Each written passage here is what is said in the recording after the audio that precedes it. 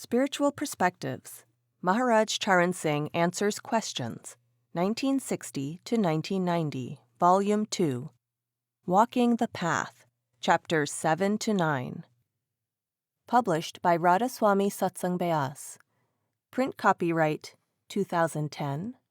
Audio recording copyright 2026. Radha Soami Satsang Beas, all rights reserved. Contents. Chapter 7. A Personal Commitment. Being pulled to the path. Initiation. Satisfying the intellect. The 4 vows. The vegetarian diet. Giving up drugs and alcohol. Ethics and morality. Chapter 8. Power of meditation. The circle of love. The power of meditation. Meditation and faith. Meditation as true prayer. Chapter 9. Practice of meditation. Come to the eye center. Simran, dhyan, and bhajan. Inner regions. The radiant form. Experiencing the shabd. Dying while living. Digest it within. Progress. Chapter 10. Effort and grace. Regularity and punctuality. Controlling the mind. Practical questions. Overcoming obstacles. Effort and grace. Responding to the inner pull. Chapter 11. Path of action. Living in the atmosphere of meditation. Doing Simran all day. Living the principles. A constant struggle with the mind. Remaining in his discipline. Overcoming weaknesses. Falling and getting up. Being a friend. Making devotion our priority. Loving, not calculating. Do it now. Appendix. Spiritual Perspectives, Volume 2, Walking the Path. Chapter 7. A Personal Commitment. Being pulled to the path. Question 1. Master, how may a devotee realize the true value of the teachings taught by a true saint or a real holy person, so that he may act accordingly? How can we know we are in the company of a saint? Answer. Actually, brother, it is very difficult to know whether we are in the hands of the right person or the wrong person. At our level, it is impossible to know this. Whatever the signs may be, however intellectual we may become, still we can be deceived. We can only depend on the grace of the Lord to give us the understanding to be in the right hands. That is a straight, frank statement. Generally, we try to convince ourselves intellectually and by so many other ways and means, but still we can be deceived. So the real understanding must come from within, and also it depends upon the grace of the Father. Question 2. How can we judge the spiritual level of a mystic? Answer. We have to depend upon the grace of the Father, because there is no way to judge this at the level of the intellect. The conviction, the reality, must come from within. There is something in you which automatically induces you to believe in a person. You will feel that you are where you want to be. If you try to judge somebody with the intellect, you can be deceived. So we can only know through the grace of the Father. Question 3. In our country, we meet ever so many saints and masters. How do we know which is the one to be followed? Whose name do we take? I'm really desperate at this moment and have to say so publicly. Answer. Well, sister, to be frank, it is extremely difficult for us to know about any master at all, about the spiritual height of any master. But first we should become convinced of the philosophy. And when we're convinced about the philosophy, then we should seek a master according to that philosophy which we want to follow. The main thing is the teachings. When I know that a teaching is meant for me, when I want that teaching appeals to me. Then I must find a master who teaches according to that teaching. Question: what if the teachings sound alike? They sound the same from master to master. Answer: yes, sometimes teachings are definitely the same because every real master will have the same spiritual truths to give you. They don't have different teachings at all. So it will come from within you who is meant for you. You will automatically be drawn to him. Question 4. Disciples of the Master accept the Master as the genuine deity, but actually in practice they do not know it at all. They know it only when he appears to them in his radiant form inside, for it is then that they see him as he is. However, I think it is all right to accept the Master, who we think is very right by his grace. But what I mean is that he is not the be-all and end-all.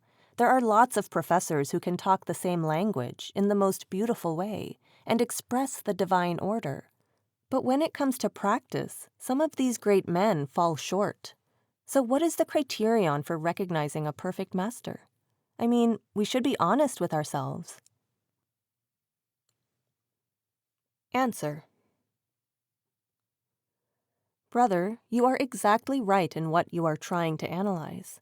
In one of our meetings, I discussed it, that we must make a thorough research before we submit ourselves to any master. Even if our whole life is spent in making an investigation, making a research, it is not time lost. It is time gained. We are building on a very deep foundation. We are building on a rock. So we should not be deceived by the emotions. We should not be deceived by the masses or mass psychology, nor should we be deceived by the speeches. We have to make an inner research within ourselves to know who is the right or the wrong master. And once we are convinced, then we should forget about this research. We should give it a fair trial, but first we have to accept it. If we are happy within ourselves, we must give it a fair trial. Then perhaps we may know, but perhaps we still may not know.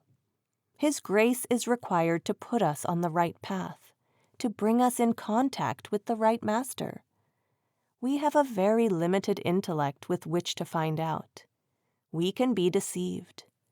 We have to depend entirely upon his grace for guidance, real guidance. And if we are sincere, I assure you, he puts us on the right path. He does guide us. It may take time. It is a question of some opportunity. But if we are sincere, he will definitely put us on the right path. Question 5. I have been studying, reading every source that I find. But now, will you tell me how to contact the living master? Answer: well, sister, the main thing is to feel the necessity of the living master. Questioner: I do feel it. Answer: then the Lord will put you on the path. It is not you who are seeking. It is the Lord who is seeking you.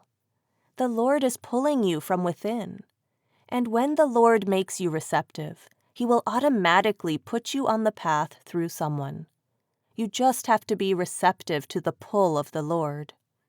In St. John, Christ said, "Only those will come to me who are marked for me, who are allotted for me.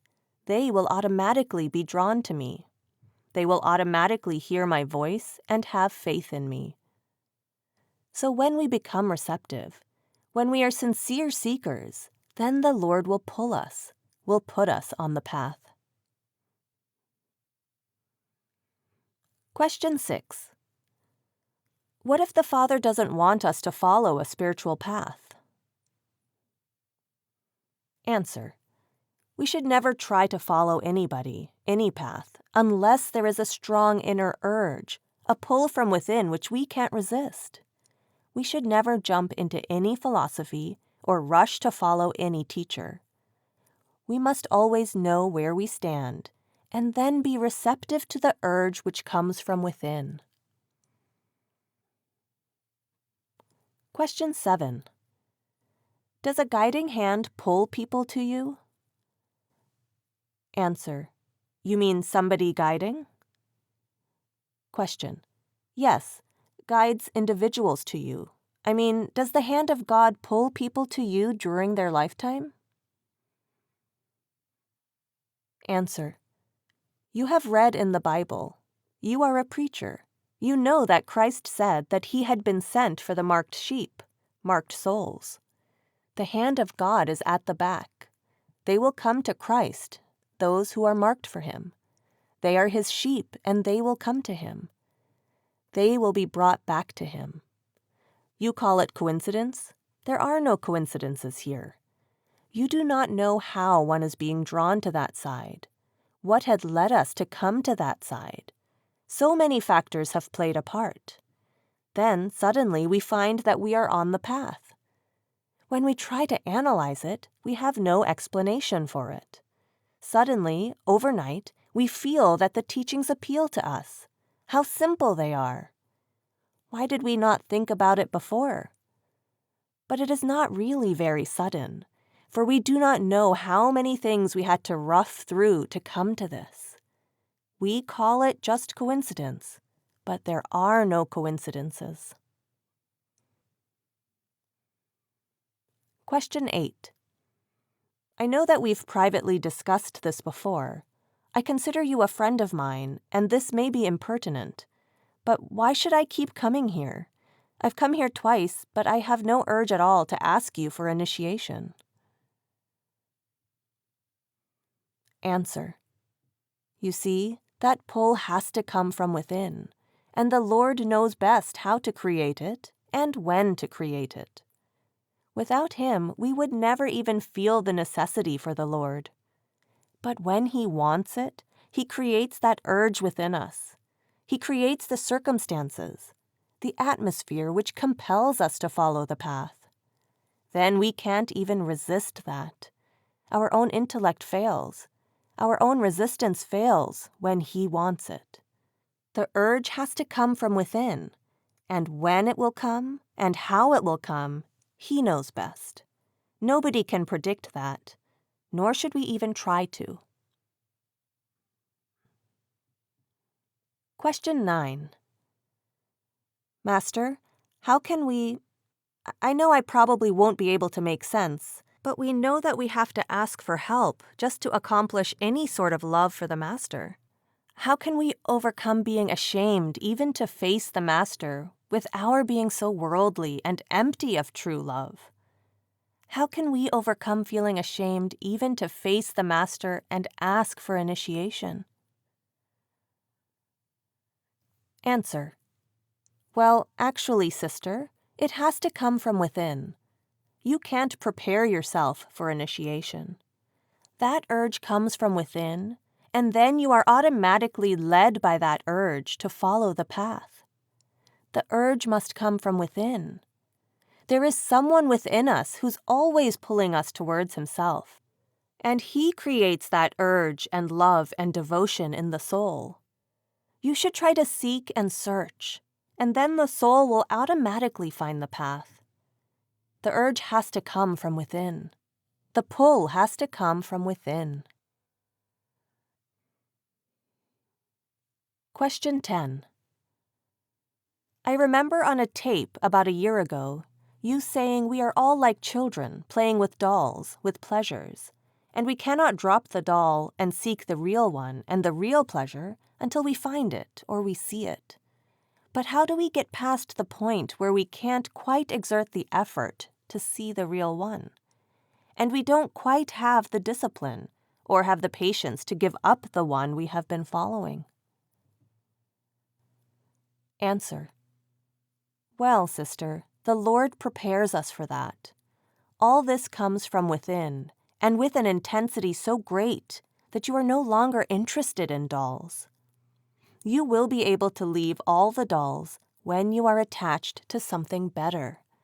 Only attachment can create detachment within us. Unless we are attached to something better, it is impossible for us to detach ourselves from the world or from the worldly sense pleasures. When the urge comes from within, then we try to find something better than sense pleasures. And the Lord prepares us to accept that which is better, which is kept within every one of us. And when we know the reality, we don't run after shells. Then we are not interested in these dolls and in these toys. Question 11.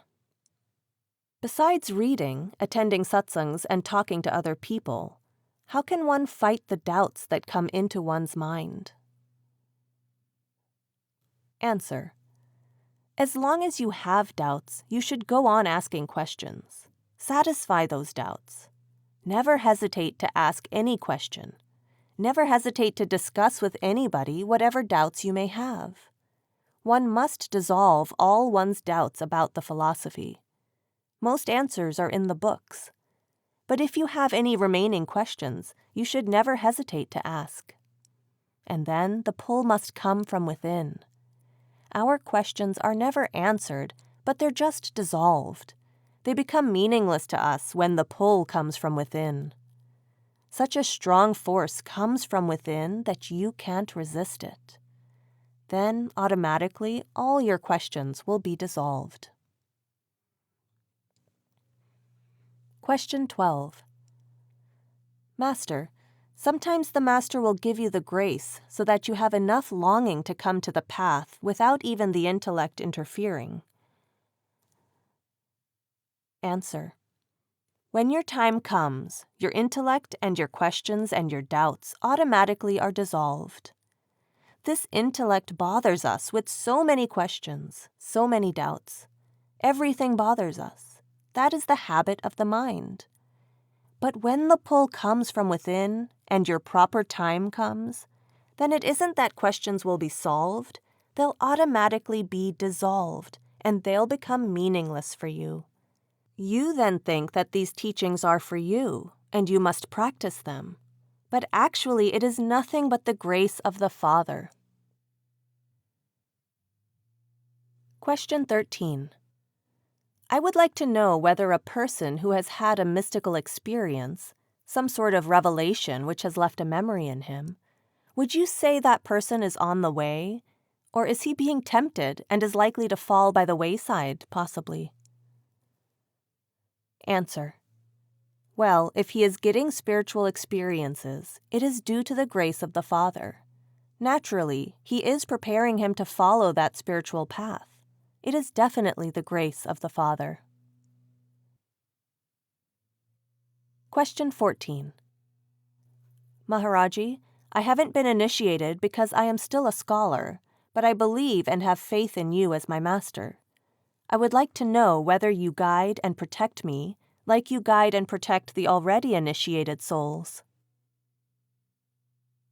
Answer.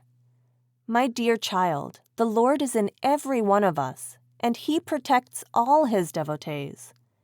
If you are filled with His devotion, with His love, naturally it is His grace which is pulling you from within. And if He's creating that pull, He will not forsake you. He will not ignore you at all. He will always be guiding you. Question 15. When does a seeker come upon the path, Master? Answer. When the Lord wants you to follow Him, to know Him, to go back to Him, He will give you the understanding and the urge. He will pull you from within, and you will not be able to resist the pull. That is what Christ is trying to impress upon us. You cannot receive anything unless it is given to you, and by our own effort, we can never search for the Father. We are all blind. Only He has eyes. No blind person can catch hold of a person with sight unless he is led to Him or hears Him. So it is for the Father to pull us. We cannot seek Him. At the most, we can be receptive to that pull. Without His grace, we achieve nothing. When He wants us, He will automatically put us in such an atmosphere, in such conditions, that we can't help worshiping Him in spirit. Till then, we have to wait for the pull. Question 16. Do you think it is from dissatisfaction that we have gotten this longing? Answer.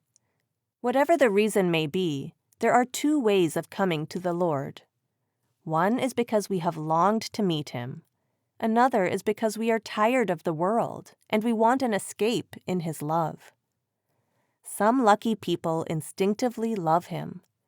They worship Him only because they want to meet Him. They have no other motive or desire. Other people are being driven to Him because they are completely tired of this world. They want an escape into His love and devotion.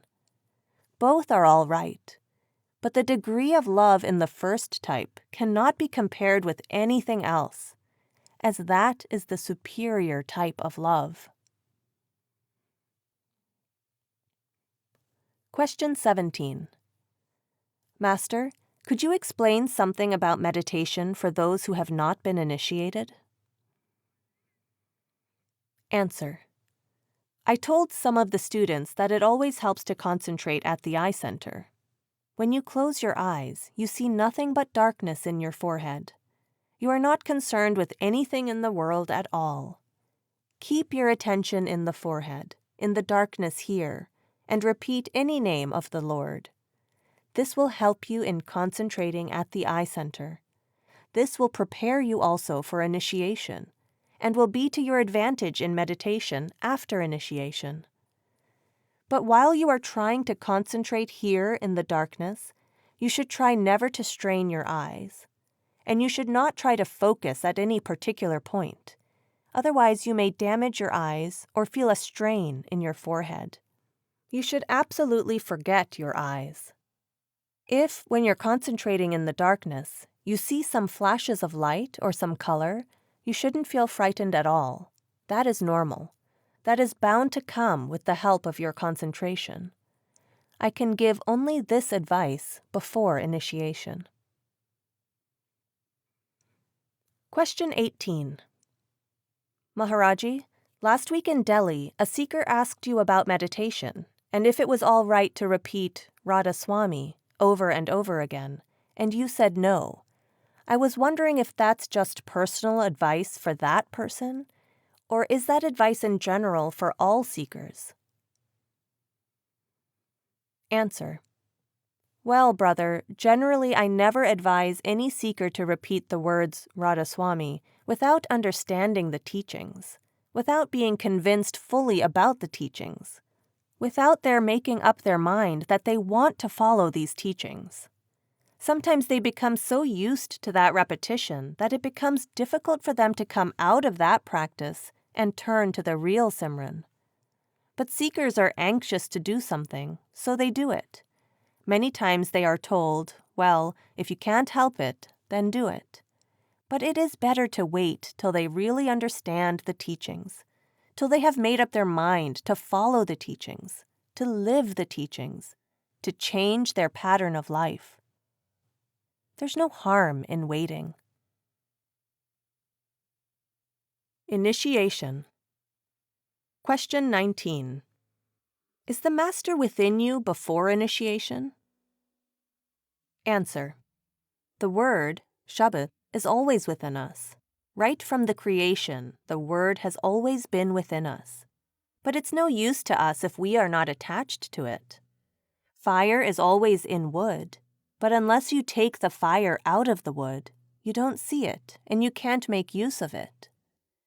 Now this wood we are sitting on has fire in it.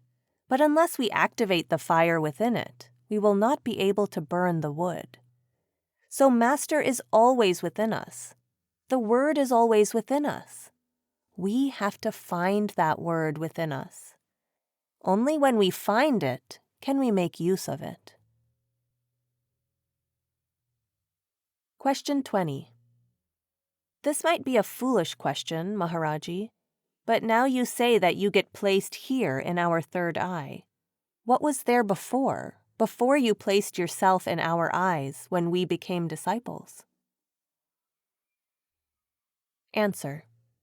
You see, nothing is put within us at the time of initiation which is not already there. Everything is there. We are just brought in touch with that sound. The soul is within. The sound is within. We learn the method and the technique of how to become one with that sound. With help and practice, we become one with the sound. Nothing is added into us. Everything is within us, even the Lord.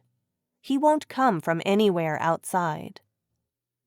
You see, even though this bulb gives such a strong light, if there are 20 or 30 black coverings around it, you won't see that light. The light is there, but you can't take advantage of that light. You can't see that light, and you don't even know that under this covering there is a light. But if somebody explains it to you, and you put your faith in him and go on removing these coverings and use this method, the light will start shining. And slowly you will see the whole light. You will be able to achieve that light, provided you put faith in that person, provided he is able to reach you and you are able to follow his instructions. The light hasn't come from outside at all. The light was there, but due to the coverings, you are not aware of it. Let us say there's a piece of hard substance, and it is covered with a lot of dirt. You think it is just another piece of stone, and somebody tells you, wash it with soap. Slowly, a diamond will reveal itself. The diamond was already there, but due to the dirt around it, you did not know that the diamond was in this dirt. You just took it as a piece of dirt. So if you follow that person who told you to wash the dirty stone, and have faith in that person and go on washing the stone, with patience you will be able to remove all the dirt and get the diamond out of it. It will shine. It will have the price of a diamond. That man has not added anything into that dirt. He has told you the method, and you have been able to believe in him, and you get that diamond. So everything is within us. Nothing is coming from outside. The saints teach us, and we put faith in them. And with that practice, we are able to see that light over which there were so many coverings before. That light which was always there. Christ explained in St. John that light is the life of man, and light is in everyone, but due to the darkness we comprehend it not. Because this darkness of ego, of ignorance is there, we do not see that light within. Then he says, there was a man who has come from God, his name was John. When the Father wants you to see that light and remove that veil of darkness from within you, he sends a man to our level. At that time it was John the Baptist. The Lord gave him the privilege of being at our level while also being at the level of the Father. He says you have to meet somebody who has come from God to our level.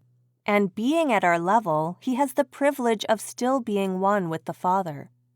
God has given only him this privilege so that through him you will be able to experience that light. This privilege is given to him so that we will be able to put our faith in him and practice accordingly. And then we also will experience the same light which the Lord has kept within every one of us. That light, that sound, doesn't come from outside at all. It is already within us. But unless the Father sends somebody to our level, and we are able to place our faith in him, and then practice and do the needful, for our part, we cannot eliminate that veil of ignorance or darkness and see that light within, which he has kept within every one of us. So the Master doesn't put anything inside of us. It is already there.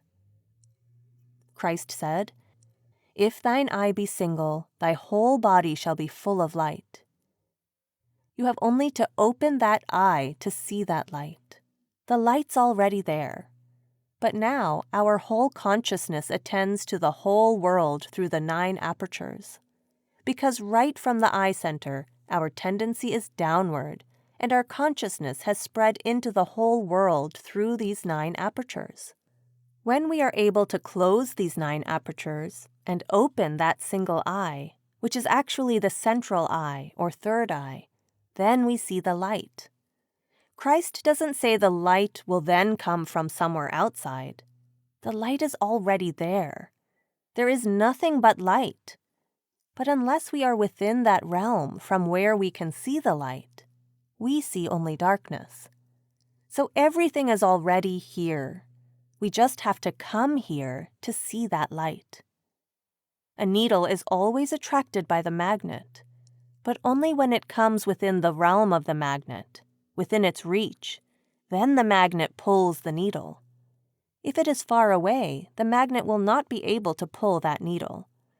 So we have to come within that circle, within that realm, to see that light. In order to come there, we have to use the technique of Simran and dhyan, repetition and contemplation, so that we can see the light.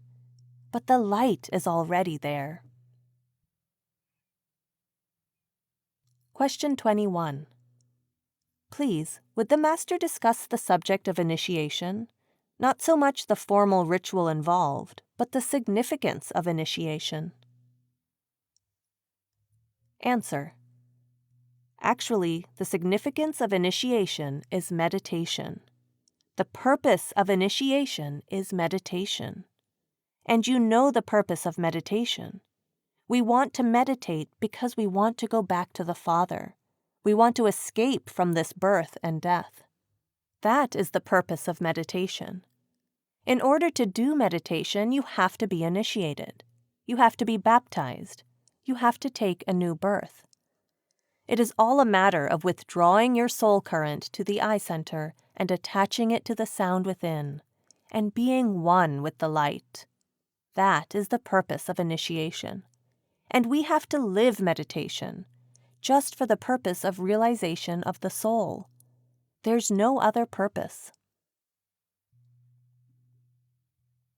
Question 22. What is initiation, and how can we prepare for it? Answer. You see, brother, initiation means following the path, following the technique which withdraws your consciousness back to the eye center and puts you in touch with the sound and light within. That is the initiation that Christ has referred to. New birth, baptism, they're the same thing. Christ says, unless you take a new birth, you cannot get everlasting life. That is initiation. But before initiation, we must understand the teachings thoroughly. We must satisfy our intellect that this path is meant for me. Will I be able to follow this path? Am I convinced that this is for me? Will I be able to live the way of life that the teaching demands from me? That is very, very essential, because that is the foundation on which we have to lay the structure, to build our meditation. And when that stage is covered, we are convinced. We feel quite a pull to the path, and all our doubts are dissolved. Mental conviction is there. Intellectual conviction is there. Then, what can we do before initiation? We can prepare ourselves to concentrate at the eye center. We can practice withdrawing our thoughts to the eye center. We can try to hold our attention at the eye center. Our consciousness is spread into this world in 2 ways, by thinking and by contemplating. When we are here, we are thinking about our family, our children, our country, and all that. We are also contemplating on those objects, on those forms. So by thinking and contemplating, our consciousness is spread into the whole world. Whatever we are thinking about is all perishable. So the saints advise us instead to think about the Lord, to repeat the name of the Lord, and try to hold our attention here at the eye center. So keeping your attention here, you repeat any name of the Lord which is familiar to you. To begin with, it is immaterial because the Lord has no particular name. All the names we give the Lord are out of our love, affection, and devotion. So you can refer to the Lord by any name, as long as the love and devotion are there behind the name. So keeping your attention here at the eye center, you can repeat any name of the Lord. You can practice that for 20 or 30 minutes every day. That will create a habit in you to sit for meditation, to sit still, and to control the mind and withdraw the mind to the eye center. This is a great help before initiation, because after initiation we also have to follow the same process. The names are a little different, but the technique is the same. So that is the only advice I can give before initiation. We can sit still and try to hold our attention here at the eye center, preferably by repeating any name of the Father. Question 23. Can you experience the light and sound at initiation? Answer. At initiation, you are told the technique and method. According to their own individual background, some people do experience light and sound. But it is not essential that everybody, at the time of initiation, must experience sound and light. But you are in the process of seeing that light and hearing that sound. Some people have had an association with the path in their previous births. They had made certain progress, so they now need only a matchstick to have light. Others need a wick and wax before they can become a candle, before they can become the light. It is not essential that at the time of initiation everybody must hear the sound or see the light, but ultimately everybody must hear the sound and must see the light. Question 24. Maharaji, in the initiation, I remember there were several things towards the end of the initiation that the Master said, that if we follow those things, we would be saved from returning to the world again. There were 5 or 6 prescriptive things the Master said, like reading the books, keeping good company. Answer. At the time of initiation, we are told only about meditation, nothing else. We are told that this is not a religion. Now you know the art of Simran and dhyan and hearing the sound. You should not feel that you have to cut yourself off from all your worldly activities, that you have become superior or better than everyone else, or that you have to separate yourself from your worldly obligations. Then we are told to digest whatever we achieve within, not to divulge or to vomit outside, but to digest all this within ourselves. We are told that we should try to attend the meetings to derive strength from each other.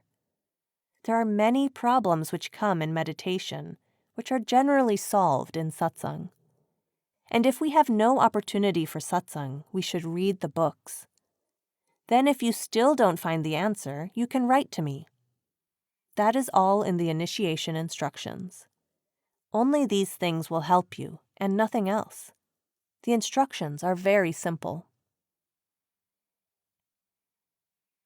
Question 25.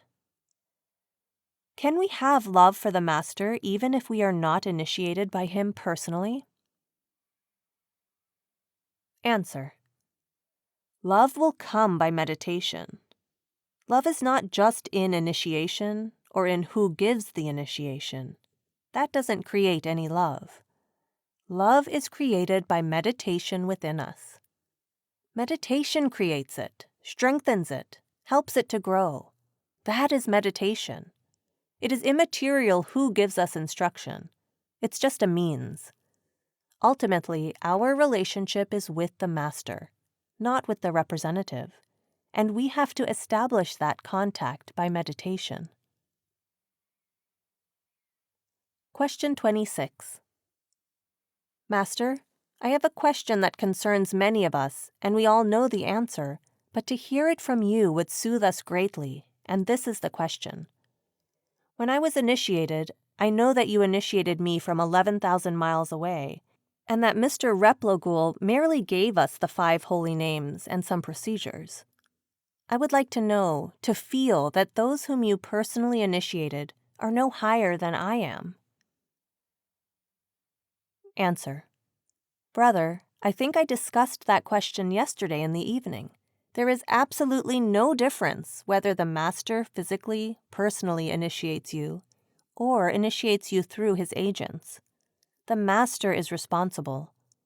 But a disciple feels nearer if he comes in contact with the master in person. Otherwise, as far as the master is concerned, he is near to every disciple, whether he initiates personally or he has initiated by proxy. There is absolutely no difference. Question 27. I read in one of the books that unless one has actually met the master personally, it is impossible to go inside and reach Sachkhand. Is it a fact that one must actually meet the master in person first? Answer. Unless we have a living master, that is what it means. Question. I understood from the book that unless one has been initiated by the master in person, is that a fact? Answer. That may not have been understood correctly, for when the master initiates us through somebody, he is responsible, for it is actually he who is initiating us. The one conducting the initiation is not responsible, as he is just an instrument on the way. So by this means, the applicant has actually met the master. According to the philosophy of Sant Mat, we have got to contact or meet a living master. If we can come physically in his presence, that is very good. If we cannot do so, it is for him to connect us through some other channel. That is equally good. Question. How about the contemplation of the master's form, the dhyan part of it? Answer. While doing Simran, repeating the 5 holy names, we should contemplate on the form of the master, keeping his form here at the eye center. But if we have not seen the master in person, we can just keep our attention here and do the Simran, and even then the master will appear inside. We are just to hold our attention here at the eye center and do the Simran. The same master will appear. If you have met him, have seen him, you can contemplate on his form, but you should never contemplate on any picture or photo.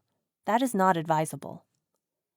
When the master initiates, whether he does it personally or by proxy, he is personally present to initiate the soul. Space and distance make no difference as far as the master is concerned. But definitely there are certain advantages that at least a disciple feels in the personal presence of the master, which otherwise perhaps he does not feel. But in spiritual practice, the advantages will be the same, whether you have met the master face to face or not. Whether you are initiated by him personally or through someone designated by him to give the verbal instructions. It is the direct initiation as far as you are concerned. You will get the same result in your meditation that you would get otherwise. A disciple does always feel much better if he can come into the presence of the master or have his own contact with the master. However, from the meditation or spiritual achievement point of view, it makes no difference at all. Question 28. Do sponsors take seekers' karma until the master takes over? I guess sponsors are relying on the letter in Divine Light that says that the responsibility of a sponsor ends as soon as the applicant is accepted by the master. Answer. No. Even before that, the sponsor has no spiritual responsibility at all, in the sense that he will not have to share the seeker's karma or anything like that. Question. Even if the sponsor knows that the seeker may not have met the prerequisites? Answer. Then the sponsor is failing in his duty. But to say that he has some spiritual responsibility and will be punished, that is wrong. These are only matters of procedure, so to say. Question 29. What is your responsibility when you sponsor a person for initiation? Answer. You mean, does the sponsor have any responsibility? I think even if you want to sponsor someone, one who has to come to the path will ultimately come to the path. You have only a responsibility to your conscience, that you've rightly sponsored a person, that you feel that he's sincere and willing to follow the path. You have no other responsibility. You don't have any spiritual gain or any spiritual responsibility. Question 30. Even though we are initiates this time of a perfect master, Professor Bhatnagar said there's no guarantee that in our next life we will meet a master. Answer. Then you didn't understand him, I think. He said, don't think that if you have been brought on the path, you have been initiated in the right sense. He said that the real initiation starts when you see the radiant form of the master. What is initiation? To be led on the path back to the Father. So actually, you start your spiritual journey from the point where you see the radiant form. It's a way of interpreting, a way of speaking. But to reach the radiant form of the Master, you also have to know some technique and method. So that is also a form of initiation. But the real initiation is when we are led by the Master within, back to the level of the Father. But he never said that if you are initiated, you won't get a human birth the next time. Definitely, once you have been initiated, you don't go down at all. Question 31. Maharaji, once I heard on a tape that you have said in a satsang here in India, I declare hereby with the rolling of the drums that a satsangi who is initiated is already in Sachkhand. Could you please comment on that?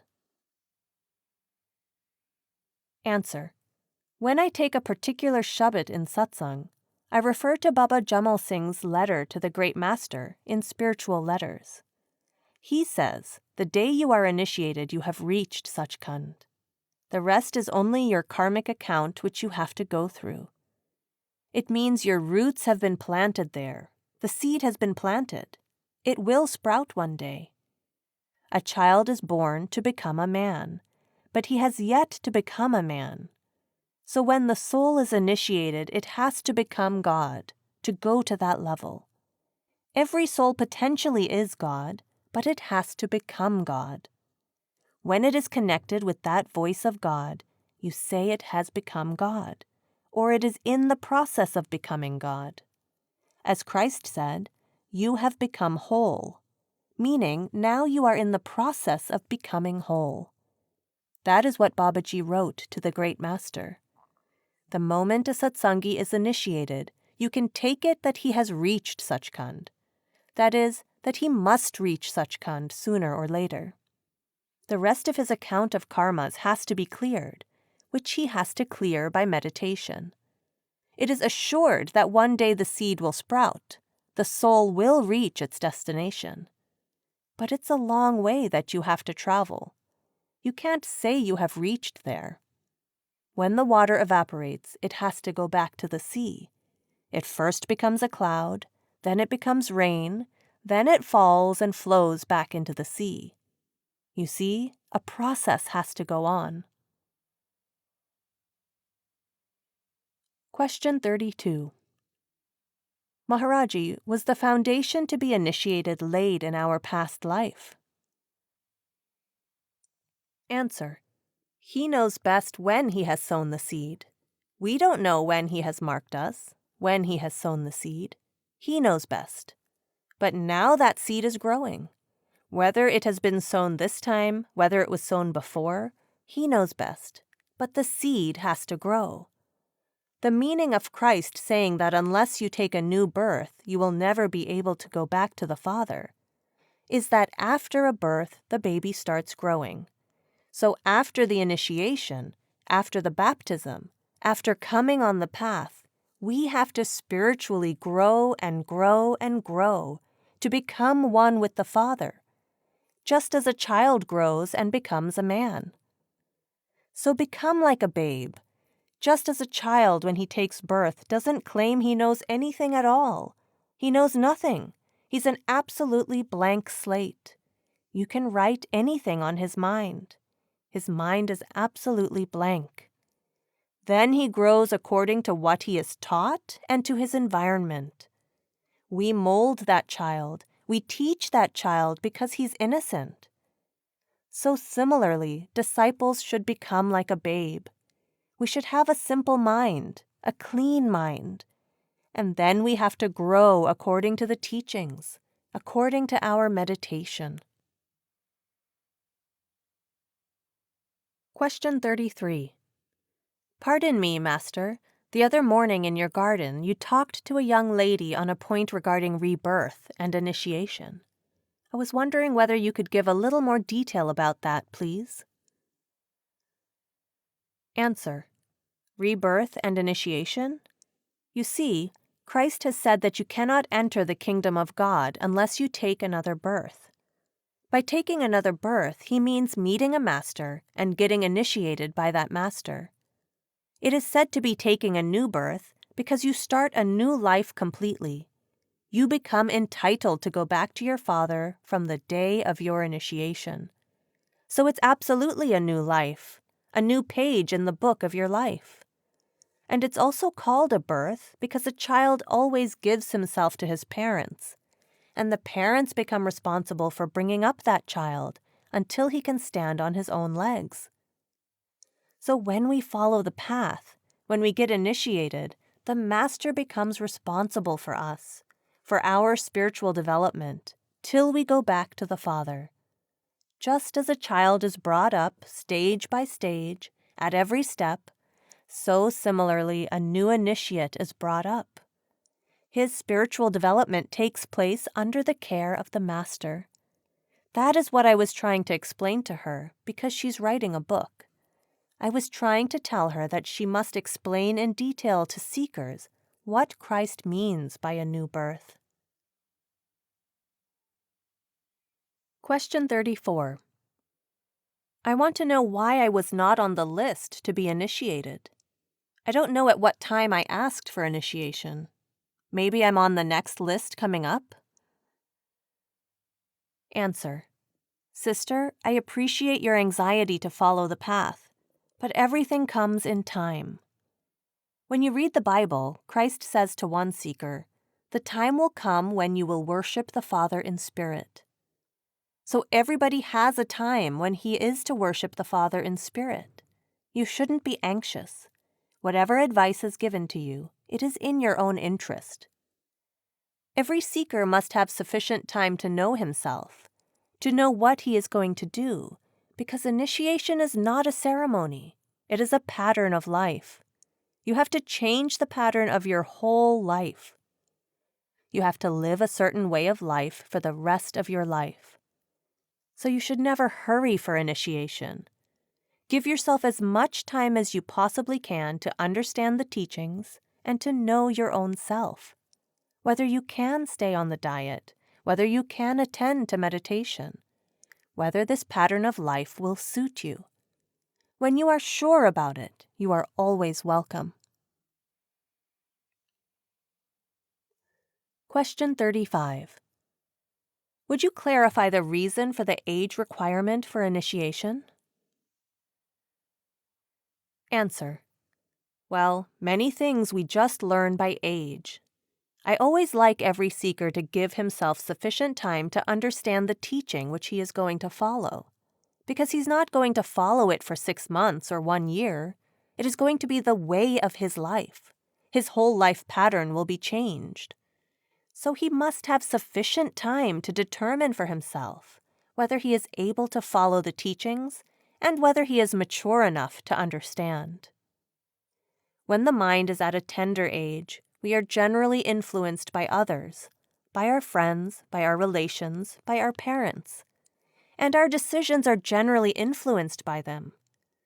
That is why I always try to tell them that they must grow and become mature enough to make their own independent decision, not influenced by anybody at all. That is why age is a consideration, because at a certain age you get maturity. You get that wisdom to make your own right decisions. That is why everybody should give himself time. He must understand the teachings properly and thoroughly. Question 36. Why is there an age limit on initiation? Answer. You see, you should be mature enough to understand what you are going to follow. Generally, children are influenced by their parents, by their elders, to follow the path. It is not their own decision.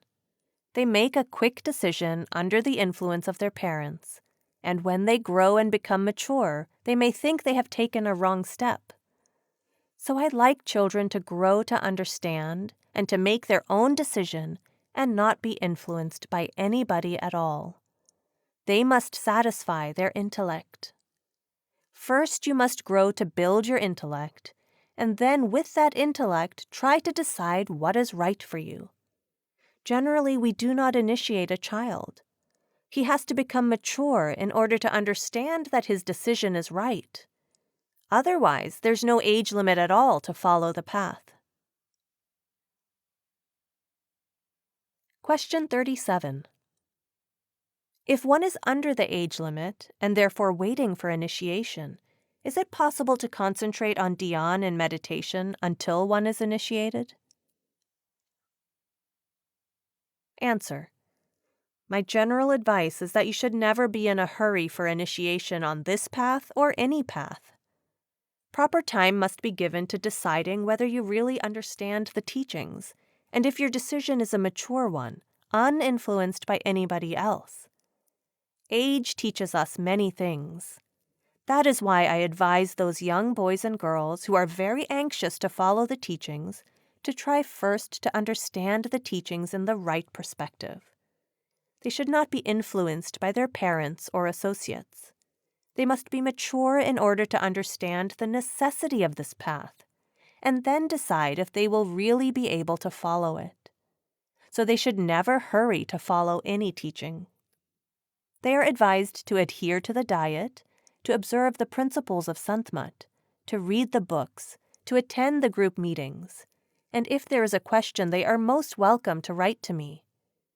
They must give themselves time to understand the teachings properly, because it is not only a question of giving time to meditation. Sant Mat is actually a way of life to be lived.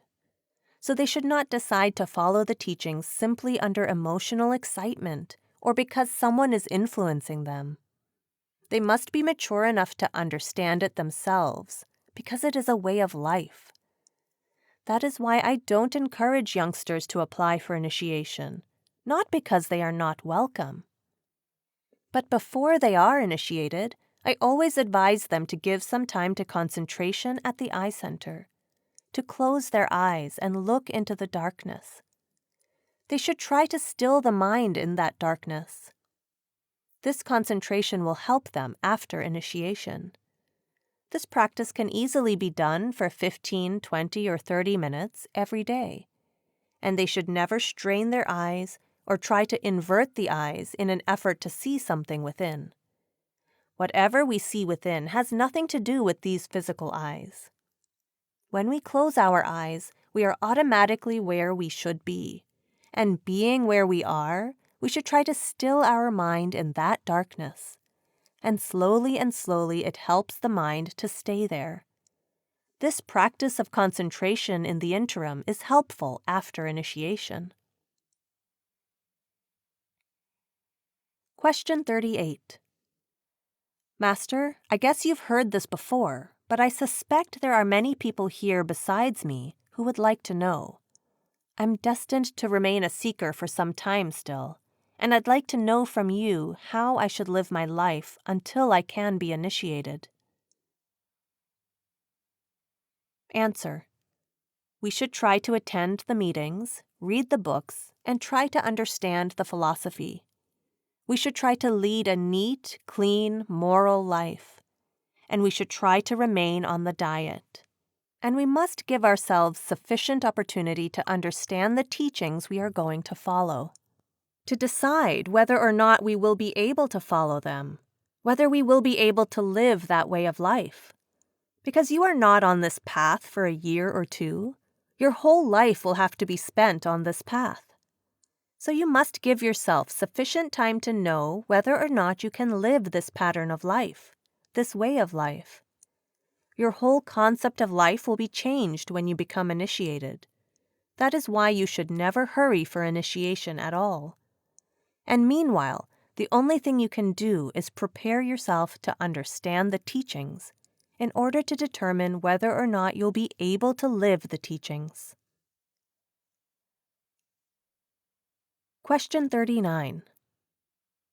Master, you just said that two kinds of people are initiated, those who come to the Master and those who live the Sant Mat way of life. Is it possible for the Master to initiate someone inside who is dying, who has lived a Sant Mat way of life, and who calls to the Father and calls to the Lord?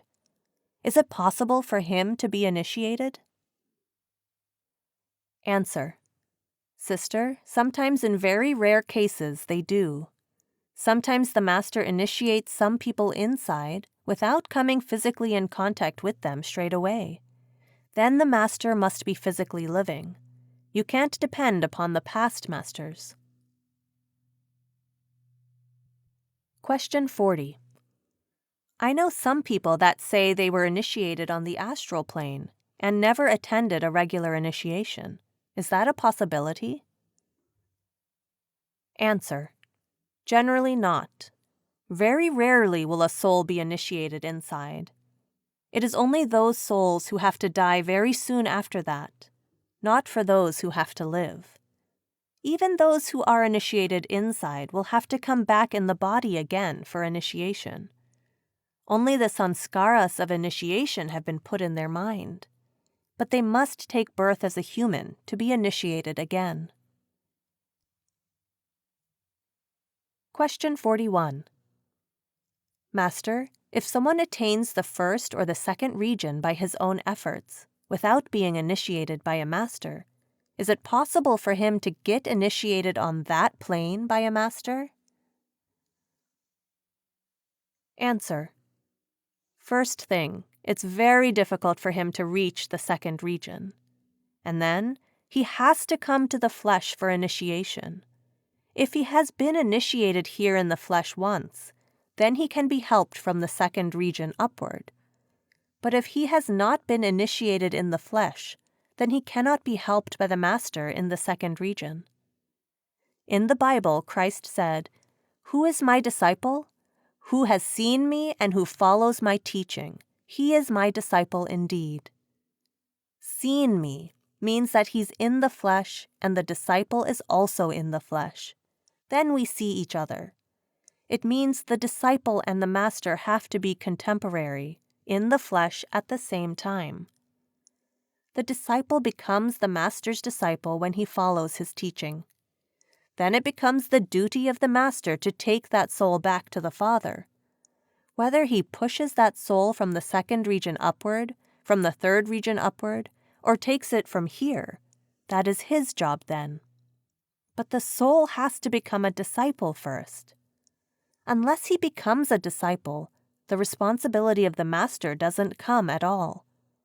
You can only become a disciple, Christ says, when you take a second birth, when you have seen me and when you follow my teaching. Those are the conditions for making a disciple. It is very clear in the Bible. Question 42.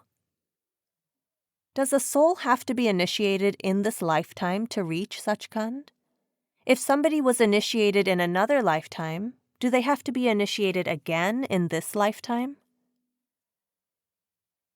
Answer. They will have to be. The soul must be initiated in that lifetime. But that soul will pick up the thread from where it left off in the last birth. It will make better progress.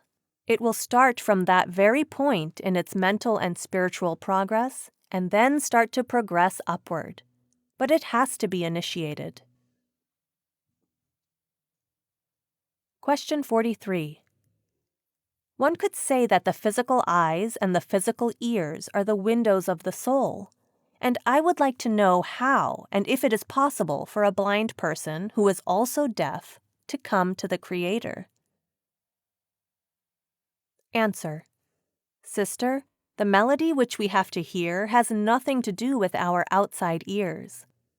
The light which we have to experience and visualize and see within has nothing to do with our outside eyes. That is why Christ said, "Having eyes ye see not, having ears ye hear not." We don't hear with these ears. We don't see with these eyes. We use a different faculty to see within, a different faculty to hear within. So it doesn't make any difference at all if a person has become blind, because the soul has its own eyes and its own ears within, the faculty to see and the faculty to hear. If a man is born deaf, it doesn't make any difference at all. But a man born blind has very heavy karmas. Having come to this creation, he cannot see anything. Then his problem is that if he has not been able to see the master outside, he will not be able to recognize the master within. He can be misled by any entity which can take the form of the master within. So he can be deceived.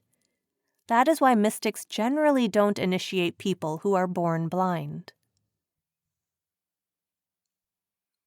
Question 44. Maharaji, is it possible for a person who is either blind, deaf, dumb, or crippled in any way to receive this nam? Answer.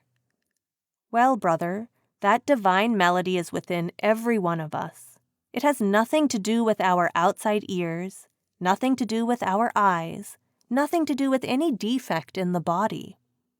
Anybody having no eyes or being deaf who is able to withdraw his consciousness to the eye center will be attached to the melody within. It is a different ear within which hears the voice of God. It is a different eye within which sees the light of God. So these eyes and ears don't make any difference at all if the soul is marked and is pulled within. The soul may finally pass within. The soul may come to the path in spite of all these handicaps. Question 45. Going back to the topic of controlling the mind, would a person blind or deaf have an advantage over the others in containing or controlling the mind?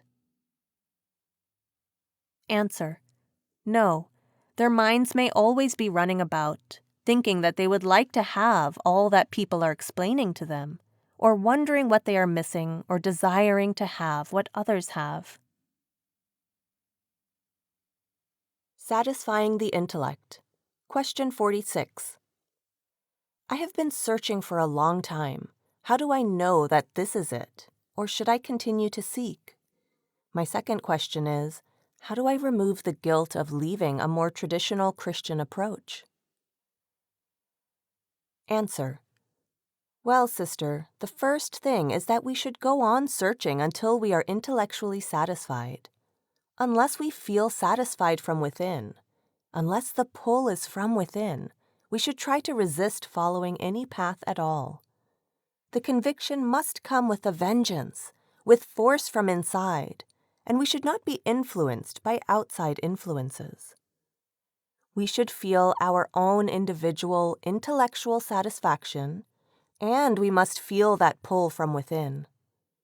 And even if our whole life is spent coming to that conclusion, it is not time lost. It is time gained.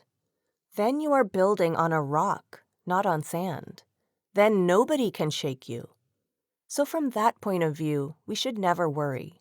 And we should give quite a fair trial to ourselves, to know where we stand before following any path. We should not carry any guilt at all for following our traditional paths.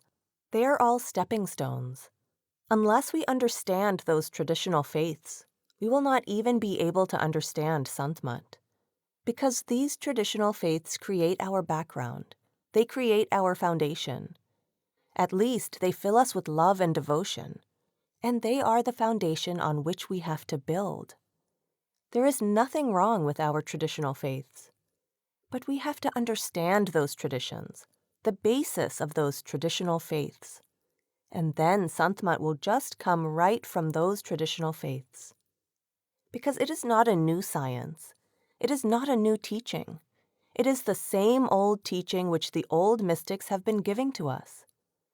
But now they have become traditional faiths because we have taken to rituals and ceremonies and dogmas, rather than to the teachings. So we have given them shape and the names of traditional faiths. But actually, they were the right teachings originally. For example, the teaching of Christ in the Bible was the right teaching. Moses' teaching was the right teaching. John the Baptist's teaching was the right teaching. But today, these have become traditional faiths because the reality has been lost. Today, we have given them a more ritualistic, dogmatic approach. Rather, we should try to give them a mystic approach, a spiritual approach. Faith will come right from those very teachings, from nowhere outside. So we should have no feeling of guilt at all for following those faiths as taught. They are our base. They help us to understand. It is difficult for a man to understand Sant Mat who has no background at all of any kind. It is easier for people who have some sort of faith. It becomes easier for them to find out about the path if they are a little open. So the question of feeling guilty should not arise at all. Question 47. Master, would you please talk about how to talk about the Master to people who are not on the path? Answer. We should always approach the seeker from his own background, in which his mind has been conditioned. If a person has a background of Christianity, we should try to explain the reality, the truth to him from the New Testament, from the Bible. And then the mind rises above these traditions and becomes open. Then he is prepared to accept anything and finds the same spiritual truth everywhere. So it depends upon the background of the seeker to whom we try to explain the teachings. Some people are absolutely closed, you can't reach them, and there is no need to waste your time. But if you find them to be real seekers, if you find a real hunger for spiritual truth in them, then you have to come to their level to explain to them. Question 48. Maharaji, along with a lot of other satsangis, I find that it is very easy to get enthusiastic about the path initially, but it is very difficult to sustain the enthusiasm. Answer. Well, brother, you are perfectly right. Sant Mat teachings are so simple, so convincing, that we find that they are for us. But they're very difficult to follow. It's very difficult to live the Sant Mat way of life. So we get confused. I always advise seekers, and I'm never tired of saying it, that they should not be influenced by anyone to come to the path. They should not be influenced by their partners, by their friends, by their relations. It is an individual search, and they must feel their own pull from within. They must satisfy their intellect from every aspect. Unless the intellect is satisfied, it will come in our way, and we will not be able to make any progress within. Intellect will never lead us back to the Father, but satisfaction of the intellect will give us faith, and faith will automatically force us towards practice, and that will bring us deliverance. That is the only way. So we should not be influenced by anybody to run to the path. Even if our whole life is spent in investigating, in searching, it is not time lost, it is time gained. We are building on a rock, not on sand. Nobody can shake us then. If we are easily influenced by one another, then we find the path very hard to follow. We should never be hasty. We should read as many books as possible. We should ask as many questions as possible. Mostly, questions are answered in the books. There's hardly any question which is not mentioned in the books or on the tapes. But still, if anything bothers us, if anything stands in our way, we should never hesitate to discuss it. we should never hesitate to ask. And unless we feel an urgent pull with a great strength from within, we should not try to follow the path at all. Before making a decision to join the army, a person should take his time. But once he has joined, the soldier has no option but to do his duty. Similarly, we should spend as much time as possible satisfying ourselves about the path. But once we have taken it upon ourselves to follow it, then we must give it a fair trial. Then we must live the teachings, follow the teachings, and attend to our meditation. I always say that. I will remind you again. I don't mind. Question 49. I see everyone asking a lot of questions. How do you get down to it? How do you get into the thing? I would like to know in baby words and not in intellectual words. How does one enter into paradise? Karmas exist in this world, illusions. What is true and what is not? Answer. Well, brother, everyone has his own approach. Some people are very intellectual, and unless their intellect is satisfied, they will never be able to follow the path. Some people are simple, and they may accept the path in a very simple manner. But everyone who is a seeker and has been initiated has to follow the path. If one is fortunate or unfortunate to be intellectual, he must satisfy his intellect. As long as the intellect is a barrier in his way, he will not be able to follow the path. So intellectual people should be given all the opportunities and facilities to satisfy their intellect. Unless the intellect is satisfied, the intellect will not let you follow the path. Intellect will not take you to the destination, but it can become a hindrance in your way to following the path. Ultimately, faith and practice, not intellect, will take you to your destination. But intellect can become our friend if we satisfy it. If we try to follow the path and set aside the intellect, it will again come in our way. It will again obstruct our progress. But by first satisfying the intellect, we are building on a rock because we are laying a deep foundation on which to build our meditation. Either we should be fortunate enough to be very simple, which we are not today. It is an age of reasoning. Or, if we have developed our intellect, we must satisfy it. Otherwise, we will not be able to follow the path. So everybody has a different approach. Question. Can the intellect be satisfied as we go in? Answer. To some extent. Naturally, we have to pierce the veil of intellect with the intellect. You have to satisfy your intellect with your intellect. Questioner. But the intellect is illusion. Answer. Of course it is illusion. It is an obstacle in the way. If you have intellect, you must satisfy the intellect.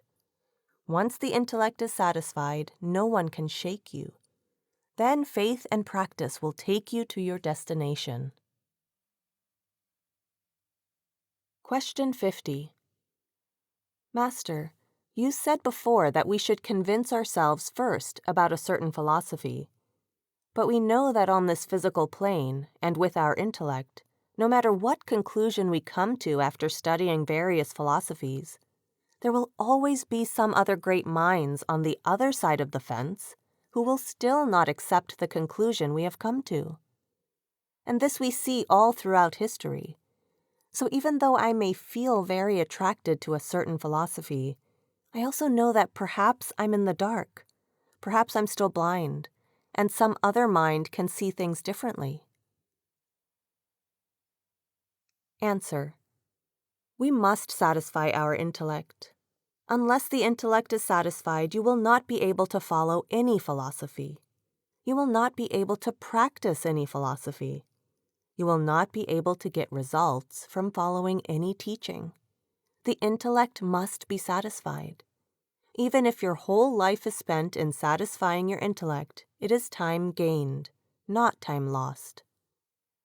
This intellect is a great barrier in your way, but you have to pierce the veil of that barrier valiantly.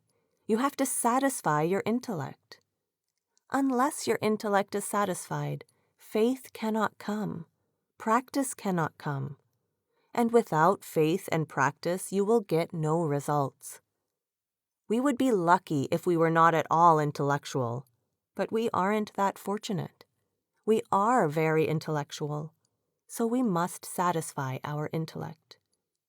And once the intellect is satisfied, that intellect will be our best friend, our best guide. Then nobody can shake us. We'll be building on rock, not sand. If a simple person who doesn't try to satisfy his intellect is influenced by other people and starts following a particular teaching, he can be led astray at any time. He can be put on some other path. But intellectual people will never be shaken once they have satisfied their intellect, even if the whole world turns against them. I often give the following example. If one wants to drive from New York to Washington, a simple person will just ask anybody on the road for directions, and as soon as a route is pointed out, the simple man will start driving on that road. If someone meets him along the way and tells him that he's going in the wrong direction, the simple man immediately tries a new route. He believes anybody who comes along. Even if he were the first to start, he may be the last to arrive. If intellectual people are told about a road leading to Washington, they will not believe only one man. They'll want 2 or 3 corroborations, and even after that, they will check a map. Then they will drive a little and study the road signs. And once they have satisfied their intellect, nothing can convince them they're wrong. Any number of people can stop them now on their journey and tell them they're on the wrong road, but they won't listen. Their intellect is not taking them to Washington. Now the faith, which they have developed by satisfying their intellect, and their driving, their practice, that's what is taking them to Washington. They have never been to Washington before, but they have satisfied their intellect, and by the satisfaction of the intellect, they have developed a certain faith in the fact that this particular road leads to Washington, and so they're driving on that faith, and they will be able to reach there. Now they cannot be shaken at all. So if there is any doubt in our mind about the teachings or about the teacher, we shouldn't try to follow the teachings at all. We must make a very thorough research, a very critical research. And once we have satisfied our mind, then we should not let the mind interfere at all. Then we should set our mind aside and give the path a fair trial. We must practice. Question 51. Will intellect allow you to do anything you want to do? Answer. Even if your whole life is spent in satisfying the intellect, you are not wasting time. You are utilizing your time. You are digging deep. Your foundation will be very deep. You are building on a rock. If you don't dig deep, you are just building on sand. Question 52. Master, before I was listening to Professor Puri, and he said that on this level, on this plane, and with our intellect, everything is really subject to doubt. We can never really be sure 100%. Answer. I know you can never be sure 100% unless you reach Washington, but still you have developed a certain faith and practice as you're driving to Washington. You can only be sure 100% when you reach the spot. So you have to build some sort of faith. I mean, if somebody is being taught that A comes before B, he can't ask, why A? He has to start with a certain faith that A is the first letter. You have to build faith, but still you have to satisfy your intellect. There may still be some doubt until we actually reach the spot. But when you see the road signs, When the route is corroborated by the map, you won't be bothered by the length of the road. Question 53. Should we strive for intellectual knowledge? Is it not inclined to interfere with spiritual progress? Answer. Intellect is very good to live by in this world. We know the ways and means for spending our life comfortably with the help of intellect. But intellect does not lead us to the Lord. We have to leave the intellect in order to follow that path. What we require is practice and faith. I do not say an intellectual man cannot follow the path. Intellect is a barrier in our way, no doubt, but we have to pierce this barrier with the help of the intellect. Unless the intellectual man is convinced that the path is right, he will never follow it. He can never have faith in the Lord as long as his intellect is not satisfied. But once his intellect is satisfied, he does not need intellect to follow that path. What he needs then is faith and practice. I do not say that intellect is not required. For an intellectual man, intellect is required in the beginning to understand everything. But a simple man can also follow the path. He does not require the intellect to be convinced. But as he does not have much of a foundation, he can be led astray. The intellectual man is not led astray. Once I am convinced that this is a horse, it has all the signs of a horse, and I am intellectually convinced that this is a horse. Even if the whole world tells me that it is a buffalo, I am not going to believe it.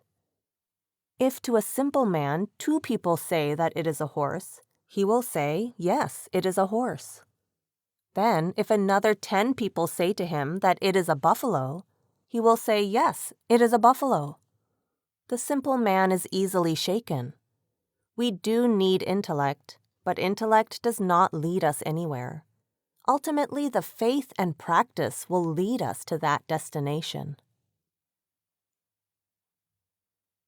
Question 54.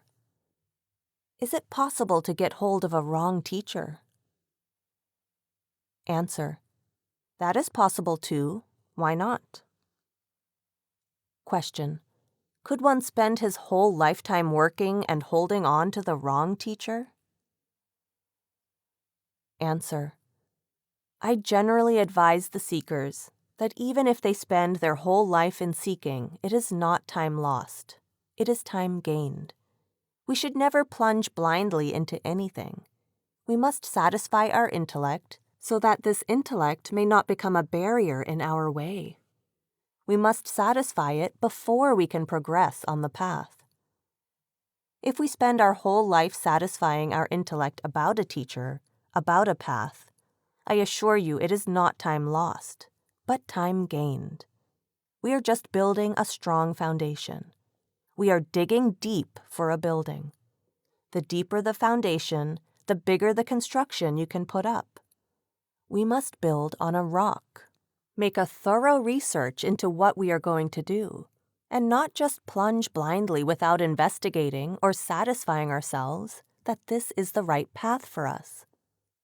And once we have satisfied our intellect, then we should not let our intellect interfere with our progress. We should set aside the intellect. What we need then is practice and faith. Practice and faith, not intellect, will take you to your destination. Question 55. Even in our daily life, we have insights and ways of knowing ordinary things. That is, better ways of knowing than trying to figure out the why and the cause and effect of certain circumstances. We use a faculty that takes us much nearer to the point. So why not try to understand the enormous things that way? Answer. No. As long as the intellect is there, it has to be satisfied. Why and how are kings of this age. We call it the scientific age. Why is the first thing. Why should I do? How should I do? Because the intellect is there, we must try to satisfy the intellect, at least to some extent. Otherwise, it will not let us try to meditate. Intellect is a great barrier in our way, and we have to pierce this barrier with the intellect itself. Unless the intellect is satisfied, our mind does not go at all on the path of meditation. So we have to satisfy this intellect with the intellect. That is the purpose of all these discussions, all the satsangs, all this literature, all these group meetings. It is for no purpose other than to satisfy the intellect. Saints will just tell us, do it, and we should start doing it, but we do not, unless first we satisfy the intellect. We must first be satisfied that it is the right path and it can lead us to the Lord. So we have got to satisfy our intellect. But intellect does not solve all our problems, nor answer all our questions. Question. The reason we do not eat meat or take alcoholic drinks, or that we accept you as master, is largely an intuitive knowing? Answer. That is right, but we still try to satisfy ourselves intellectually. These decisions are made on a much higher level. But in order to satisfy ourselves, we always say that our intellect has done it. Question 56. There are many different ideas about God, what God consists of, what God is. Do we reach a point where we really understand God? Answer. Not by intellect in any way. When we go beyond it, then we will know what God is. To know Him is to merge back into Him. That is the only way to know Him, not intellectually. Question 57. I was wondering, you say that we must use our intellect to be sure we are not led astray by someone who claims to be a master, and be sure intellectually, then to leave our intellect aside. At the same time, do you not say that we have to accept the theory of reincarnation? Answer. No. I say that we have to accept all these theories now with our intellect. But to be able to understand them fully, we have to experience them. As long as the intellect is there, we have to satisfy ourselves intellectually about these theories. Question. But can we ever be sure of that intellectually? Answer. We will be sure as far as intellect is concerned. Beyond that, we cannot be sure unless we experience it. How are we sure about the Lord? Only intellectually. We are not yet sure through experience. So we have to accept these theories intellectually or reject them intellectually. Question 58. In the early beginnings, at least, there are doubts that arise in our contacts with those around us in our work and regular living. Are those doubts of great hindrance to progress? Answer. Brother, I said the other day that if we have doubts, they definitely stand in our way of progress. Our mind must be satisfied before we can make progress. That is why I always insist that applicants must satisfy their intellect before coming to the path. After that, they should not let the intellect interfere in their progress. Then all that is needed is devotion, meditation, practice. Nothing else. Doubts have no place on the path. Once we have accepted it, then we know.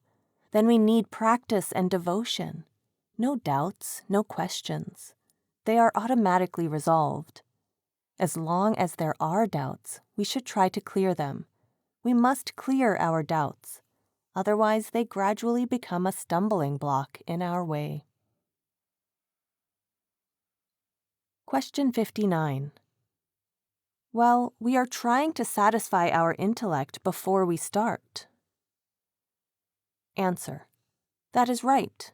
And intellect ultimately will bring you to this conclusion that you have to rise above it. The intellect will advise you to cut the roots of attachments to this world. It can take you no farther. It only helps us to understand what we should do, but the release is gained only through spiritual practice. Question 60. Master, sometimes when you're giving satsang in Punjabi, you use an English phrase. A rolling stone gathers no moss. Answer. You see, it's very simple. A rolling stone gathers no moss. If you are running everywhere, from one precept to another precept, from one philosophy to another philosophy, from one path to another path, what moss can you collect? You have to build faith, and only then will the mind let you practice. Because without faith, there can be no practice. But if one is rolling about, then definitely one has no faith, and one can never practice anything at all. So one has to be one pointed towards the path. Shabd is the path, and through the master you can be in touch with the shabd. And if we try to go to the right or left, let me try this philosophy also, let me try that philosophy also. If the mind is wandering like that, it will collect nothing. Before following the path, we should try to satisfy our curiosity, our intellect. We must have intellectual conviction before we follow the path. Even if our whole life is spent in making a research, trying to find the right path, I think it's not time lost, it's time gained. Because then you are building on a rock, not on sand. The intellect is a great barrier in the way, and we have to pierce the veil of intellect through the intellect. Intellect doesn't help us on the path, but it definitely becomes an obstacle on the path. So we must satisfy our intellect before we can make any progress on the path. When the intellect is satisfied, then faith will develop, and then you will be able to practice. Without satisfaction of the intellect, you can never build faith. And without faith, you can never practice. And without practice, you can never achieve any result. So even if our whole life is spent trying to satisfy the intellect, it is time gained, not time lost. I often give an example. If you want to drive from here to Delhi, and you have never been to Delhi before, naturally you will ask people about which road leads to Delhi. Somebody will tell you that this road leads to Delhi, but you are hesitant to drive on that road because you are not convinced by the statement of just one person. You need at least 9, 10 corroborations to feel convinced that this road really leads to Delhi. And then, also, you would drive a little slowly and try to see milestones or road signs which would convince you about the direction of the road towards Delhi. You have never been to Delhi before, and when you are convinced this road does lead to Delhi, then you have built faith that this road is leading to Delhi. Then you will drive on. You will keep going. Then, even if 100 people meet you on the way and tell you that you are wrong, that this road doesn't lead to Delhi at all, that somebody has misguided you, you won't bother about them because you have satisfied your intellect. By satisfying your intellect, you have been able to build faith. And now that faith is forcing you to drive to Delhi, where you have never been before. And ultimately you reach Delhi. But intellect hasn't brought you to Delhi. Faith and practice, driving, have brought you to Delhi. But satisfaction of the intellect was essential before you could build that faith that would enable you to drive. With a simple person, if you tell him that this road leads to Delhi, he will at once start driving on the road. But if anybody meets him on the way and says, "Oh, you are on the wrong road, you have just missed the road on the right that was going to Delhi," the person will at once turn to the right. When he meets another person who says, "No, you are absolutely wrong, that other road leads to Delhi," he will go to that other road. So he's just moving about. Whatever anybody tells him, he just turns to the right or left.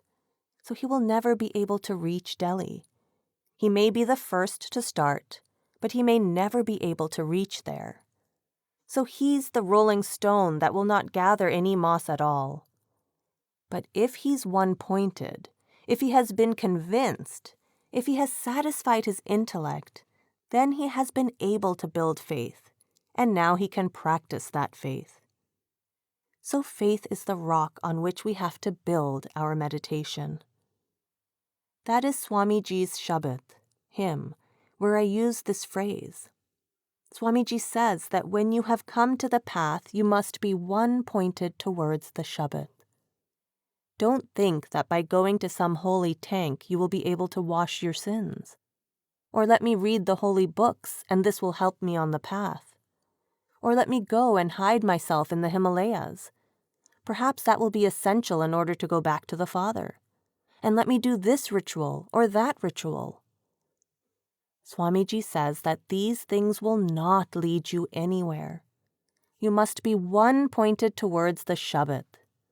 If your mind is wavering on every path which you come across, if everyone whom you meet you want as a guide, Swamiji says, you will not get anything at all. You're just wasting your time, like a rolling stone which gathers no moss. Question 61.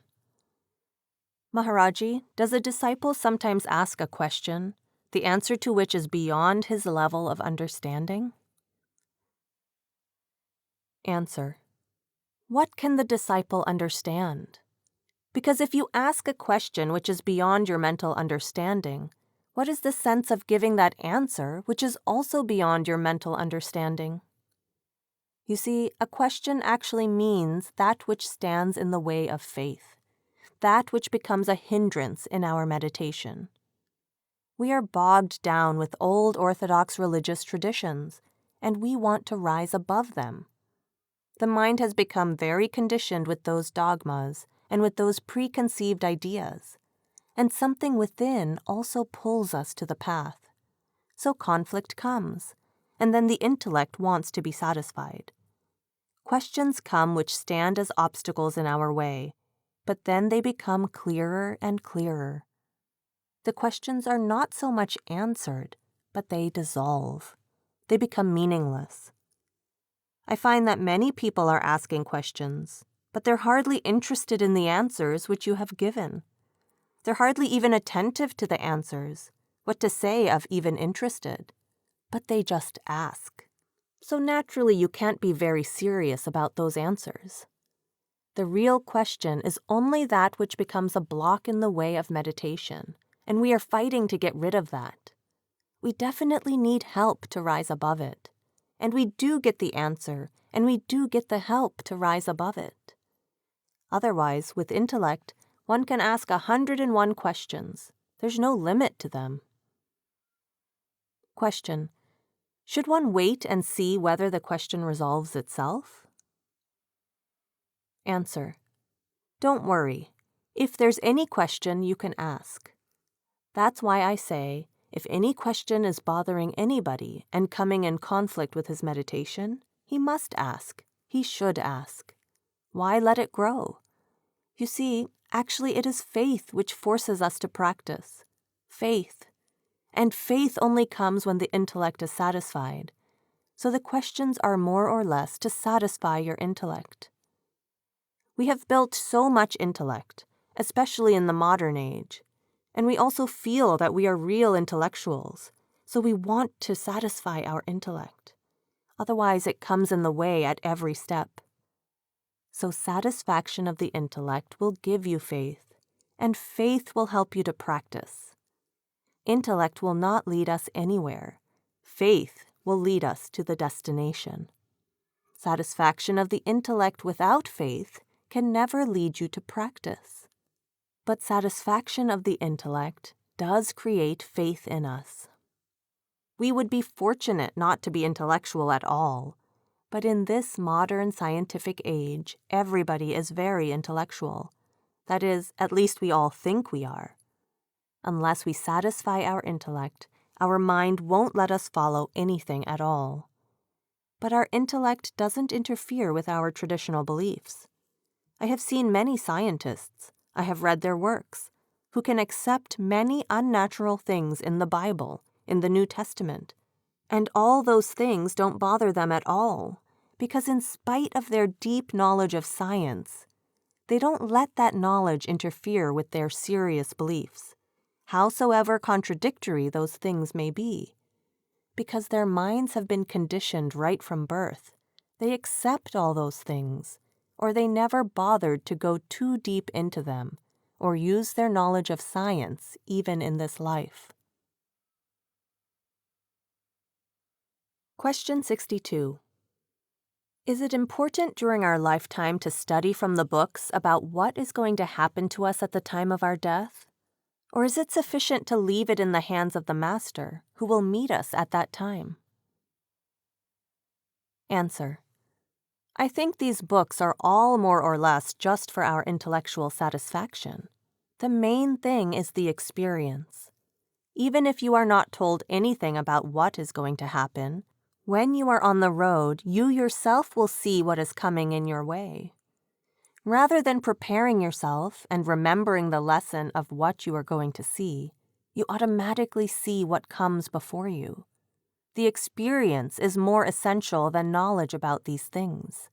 And knowing about these things is just for satisfying the intellect, so that intellect may not become a barrier in our way, hinder our progress, and shake our faith. All these things are just to satisfy the intellect.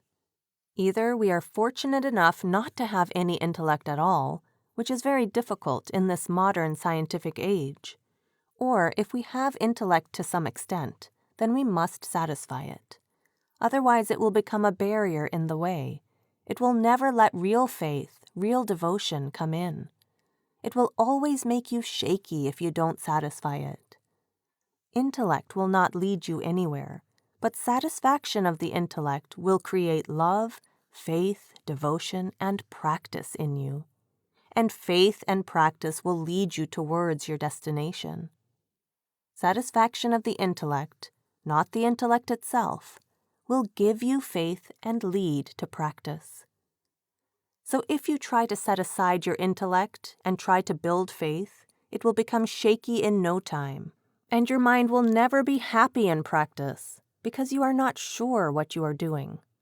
But when you have satisfied your intellect, then nobody can shake you, and then automatically faith comes in, and when faith is there, automatically practice is there.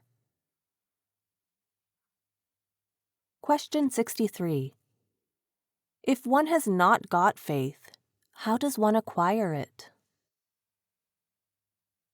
Answer. Well, brother, faith just comes by His grace. We can't acquire it. We may think that we have acquired faith, but actually it is given by Him when He pulls us from within.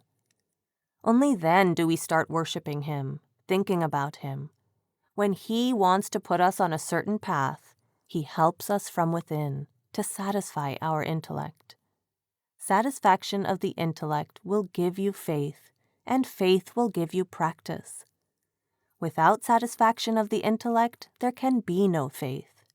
You can't brush aside your intellect and say that I have built faith. Again, intellect will jump in the way with more force, more vigor. So it's always better to satisfy your intellect.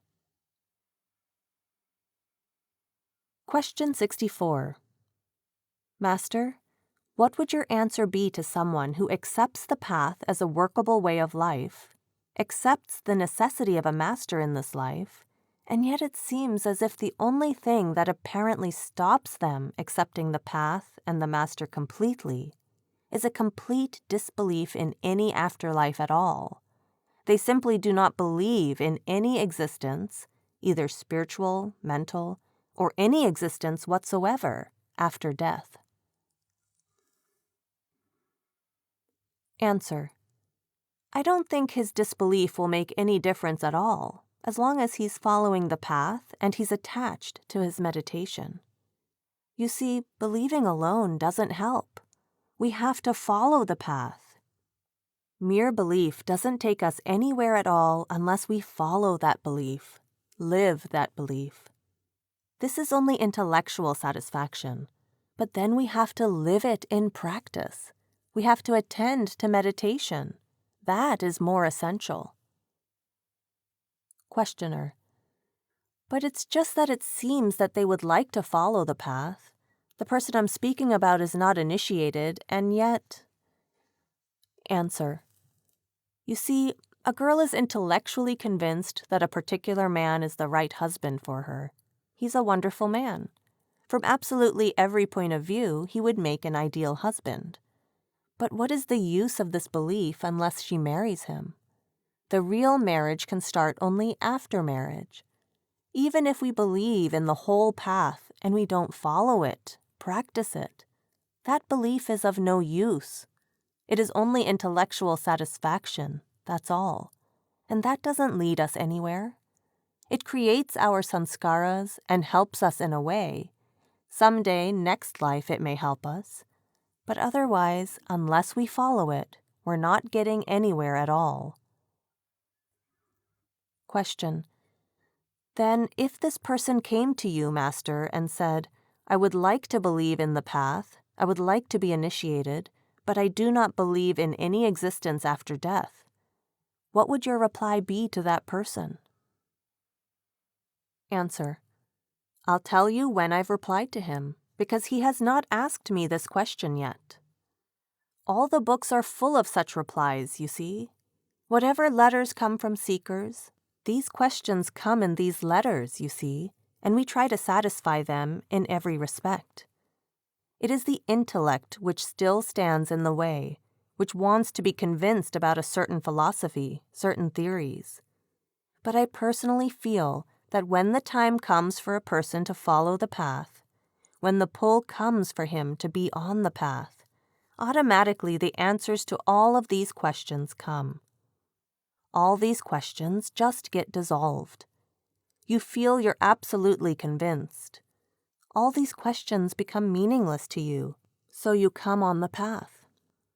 After all, not everybody comes on the path after satisfying his intellect about all the aspects of Sant Mat. They're on the path, but they don't know why they're on the path. It is a self-deception to think that I have thoroughly studied it and thoroughly weighed it from every angle, and am fully convinced of all the aspects of the teachings.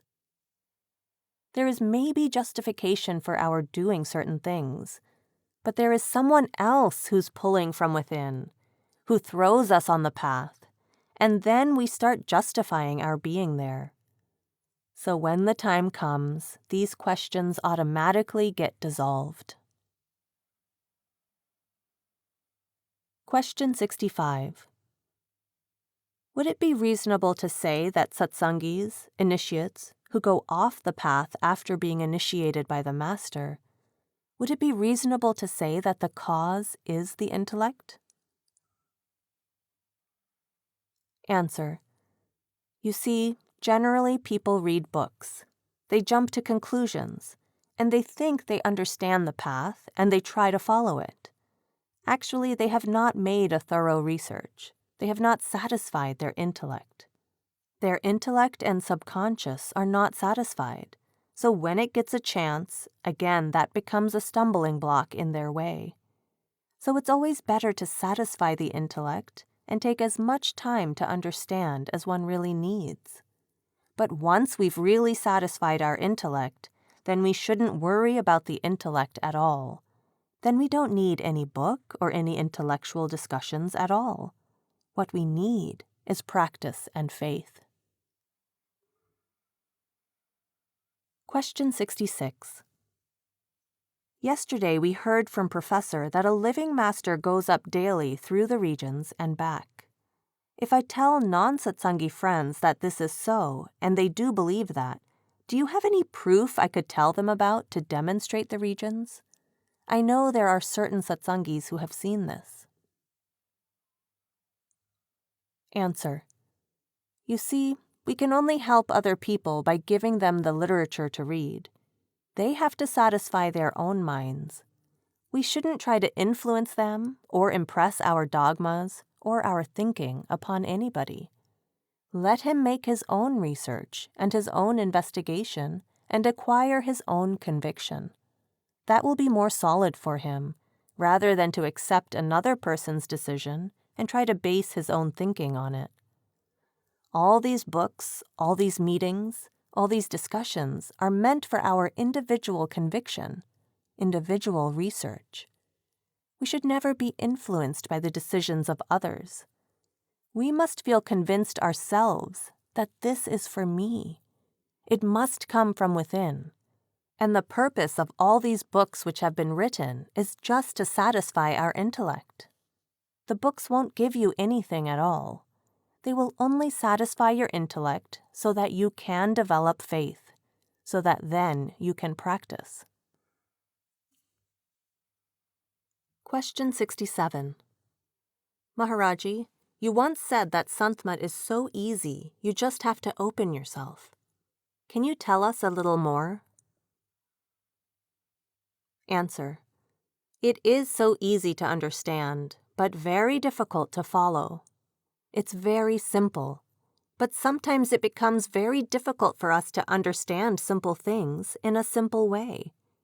We are so intellectual, especially in the modern age.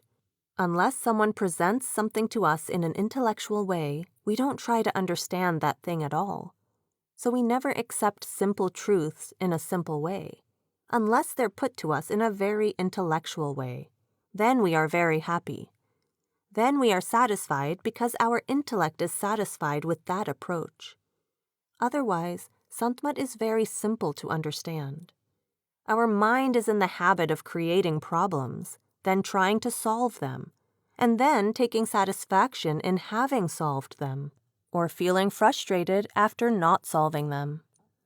I don't understand the necessity of creating problems to begin with. We create problems, and then we try to solve them or try to find answers to them. We don't accept simple things in a simple way.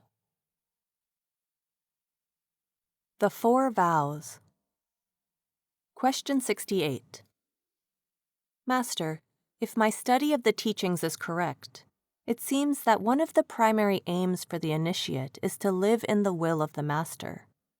My mind has this idea about trying to live in the will of the Masters. Could you speak on this subject? Answer.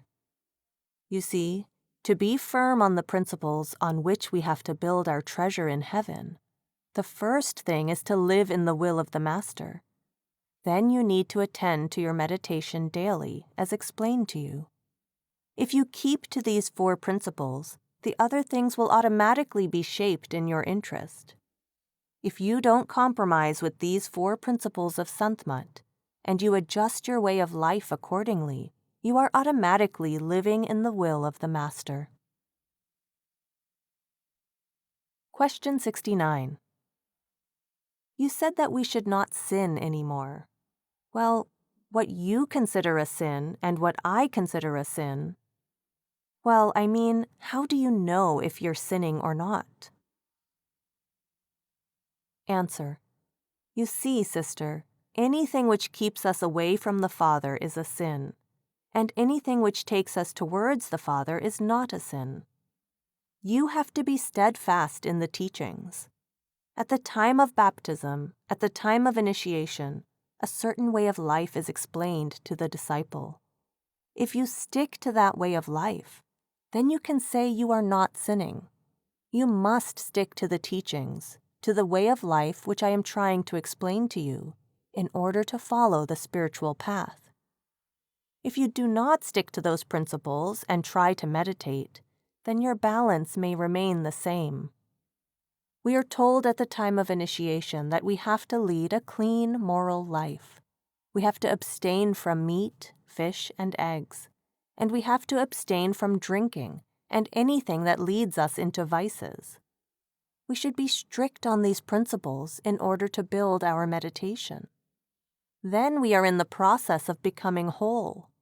If you do not stick to the principles, then you are not in the process of becoming whole. Question 70. Maharaji, would you tell us, besides being on the diet, not taking alcohol and so forth, and besides not killing and the regular abstinences, what some other karmic actions would be that we could avoid in this life?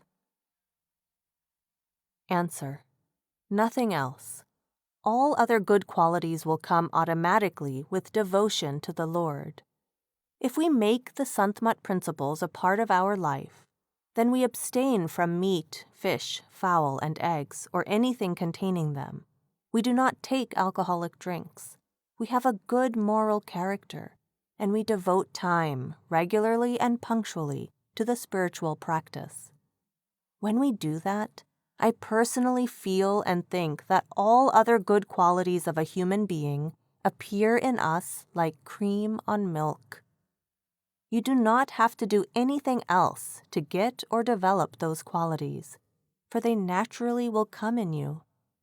The nearer we are to the Lord, the more devotion we feel for the Lord, the more the good qualities automatically will come within us. We will become part and parcel of those qualities without doing anything else.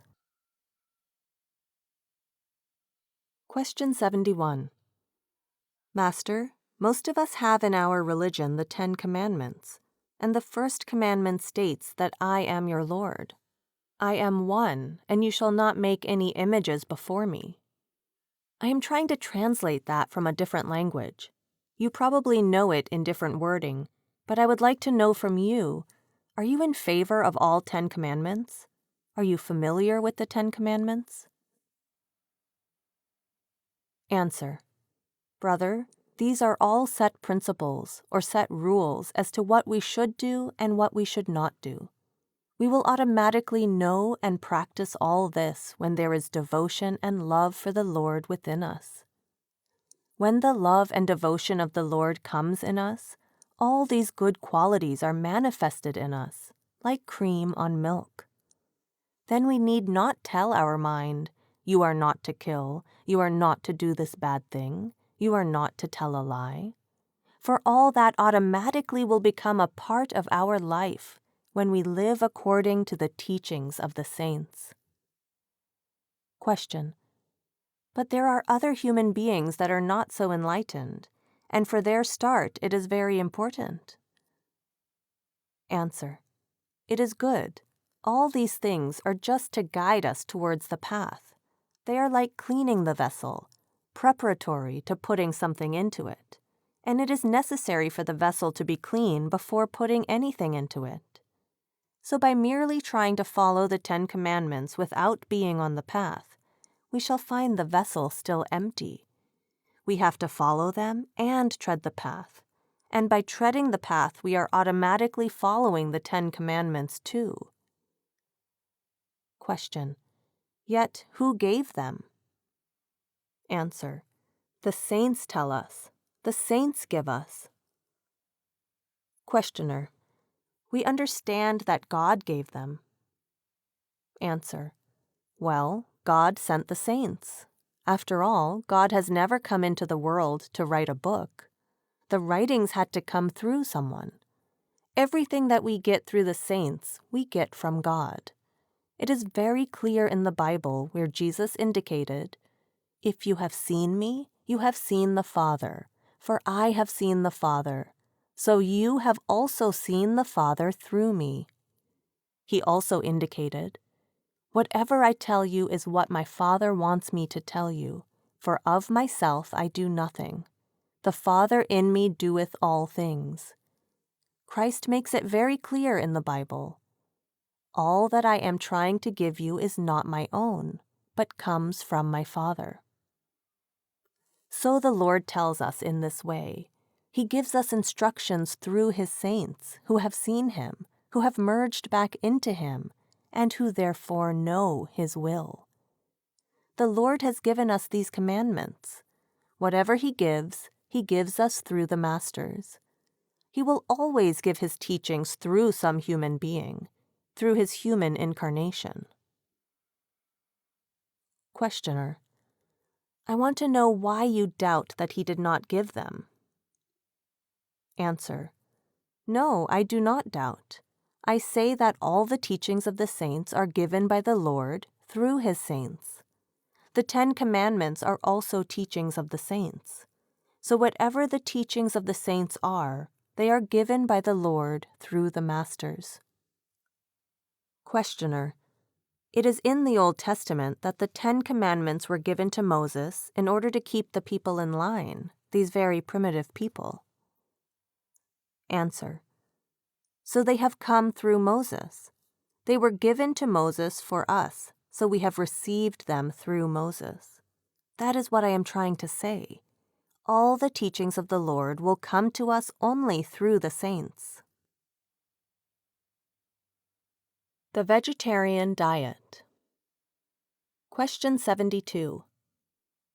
I would like to know why, if a person practices the 10 Commandments and does good to everyone, regardless of whether they be good or bad, why is it that he has to abstain from meat? Answer: Sister, I will explain to you. All that you see in the world can be divided into 5 divisions or categories based on the 5 elements: earth, water, fire, air, and ether. The human body is made up of all 5 elements, but the soul, the essence of the Lord, gives it life. Because it is only the human body that contains all 5 elements, it is called the top of creation. The first division is that of the plant kingdom, the main or active element of which is water. The second is that of insects, reptiles, and worms, which live under the ground. They have most active in them the elements of earth and fire. Fire and air predominate in insects that live above the ground. Fowl, including all types of birds, belong to the 3rd class, and the 3 elements most active in them are water, fire, and air. Those belonging to the 4th category are the 4-legged animals, such as cows, buffalo, horses, and the like. They lack only ether, the power of discretion. Human beings are in the 5th class, at the very top of creation, as all the 5 elements are active in them. One's feeling is in proportion to the number of elements that are active and the degree to which they are active. For example, if you pluck a flower from the garden of your neighbor, there will be no punishment. She will only abuse you or frown at you, or you will just incur her displeasure. If you kill her chicken, she may file a suit, and you may be fined.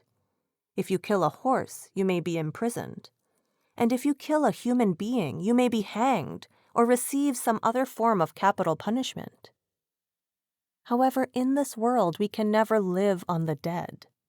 The living can live only on the living. We cannot live by eating stones, nor can we live just by drinking water or by breathing air. Life has to live on life. So the saints advise us to collect the least amount of karma while living in this world. And for that reason they advise us to live on fruits and vegetables. They belong to the 1st division, and even they have souls. But the karma involved in eating them is not as great as that which we would incur by living on or in any way destroying the life contained in those belonging to the other categories. Yet it is impossible to live in this world without some so-called innocent killing. For instance, when we walk, we kill insects. When we talk, we kill insects. When we breathe, we kill insects, though they are not visible to the naked eye. This whole room is filled with creatures. We are killing these creatures without even realizing it. We are killing by talking, by breathing, and even when shaking hands. Whatever we are doing, we are killing. The room is full of souls. If you are given 180 pounds of weight to carry, you will be crushed under it and will not be able to go even a step. So saints always advise us to collect the least amount of karma. That means that because we have to live, and we can live only on the living, they advise us to collect the least possible load. That is why we depend upon plant life, which is a very insignificant amount of karma to collect, and which can be cleared with even 1 or 2 days of meditation. If on the one hand we are meditating, and on the other hand we are killing every day, we are only balancing what we are doing and we are back where we started. How to get rid of the load we are carrying? We are advised not to collect anything for the future, and whatever we have already collected, to clear it with meditation. Then only can we go back to the Lord. That is why we are vegetarian. Question 73. Master, do you advise a vegetarian diet? Answer. There is no question of whether or not I advise it. We must follow it. There is no other way for spiritual progress. If you have only a shirt on your back, you can run. But if you are given a tremendous load, you cannot even take a step. As life must live on life in this world, the saints say that we should limit our intake to things containing one element. And that means vegetation, the plant kingdom. We should try to take the least burden from this world, just like wearing a light shirt which does not bother you, as you do not feel that load. We should not accumulate so much bad karma, such as by killing, by eating meat, that we are just crushed under it and cannot make any spiritual progress. If we kill, we will be killed. We should never forget that. Christ said, "Love thy neighbor." All creatures are our neighbors. The surroundings in which we are living, that is, the whole universe, is our neighbor. When you love anybody, you do not kill that individual.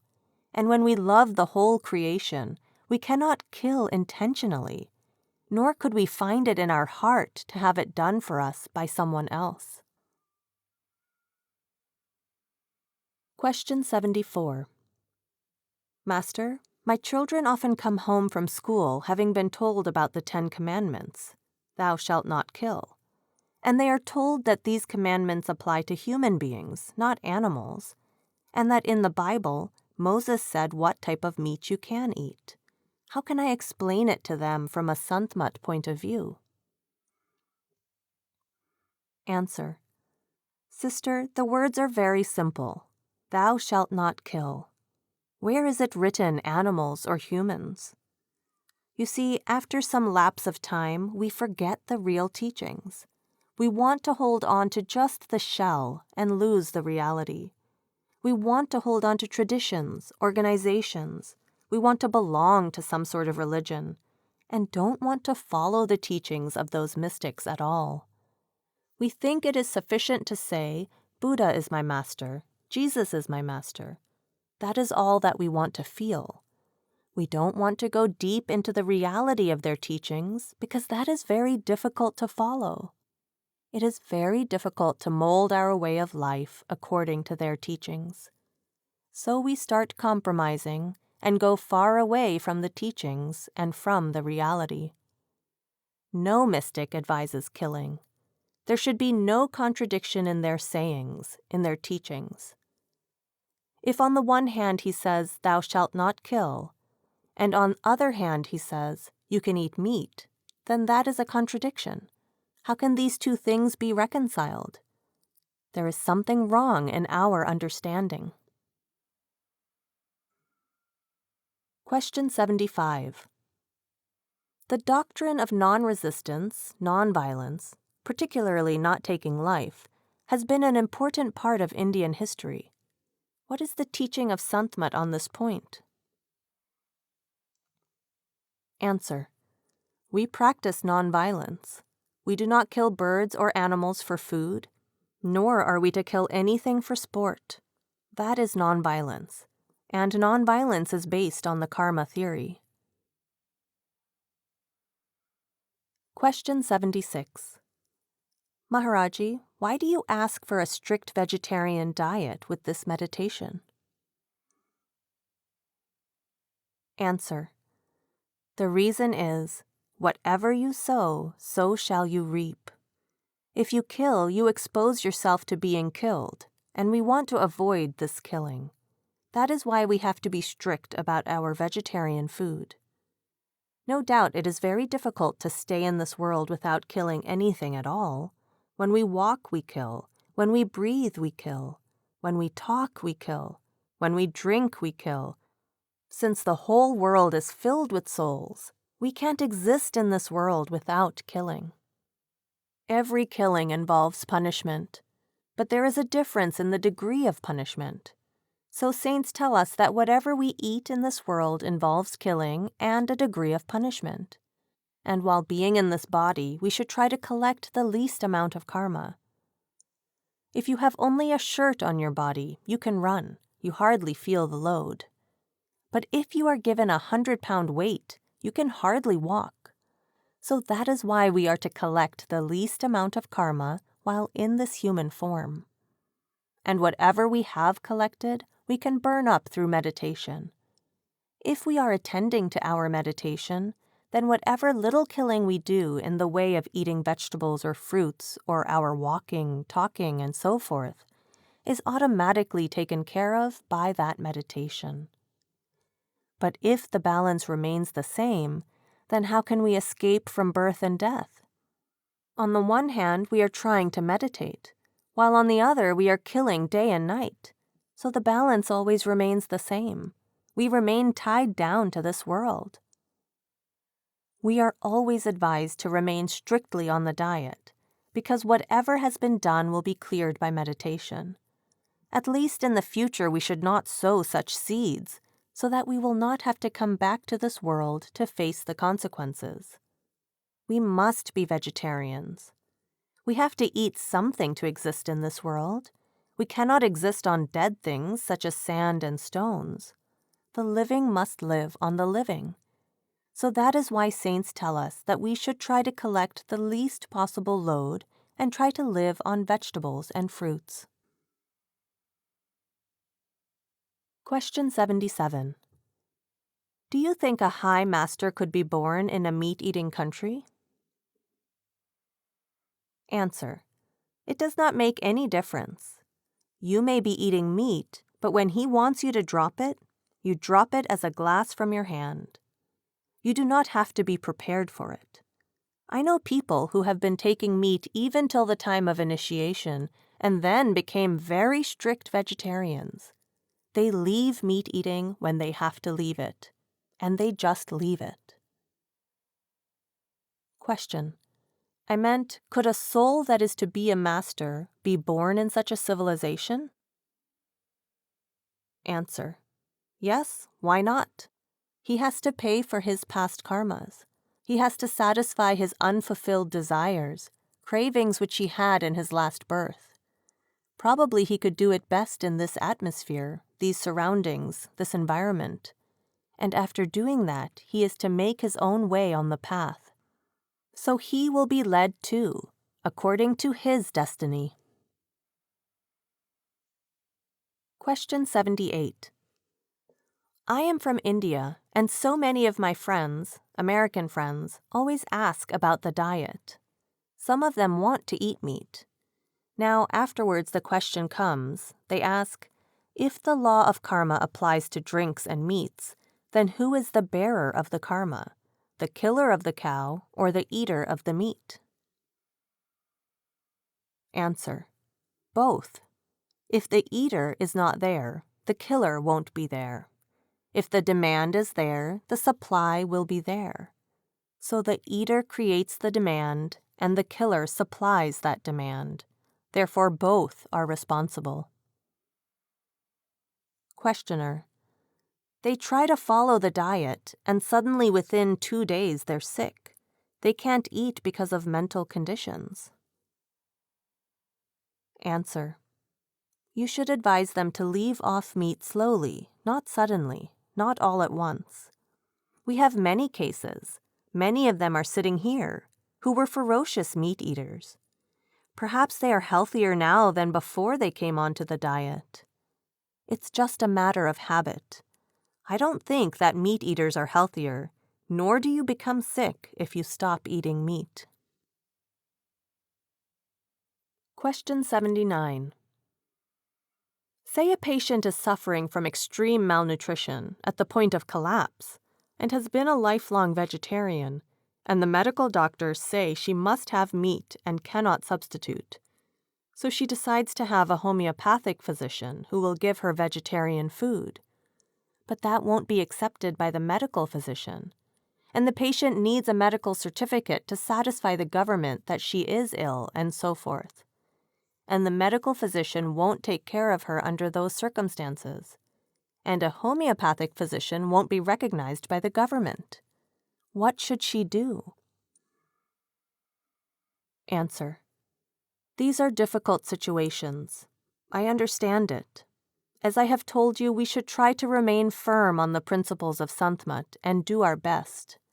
Death will come one day, even when one is on a meat diet. Question: never yield? Answer: we should not.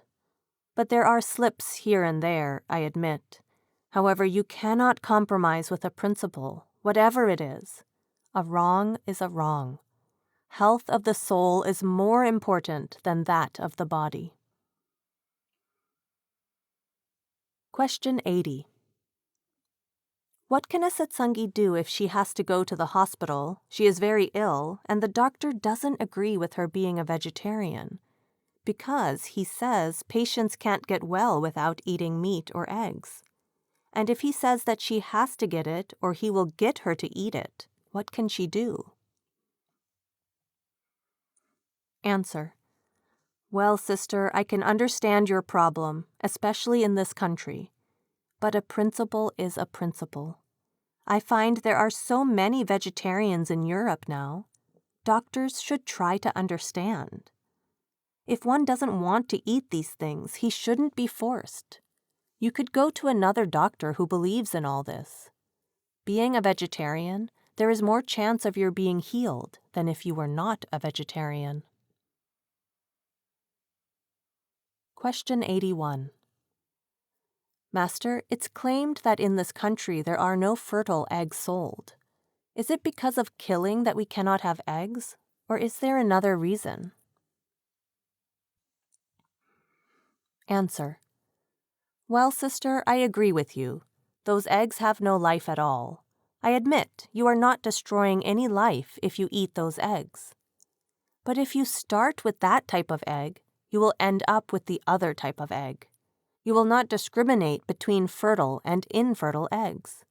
You will develop a taste for eggs, and then you will start justifying every other type of egg. From that point of view, we are advised to abstain from taking eggs. I know these infertile eggs have no life at all. I made that point very clear in Divine Light. I wrote to some disciple a very long letter on fertile and infertile eggs, and I refer you to that letter in Divine Light. Footnote: see Appendix for letter 439 in Divine Light. End footnote. Question 82. But why can we not eat an infertile egg? We are not killing. Answer: I know that infertile eggs have no life, and from that standpoint you can justify it. But when you start with that, you start with the other also. You get the taste of that, and there will be no end to it. If you just start innocently with a kiss, you do not know where you will end. So then you start justifying things. It is better to be strict, and when we are strict about a certain thing, there is no question of compromising. We remain strict. But if we become just a little loose in this way or that way, we do not know where it will lead. Besides, the eating of even an infertile egg hardens the mind by exciting animal instincts, which are antagonistic to spiritual progress. Question 83. Master, if an initiate should stray from the vegetarian diet 2 or 3 years after initiation, what would be the effect on the initiate? Answer: I think you have given quite a lot of latitude. 2 or 3 years? You are perhaps referring to your wife who was initiated today? Questioner: No. I am interested in all of us. Answer: Then why worry at all? Why should an initiate stray at all from the vegetarian diet? Why worry about this question? If a child commits a mistake, even a little crime, the father does not hand him over to the police. But the father never hesitates to spank him, to beat him, or to punish him in some way in order to set him right, to reform him. But he will never hand him over to the police or to the jail authorities. So if we fall, we do not go back, but we have to pay for that. We are given punishment just for our reformation. A mother loves the child most, but still she has to keep him right. Sometimes she has to spank him, not because she hates him, but because she loves him and wants to keep him disciplined, to set him right. So in the same way, the Master also admonishes us, and we have to face the consequences of what we do. But he does it with a loving hand and with loving care, just for our own advantage. Question 84. What about a wife whose husband is not a satsangi and eats meat, but she wants to become a satsangi and doesn't want meat? What can she do? Answer. She should not eat it, but let her husband eat it. Question. She can let her husband eat it without incurring karma on herself? Answer. How can she force him to leave it? She herself should not eat it, but let him eat it if he wants to. Question. She can buy it for him and cook it for him? Answer. Yes, she can buy it and cook it for him. She has to do her duty, but she herself should not take it. I would not like to create any dissension between husband and wife. But the main thing is that the disciple should not eat it at all. And if, under compulsion, the disciple has to entertain somebody who is a non-vegetarian, then there is no harm. But the disciple should not take it. That is the main thing. Question 85. Would you advise us as to an occupation involving cooking and serving meat to others? Answer. I understand the difficulty, especially in the case of some satsangis whose partners are not satsangis. But I never like Sant Mat teachings to create any disharmony in the family, so I won't mind if the wife or the husband has to cook meat for the other spouse. But we ourselves should not partake at all. We must be strong in our own principles. But if the partner insists on our doing the cooking, I think we should do it. Question 86. Is it wrong to be in a business selling meat and fish in a restaurant and to sell alcoholic drinks? Answer. As far as possible, it is better to avoid such things. Question 87. There are situations in families which are difficult. There may be parents, old people, and other family members who come to visit their home. They try not to give meat, but sometimes they feel that the other would be displeased. Answer. If you have to sometimes, you do it. We just should never take it ourselves. Question 88. How about people who work for you and are used to eating meat? Answer. You pay them their wages and let them buy their own meat. Let them prepare their own meat. Question. If I give them money to buy their own meat, is that right? Answer. You give them their pay, and you don't know where they spend it and how they spend it. You are not responsible for that. You are only to pay their salary or wages. Question 89. Master, what is the responsibility of a satsangi when he has a guest, either in his home or in a public eating place, to provide for that guest, supposing that the guest wants meat? Answer. Brother, you do what is possible under the circumstances. You see, sometimes we are caught up in such situations, and we find it practically impossible to escape. We do it, but we are not happy that we are doing it. Then we try to avoid or escape from such situations where we are not happy about what we have to do. When we ourselves do not eat or drink what is harmful to spiritual progress, there is no reason why we should serve it to others. If we are doing it, perhaps we are not happy within ourselves. If you are not happy within yourself that you are doing it, a time will come when you will refuse to live against yourself. You will refuse to do it. You would like to avoid it. Question: It is better then that we should not want to do that? Answer: If you feel guilty about doing it, then you should not do it.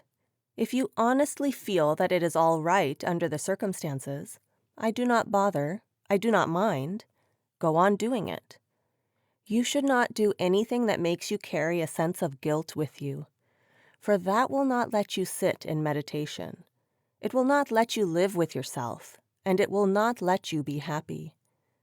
We should always do the best we can under the circumstances. Sometimes we are caught in such a net that we find it difficult to escape. We just have to do what is practically possible in that situation. We do many things which we cannot justify, which we should not justify, but we have to do them. But all the same, the law of karma will take its own course. Question: Maharaji, when a satsangi is having friends at home and his particular friend delights in eating meat and things other than fruit and vegetables, should a satsangi serve meat to his friends when he has to invite them to his home? Answer: Brother, it depends on the situation. If he has to do it, let him do it. But the main thing is that we are not to take it ourselves. And I tell you, when we do not take it ourselves, we are never happy to do all these things. What is the use of serving anybody meat or drink if you carry that sense of guilt always with you, of what you have done? Then you do not live with yourself. You are torturing yourself. You are unhappy with yourself, and gradually, perhaps, you yourself begin to take it. You will not be happy in such circumstances. You will not be happy in that atmosphere or company.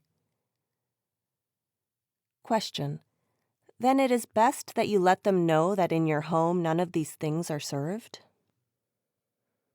Answer: I tell you, it is much better to be strong within yourself.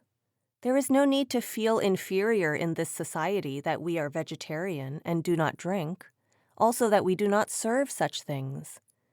If people do not really love you, you have no concern with them. Do not bother about them. If they are interested in you, they will respect your principles. They will respect your feelings. And if you think they are not interested in you to that extent, I do not think they are even worth meeting. Question 90. Master, in my business there are times when I have to take people out to lunch or dinner, and they order meat, and I have to pay for the meals. Am I taking on karma by doing that?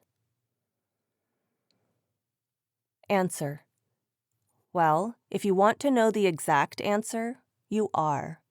We can't run away from it. We are creating a demand, and that supply comes, and we become the means. We are getting involved. But it depends upon certain circumstances. If one can avoid it, it is always better. Question 91. If somebody serves meat to his children, or to other people, or to friends, or liquor to other people, is this a demerit to him, or to the people who eat or who drink? Answer: It is a vicious circle. It is bad for both.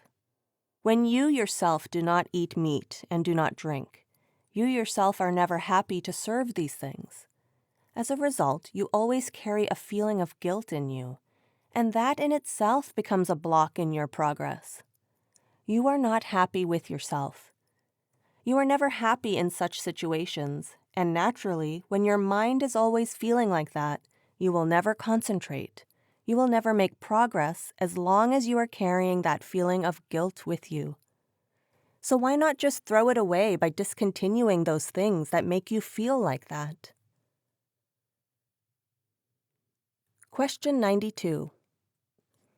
Now, taking the reverse situation, when people invite you to their homes and they eat meat, and of course the satsangi does not eat meat, what is the situation in regard to him when he gets the odor of meat right under his nose?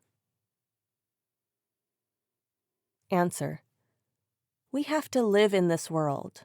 We cannot convert the whole world to our own view, to our own way of thinking. You have to make the best use of the situation to the extent that you should not take it yourself.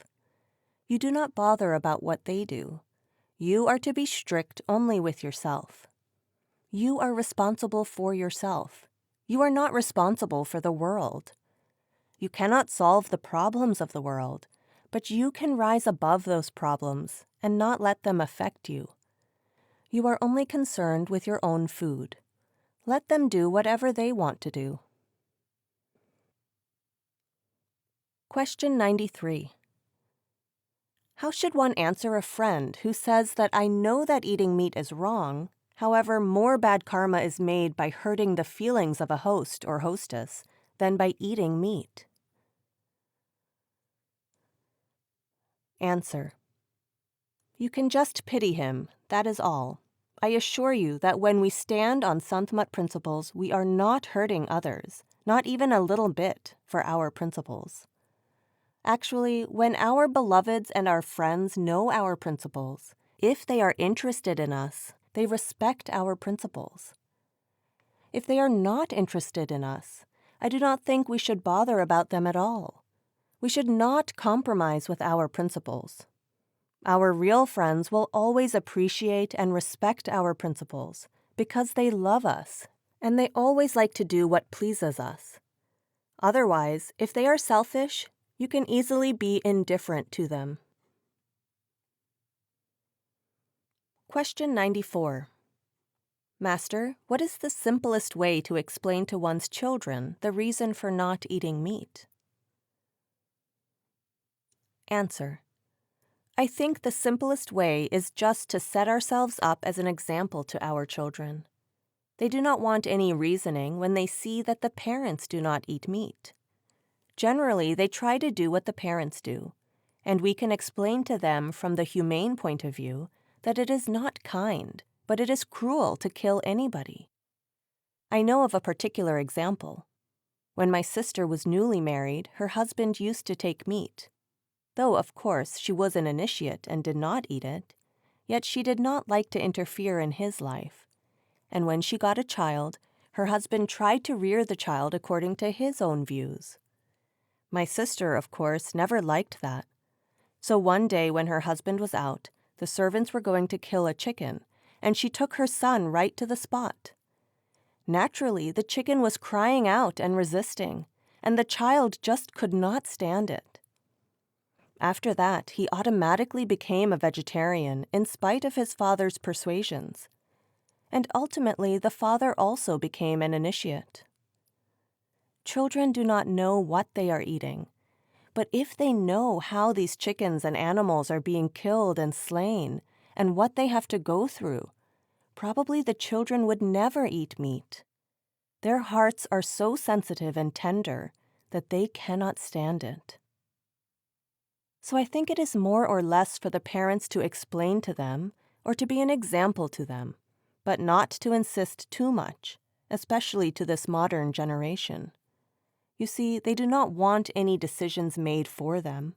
They like to think that it is their own decision. But we have to prepare them for making good decisions. Question 95. What can I do about my children who prefer to have meat in their diet on occasions? I would rather not have it in my home. Answer. Well, sister, this is naturally a problem. You, and not your children, have taken a decision to follow a path. So as far as you are concerned, you should never compromise with your principles. You have to be strict with your principles. As for the duty of a mother to her children, if they want meat, I would advise you not to shirk your duty to serve them. But if you can explain to them, if you can advise them, and you can put them on the vegetarian diet, perhaps you will be happy and they will be happy. If you cannot do it, you should not worry about it at all.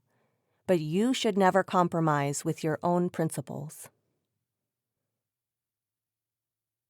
Question 96. Master, I have 2 very small children, and it does not concern my husband or myself to give up meat. But when people hear that we are not giving meat to our young children, in our society, we are made to feel a little that we are depriving them of nutrition. A few words from you would put our minds at ease. For a young child, is a vegetarian diet sufficient? Answer. Well, sister, you can bring up your children in any way you like. Many people who have never tasted meat in their life are in better health than those who have taken it. It is the responsibility of the parents as to what they want to give to the child. The child himself has to make his own decisions when he becomes mature. Then you leave it to him what he wants to do. As far as Sant Mat is concerned, we are only concerned with the initiates. They are not to compromise with the diet. But with others, we are not concerned at all. Question.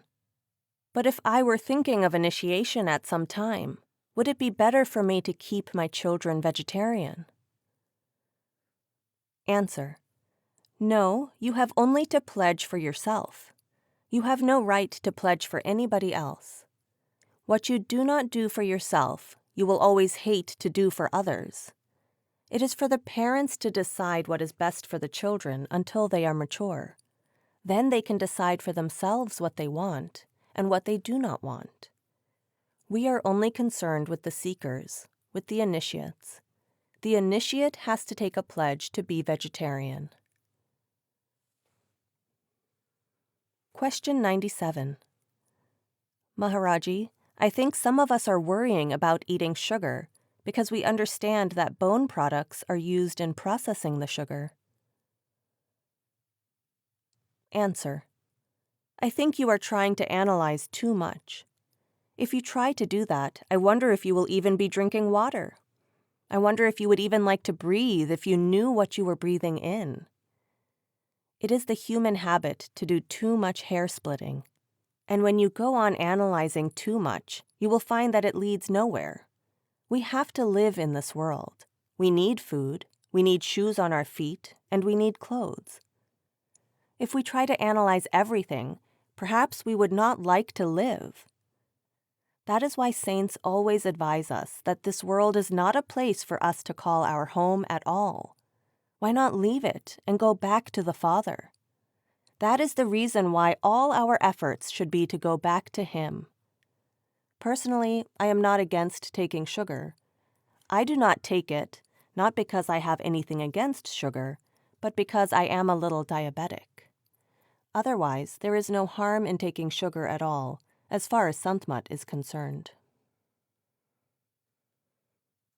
Question 98. Has an apple from a tree got a soul just as much as the tree has? Answer. Yes, as long as it is a part of the tree, the soul is also there. The whole tree is one soul. Question. And the apples too? Answer. Naturally, that is a part of the tree. But when the apple separates from the tree, then the soul is not there. You have deprived that apple from that life energy which was there, which the apple was enjoying when it was a part of the tree. It's the same as if you were to say, then since I have killed the bird, the soul is not there, so I will eat it. Question. Would it be better to let the apple rot on the ground? Answer. Justify anything, sister. You can't run away from the karmas in this world. Justify it in any way. How much spraying do you do on the trees? We kill so many insects. While going to the orchard to pick the apple, you have killed thousands and thousands, millions of insects. Just in order to go to pick that apple, you are walking, you are talking, you are breathing. At every step, we are killing souls. You can't escape. So the best thing is to escape from this creation. Question 99. Is it part of a moral life not to go to war when your country goes to war, and to avoid killing as much as possible? Answer. As much as possible, we should try to avoid killing. But even still, with our best intention and best motive, we are part of a chain in this vicious circle. We can't help killing sometimes. Even out here, when we are talking, you don't know how many germs you are killing. You are walking, and you don't know how much you are killing. You eat fruit. You don't know how much killing has been done before the fruit has come to your plate. There is so much spraying of insecticides on these fruits. So many germs and insects have been killed before we are able to get that fruit which is nourishing you. You take milk. You don't know the fodder which is given to the cow, how many germs have been killed by these insecticides, these chemicals, before the cow can get its fodder and before we are able to get that milk. So in that way, we are all killing because one can never live on the dead. We can only live on the living. But saints advise us that we should try to collect the least possible load in this life. As I said, we can't live in this world without killing, but we should try to collect the least possible load during the span of our life. And that least possible load can be easily taken care of if we are attending to our meditation. If, on the other hand, you are attending to meditation and you are killing birds and animals and humans, you are collecting much more karma than what you are trying to clear by meditation. What good will your meditation do? You see, if you don't throw the rubbish from the house every day, and you go on collecting rubbish, naturally it will accumulate. If every day we clean up what little dust is there, the house will always be clean. So we should not kill humans, and we should not kill birds and animals unnecessarily. If we can live on vegetables, then why kill birds and animals for our food? Question 100. Master, many of us have animals, and we keep worrying about what we should feed them. Many satsangis say, I feed my animal nothing but vegetables, which gets to be a hassle. Some dog food companies make products with a little meat in them along with cereal.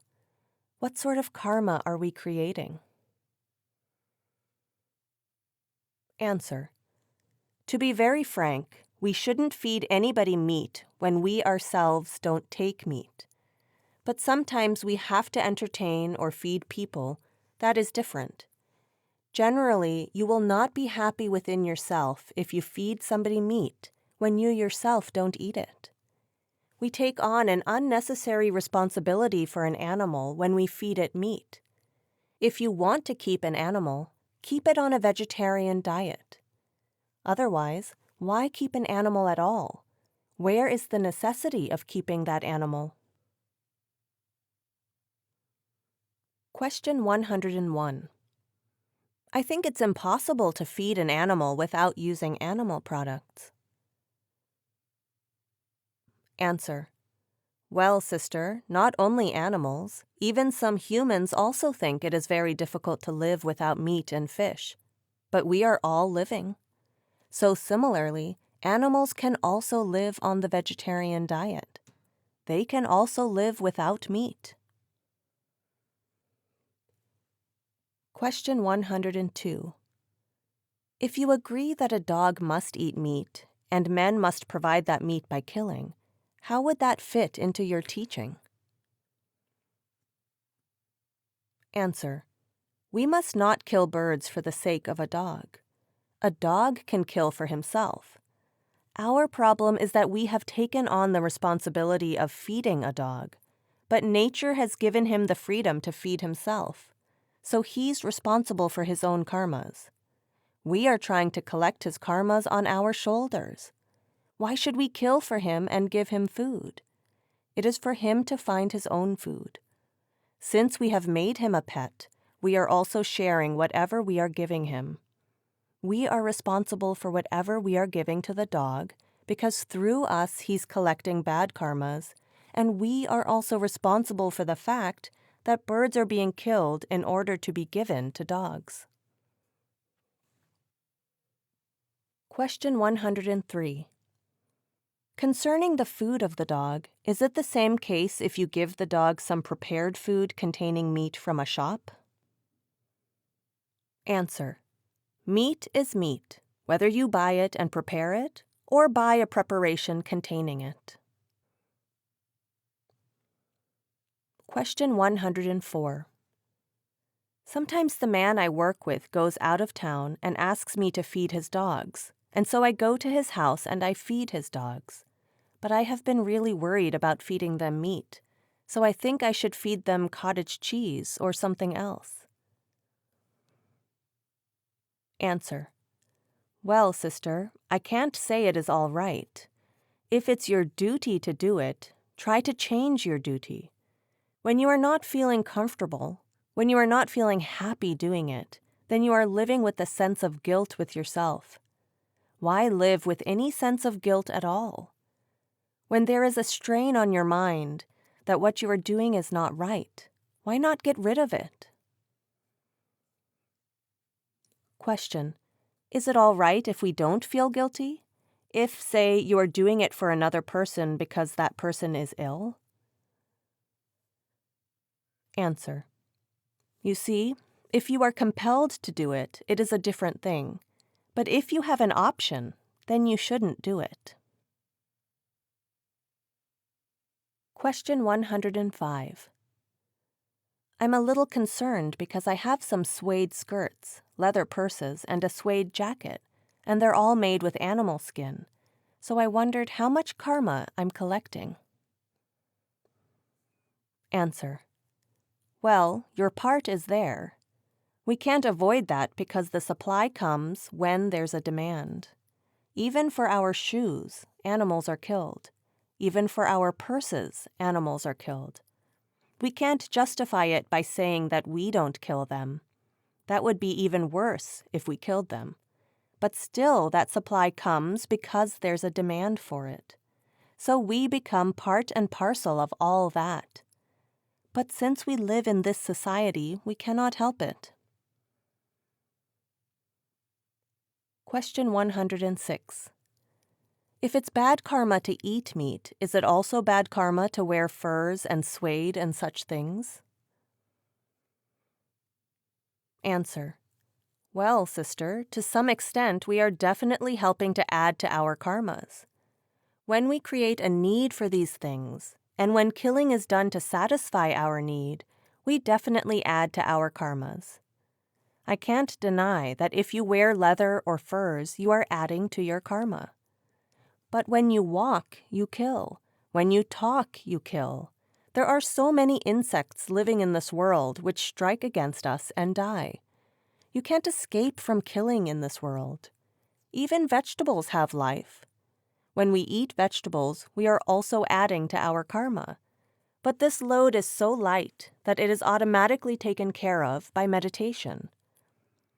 Since we have to live in this world and are part of this creation, we have to draw a line somewhere in order to exist in this world.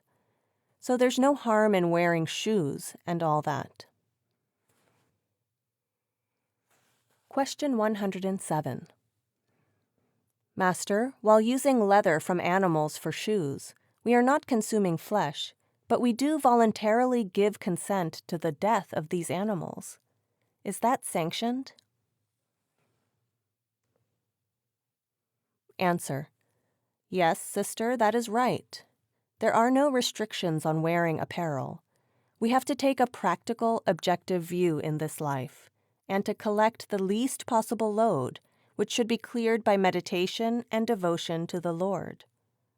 Our main purpose of living in this world should be God realization. Then we can justify wearing leather shoes, wearing clothes, and eating fruits and vegetables, but all the same, the karmas are there. Question: but could we not give up these things? Answer: if you can do without, there is nothing like it. But if you even do without shoes and clothing, it does not make much difference as far as incurring karma is concerned. For as I told you, even when breathing, walking, or drinking water, you are killing. So we have to take a practical view in life and try to collect the least possible load, which should be cleared by meditation and devotion to the Lord. Question 108.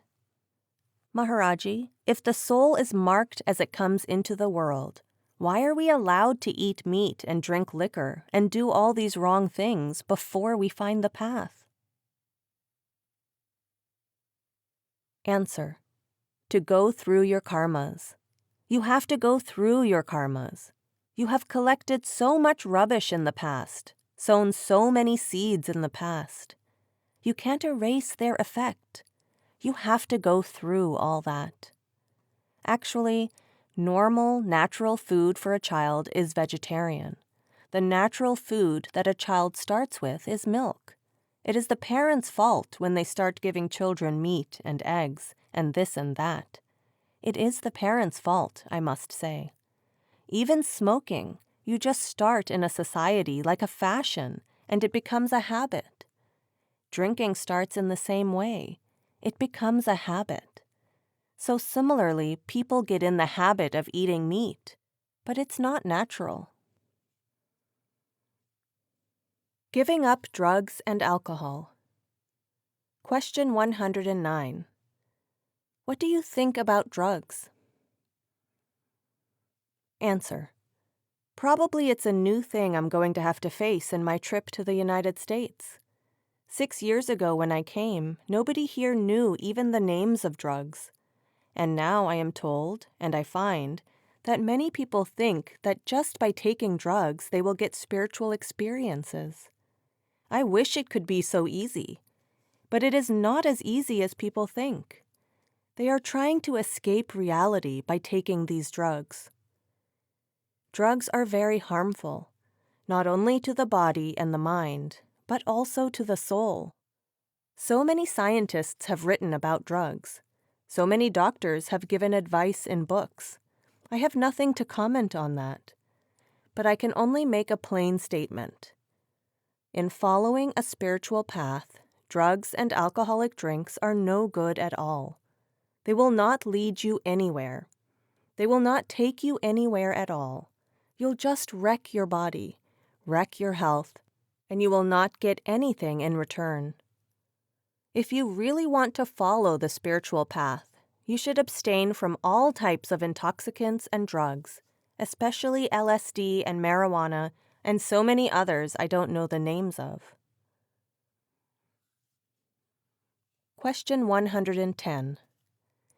There is a drug called LSD which gives people inner experiences that seem to be rather along the lines of what we see or hope to see as initiates of the Master. What is the attitude of our Master to the taking of this or any other drug? Answer: actually, I was expecting this question right from our very first meeting, because we always like to have experience without working at anything, without doing anything. We want the results, but we don't want to work for the results. So it's very convenient and easy if we can have a pill or two and get all the internal experiences. But fortunately or unfortunately, that is not so. Our experiences differ. I have read a little of LSD, some article in Life magazine and here and there. Whatever little I could find out, the experiences of those people who take that drug differ from each other. But spiritual experiences do not differ from each other at all. They are bound to be the same, though our approach may be different. For example, if you drive from here, London, to Edinburgh, your main experience, what you see on the way, is bound to be the same. But what is different is that sometimes you give more attention to one part of the country, sometimes you give more attention to another part of the country. Sometimes you skip one scene and you give more importance to another village. But all the same, the general experience is bound to be the same for whoever travels on that road. But whatever little I have read about this drug, experiences differ with different individuals. Actually, the experiences are just of their own mind, mental experiences. They have nothing to do with spiritual experiences. This drug may give you a little physical concentration. It may put you in a little trance. You may be in a half-conscious state or in a sleeping conscious state, and you may see something over which you have no control. But a true spiritual experience is within our own control. We can go up there when we want to. We can come back to the flesh when we want to. But the moment the effect of the drug is gone, nothing is in your control. You are again a victim of the senses, and you become again the same sort of human that you were before. But spiritual experiences differ from that. They make us much finer, better humans, and we are no longer slaves of the senses. We become able to control our mind, and then our mind starts controlling our senses. But by taking these drugs, we remain a slave of the mind and a slave of the senses. So these are absolutely useless experiences. I can only advise that we should not try to find shortcuts in order to have those experiences. We have to practice. We have to concentrate. We have to open that door and find those experiences for ourselves which are permanent. Not only permanent, but eternal. Experiences which will take us back to the Father. Perhaps you may get some sort of experiences by over-drinking, by taking some other sort of drug which makes you a little semi-conscious. Even chloroform. I have seen many people, when they take chloroform, they become senseless. They have many things to tell about what they have seen, but they have absolutely no control over what they saw in that state. So this LSD is something very different from spirituality. I can only advise that we should not dabble in these things and should keep only to our own path, keep to our own practice. Question 111. Maharaji, in this country, many of us are living as animals, especially spiritual seekers who have been deluded with drugs. And in seeking, we become addicted to these drugs, or become somewhat helpless, even satsangis, and we need your help. Could you advise us? Answer. Well, sister, I must say I appreciate one point. Especially in your country, so many young people are being attracted to the path, attracted to spirituality. At least they are seeking. Sometimes their search leads them to drugs. It is not their fault. People exploit them.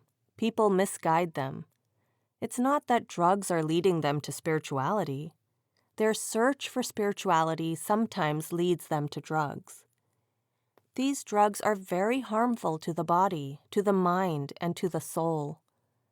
But the one good thing is that they are sincere. They are seeking something. They are trying to revolt against the old hypocritical conventions of society. They are trying not to live in the old beliefs. They are trying to find something. And this that they are seeking may help them someday to find the path.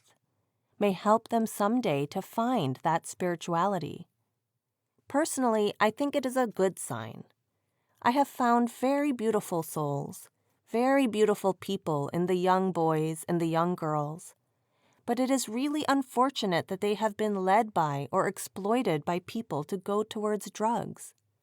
Because drugs just kill their mind and body and smother the soul. These are positively harmful to their body, mind, and soul. If they can just leave drugs and try to understand what the real spiritual teachings are, they will find that which is in them, which I find and appreciate in them. If they will put in the effort, the grace of the Lord will be with them. Question 112. Do you think drugs are a fair tool to use? Answer. Well, brother, plainly speaking, I am absolutely against the use of drugs. They are very harmful. Never use them in an attempt to attain any spiritual experience. The result of taking drugs may be hallucination. It may be anything, but it definitely is not spiritual experience. These drugs are harmful to the mind, the body, and the soul. Question 113. What do you mean about not taking drugs? Does that include medicine? Answer. We should not use drugs in order to obtain spiritual experiences. But from a medical point of view, if a doctor gives you some chloroform or something for an operation, that is not harmful. You are not getting used to that drug, you see. You are not taking it for spiritual experience or to go back to the Father.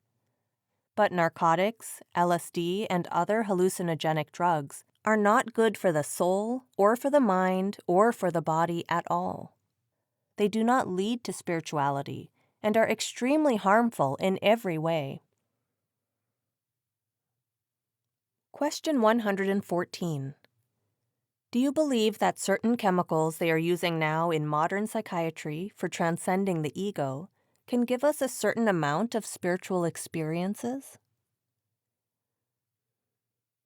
Answer. They will not give you spiritual experiences. They put you to sleep, or you may feel that you are in a trance, or you may not know where you are, or you may have some sort of hallucinations. You would not have any power to go up or to come back. Just as intoxicating drinks put you out and you have no control over yourself, similarly, those tablets or capsules or that drug may have the same effect as that of alcohol or other drugs, as far as the mind is concerned. Question 115. I have met many people who claim that by using these chemicals, they have gone into a region of ecstasy which they believe is the supreme. Some claim they have gone into another world and have drawn pictures of creatures they have seen. Answer. I think these must be the advertisements of the commercial firms for selling these chemicals. Questioner. I do not think so. These things are on the black market. I have heard that Hindus use these things for various spiritual purposes. Answer. We have in India what is called bhang, which is another name for hemp. Some people drink it and they become inebriated. It is another way to get intoxicated. One may say that he is not drunk, but it is all the same. There is absolutely no difference. The use of any narcotic for sensual pleasure is a definite hindrance to spiritual progress. Question 116. Master, could you explain what the harm or the side effects are of alcohol and hallucinogenic or mind-affecting drugs? Answer. They are very damaging from the spiritual point of view. From the physical point of view, doctors can advise you much better. They make you absolutely a physical wreck. You have become so dependent on these drugs that you can't live without them. This leads to so many types of crimes, so many other things. It deranges your mind. You're not normal human beings. You see a sober person and then see when he is drunk. What is the difference in his attitude? That, too, is a drug. So much has been written, you see, even by scientists, even by doctors.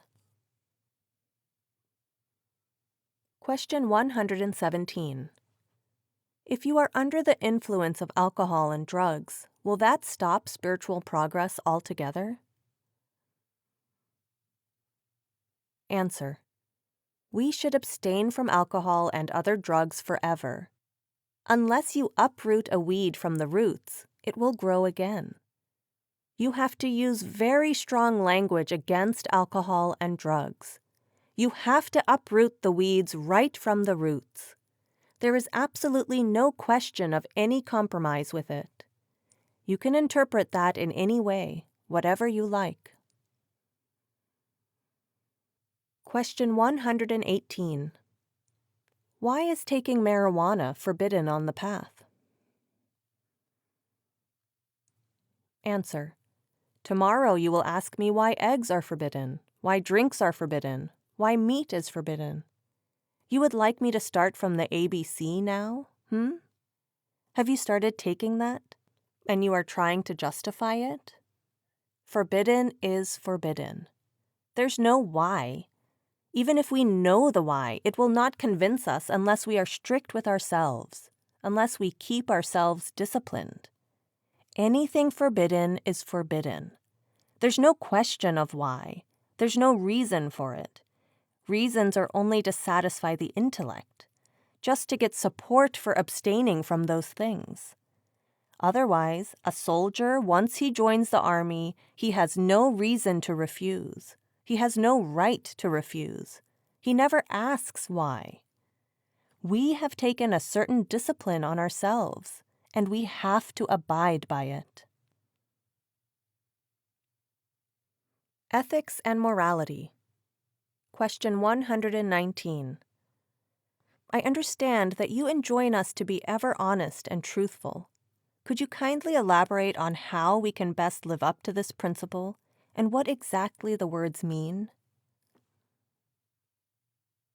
Answer: actually, we have to be truthful and honest with ourselves. When we are truthful with ourselves, then we can live with ourselves. Otherwise, we are always at war within ourselves.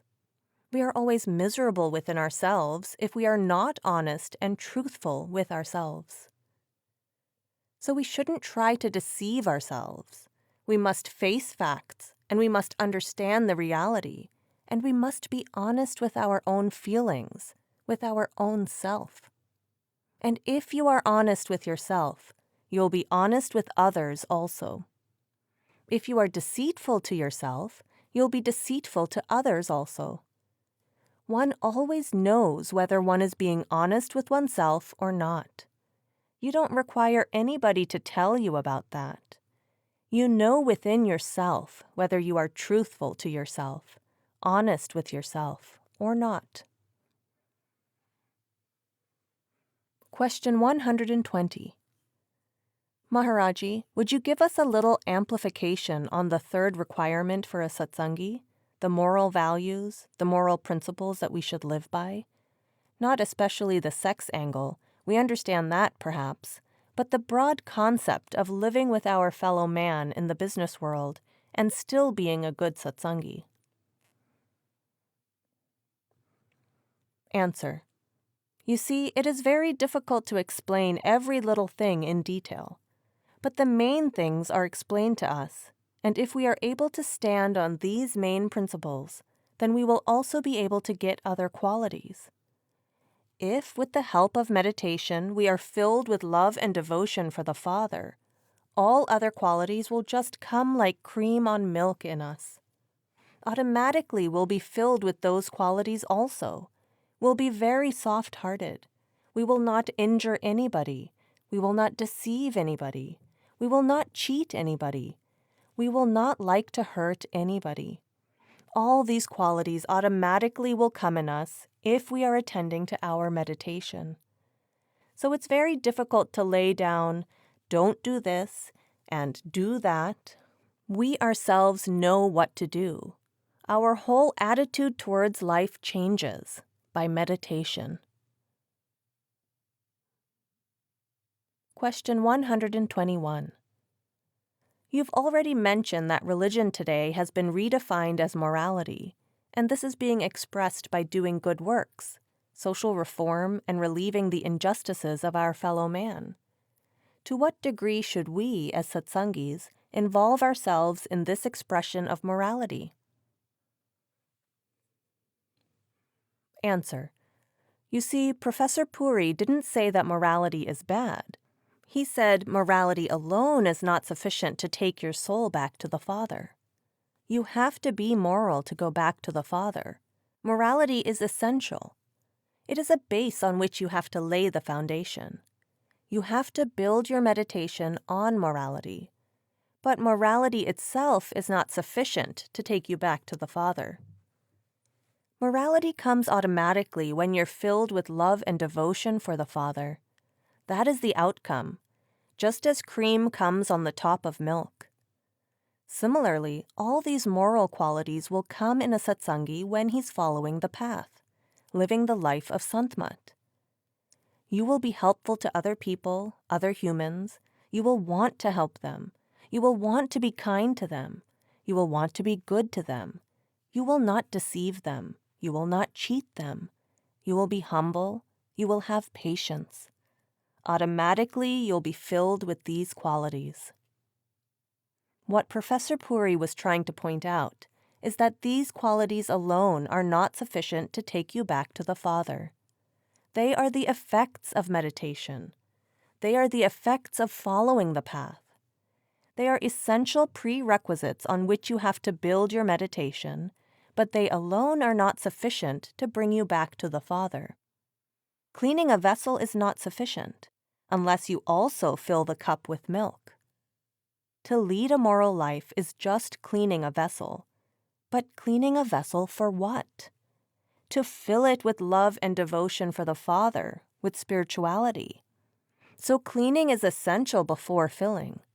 Without cleaning a cup, you will not be able to put milk in it. To be moral is essential for building your meditation. But cleaning alone is not sufficient unless you fill your cup. Question 122. Maharaji, could you say that politics is neither moral nor immoral, but amoral? Answer. Politics means you and I together. Politics is not something confined to any individual. I mean, we are all politicians because we are part of a country's politics. We make the politics of a country. Question 123. Supposing you want to do something very good, but there's an obstacle. Let's say, for example, we want to keep land for the poor, but unless you bribe 1,000 rupees, you won't get the land. Is that right? Answer. Well, if our means are corrupt, our end automatically becomes corrupt. If our means are noble, then the end is noble. Howsoever noble our cause may be, if we adopt corrupt means, we cannot justify the end at all. The means should be as noble as the end. You see, if I want to become the ruler of a country, and I don't care how, and I kill thousands of people to get at the helm of affairs, you would not be able to justify those means. The means must justify the end. If the means are corrupt, the end automatically becomes corrupt. I don't want to comment on a particular example, but that's the general policy, the general principle. Question 124. Is it right that satsangis go into the army? Answer. There's no harm. Babaji, Baba Jaimal Singh, was in the army. Great Master was in the army. It is just a profession. Question. But isn't the army a school for killing other people? Answer.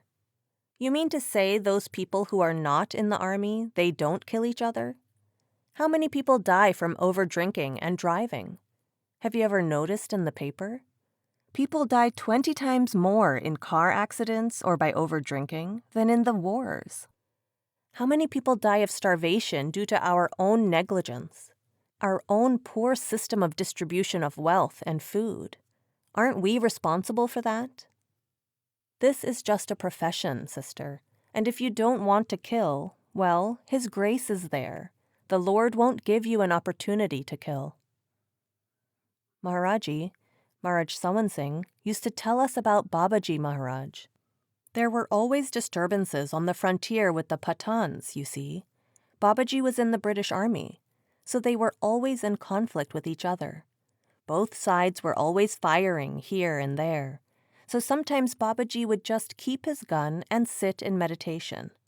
Anyone who would come and pass by him would say, "He's some fakir, he's some sadhu." Nobody would say anything to him, and they would pass. Question 125. What about the situation when countries are at war, and you are in the service and you are forced to kill? Should one become a conscientious objector then? Answer. Brother, if you are really sincere and you do not want to kill, the situation will be such that you will never kill. You are always helped not to kill. There is a guiding force behind you which saves you from such situations. The great master was in military service. His guru was in military service, and they both served until the age of retirement, but they never killed anybody. The Lord is always there to help us in such situations. Question. What is a Satsangi's position in the case of a nation going to war? Answer. He has no option but to be a part of that war. Yet there is some other force to protect him and to help him under such circumstances if he does not want to kill. Question 126. Master, why is marriage a sacred bond? Answer. Well, sister, it is a sacred bond, and it should be taken in that light. Otherwise, your mind becomes so restless and runs about so much that it can never concentrate. There are certain human needs, bodily needs, which we have to satisfy to some extent. If we let them run wild, you will never be able to concentrate. To some extent, they have to be satisfied, and marriage is the only institution in which you can do that. Question 127. If such a karmic debt to a mate is predestined, and you've returned here to work it out, I don't understand what's so important in the ceremony of marriage. I've been living with an initiate of Kirpal Singh for 3 months, and I feel that we're married, but... Answer. Well, brother, there's nothing in the ceremony of a marriage, provided you are honest with a woman and you take the responsibility of that lady as a wife for the whole of your life. Then there's nothing in the actual ceremony. Ceremonies are only binding us to certain conventions, certain responsibilities. Questioner. Then if you acknowledge these responsibilities and maintain your search for the Father within? Answer. And when you want to acknowledge a responsibility, where is the harm in falling in line with society? Where is the harm in going through the ceremony and satisfying the legal requirements? Where is the harm? When we are fulfilling so many other legal obligations as a citizen, where is the harm in fulfilling this obligation also? Questioner. I don't understand. Someone from the Kirpal ashram told us this morning that the relationship that we were living under was improper, and I haven't felt that within. And I don't understand how, if a master such as you or Kirpal Singh were to perform something that they called a marriage, perhaps I could understand that. But the way it was put to me was, if we went to City Hall and we got a piece of paper, and we went to a justice of the peace and he said some words and we performed a ceremony, that would make it proper. And I truly don't understand that. I don't see how such a ceremony could possibly consecrate or... Answer. You see, the ceremony brings with it certain responsibilities. It creates certain restrictions on your mind. Question. Aren't those the exact type of restrictions that are karmic debts? Isn't that the exact kind of thing that you would want, at least I would want, to liberate myself from? Like, I saw a Zen master a few weeks ago, and he said that if a married couple were truly, truly honest with each other, every time they saw one another, they'd say, "I've never seen you before." We're new people every moment. I don't want to restrict the freedom of our relationship by making a vow that I don't understand. All I can say to Lauren is that I know you now, and I'm with you, and I feel your spirit, and I feel we're together. I can't understand a vow that I have to take. Answer: actually, that vow is the ceremony. Question: pardon me? Answer: that vow which we take as a man and a woman to live together in the presence of the Lord, that is a ceremony. Whether you take it in a church or take it anywhere, you take a vow before the Lord that you will live together as man and wife and each discharge your responsibilities. That is a vow that should be binding on both husband and wife. Questioner: I vowed long ago with Lauren to keep our hearts as pure as possible and to keep our eye on the Master whenever we could, whenever His grace would allow. I felt that was enough. Answer: the mind always plays tricks with us. Sometimes it deceives us and it tries to run away from the situation. But when there are certain restrictions on the mind, then it is very difficult for the mind to run out of such situations. Question: I understand exactly what you just said, but I don't understand whether the end of that statement is that therefore you should make the vow or therefore you shouldn't. What did you just say? Answer: we should take a vow. Question: okay, is the vow that I made with Lauren in the woods months ago, is that vow sufficient to keep us pure in the eye of the Master? Answer: you know best what vow you have taken. I don't know. Question: does a certificate mean that if a man doesn't love a woman anymore, can't seem to work it out because they just seem to have other things? Answer: I would advise you to read St. Matthew in the Bible. He talks very clearly about marriage. Questioner: well, what if they have other karmas to go through and they just, Answer: these are all justifications of the mind to run away from each other. I don't analyze every situation, but generally we try to justify what we do. Questioner: but in different lives, we've had different karmas with people. Answer: yes, that's right. Question: sir, if two people have agreed on a pure relationship, why should they go to a corrupt priest or a corrupt city hall in order to secure a license? Answer: well, you can go to a court if you don't want to go to city hall. You see, a marriage is performed to legalize things because there are so many other responsibilities resulting from it. Children, property, so many other things. I would suggest that since we have so many books written in English, you should try to read these books. It's very difficult to know the teachings in 1 or 2 sittings, or by asking a few questions. Most of our problems are the same. Most of our questions are the same. And practically all these questions that I've been trying to answer have been discussed in the books. So I advise you to read those books very thoroughly. And if anything still is not clear, you are most welcome to write to me at my place. Question 128. My boyfriend wants to know why I have to be celibate before initiation.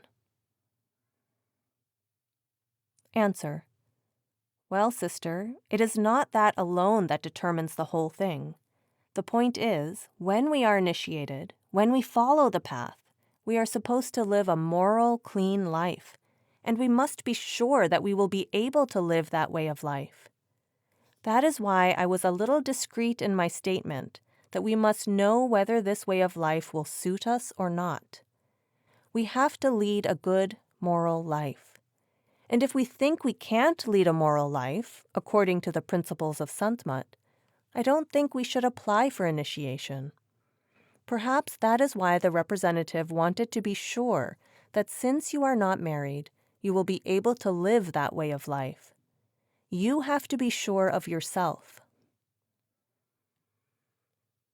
Question 129. In the teachings, one requisite on this path of love is the moral life. Could you explain to this young seeker the place of love, of sex, and of the man-woman relationship? Answer. Love is something very different from lust. Lust is the instinct of the body, but love is something very different. In love, we have to lose our individuality. We have to merge back into the being. So I don't think any explanation is required. You all know the difference between lust and love. Question 130. Master, I'm troubled by the mutual exclusiveness between nam or shabd and kam or lust. Specifically, can there be sexual relations between husband and wife in the pure light of nam without an element of kam? Or if not, can there be nam in the morning and kam in the evening? Answer. This is why married life is preferred on the path rather than being single. It's difficult to fight with this instinct of lust. When you build suppression, you fight the instinct, and your mind becomes very wild and runs here and there. It can never concentrate. A controlled married life is advised for a satsangi. And it is up to a husband and a wife to mutually adjust how much they can help each other. They must help each other. They should not have differences on this point. There should be the right type of understanding between them. It is very difficult to draw a line, you see, between these things and their relationship. But a married man is only concerned with his wife for the satisfaction of this instinct. While the unmarried person runs to many places, his mind runs in many directions. So that is more difficult. It is more of a problem to bring the mind back to the eye center.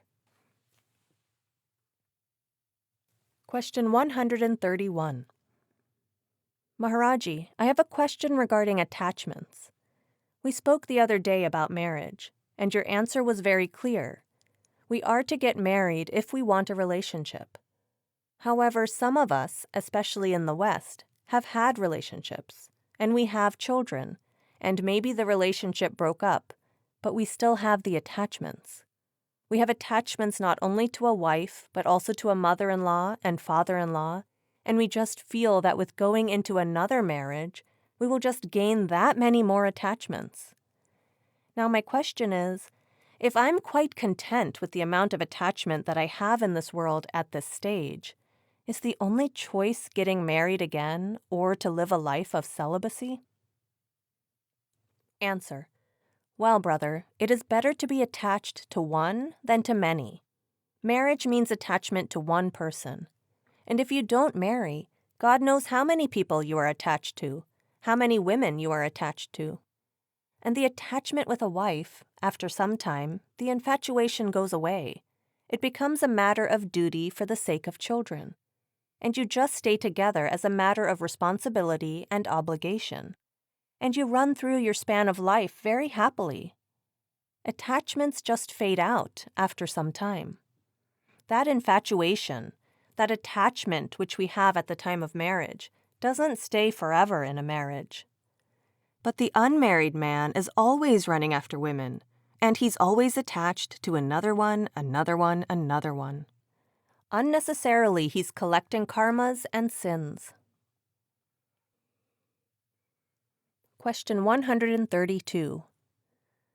Master, a few minutes ago you were speaking of divorce and parents' responsibilities to their children.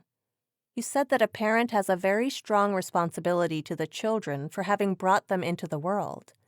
And my question is, if it's that parent's karma to leave the children, and if there are no outside influences, like they are being forced to leave because of war or something like that, if it's just their karma to leave the children, then what can you say of that responsibility?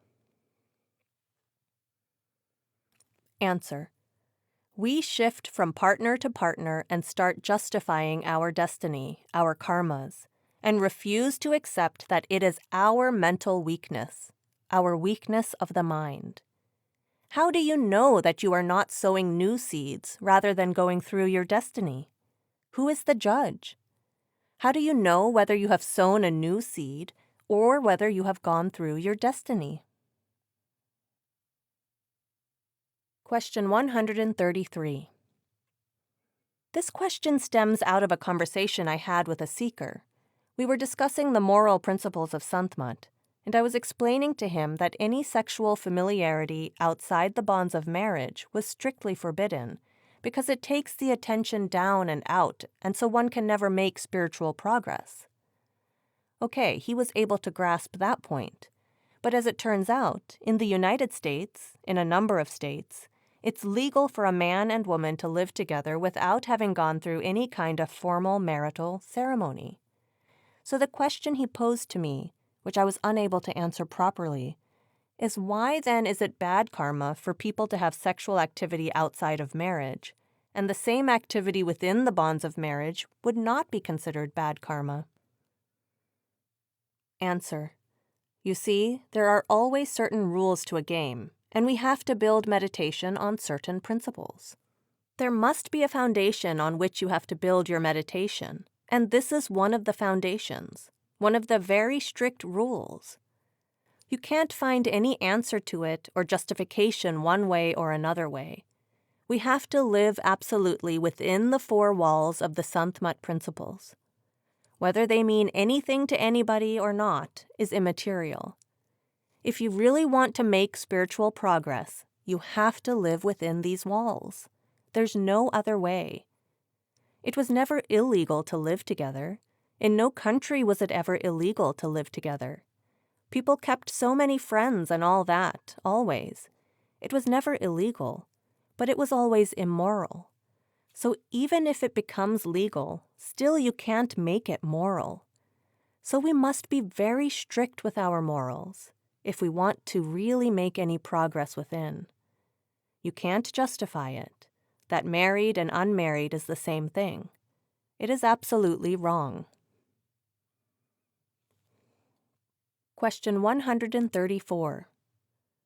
How does one trade kam for nam, that is, sex for shabd? Answer. Kam means the desires of the world, and nam means that Holy Spirit within. When you are attached to the Holy Spirit, when you are attached to that shabd, that nam within, naturally no desire for the world is left in you. When you get diamonds, you do not run after shells. Question 135. I have read in one of Mahatma Gandhi's books that self-realization is possible without celibacy, but for God realization, celibacy is a must. Is that true, Maharaji? Answer. No. You see, when your mind goes beyond the first stage, you automatically become celibate. Without that, you wouldn't be able to achieve self-realization. Automatically, your mind won't run to those things. It's not that you have to fight with your mind. You don't have to fight for that at all. Automatically, your mind won't run to those things. Chapter 8. Power of Meditation. The Circle of Love. Question 136. If a person is full of love but has not the power to meditate, is the path still open or is it shut? Is there another possibility? Answer. Without love, there can be no meditation at all. By meditation, we travel on the path which leads us back to the Father. And without love for the Father, we will never try to travel on the path at all. Love is the first essential quality. Rather, it forces us to travel on the path. So love automatically leads us back to the Father. And what is love? As you have often heard, love is God, and God is love. Love has the characteristic of making you lose your own individuality. So we have to lose our own individuality, eliminate our ego, and become one with the Father. That is love. So love is an essential characteristic of meditation. Love for God is in itself meditation. Love forces us to follow the path which leads us back to the Father. Question 137. Master, when we know that this is the right path, and we have the faith, and yet there is no love in our heart, how shall we go about it? Answer. Sister, if you are attending to your meditation, love will come automatically. You do not have to work for love. It comes when it comes. Even in worldly love, if you analyze yourself, you do not work for it. God gives this gift, and it just comes. Question. By the grace of the Master? Answer. When God wants you to love Him, He will give you that love. But it comes by meditation, as instructed by the living Master.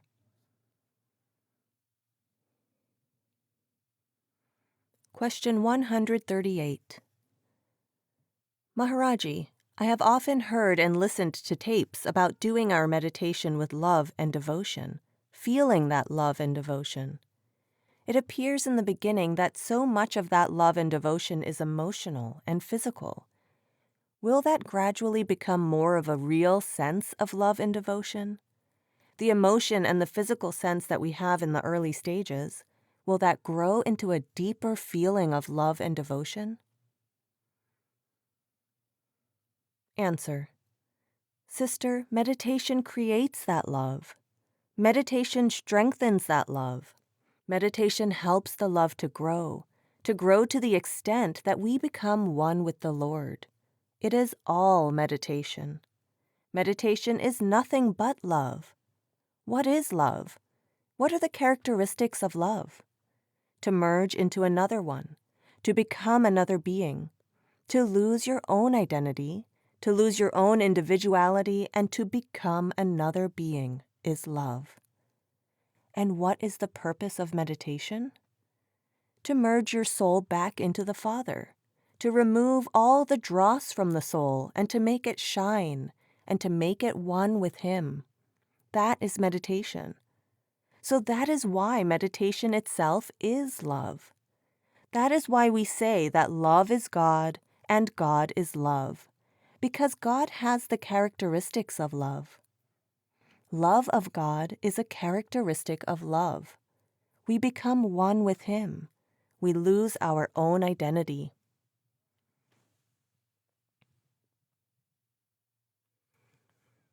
Question 139. How may we always keep our love for you in the first position, as our highest desire? How can we keep it there if we do not display it so much? Answer. Brother, display is on the outside. The real love is expressed within. Meditation automatically creates devotion and love for the Lord. When we love the Lord, we also love the travelers on the same path, and we all become nearer to each other. Supposing you are away from your wife, and somebody comes from your wife. You like to talk to him about your wife, and he also becomes dear to you because he is talking about your wife to you, and you always like to hear about your wife. So he also becomes dearer to you. Similarly, saints or masters always come and talk about the Lord, and thus create His devotion in us. So they also become dear to us. We also love them. The meditation, as advised by the saints, creates this affection, this love and devotion in us.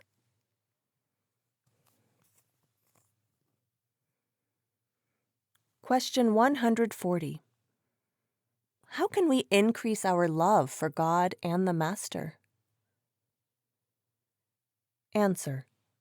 You see, only meditation creates love. Meditation increases love. Meditation helps the love to grow to the extent that we can become one with the Father. We can only do meditation. The rest we leave to the Father. Meditation will help us be receptive to His grace. He gives the love. We have only to become receptive to this love. He is the one who gives His own love. He pulls us from within. We want to be receptive to His grace, and meditation makes us receptive. Then His love is reflected from within us automatically.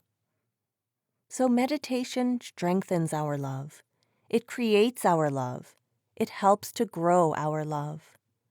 Meditation is the only means to achieve all these things.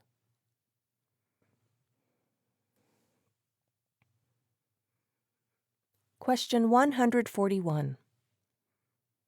I have read in books that love may be generated to any degree, but it doesn't tell one just how to do that.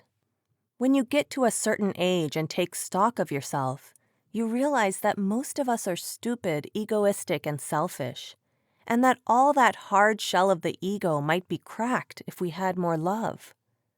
How can we generate that love? Answer. You can be receptive to the Lord's grace.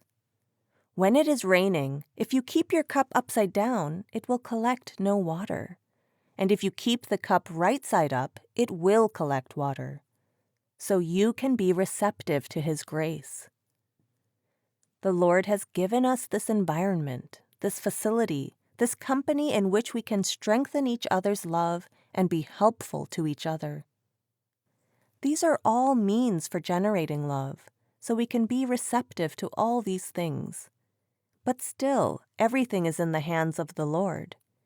He creates His own love in us. We then feel that we love Him or that we are separated from Him and we want to become one with Him. He's the one who is pulling us from within. That is entirely in His hands. Unless He gives us the means, we can never generate that love ourselves. Meditation generates love. Meditation creates that pang in you, that desire in you to become one with the Father. Meditation makes you realize that life is worthless without Him. Meditation makes us realize our false pursuits in this world. That is all His grace. That is all the effect of meditation.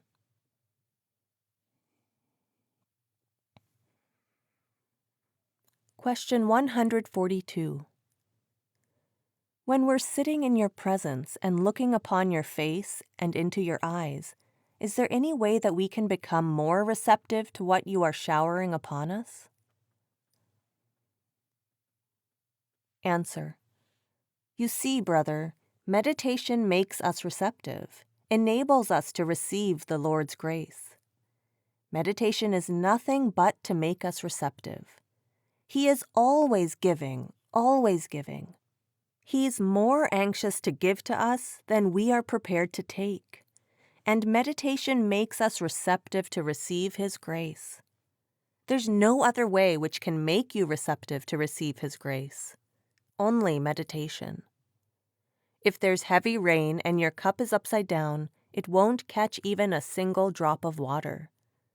If you put it in the upright position, it will be filled. So we have to become receptive. And it is always raining. His grace is always there.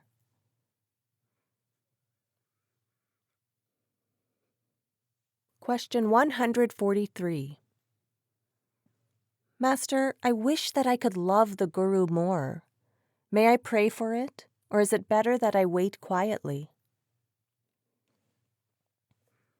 Answer. Don't wait quietly. Just attend to meditation quietly, and that will help you in every way. Meditation creates love, strengthens love, helps the love to grow to the extent that you become one with the Father. It helps you to lose your own identity, your individuality, and become one with the Father. That is the height of love.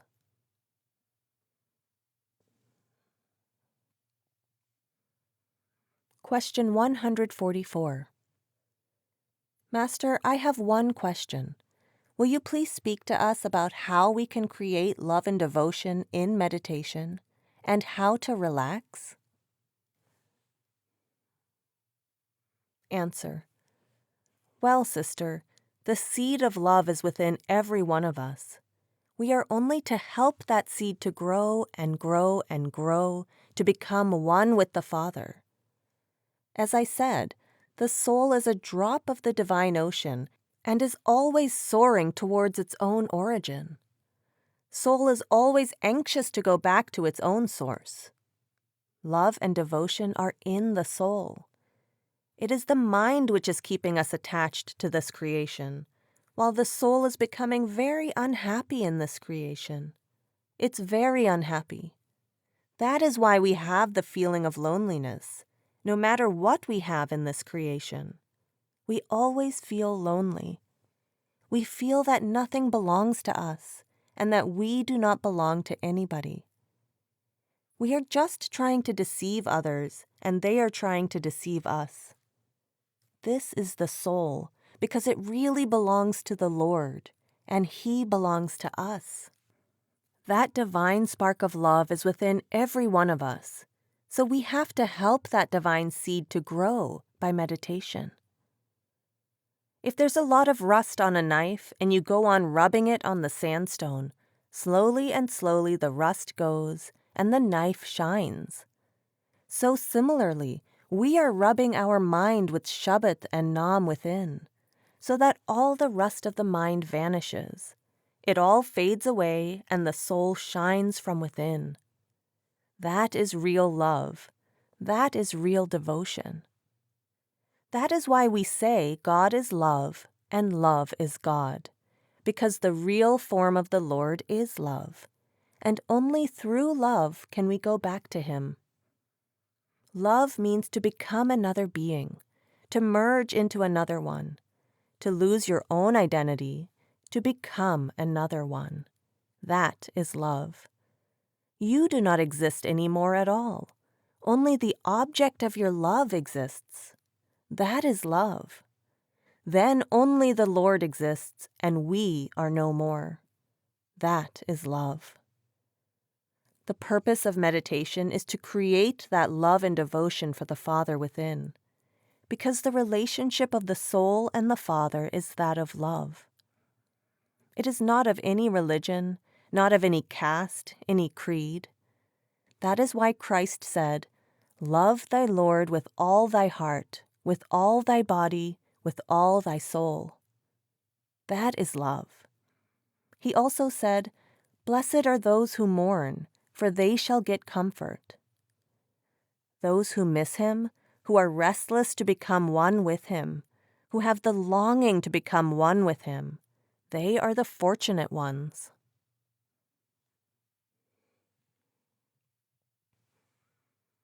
Question 145. Why do pain, grief, and loneliness turn one to God, while pleasures, mink coats, and wealth turn one away from God? Answer.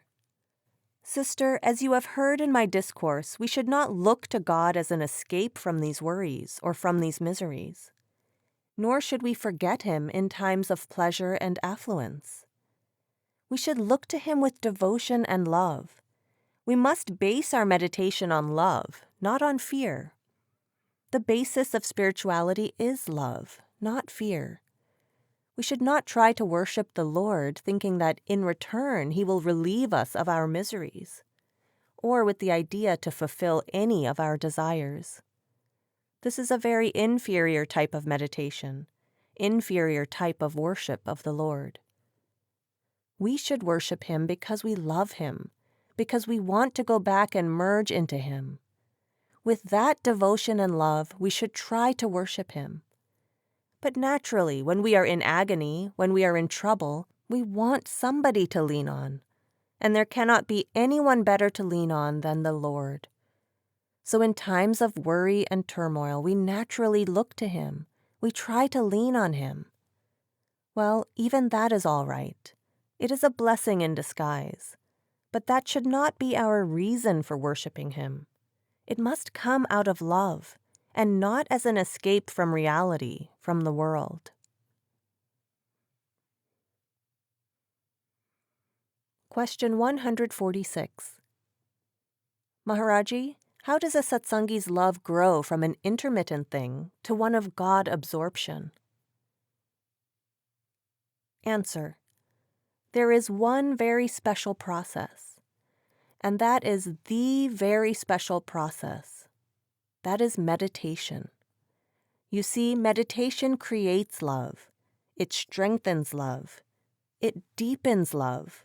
It grows love.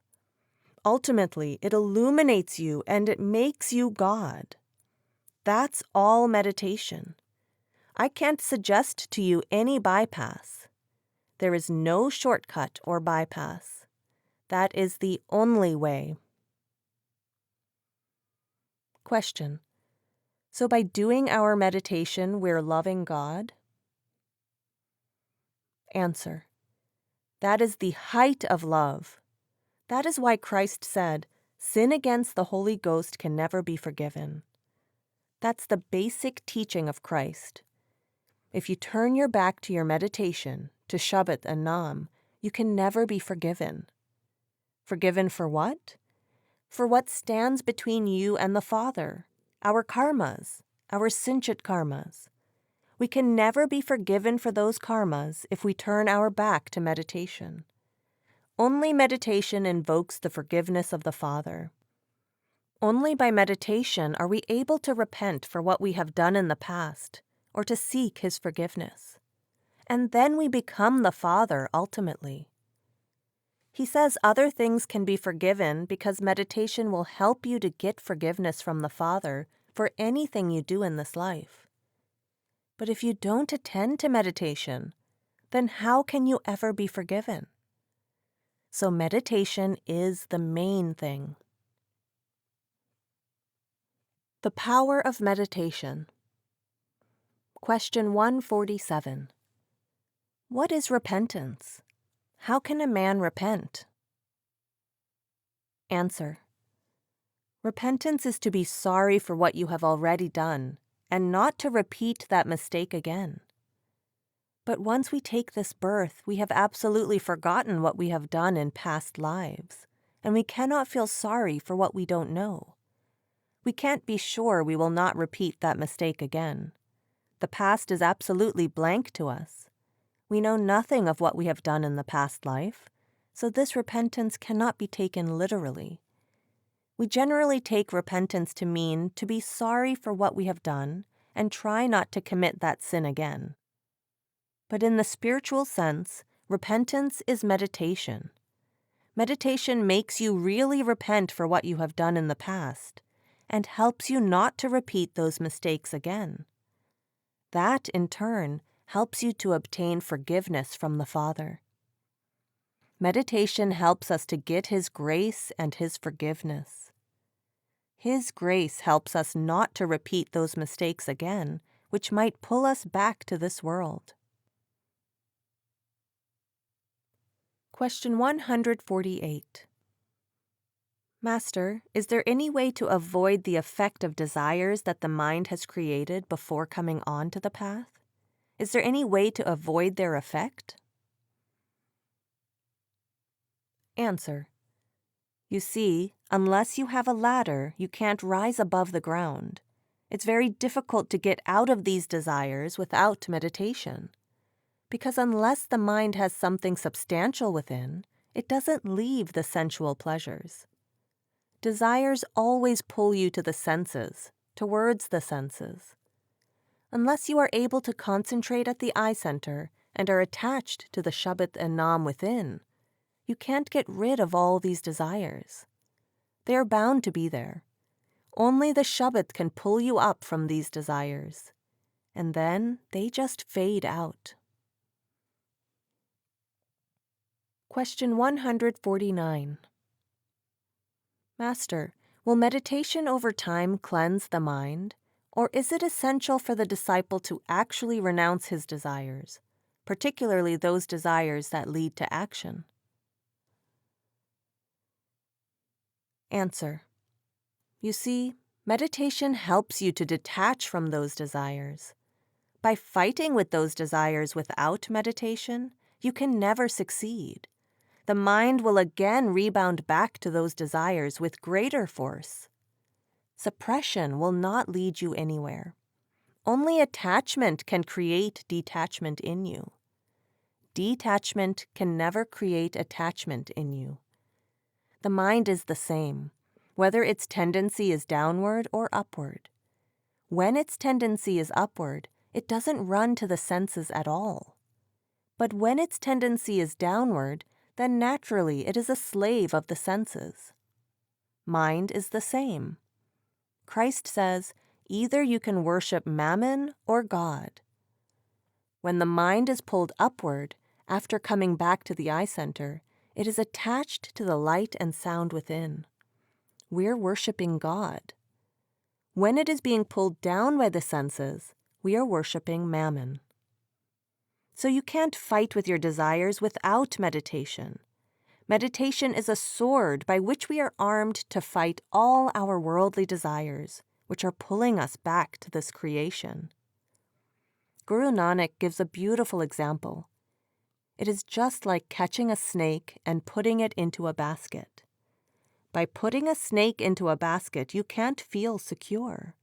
It may come out of the basket at any time, and then you may have to face its sting. But if you take its sting out, the poison out of the snake, then you can leave it. You don't have to put it in the basket at all. Meditation is just taking the sting out of the snake. Otherwise, without meditation, fighting with your desires, by discipline, by strong willpower, it's just suppression, putting a snake into a basket. You never know when the mind may deceive you and make you dance to its tune. We have to fight our desires to some extent by bringing the mind back to the eye center and attaching it to the sound and light within. Then automatically that sound and light pull the mind away from the senses. I often give an example. A river is flowing, and you can build a dam to control the water. You can hold the water for some time by building a dam. But when there is too much water in the catchment area, it will not only break the dam, but also flow over the banks and create devastation. But if, after building a dam and holding the water, you make another channel for the water to flow, then the dam remains permanent, and there's no danger to the banks of the river at all. So similarly, with Simran and dhyan, we are building a dam to help us withdraw our attention to the eye center. But that is not the end-all and be-all of our meditation. We have to give another outlet or channel to the mind, so that the dam remains permanent. And that channel is to attach it to the light and sound within.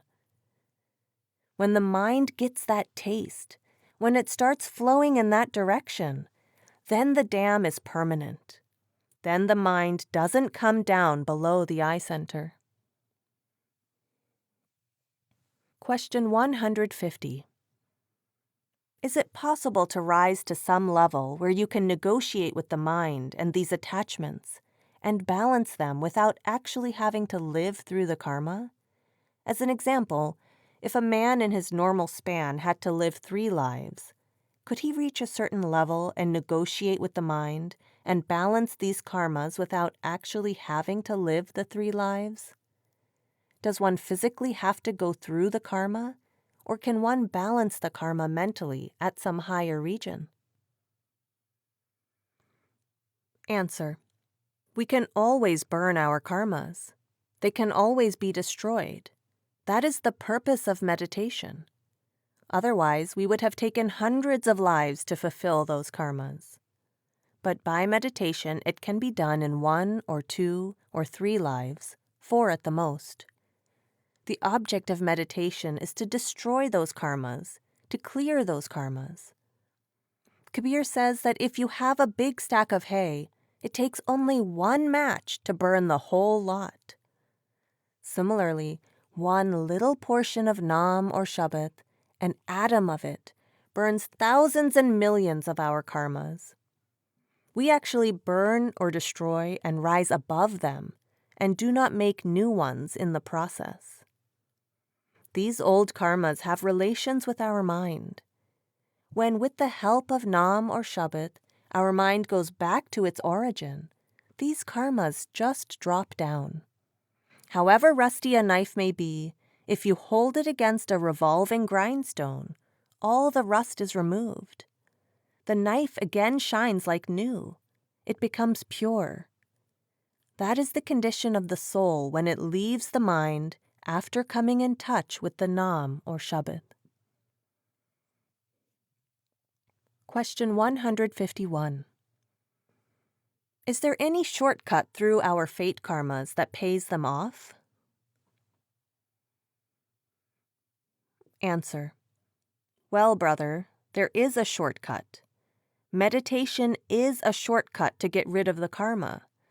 Otherwise, you have to come back to this creation to go through all that. And while going through all that, you may collect much more than what you had to go through in the first place. So meditation is a shortcut for going through the karma.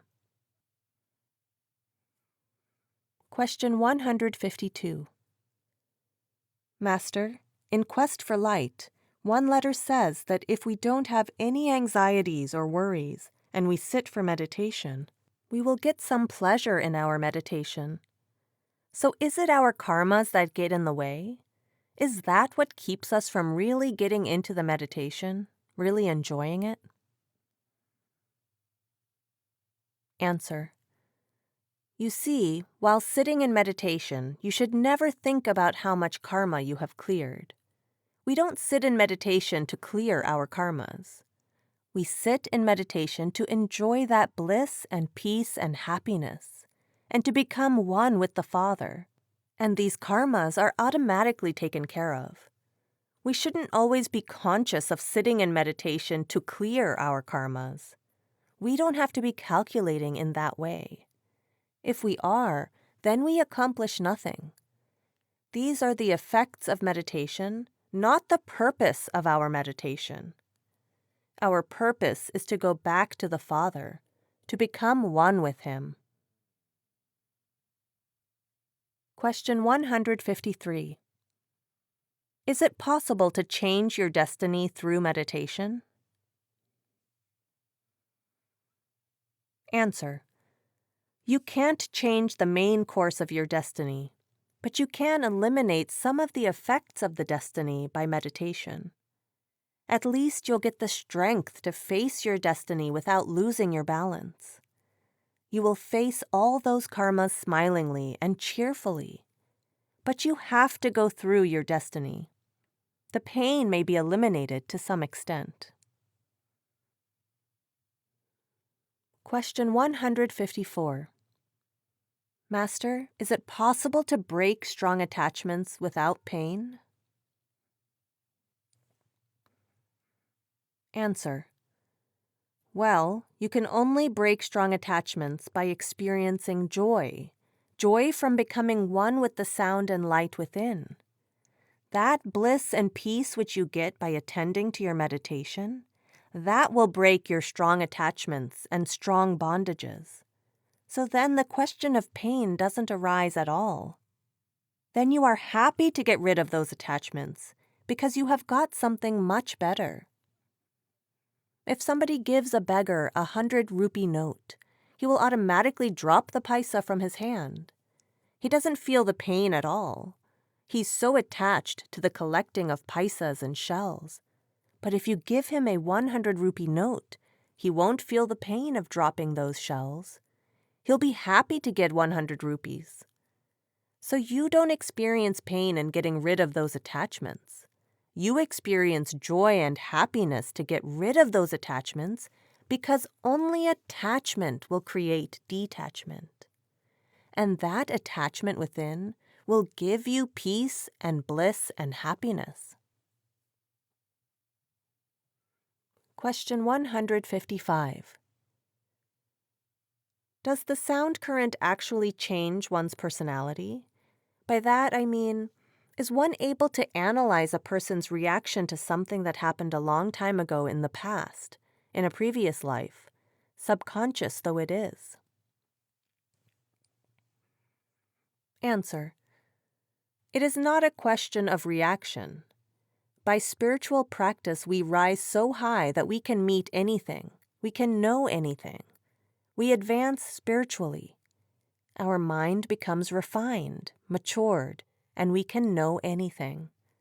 That is how spirituality should help us in developing within ourselves. It must make us a better person. If it does not, then it is not spirituality. When spirituality, that is, devotion to shabd, nam, or the word, grows within us, all the other good qualities of a human being come in us like cream on milk. We do not have to fight in order to learn or to develop those qualities. They come automatically within us. When we have the devotion of the Lord within us, that devotion, that love brings all the qualities within us. It just transforms us. Our whole outlook is changed. The more we go near to Him, the more we find ourselves close to each other, and the more we love one another. The more we find peace within, the more we find peace outside. It makes us true humans. We then try to understand each other on a human level, and not merely on political, social, or economic levels. Not on religious, national, caste, or creed levels. Just on the human, real human level. But only the devotion of the Lord and nothing else brings these qualities within us. Question 156. Master, outside of Master's grace and meditation, is there any hope of conquering the 5 passions? Answer: it is just by meditation. We can only fight with these enemies with the help of a sharp sword in our hand. Guru Nanak gave a very beautiful example of the sandalwood tree. It has a good fragrance, and its effect is very cooling. Snakes have a lot of poison in them, and the effect is very hot. So they always coil around the sandalwood because they like the coolness and the fragrance of the tree. Now, if you want to take a branch of the tree, how can you go near it because the snake is there? So Guru Nanak says that if you take a sword in your hand and cut the snake into pieces, then the whole tree is yours. So this human body is like a sandalwood tree. The fragrance of the Lord is there within us always, and this life is the most precious opportunity given to us. But the snake mind has coiled around it. So unless the mind is captured and subdued, you cannot get what the Lord has kept within every one of us. So Guru Nanak says, go to a mystic. He will give you the sword of Nam. Cut that snake of your mind with your sword of Nam, and then whatever treasure the Lord has kept within you is all yours. There's no other way to capture the mind, to subdue the mind, to fight with these passions without the help of meditation, because it is the mind which runs to the senses. Right from the eye center, the senses are pulling you to their own level. So unless the mind gets a better pleasure than the sensual pleasures, the mind refuses to leave the sensual pleasures. The Lord has kept that better pleasure within every one of us at the eye center. When we withdraw the mind and attach the mind to that better pleasure, the divine melody within, then it doesn't come down to the senses. As Christ said, either you can worship God or mammon. Above the eye center, you are worshiping God.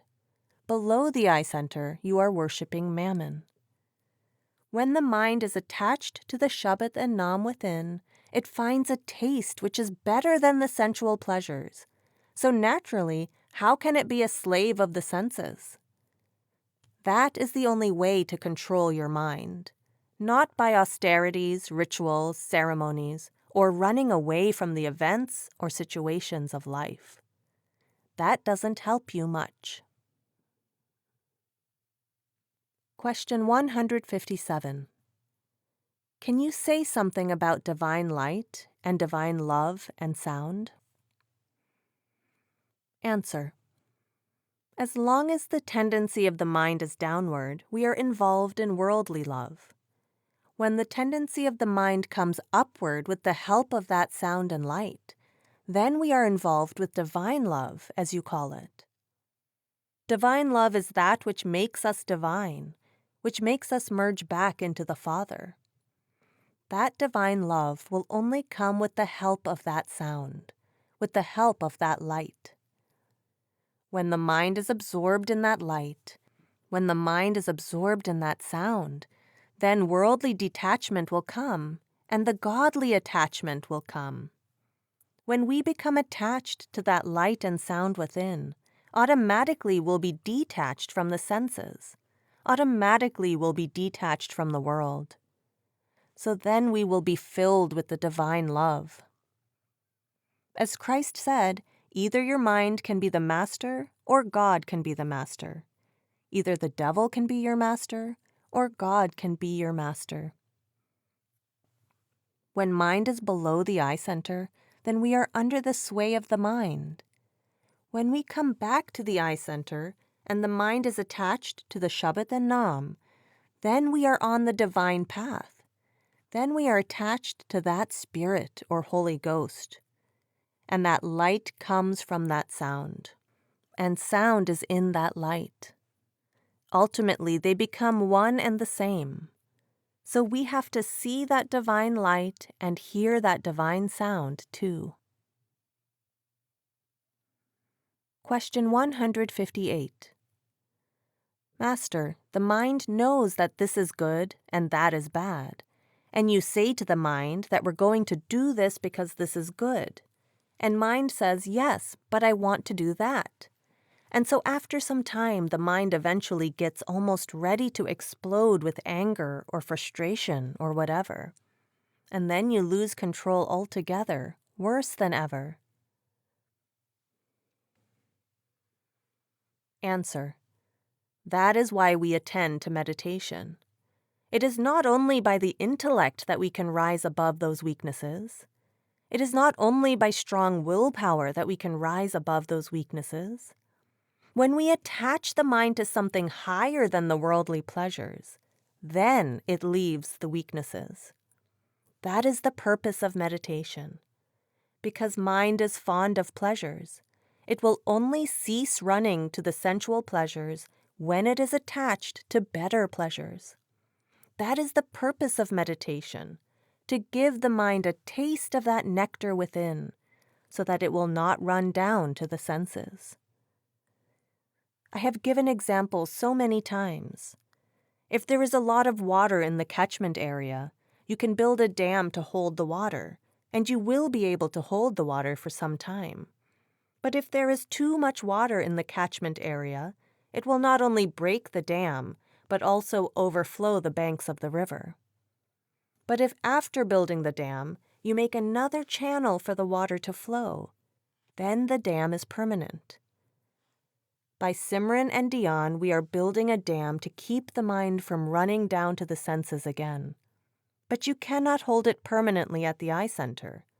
When there is too much suppression, then the mind breaks all the rules and regulations and breaks all the chains. But if after holding it here, you attach it to the shabd and nam within, and it starts tasting that nectar within, then the dam remains in place and the mind doesn't come down from the eye center, because it has something better to hold on to than the senses now.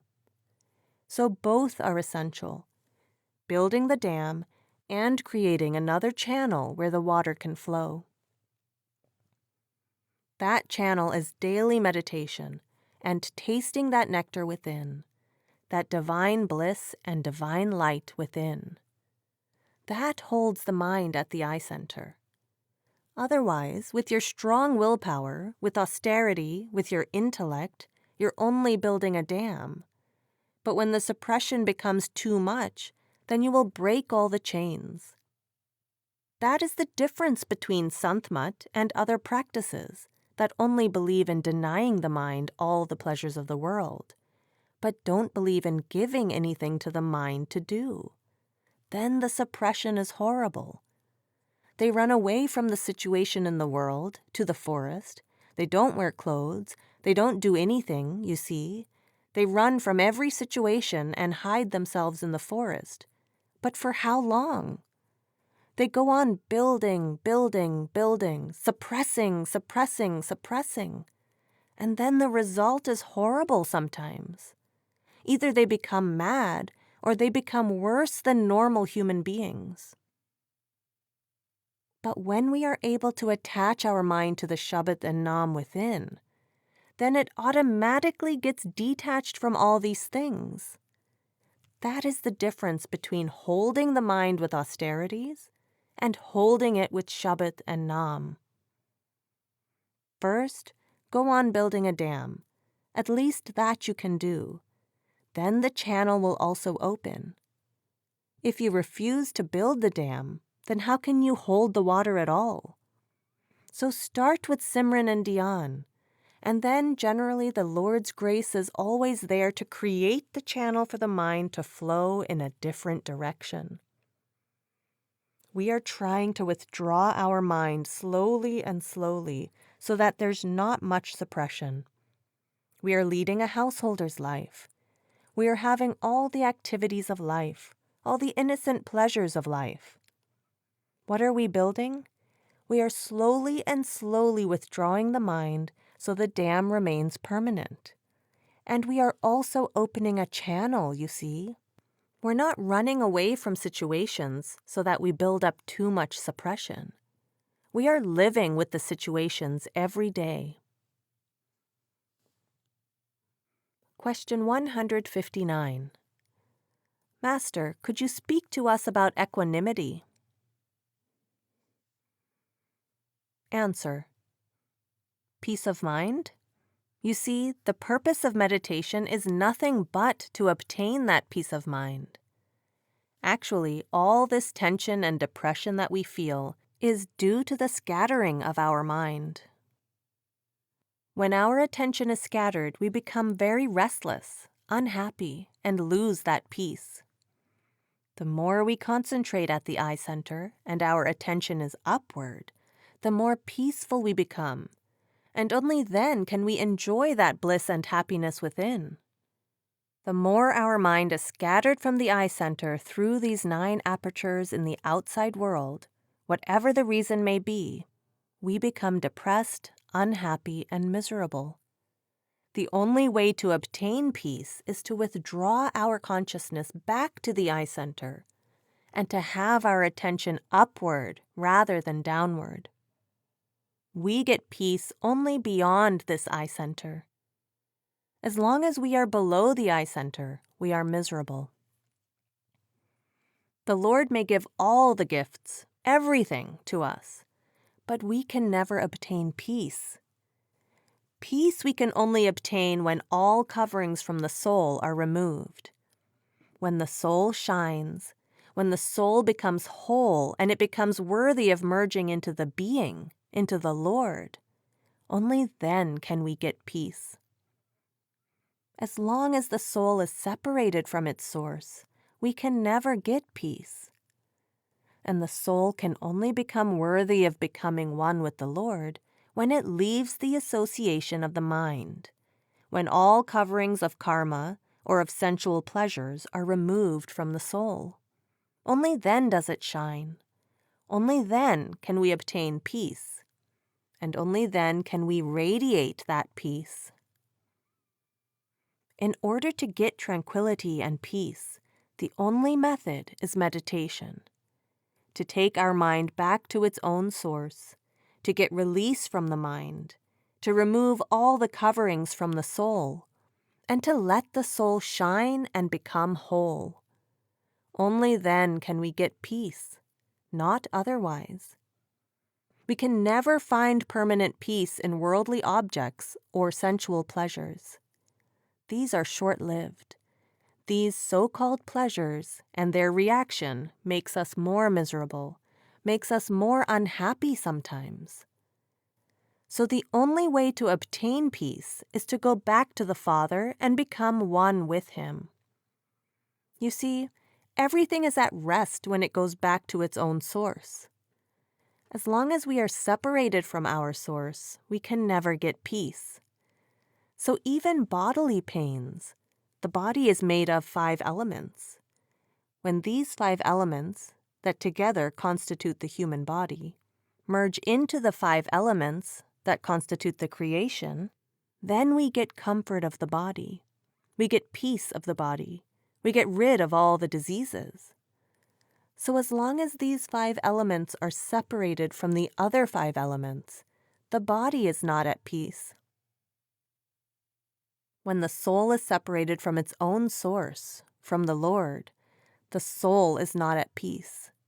And when the mind is separated from its own source, triquity, the mind is not at peace. So we get bodily peace, mental peace, and peace of that soul, bliss of that soul, only when they all merge into their own source. That's the only way to obtain peace. Question 160. Is it all right to be relaxed on the path? Is this a good path to be relaxed on? Answer. When are we tense? When our mind is scattered. And we are relaxed when our mind is concentrated at the eye center. We are most relaxed at that time. If you see your blood pressure before you sit in meditation, and then after you get up from meditation, you will know how relaxed it makes you. Why should we remain tense? We should always feel relaxed. But you can't have calculated relaxation. It has to come from within. If you're happy within, you will radiate happiness wherever you go. If you're miserable within, you will radiate misery wherever you go. You go to a miserable person, he will make you miserable.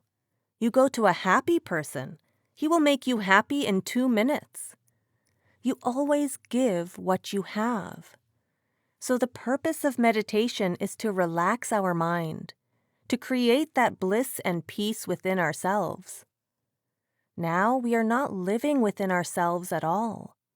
We try to live only with others. We are always tense. When we learn to live with ourselves, we are always relaxed. And that self is within every one of us. So meditation should make us relax. Rather, it does make us relax. It doesn't create any tension in us. Question 161.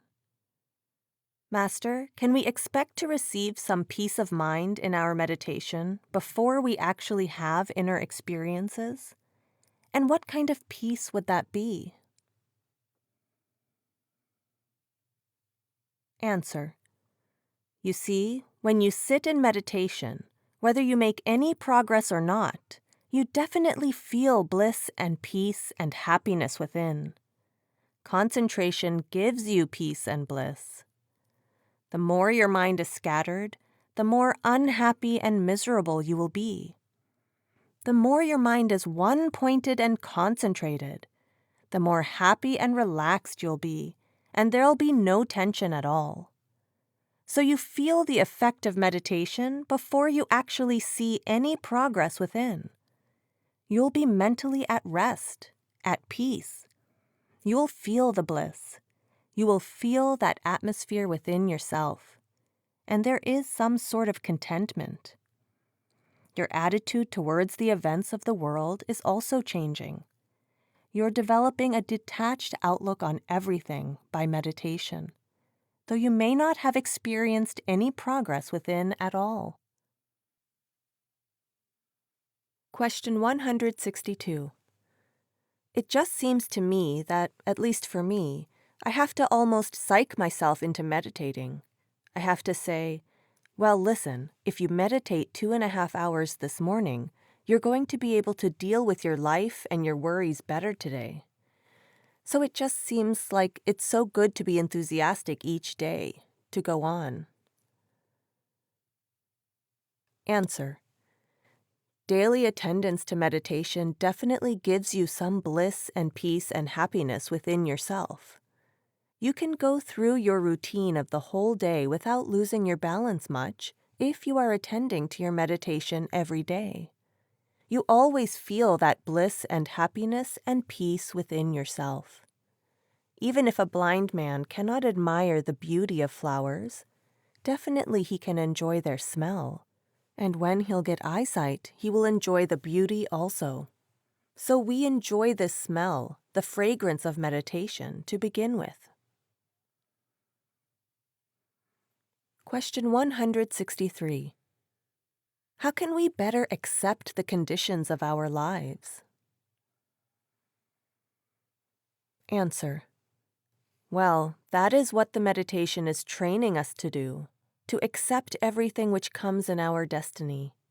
Meditation is nothing but training our mind to accept or to live in the Lord's will. That is the object of meditation, to surrender to Him, to keep us in any way He likes. We accept both joy and misery with the same balance, the same attitude. Question 164. Maybe we should accept pain with pleasure. Answer. Accept pain as a pleasure. Accept pleasure, but don't get lost in it. But you can only accept what He gives you when you are above the eye center, when you are one with that Holy Spirit within. Then, whatever happens below the eye center, you are not worried about it all, whether it is pleasure or pain.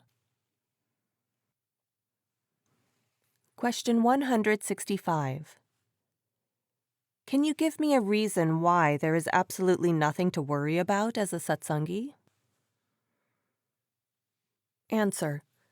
Well, if one is a satsangi, then there's nothing to worry about.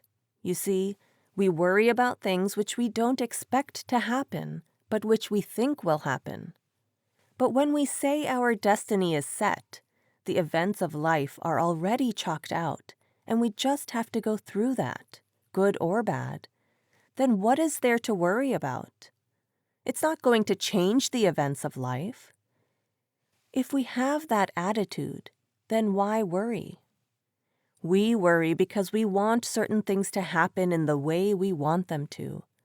We have certain desires, certain wishes to fulfill, certain ambitions to fulfill, and we are always worried about whether we'll be able to achieve them or not, whether we'll be able to satisfy those desires or not. That keeps us worrying. If we leave it to the Father, if we live in His will, He knows best what to give us. We just prepare ourselves to accept what He gives. Then what is there to worry about? The purpose of meditation is just for that. The purpose of meditation is to train ourselves to adopt that attitude. It's not easy. It's a lifelong struggle, no doubt. But that is the purpose of meditation, to develop that attitude of accepting things as they come. Question 166. Last night, Master, you talked about Jesus Christ and His story about the seeds, the sowing of the seeds, some in fertile ground and some in unfertile ground, where they would bear no fruit. I feel like I have been cast like a seed that's on a rock where there is no fertility at all. What can you do consciously? What could I do consciously to change that? Answer. You sit in meditation consciously to change your consciousness. Meditation, brother, is the only answer. Anything else is just an excuse. Meditation solves all problems. There are many questions, many problems in life for which there is no solution. but we can always rise above them with the help of meditation. Question 167. Would you consider the practice of meditation as a form of unfolding, or as a form of being, as a form of becoming or developing?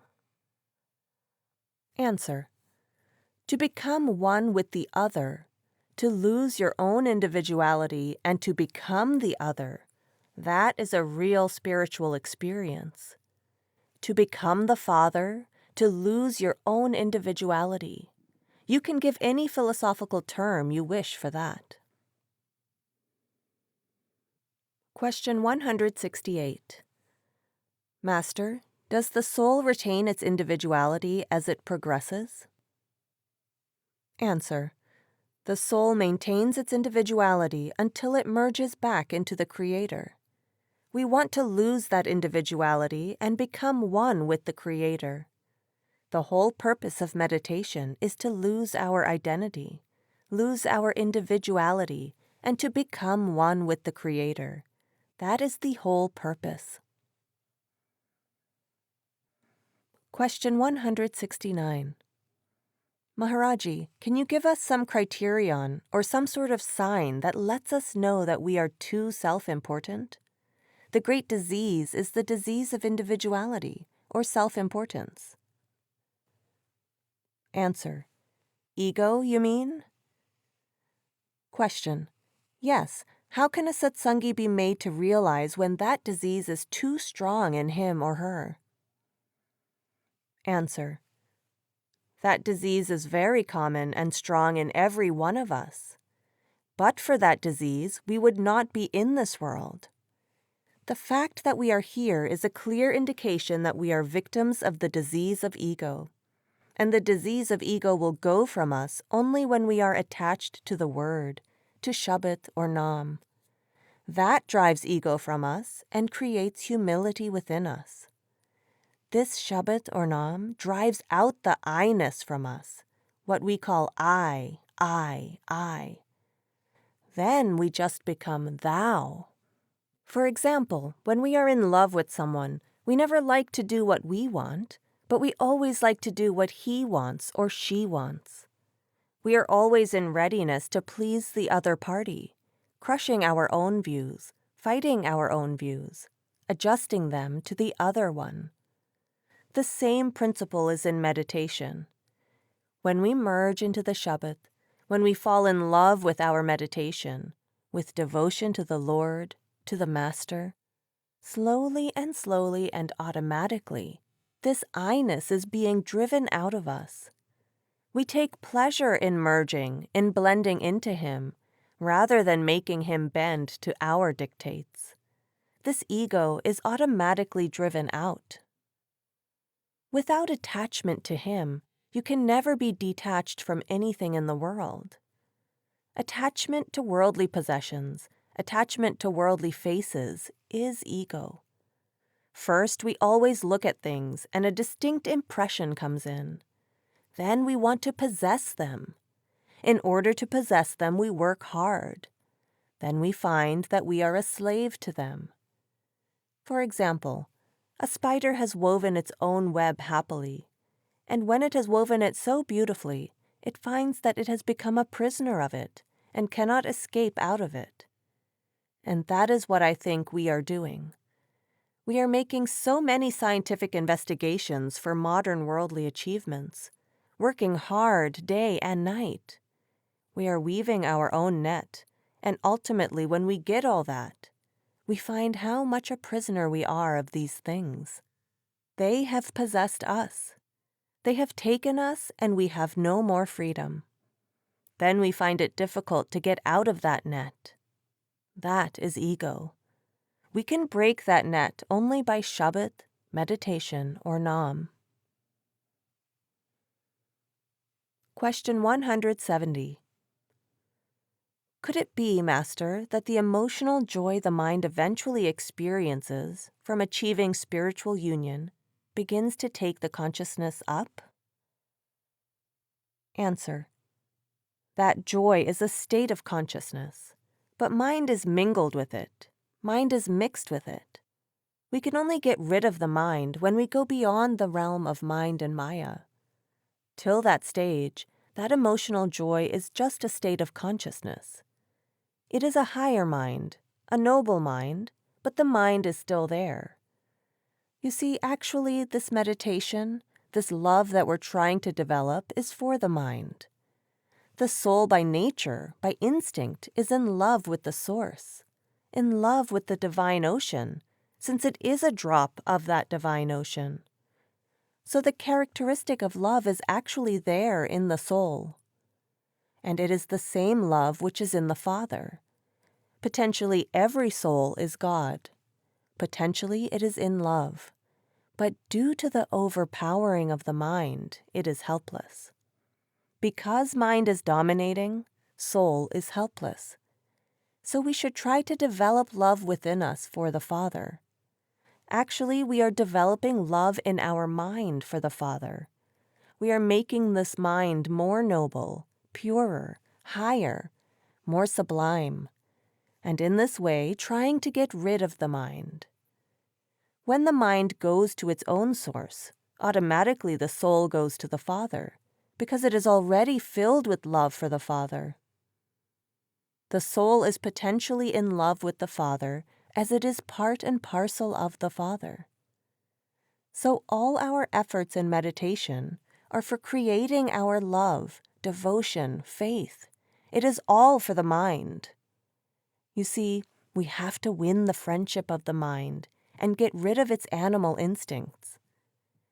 You cannot get a better friend than the mind, and you cannot get a worse enemy than the mind. So we have only to convert the enmity into friendship in order to achieve our object. That is why we often talk of this meditation as being 99.9% for the mind. In a sense, for the karmas and sins which have been collecting in past lives, because all that is dross on the soul now, a weight on the soul. Slowly and slowly we want to remove that weight from the soul. Question 171. It seems like our life is just a school where we have to learn devotion. Answer. The purpose of this human birth is nothing but to fill ourselves with love and devotion for the Father. Nothing else. Because what is the purpose of meditation? To detach ourselves from the creation and to attach ourselves to the Creator. To turn our back to the creation and to face the Creator. That is the whole purpose of meditation. Meditation and faith. Question 172. Could you please comment about faith? Answer. It's not in your hands at all. It comes from within. A girl falls in love with a man. She has no reasoning. She cannot say, to what extent should I have faith? To what extent should I have this and that? She is absolutely blind. No matter how much you explain to her, she can't get out of it. She may be deceived, but she has faith. So love creates faith. The more love you have, the more faith you will have in the person concerned. And faith enables you to practice. Then you will follow another person's advice. If you love somebody, that builds faith in you. When you have a problem, you consult another person. And whatever he has told you, you always like to follow it. You think what he has said must be for your good. So these factors are very essential for following the path. Love will create faith, and faith will create practice. Without faith, mind doesn't go straight on practice. It finds one excuse or another. 100 obstacles come in the way. You brush them away, again they come. They come and they go. But faith makes you absolutely straight. You do what pleases another person. You never do what annoys another person, what might displease another person. You have built so much faith in that person. and the base of all that is love. Question 173. I would like to have true faith. Is that the meaning of meditation? Answer. You see, faith actually is built by meditation. Faith comes by meditation. Faith comes by experience. Otherwise, the mind always remains shaky. Meditation will be able to create that faith. It generates faith. It creates faith. It strengthens faith. Faith grows by meditation. Question 174. Maybe, Maharaji, it would be a good time to talk about having faith in the teachings and faith in the Master, about the importance of faith. Answer. Well, sister, the importance of faith is there. Nobody can deny it. Without faith, we don't make any progress at all. But first we have to build intellectual faith in the philosophy. And in the light of the philosophy, we have to weigh the Master. And then real faith will come only when you practice. Actual faith comes by experience, and faith comes from within. It doesn't come from outside at all. The faith which we build by seeing other people doesn't have much depth at all. It's very shaky. The faith that comes from within by meditation, which strengthens our faith, rather it creates faith, that is unshakable faith. Faith is very essential before we can put forth an earnest effort to practice. Question 175. What's the best attitude for the disciple? Answer. You have to have preliminary faith in order to practice. In order to do research in the laboratory, preliminary faith is required. Otherwise, you will refuse to do research. But actual faith comes only when you are able to get satisfaction from that research. Then your faith comes, not before that. On the outside, we feel that we have a lot of faith. This is just a self-deception, I would say. We have no faith at all. Christ said that if you have even as much faith as a grain of mustard seed, you can move mountains. That faith we develop only from within, by practice, by testing within, not outside. Question 176. Master, when Christ said that if we had faith we could move mountains, what did he mean by that? He didn't mean physical mountains, did he? Answer. Well, brother, with your faith you can move the creator of the mountains. What to say of mountains? Who created the universe? Who created the mountains? The Lord. By your faith in him, you can move him. You can become him.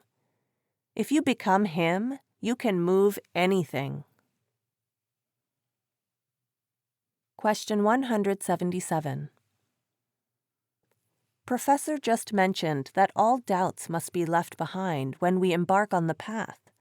And of course, that is what we have read over and over again, and hear over and over again. It's easier said than done. The thing that bothers me is when I first read about Sant Mat, Dr. Johnson made the analogy that we choose our ship or our airplane carefully, but once we have boarded the vessel that is going to transport us, we entrust ourselves completely to the captain. That's the kind of faith that Dr. Johnson felt should bring us to the path. That I understand. It seems to me that the analogy is somewhat faulty, however, in that when we embark on an earthly voyage, we have some idea of the time it takes, to start off with. Then I can trust myself to the captain for a week or for a month, however long the voyage is going to be, as far as I know. But this voyage might take my lifetime or several more lifetimes, and that is where the problem comes in. How long can one remain without wondering whether one is getting anywhere? Answer. Real faith you will be able to build up only by experience. And you get that real faith not with the whole experience, but with glimpses of experiences, I would say. For example, if you drive from Beas to Delhi, you want an intellectual faith that this road will lead ultimately to Delhi. And for that you see the road map, you see the road signs.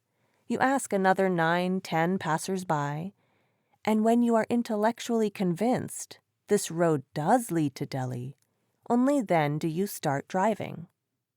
But real faith will come only when you are able to reach Delhi. Before that, according to your map, according to the information given to you, if you see those signs on the way, road signs, certain scenery is explained to you, certain monuments coming on the way, then actually you get faith that you will reach Delhi. But actual faith you will get only when you reach Delhi.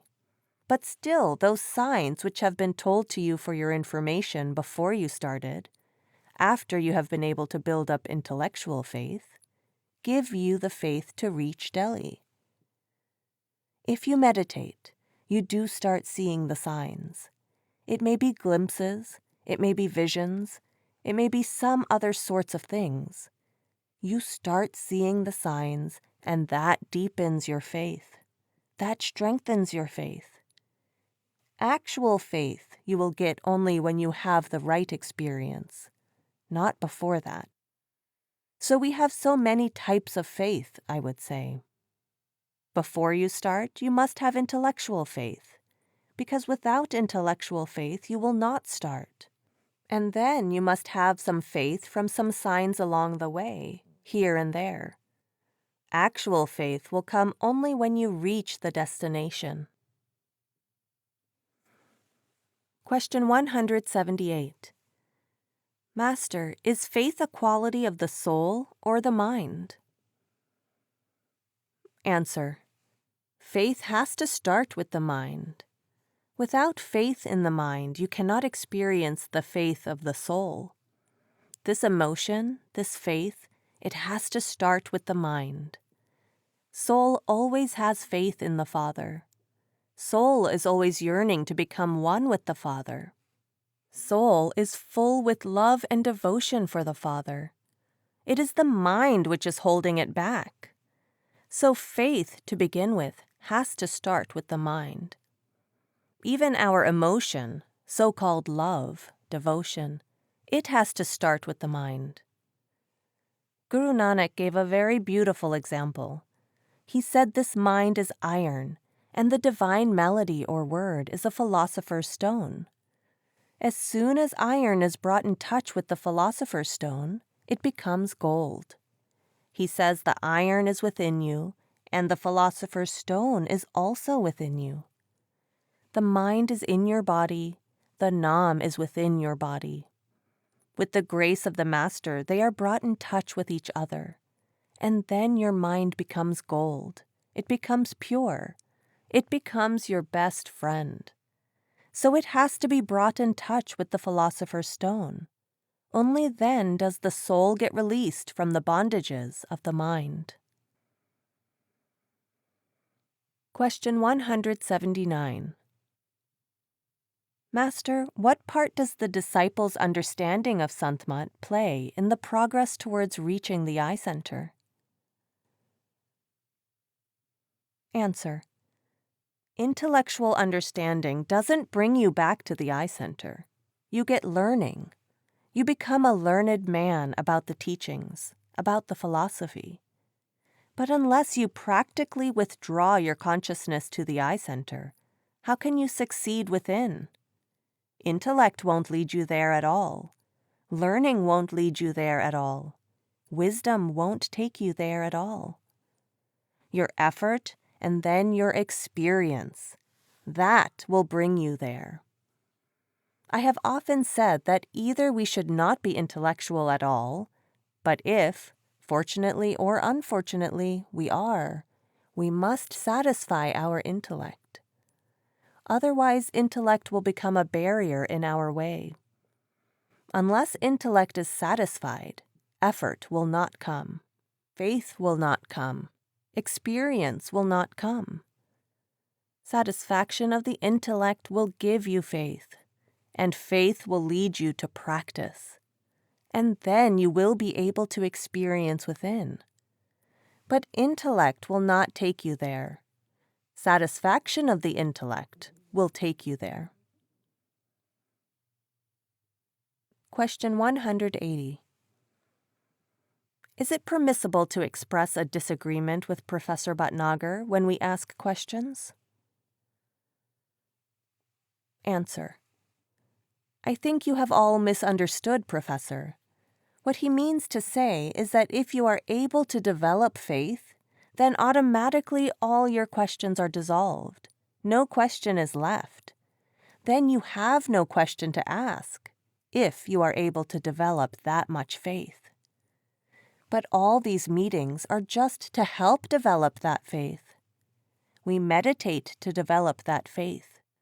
We are becoming a source of strength to each other just to develop that faith.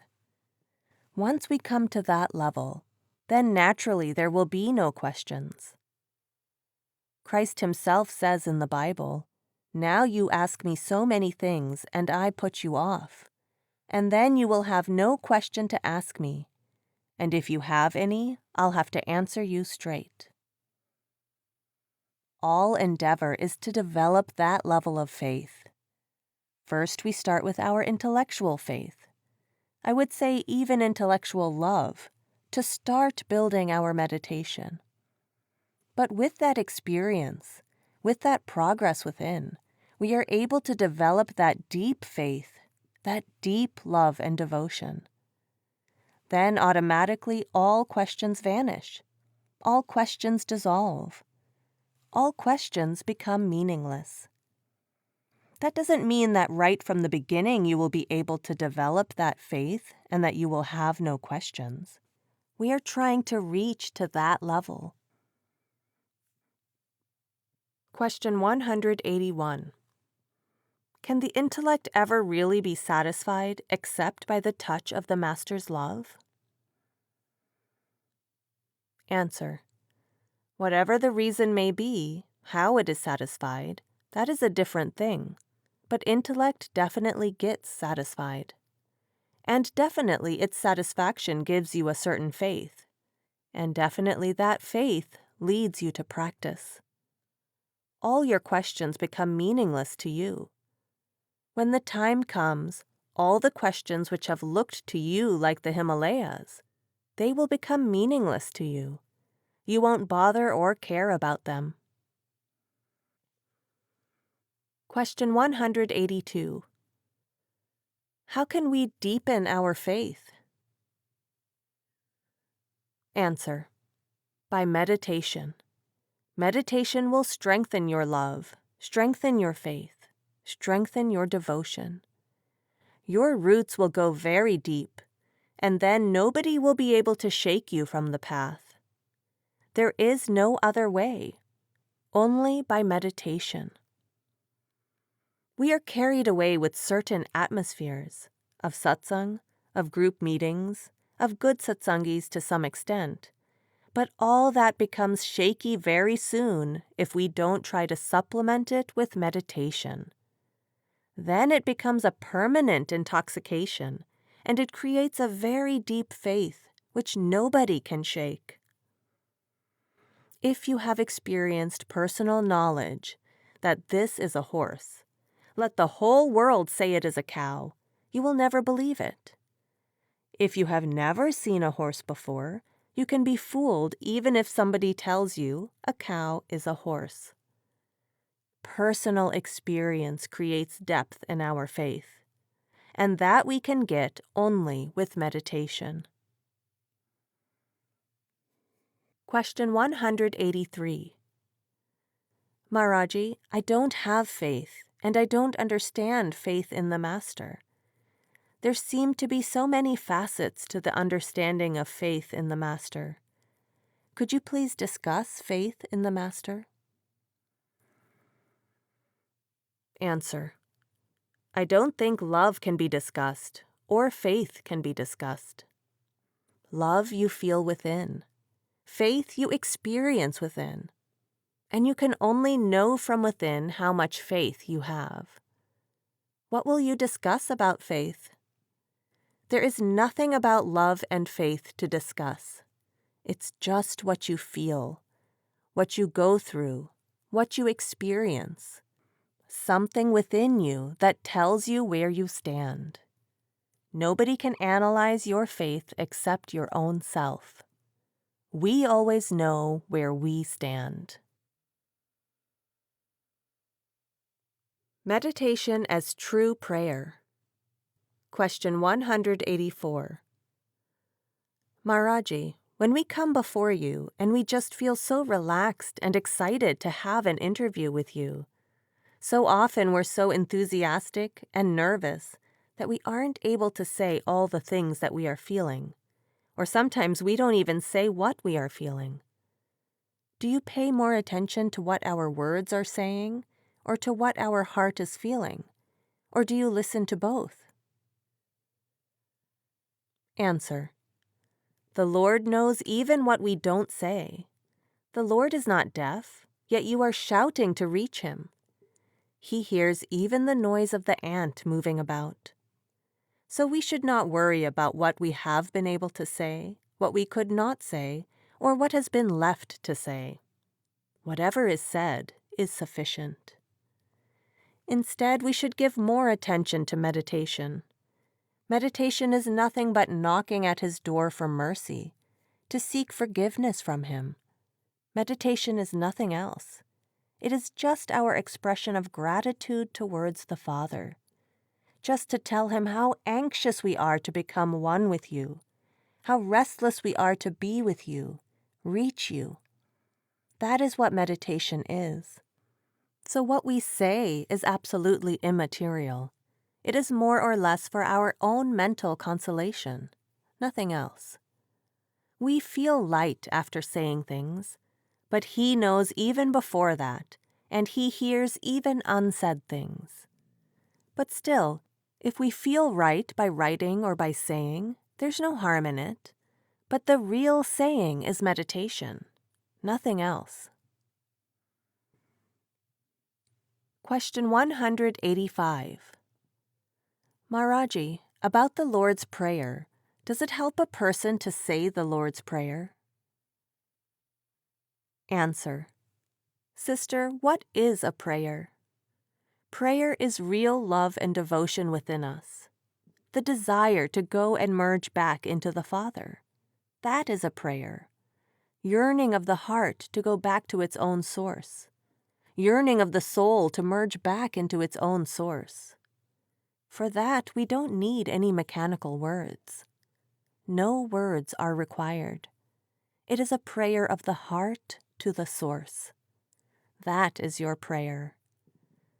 What we think of as prayer is asking the Lord to fulfill our worldly desires. But that is not prayer. That is creating desires and asking the Lord to fulfill those desires. And then we have to come back to fulfill those desires. I am not against prayer. Prayer gives you strength to face a situation, to go through that situation. It may not be able to change your destiny, but definitely you get strength to face that destiny. But real prayer is whatever time we give in his love, in his devotion, in his meditation. That's our prayer. We are knocking at his door so that it may be opened. That is, praying day and night to go back to him. But we generally take prayer as asking the Lord to give us this, and give us this, and give us that, and give us that. And if he does not, we become frustrated that our prayer has not been heard. You see, if a child is ill, and he asks his mother to give him sweets, which are not good for his illness, the mother will not give that child something that will irritate his fever. Not because the mother doesn't love the child, but because she loves him so much that she cannot stand to see him suffer more. so she will give only a little so that the fever may leave him. The mind creates desires, and then we want the Lord to fulfill them. We are the slave of the mind. We are not trying to explain to our mind to remain in the will of the Lord. We are trying to explain to the Lord to remain in the will of the mind. We are not devotees of the Lord. We are becoming devotees of the mind. And then if He doesn't come up to our expectations, we become frustrated with Him. It is good to pray for worldly things if we know just what is best for us. But actually, we don't know what is best for us. Sometimes we pray to Him for 4 or 5 years to get something out of Him. And then we may have to pray another 20 years to get rid of those things, because we don't know what is best for us. So the real prayer is submission to Him. He knows what is best for us. That is what Christ has tried to explain in the chapter on prayer in St. Matthew. He says, when He looks after even the fowl, even the birds who don't work, He gives them what they need. You think He is unmindful of your desires, your demands? He will give you what you require only if you have faith, if you can submit to Him. I'll give you a little example. Our maid in our house, if she does her duty dutifully, lovingly, smilingly, we always want excuses to give her more and more. We are so happy with her devotion, her work, and duty. If, on the other hand, she doesn't work at all, and she is always grumbling for more pay, we always find excuses to get rid of her. Our real prayer is to do our duty, dutifully, lovingly to the Lord, whatever He expects us to do. That is our daily prayer. The teaching in which we live, the time which we give to meditation, the life we are trying to live, that is all prayer. And this prayer will lead us, not the prayer by the mind of creating desires and asking Him to fulfill them day and night, then feeling frustrated if He doesn't do it, and then forgetting about Him. That is no prayer at all. The real prayer is submission to His will, facing our destiny cheerfully, and that we can only do if we live in meditation. Question 186. Is it permissible or advisable to alternate Simran with other prayers addressed to the Lord? Answer. You see, actually whatever time you are devoting towards meditation is praying to the Lord. What is prayer? Prayer is not to ask Him for worldly goods or to fulfill worldly ambitions or to get material wealth. That is not prayer at all. The real prayer is to take us back to Him, that He should merge us back into Him. That is real prayer. There's no harm in praying to the Father. It gives you strength, and you'll be able to face situations without losing your balance. That is the effect of prayer. But the time we are devoting to meditation, we're doing nothing but prayer.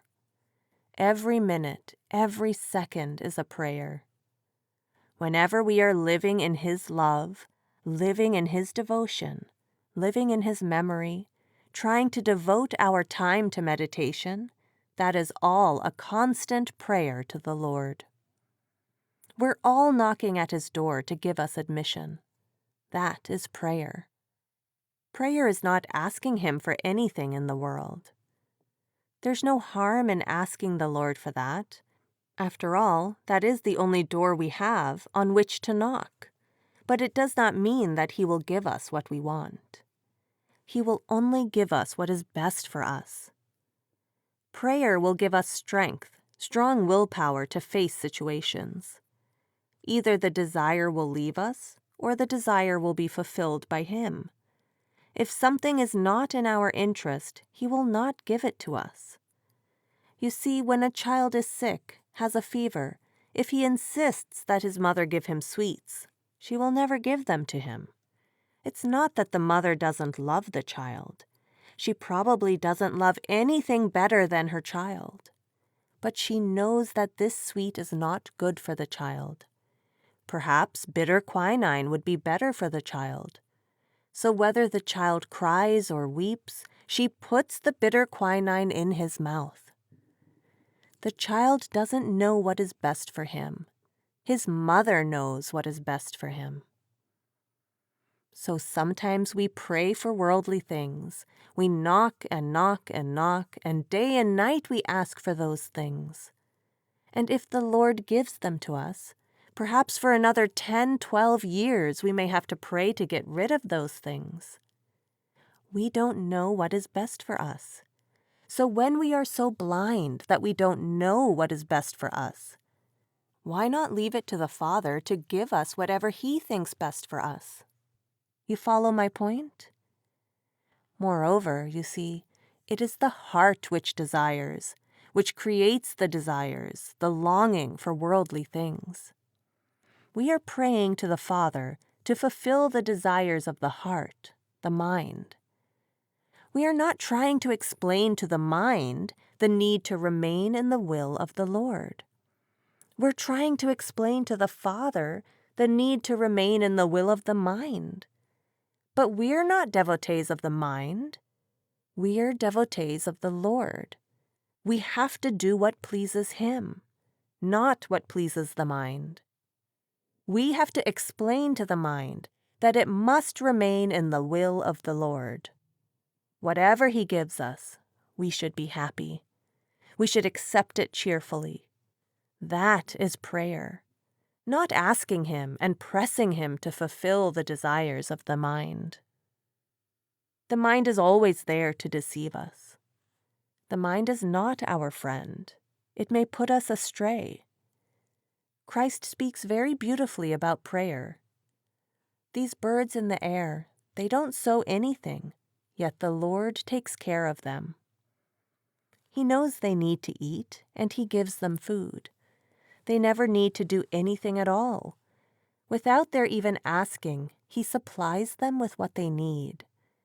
So if we want to pray, we should give our time to meditation.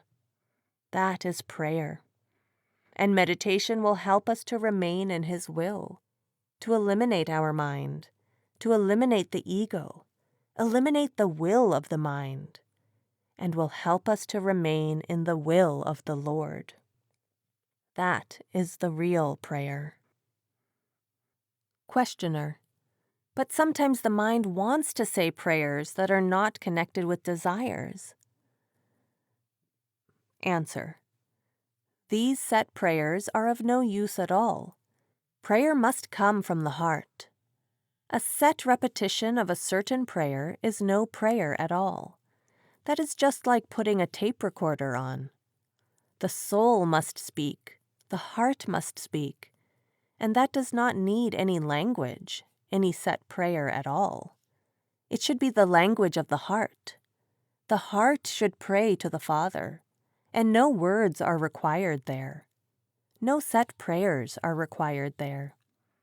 If we just remember a prayer like a parrot and say it 5-6 times a day, our mind is not even in what we are saying.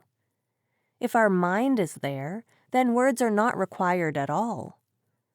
Our mind should be in tune with the Lord when we are praying to Him. Then where is the need to remember all those words? Mind is not there anymore. It is tuned into His love. So for real prayer, no set prayer is required at all. Question 187. Is prayer and faith enough, no matter what age a person may be?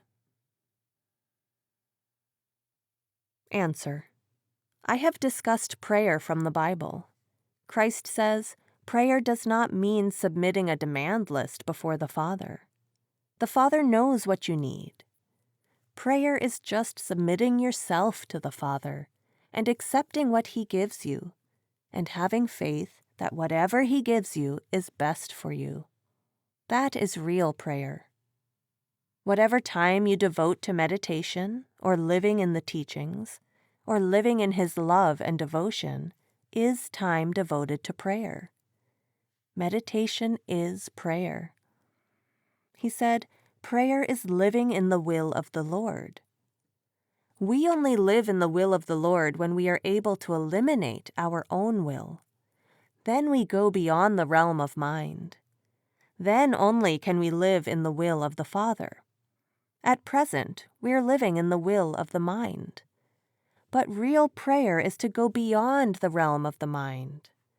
And that you can only achieve by attaching yourself to the Spirit within. So when you give time to your meditation, you are praying. Question 188. Does that mean, Master, that prayer is something where we become aware of the presence of the Father within? Answer. You see, in prayer there should be nothing between you and the Father. No set words are required for prayer. No set phrases are required for prayer. No language is required for prayer. The heart is required and the Father is required. There should be nothing between your heart and the Father. No worldly desire should exist between you and the Father. It is just your heart which should speak to the Father. No words are required. No language is required at all. You should be just one with the Father.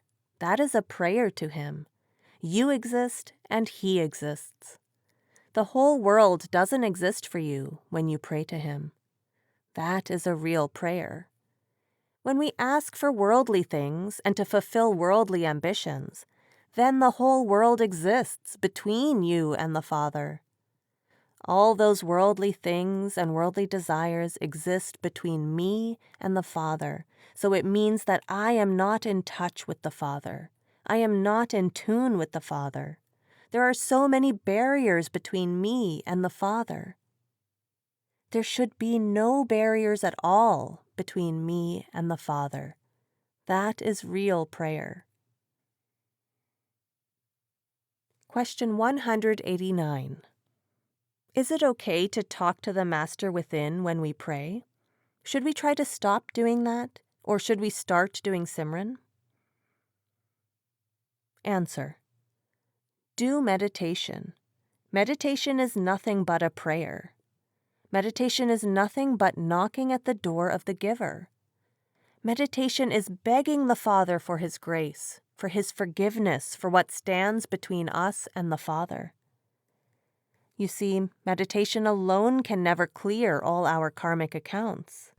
The attitude of the mind which we develop by meditation, that helps us a lot. That fills us with devotion and with love, and makes us feel the separation from the Father, and we become restless without Him. Our whole attitude towards the world is then changed.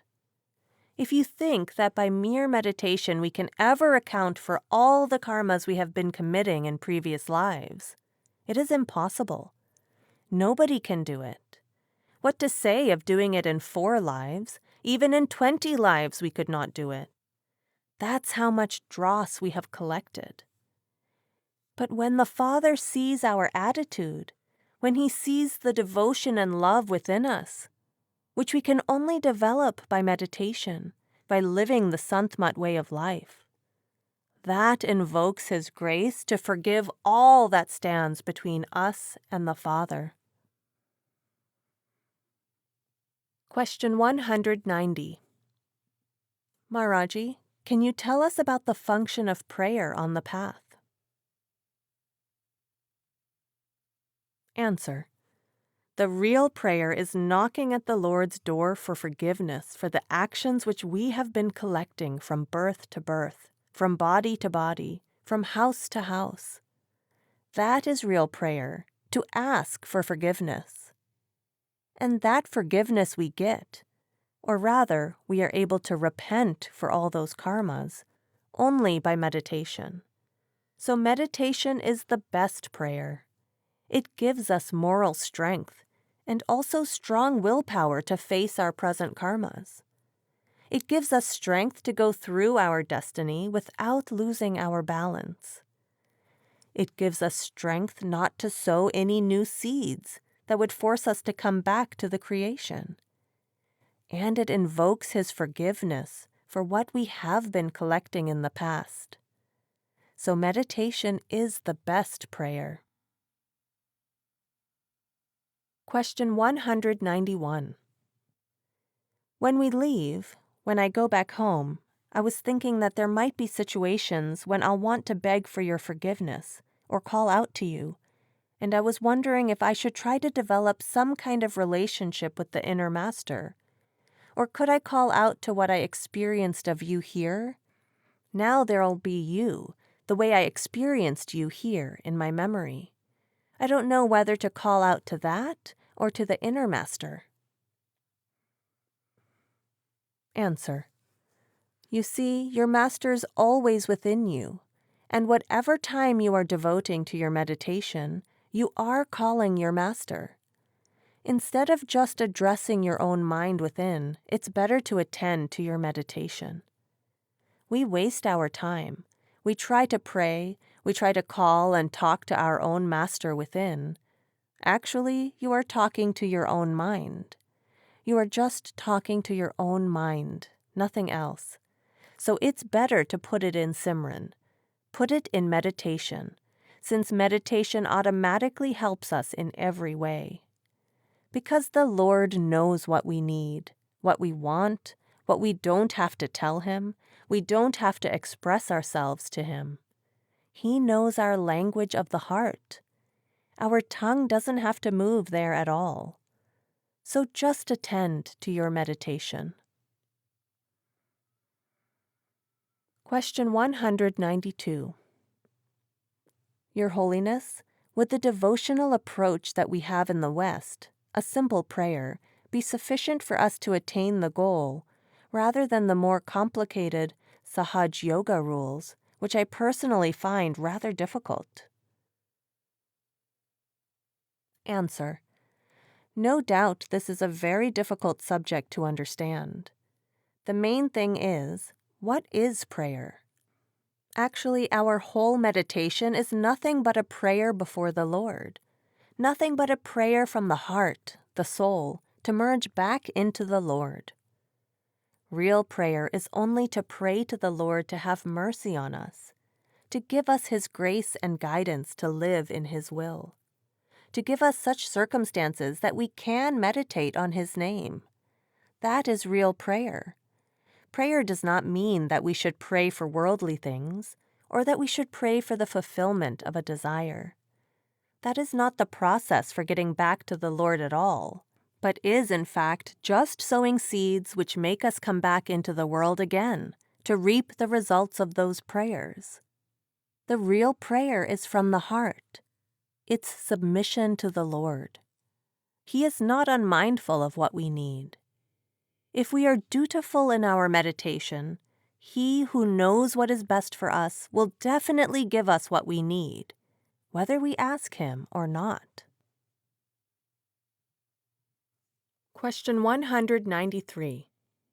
Yes, I know that the lowest type of prayer is a prayer of petition, but can we say, God, Thy will be done, or God, give me guidance, I have a difficult decision to make, to help in making that decision?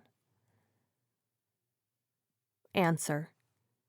We should always pray to Him for His mercy and guidance. And for that, whether or not you say the spoken word, it is immaterial. Real prayer comes from the heart. Generally, we have set prayers. We remember them and repeat them every day, several times a day. That is mechanical prayer, whereas it is the heart that should speak. No words are required, and no particular time is required for that. In fact, a true lover is in constant communion with the Lord. When the heart speaks, He hears, He gives. So we should pray to Him to guide us, to be merciful to us, to redeem us from birth and death, to take us into His own lap. In fact, to merge us into Himself. That is real prayer. However, any other prayer is not bad. It makes your willpower strong. Whether He gives you anything or not, when you pray to Him, even your mechanical prayer makes your willpower strong, and you can face life a little more boldly.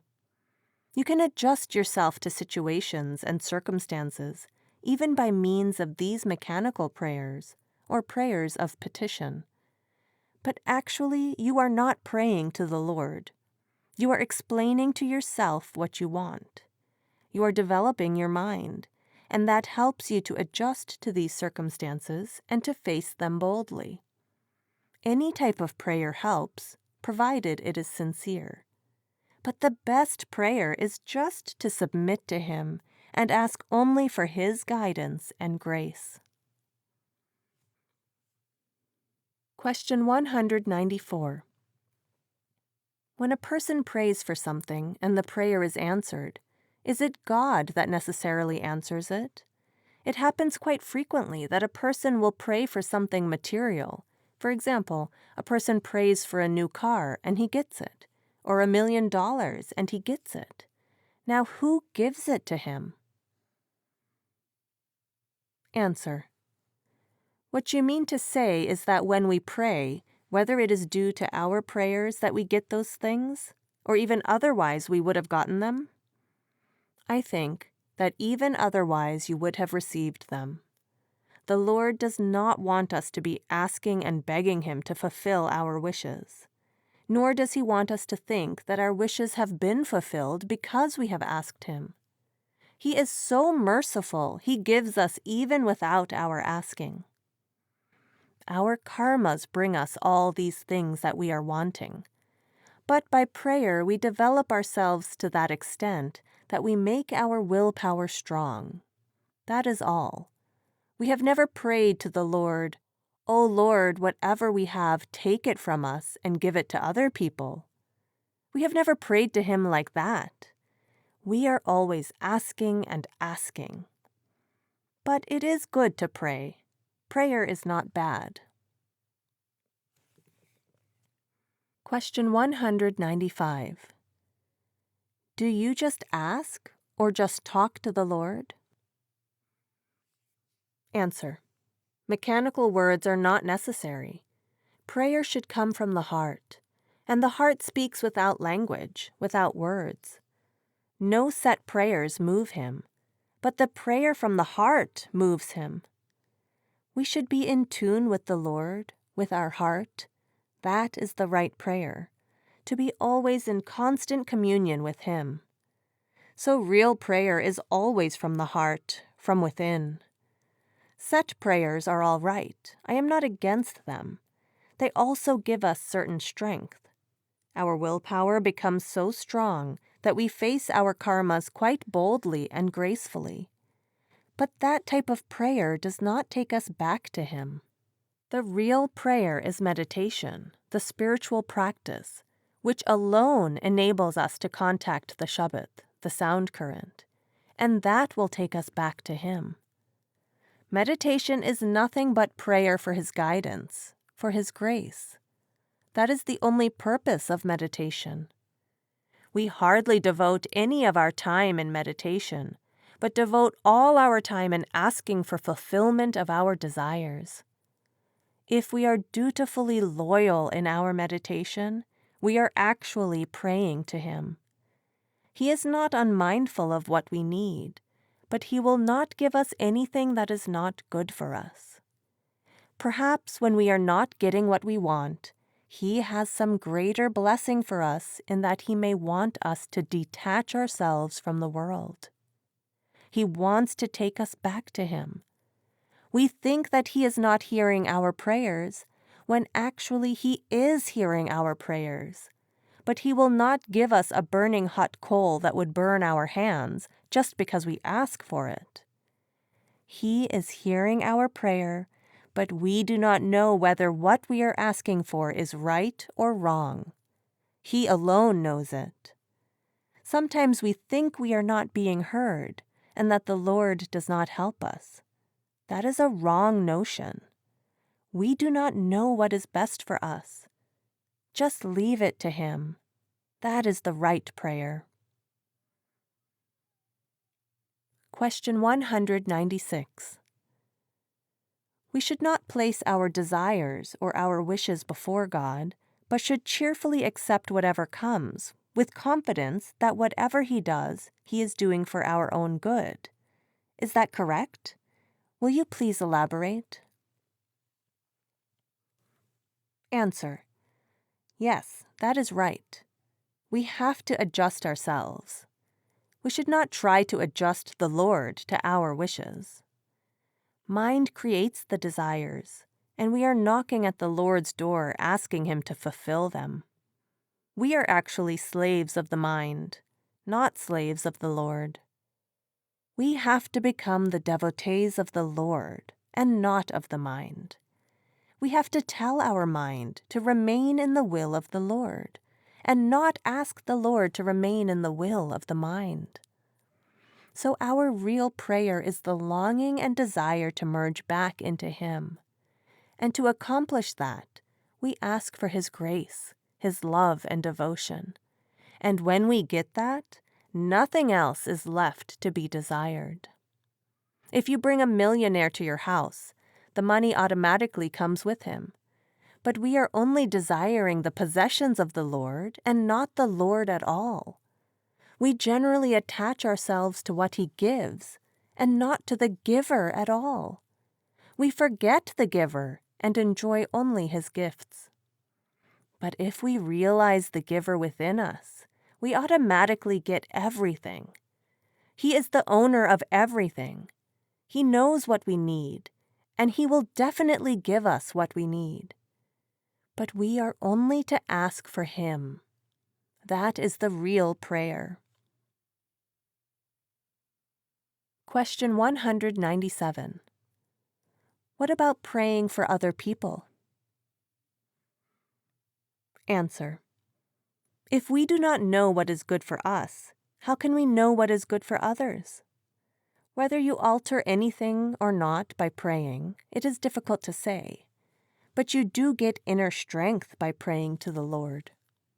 We pray for others when we are concerned about them because they are ill or poor, or we want their wishes fulfilled. This is due to our attachment to those people, and it is the mind which creates all these desires to be fulfilled. And when we pray for others, we may even be asking for something which is not good for them. For example, if a child is ill and wants some sweets, though he weeps and begs, his mother will not give them to him. She loves the child and knows that sweets are not good for him when he has a fever, and she may have to give him a bitter pill instead. But the child cries for the sweets because he does not know what is good for him. He wants sweets, but the mother does not give them to him because she loves him and knows that they are not good for him. On the other hand, if she concedes to his request and gives him sweets, I think she really does not love him at all. His fever may go higher, and his illness may even become worse because of the sweets which he begged for and received. Similarly, the Lord or the Master will give us only what is best for us, and for those for whom we are praying. He does not want us to be attached to the world. He wants to detach us from the world.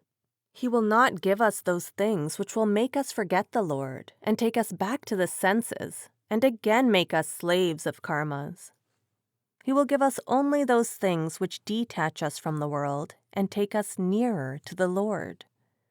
We do not know what is good for us or for others, but He knows what is good for everyone. So why not leave everything to Him and just do our duty?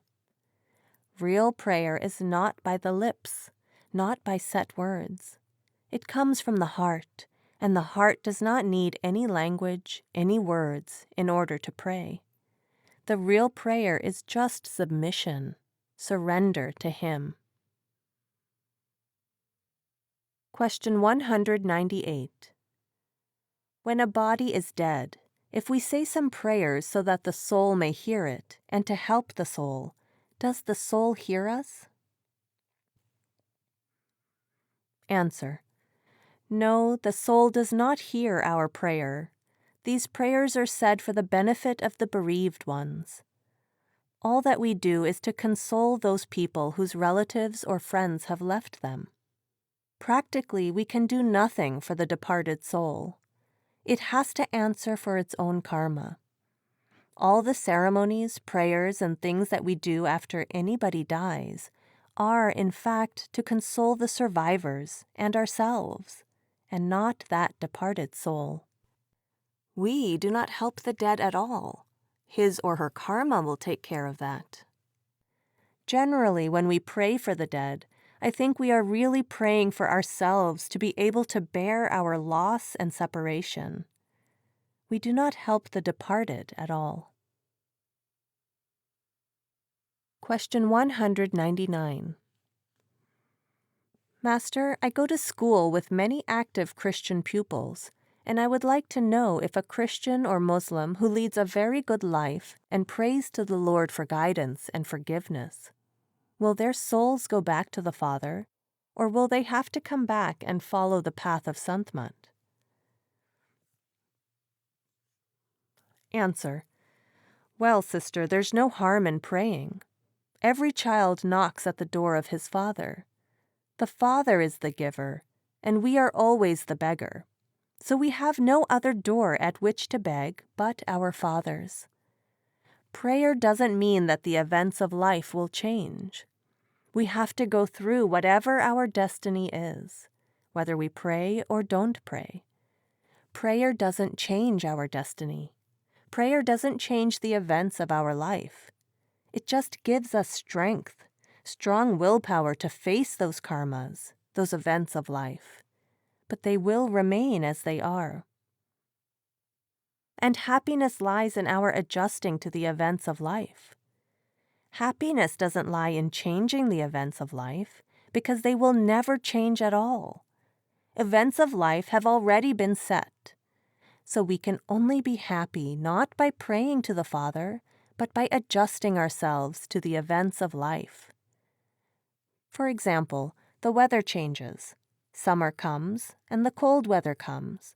If we adjust according to the cold weather, naturally the time passes.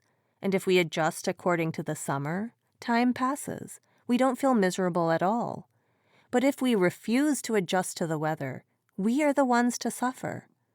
Weather will change. We cannot stop the change of weather, but we can adjust ourselves according to the weather. So similarly, according to our destiny, we have to adjust to those karmas. Prayer doesn't mean that events of life will change. Prayer only gives us a sense of strength, strong willpower to face those situations. And then there's another aspect. If the Father is in a position to give, He's also in a position to know. He doesn't have to demand that the child must ask.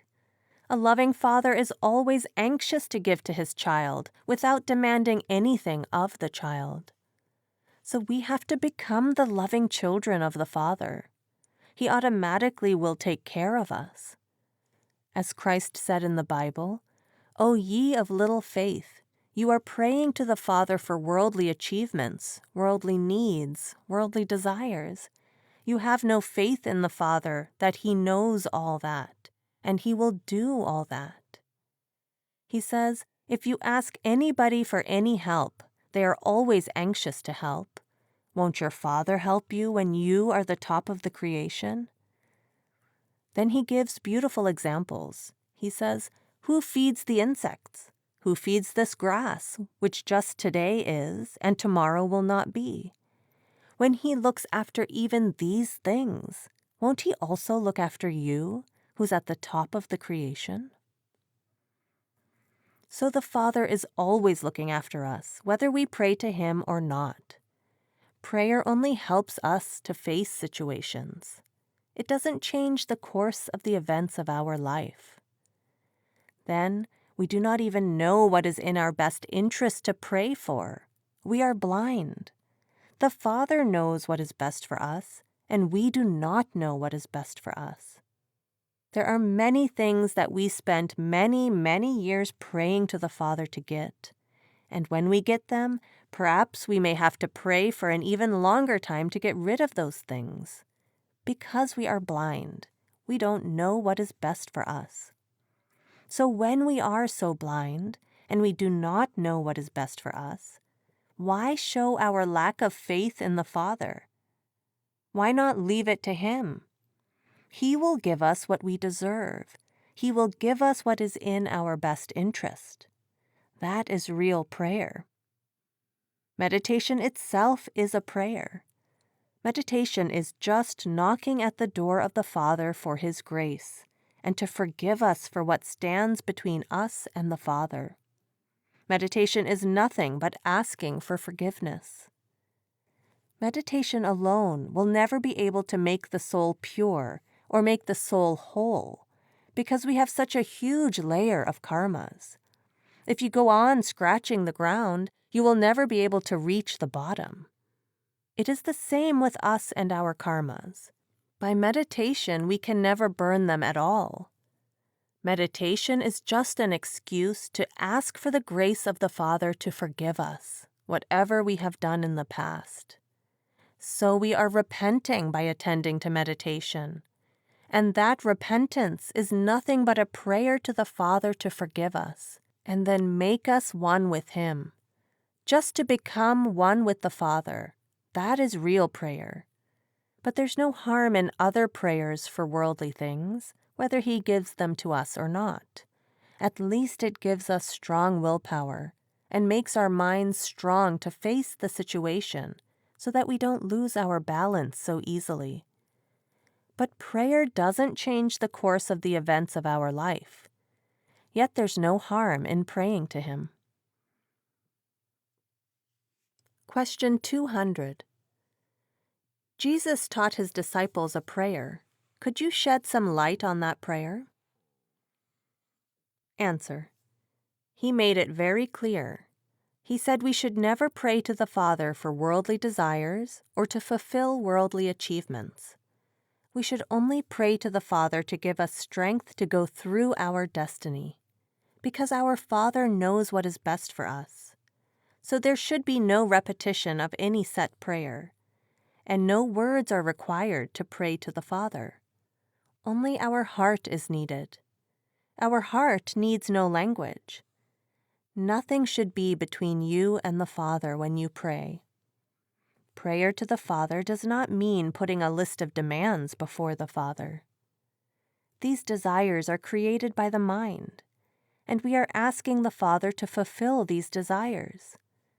We are not explaining to our mind to remain in the will of the Father. We are, on the other hand, explaining to the Father to remain in the will of our mind. When we pray for things, we become the devotee of the mind, not of the Father. So prayer to the Father involves unconditional surrender to Him. Give yourself to the Father and face happily what He gives you. Live in His love, in His devotion, and attach yourself to the Spirit within. That is a real prayer. Whatever time you devote to your meditation, whatever time you devote to the Spirit within, you are devoting to the prayer of the Father. This has nothing to do with the reading of certain prayers 5 or 10 times a day. Question 201. A lot of people, when they receive initiation and get their instructions and begin focusing, start looking for something. But a very advanced disciple said to me years ago, "Think of the giver and not the gift," which I take to mean, think of Master, don't think of everything else. Answer. The idea is that in our prayers we should all ask for the giver himself from the Lord, the giver rather than his gifts. We are always worried about his gifts, about the favors he should do for us, but we never try to seek the giver. We are always running after the gifts, but not after the giver. If you get the giver, the gifts automatically will all come to you, because gifts belong to the giver. Everything belongs to the giver, and if the giver is with you, there's no dearth of gifts. But we generally just ask for gifts from him and never bother about the giver. So that is what generally is impressed upon us, that we should try to ask only for the Lord from the Lord, because all the gifts come from him, and if he is with us, then all his gifts are automatically with us. Question 202. As a child, I was taught that we had a direct line to God, that we could ask God for help. As an example, please help this person, please heal this person. God, please help this husband. And my prayers have always been answered. Now in Sant Mat, I am told that this is wrong, that I should just do my Simran and leave the rest to God. I really feel very lonely about it. Would you comment on that? Answer. You see, sister, in prayer there is no question of allowing or not allowing us to do anything at all. Prayer is between the disciple and the Lord. There are no set words in prayer. No language is required in prayer. Only you exist and the Lord exists, and that is your prayer to the Father. Nobody and nothing should come in the way, not even words, not even your thoughts. Just surrender yourself to the Father and be one with him. Attune yourself to him. That's prayer. Meditation is nothing but a prayer. What is meditation? If we think we can clear all our debts to Kal by dint of our meditation, it is impossible. Meditation is only a prayer to the Lord to forgive us for all that we have been doing, for all that stands between us and him. Meditation only helps us to seek forgiveness of the Father. Meditation is nothing else. We are knocking at his door just to seek forgiveness. So that itself is a prayer. There can be no better prayer than meditation. In prayer, no set words are required. No language is required.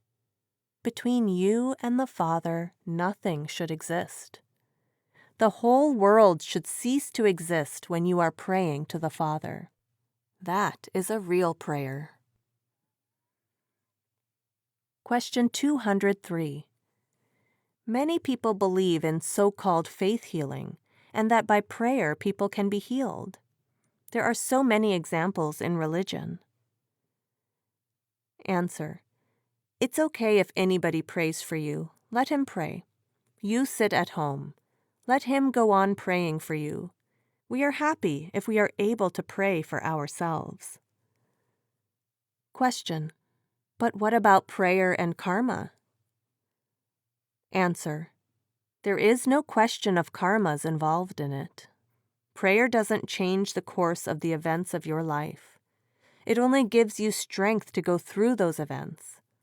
Prayer doesn't change your destiny. Prayer doesn't change your karma, the course of your karmas.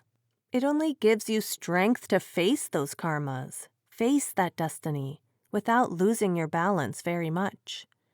That is the only advantage of prayer. You can just take charge of the situation at that time by praying to the Father. Otherwise, you become emotionally too upset. But prayer is not going to change your destiny at all, because your destiny is interlinked with so many people.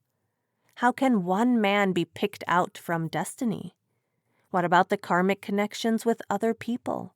What will happen to them? In prayer, we speak to God. We expect something from him to fulfill our desires. In meditation, we hear God. We submit to his will. In meditation, you hear the voice of God and you submit your will to him. You live in his will. In prayer, you are asking the Lord to fulfill the desires of your mind. You are dominated by your mind, and you are using the Lord to fulfill those desires. In meditation, you just resign yourself to the will of the Father. You give yourself to Him. Whatever He gives you, you are happy, contented. That is the difference between prayer and meditation. Question 204. What is the place of prayer in Sant Mat?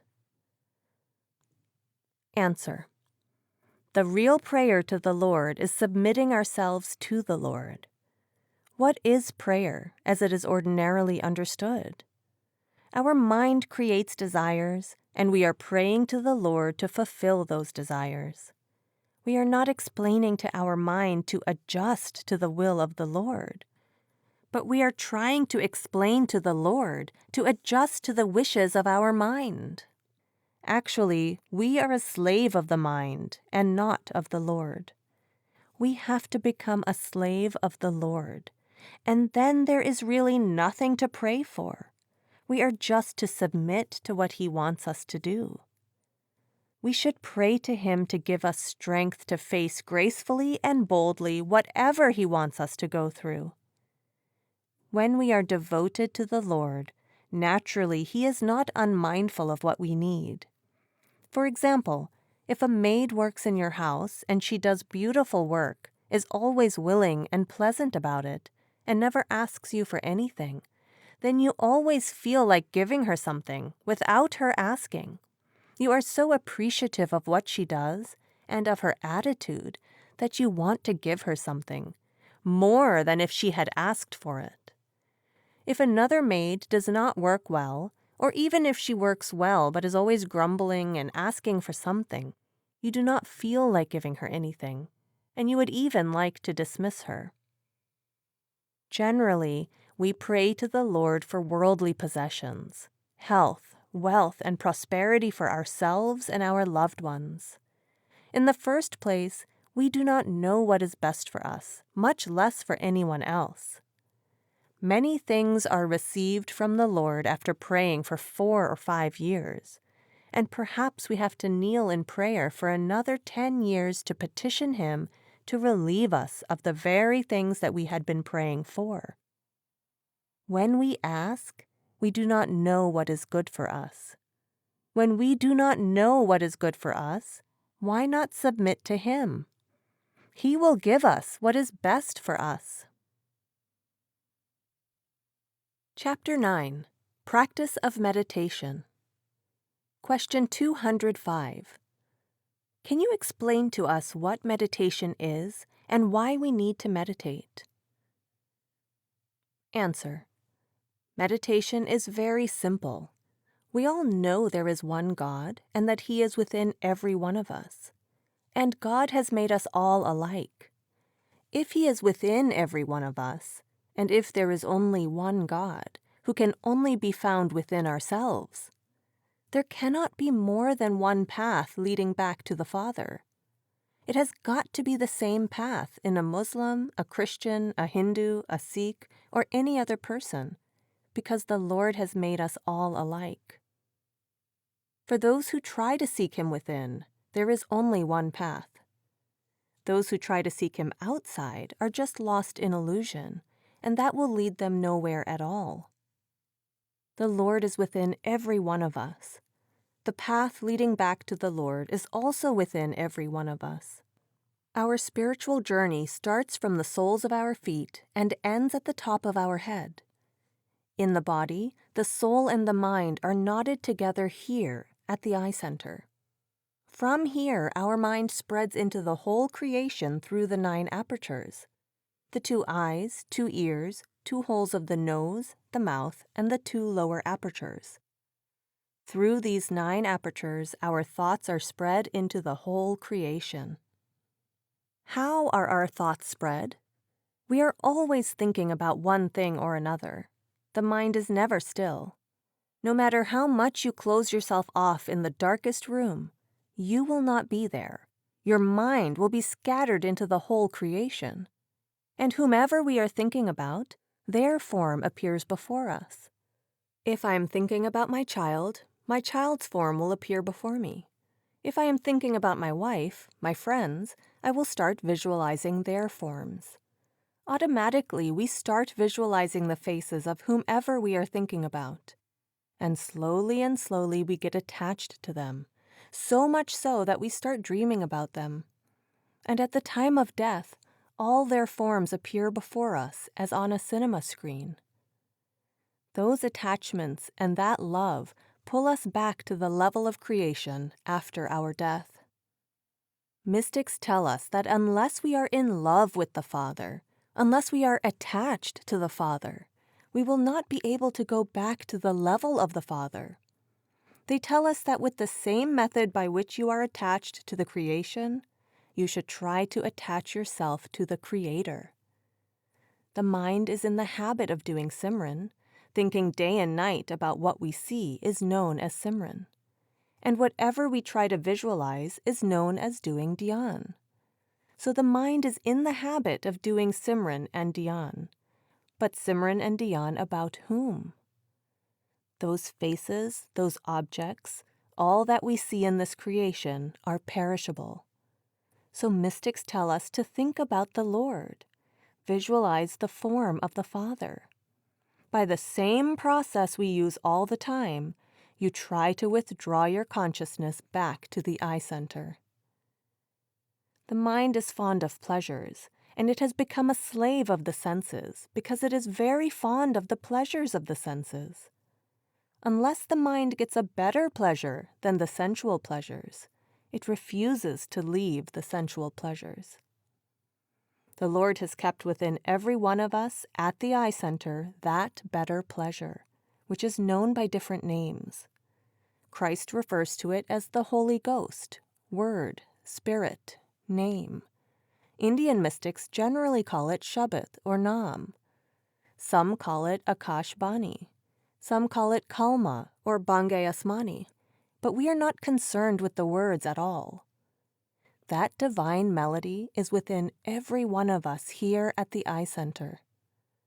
When, with the help of Simran and dhyan, as taught to us by the mystics or saints, we withdraw our consciousness back to the eye center, then we are in touch with that divine melody within, which has its own sound and its own light.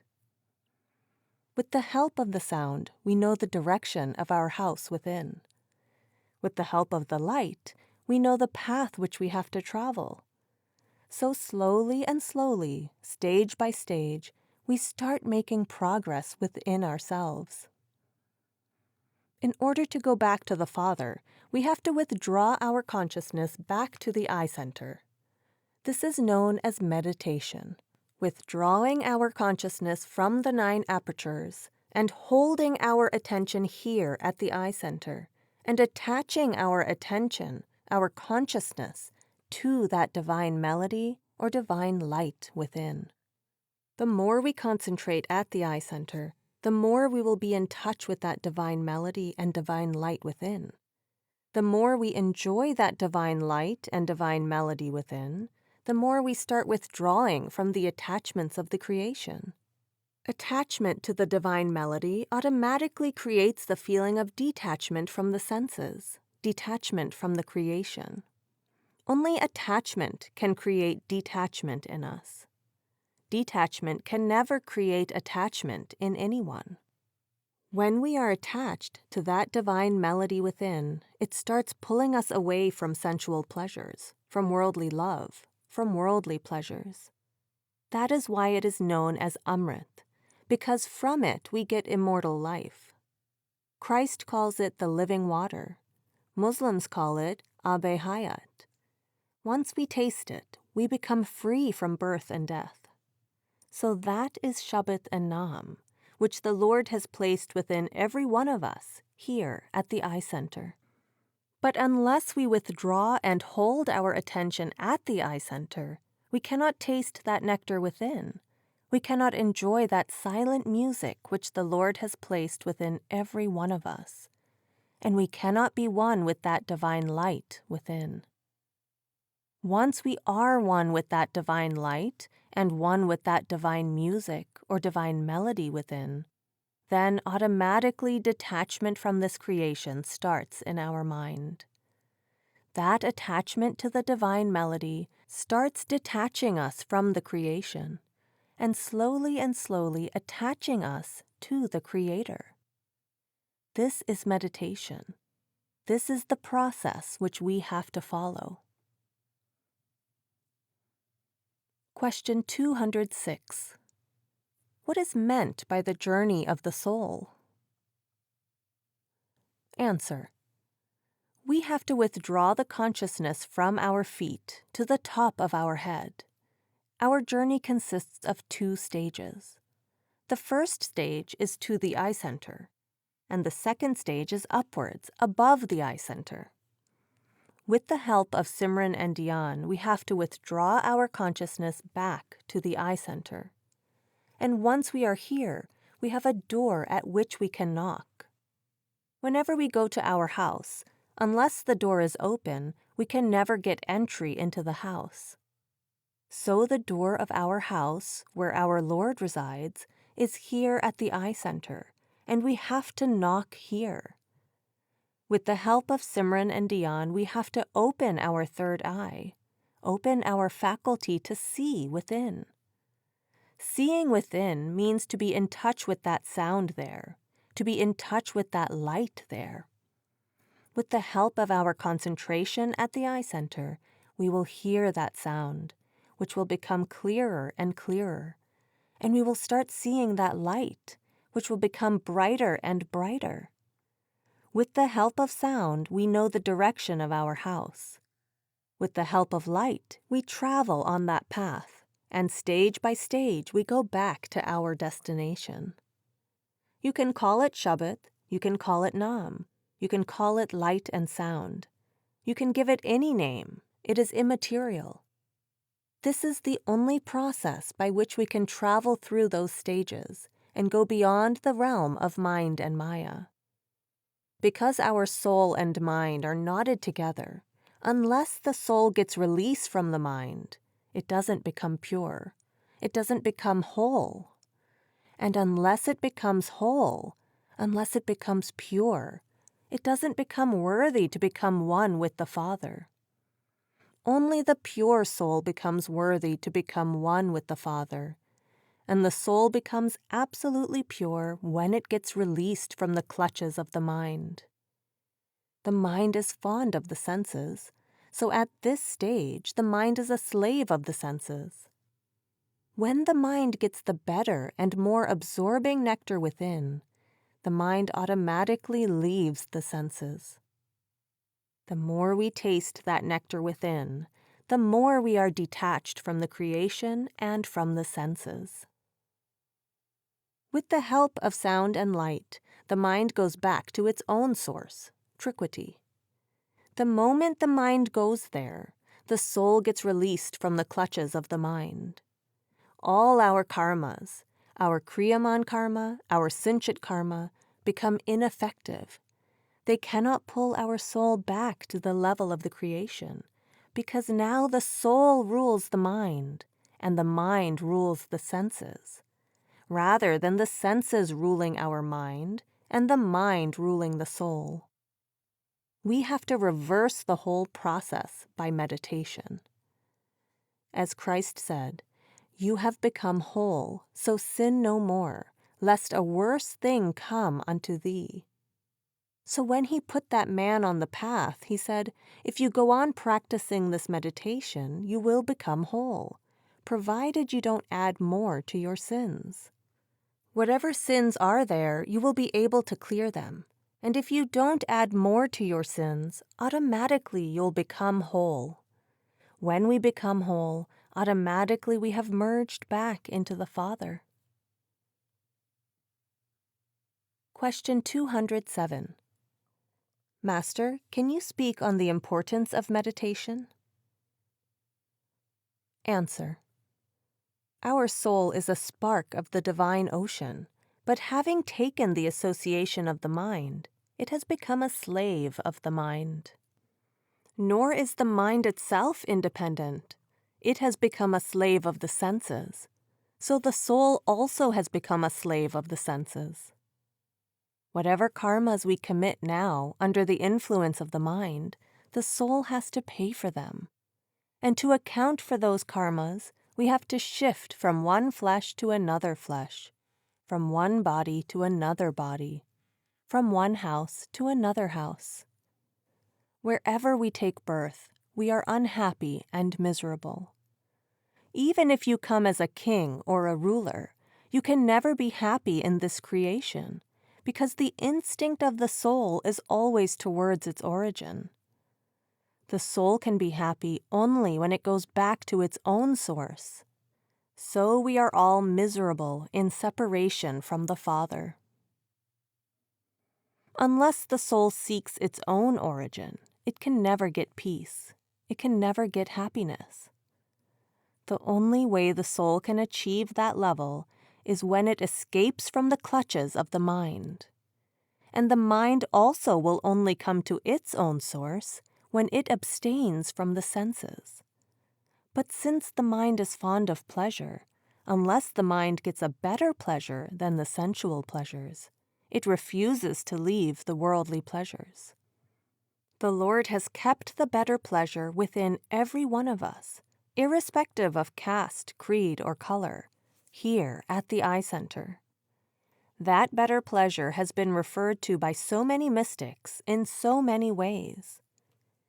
When we are able to withdraw our mind from these senses, with the help of Simran and dhyan, and come back to the eye center and attach the mind to that better pleasure, which is far superior to the pleasures of the senses, then the mind refuses to go back to the senses. But unless you give the mind a better pleasure than the sensual pleasures, it refuses to leave the sensual pleasures. And the Lord has kept that better pleasure within every one of us. When we are in touch with that word or logos or name, that spirit, that Holy Ghost, Christ has referred to it using these 4 or 5 terms, then we experience its light. We experience that inner silent music, and the mind gets absorbed in that light, in that music, which is much more absorbing than the sensual pleasures. With the help of that, the mind comes to its own source, Trikwati, and the soul gets released from the mind. At that point, all coverings are removed from the soul, and then the soul shines. It becomes whole. It becomes worthy to become one with the Father. So only with the help of meditation can we achieve or reach to that level of consciousness where the soul gets released from the clutches of the mind, where the soul becomes whole, where the soul shines and there are no longer any wrappings on the soul. Then these karmas which we have been collecting for ages from previous births all become ineffective because they are attached only to the mind. But the soul is no longer a slave of the mind. Now the soul controls the mind, and the mind controls the senses. With the help of bhajan or meditation, we have to reverse the whole process. Now the senses control the mind, and the mind controls the soul. But with the help of bhajan or meditation, the soul controls the mind, and the mind controls the senses. Only then can the soul go back to its own source. That is the advantage of bhajan. Question 208. What qualifies as meditation? Does spiritual reading and then thinking on the truths represented by the writings qualify as part of meditation? Answer: no. Meditation is giving proper time to the practice as taught by the masters. But all the other things help us prepare for meditation. Reading Sant Mat literature helps to remove our doubts. It creates devotion and faith in us, and builds an atmosphere of meditation around us.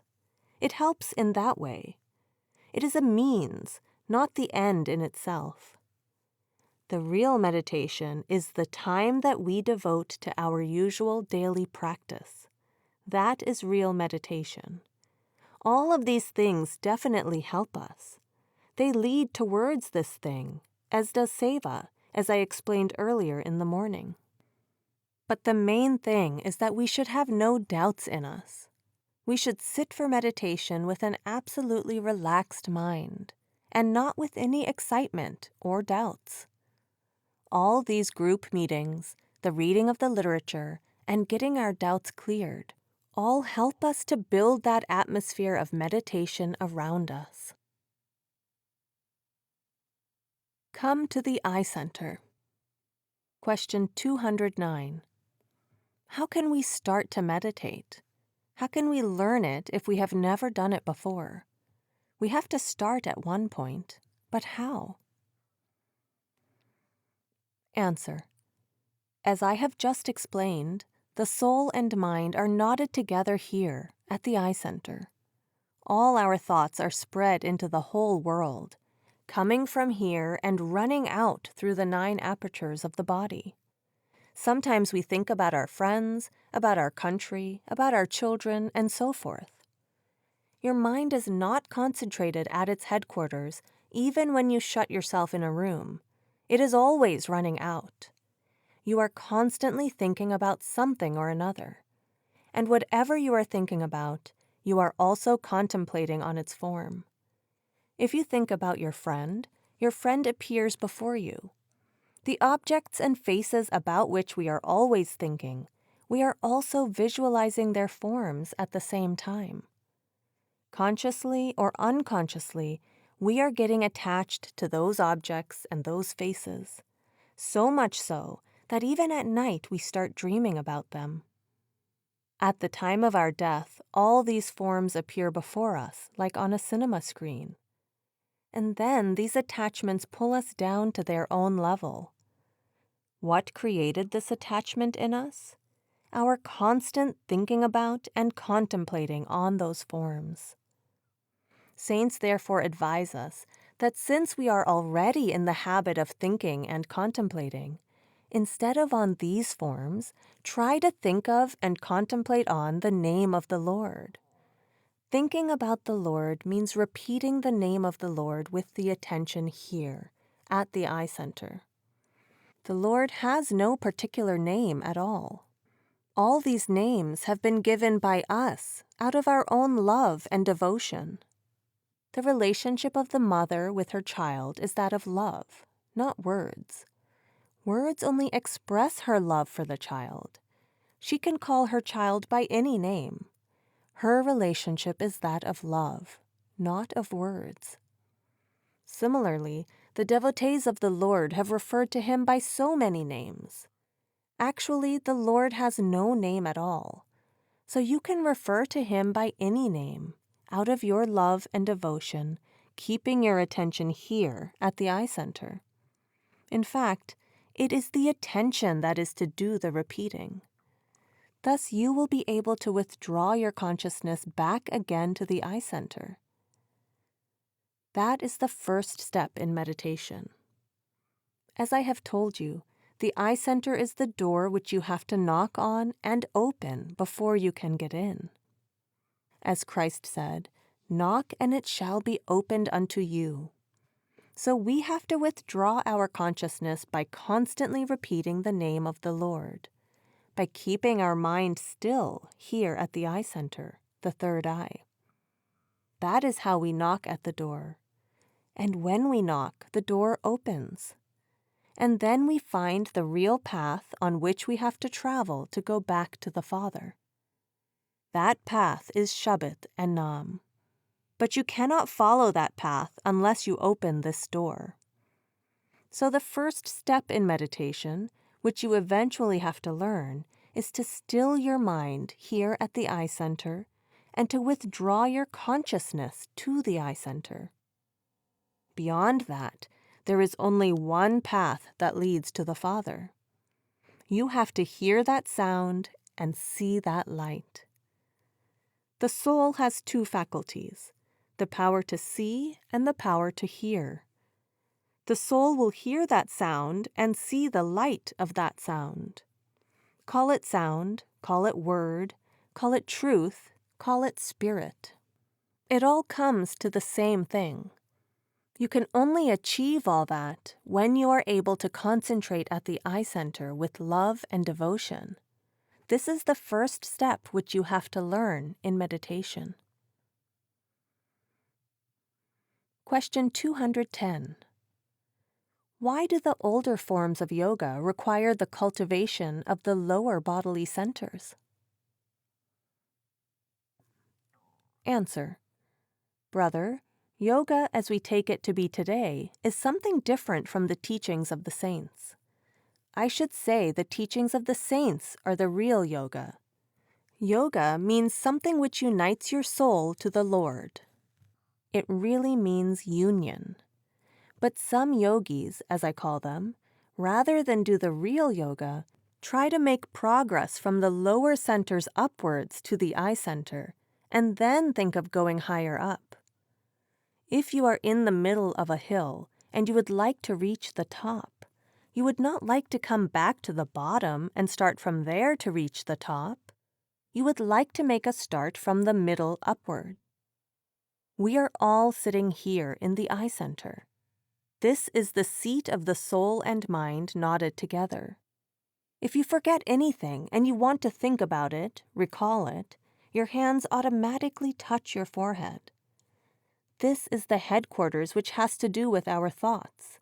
This is the thinking center. The saints say that from here we should try to go up, rather than first draw our attention down to the lower centers, and then again slowly take it from there to the eye center, which is already our headquarters. Why not just concentrate here and go up with the help of the sound? Sant Mat, the teaching of the saints, is quite different from those of the so-called yogis, who try to come back to the lower centers instead of taking the attention up from its present headquarters. Some saints have described those centers so that the yogis may not think that the saints do not know about these centers. Swamiji, Kabir Sahib, Guru Nanak, and many others have described them. But all the same, they advise us not to get entangled in these centers. We have to rise above them eventually, so why waste time in going down to them and perhaps even getting stuck there and forgetting our goal? Nothing is gained thereby. Besides, even if we do not get deceived and detained at the lower centers, which is unlikely, why take that chance and waste precious time? In this modern world, when our lifespan is so short, and we are so absorbed in this world, in our struggle for existence, we would never be able to achieve our goal if we started from the lower centers. Question 211. Is there a center in the solar plexus as well? Through reading various philosophies, I find that some of them seem to say that a center of subconscious feeling is there in the solar plexus, and the yogis talk about the solar plexus chakra. Answer. They start from the lowest chakra in the physical body and try to go up slowly and slowly by passing through the various chakras below the eye center. However, the saints have modified the process so that we need not go through all the lower chakras of the physical body. Our thinking center in the body is the eye center, and this is the seat of the mind and the soul in our conscious state. From here, we have to go up. Supposing you are in the middle of a hill and wish to reach the top.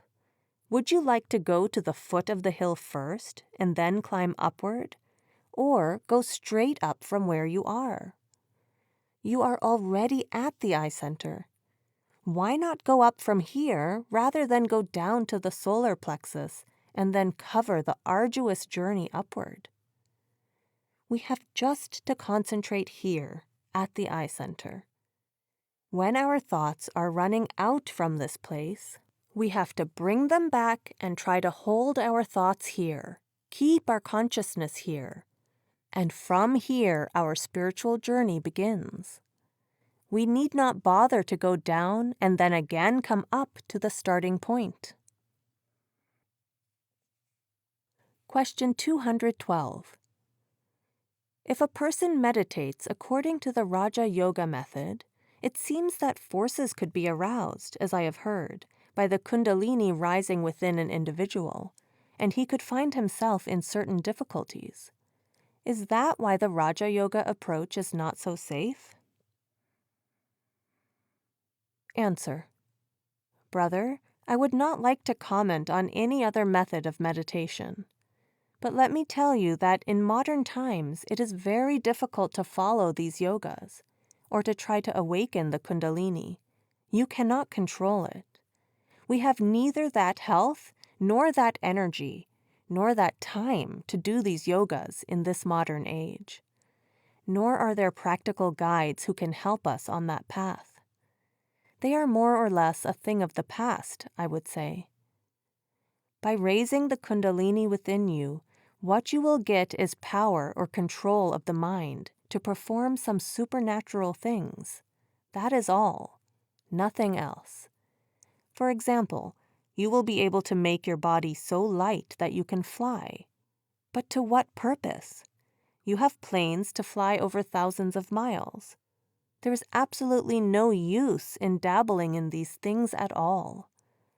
We have to do spiritual practice for spiritual advancement, for having the real bliss and real love of the Lord. That is the purpose. With these other methods, sometimes the ego sprouts in us. I can do this, I can do that. But with spiritual practices, we learn to digest the Lord's grace, and humility comes to us. The more humble we become, the more He gives us. The more we get from Him, the more we digest, and the more humble we become. But in these other practices, we generally become egoistic, and this takes us far away from our destination. We have to develop our mind. We have to develop our spiritual consciousness. We have to come to that stage nearer to the Lord so that we can merge into that divine will, that divine light, that divine music, and get real peace and happiness within. Questioner. I was referring to the type of yoga by which a person concentrates here, and my thinking has always been that if a person concentrates between the eyebrows, the Kundalini will automatically arise. Answer. No, with this practice we do not arouse the Kundalini at all. We are unconscious of the body. We are not conscious of any organ of the body at all when we start spiritual practice. We do not even feel that we are in a body, what to say of arousing the Kundalini. We have a split consciousness, so we feel that our body is somebody else's body moving about or sitting. We are the onlookers. This spiritual practice that I am trying to explain, this Surat Shabd Yoga, as we call it, or Sant Mat, or attaching ourselves to that divine power, or Shabd, or Nam, has absolutely nothing to do with the Kundalini, which is aroused at one of the lowest centers in the body. Our concentration starts above this. In fact, we start at the highest center in the body, which is the eye center. Question 213. You spoke of concentrating between the two eyes. The Zen masters say to concentrate the consciousness at the lower abdomen, and for them it seems to work. Answer. I understand what you mean. When you are at the middle of a hill and you want to go to the top of the hill, you don't come down first and then try to go up. You start from where you are and try to get to the top. In this body, we are here at the eye center. If you forget anything, if you want to recollect anything, automatically your hand comes to this point in the forehead. This place has something to do with our thinking. This is our thinking center. From here, our attention goes out into the world. So why start at the lower chakras, bringing the attention down to all those chakras and then going up? This would all be wasted effort. Right from here, we should go up. We should be able to withdraw the consciousness back to the eye center where we are, and right from here we should try to go up. Vedanta does not say you should go to the lower chakras at all. There are some schools of thought that tell us to start from the bottom. There are many schools of thought. But the saints tell us to start right here, from the eye center upwards, rather than first coming down and then trying to go up. Question 214. In the case of meditation, if a person concentrates between the eyebrows, let us say a person had one of these mantras. He repeats the mantra and suddenly drops it and holds the mind in blank. I am not thinking of satsangi territory. Does one hold the mind in blank after repeating the mantra, or does one keep it in a circle going continuously? Answer. Brother, the first thing is that you should always ask your own master what you are supposed to do. But since you are asking me, I would like to comment, but I would not like to put you off from what you are already doing. You see, we should try to repeat the mantra while keeping or holding our attention here, between the eyes, in the darkness. And we have also to visualize our master's form, because our mind will not stick here unless there is something to hold on to.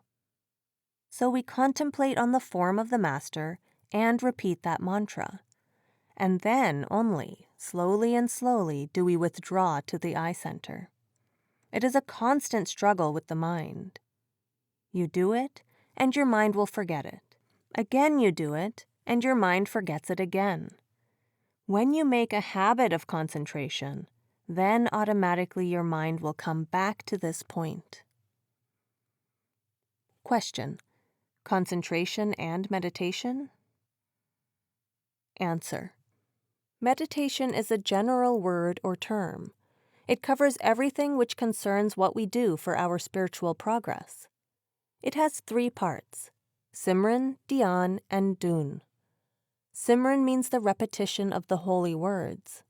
The purpose of it is to withdraw the attention currents up to the eye center. Dhyan is contemplating on the form of the master in order to hold our thoughts at the eye center. And dhyan is shabd, or word, or logos, with the help of which we have to go up. So everything is included in meditation. All this combined is known as bhajan in Hindi, or meditation in English, which actually means devotion to the Lord. Whatever practice we do to develop this devotion, that is meditation. Question 215. What is the difference between stilling the mind and blanking the mind? Answer: there is a great difference. If you try to blank your mind, it will never stay there. It will run out again. That is why I use the phrase, when we are attached, we are automatically detached. When we are attached, the question of blanking does not arise. We have something to hold us there, and that is the shabd. Blanking can only be if we have nothing to hold us there. That is detaching by austerities, by discipline, and there is nothing to hold our attention there, but we are trying to withdraw from the world. That is a very temporary phase, after which the mind will react and rebound with even greater force. Question: what is blanking? Answer: blanking means negative thinking. I do not want this. I do not think about this. I do not think about anything. Now I am blank. There is nothing in me. Question: what if this happens automatically? Where is one's mind? Answer: you will be conscious only of what you are thinking, So your mind can never be blank. It never sticks here at the eye center, but runs out with one excuse or another. We only change the direction, the subject of thinking. The mind is never blank. If a river is flowing and you put in a dam, how long will you hold it back? When the water accumulates to such an extent that the dam can no longer hold it, the dam breaks, the water flows beyond the banks and even causes destruction. But if you put in a dam and divert the channel of the river, the dam is complete and permanent, and the water flows in a different direction. When we are blanking, we are actually putting up a dam without giving our mind another outlet. We think we can control the mind by putting up a dam, by withdrawing from the world, by withdrawing all thinking, by not letting our mind go to the senses. But this is just another way of suppression, a negative way of trying to hold the mind there, and a temporary measure at that. Only attachment creates detachment. Detachment does not create any attachment. When we try to hold the mind blank and do not give it another direction in which to flow, we think we have conquered it. But when it is suppressed too much, it reacts with even more vigor.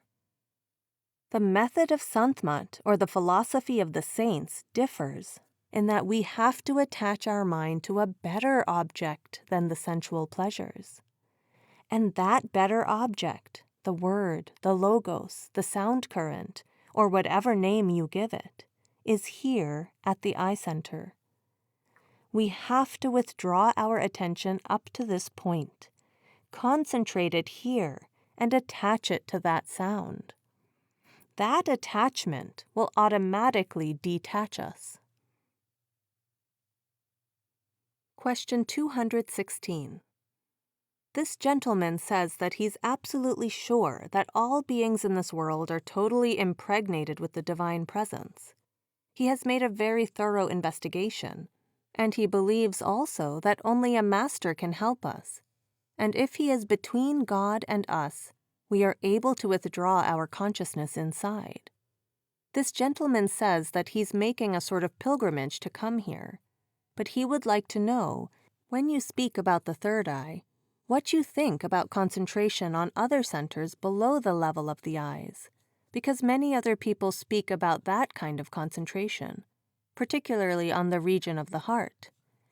He thinks that through the region of the heart there could be an interesting path to follow.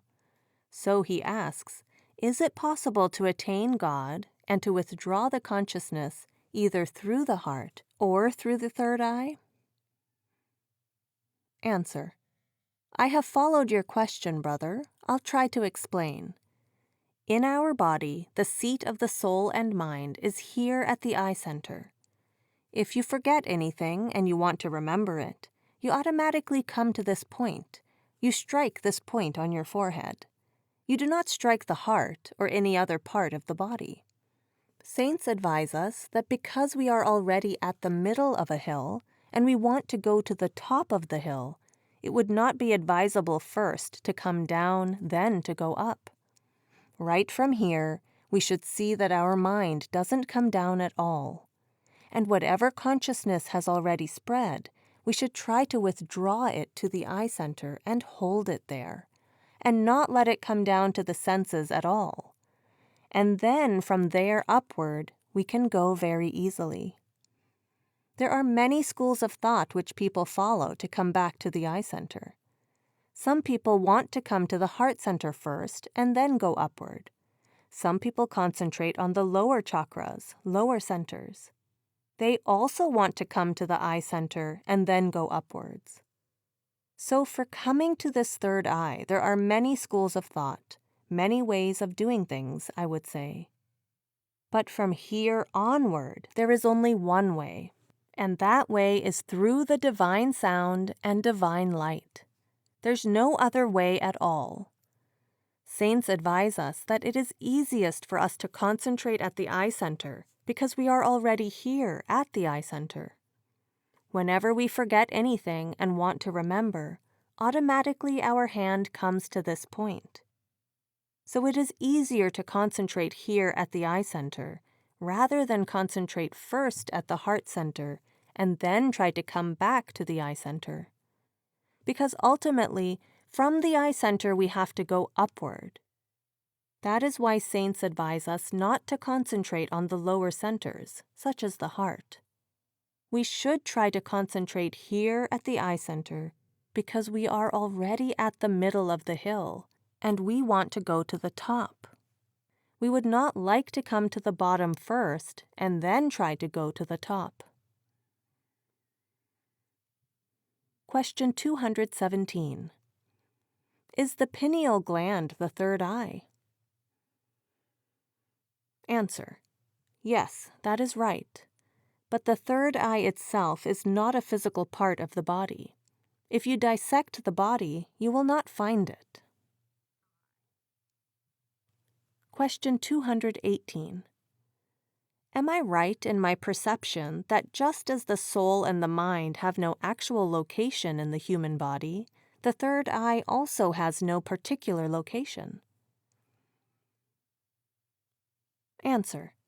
Yes. Just as we see everything in this world through the physical eyes, so we call whatever faculty with which we see within the third eye. There is no particular location. It is explained at the time of initiation that you do not have to find any particular spot at which to concentrate. You just have to keep your mind here in the darkness. And being here, you have to do Simran. Then you automatically will be there. There is no particular spot. It is just that faculty which sees that light. In India, we call it nirat. Because it is a function of an eye to see, we call it a third eye. Questioner. Maharaji, what I meant to ask was, suppose a surgeon performed a post-mortem examination on the human body. Answer. He won't find any gland there. You certainly won't find any third eye there. Otherwise, it would be very simple to operate on it and open it. Question 219. Maharaji, what does it mean when without any effort we are behind the eyes? What does it mean to be behind the eyes? Answer. When you close your eyes, you are automatically within. Our thinking center, the third eye, or the single eye, as it is referred to in the Bible, is just in the center behind the eyes. But it is not physical. There is nothing physical about it. You just close the eyes and you automatically will be behind the eyes. When you have fully concentrated at the eye center. That is what I mean. Question. Since you point to this spot, is that here, about the middle of the eyebrows? Answer. I would like to make it clear. You should not try to find any particular point within yourself. You should not physically try to invert, pull, or stretch your eyes or focus them on any particular point. In this way, you are liable to harm your eyes. There is no particular point on which you have to focus. When you close your eyes, you see darkness. You feel you are in this darkness. Mentally, keep your attention in this darkness and do the Simran with the attention of the mind. Do not try to find that you are at the center of the forehead, or that you are to the right or to the left of the forehead. You cannot physically find that point inside. It has nothing to do with these physical eyes. You are just to close your eyes. And when you close your eyes, you will automatically be behind your eyes in this darkness. It is natural. Just keep your attention there and do the Simran. Mentally keep concentrating in the darkness, and do not try to follow anything. Do not try to pursue anything. You are only to keep your attention mentally in the darkness and do Simran. Question 220. Maharaji, in meditation, we are enjoined to use the power of the soul to both hear the sound and see the light. Are these the same? Answer. We have to withdraw back our consciousness at this eye center. Then we have a single eye. Now, in this world, we are seeing with two eyes, so we are a victim of duality. When we withdraw back behind these two eyes, we open that single eye, the third eye, as you call it. Only then does our soul see that light. Actually, there is nothing but light here, but we don't concentrate to that point where we can see that light. When we withdraw our soul, our consciousness, back to that eye center, then we see that light. Then we hear that sound. So ultimately it is the same thing. The soul hears the sound, the soul sees the light, but they are just different aspects of the soul. You are one. The soul is one. The soul sees, the soul hears inside. Question 221. Maharaji, does meeting the Lord in every sense other than Sant Mat infer a spiritual insight? Answer. Why other than Sant Mat? That too requires spiritual insight. Why not? How else can we see the Lord except through spiritual insight, through that inner eye, the single or third eye? That is spiritual insight, when we have opened that inner eye. It is only with the inner eye that we can see the Lord. He cannot be seen with the physical eyes. Question 222. Could you say what concentration is? Some have called it letting go, while it is also regarded as a kind of intensification of effort. Answer. Concentration is stilling your mind at the eye center. The real concentration is to be here at the eye center, because this is the seat of the soul and mind knotted together. From here, our consciousness spreads into the whole world through the 9 apertures. To withdraw the attention to the eye center, to still the mind, that is concentration. Real concentration can only be when you are here at the third eye. Be still. Still your mind and be with God. Only then can we be with the Father. Can we be on the path which leads back to the Father. So we have to still that mind. We have to withdraw our attention back to this eye center. Simran, Dhyan, and Bhajan. Question 223. Could you explain to me about doing Simran with love and devotion? To me, these are just words, and I don't understand what they mean.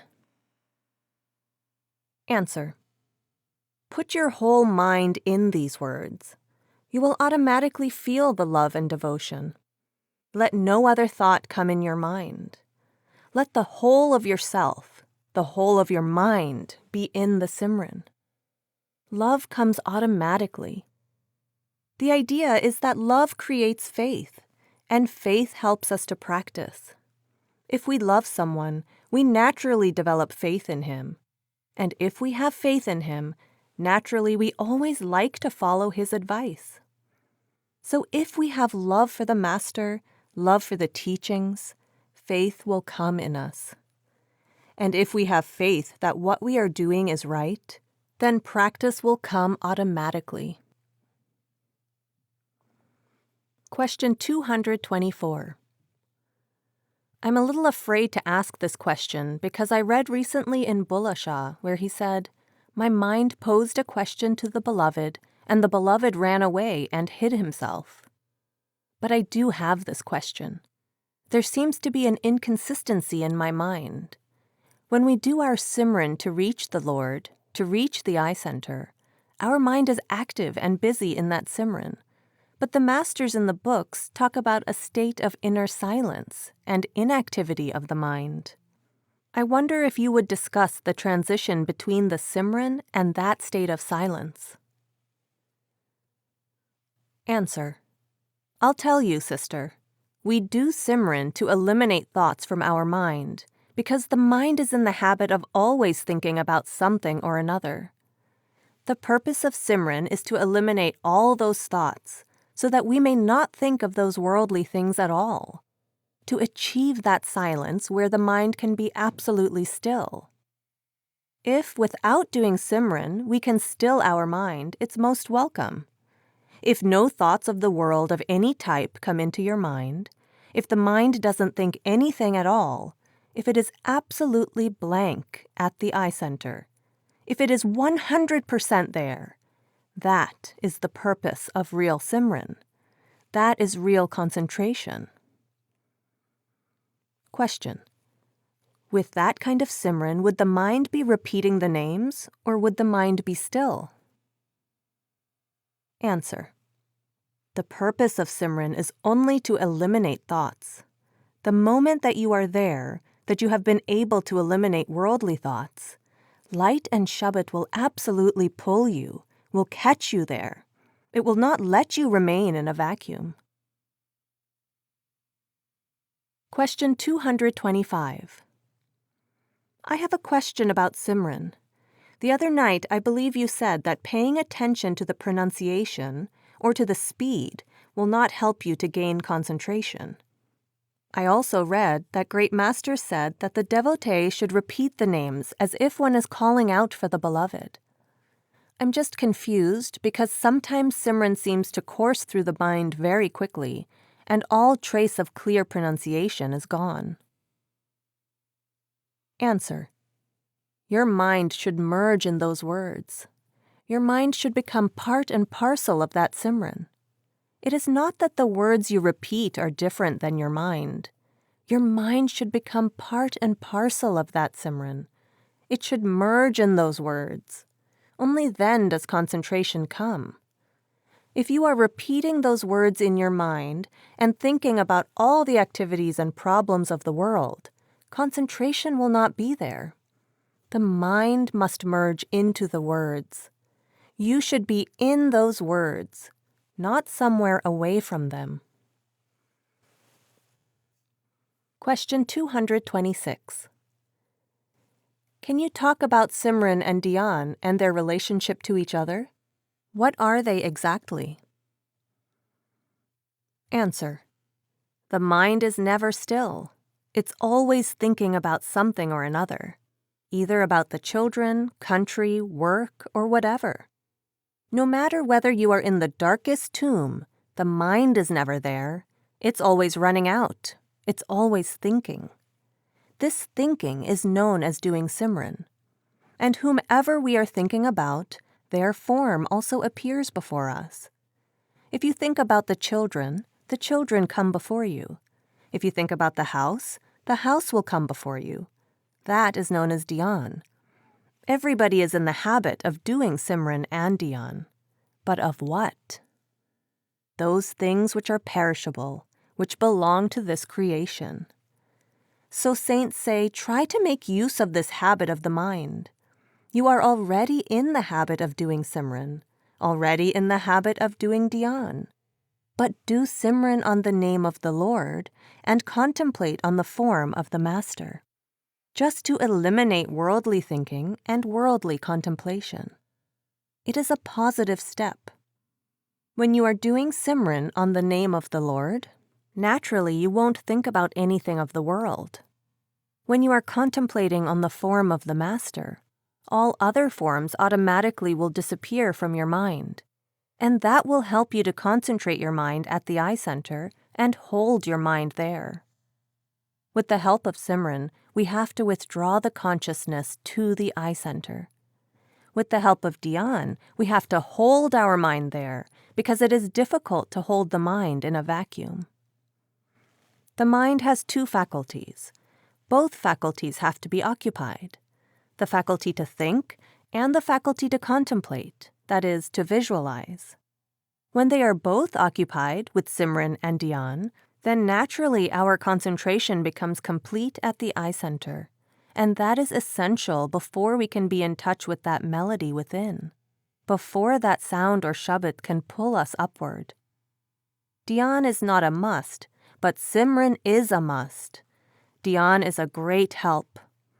Even otherwise, if you can't contemplate on the form of the Master, you can feel you are doing Simran in the presence of the Master. Even that will help you to hold your attention at the eye center. But if you can contemplate on the form, then there is nothing like it. Otherwise, you should think you are sitting in the presence of the Master and you are doing Simran there. Someone is there in whose presence you are doing Simran. That also helps you to hold your attention in that vacuum, in that darkness. Only then can we be pulled by the sound within. And if you see the light, then the light automatically catches your attention, and you can go on doing Simran. But the real dhyan is when we see the radiant form of the Master.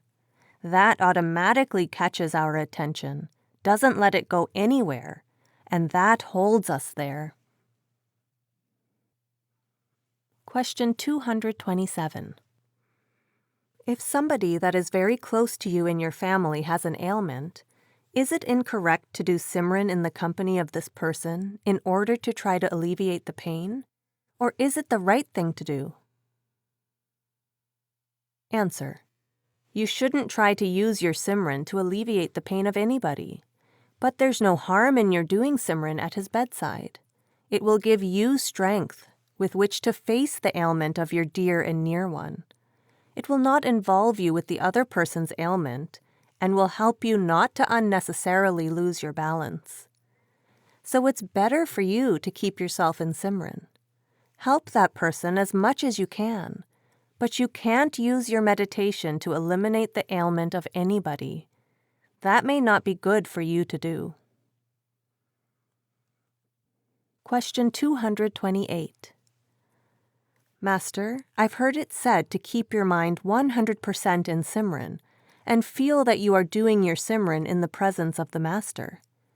Does this mean that we are to feel that our Master is sitting across from us in a chair in our room, as he is now? Answer.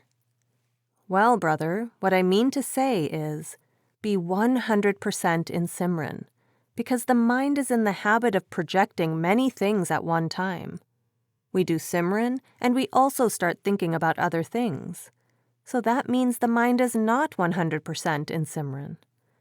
By 100%, I mean that we should do only Simran and nothing else. Nothing in the whole world exists except for the Simran.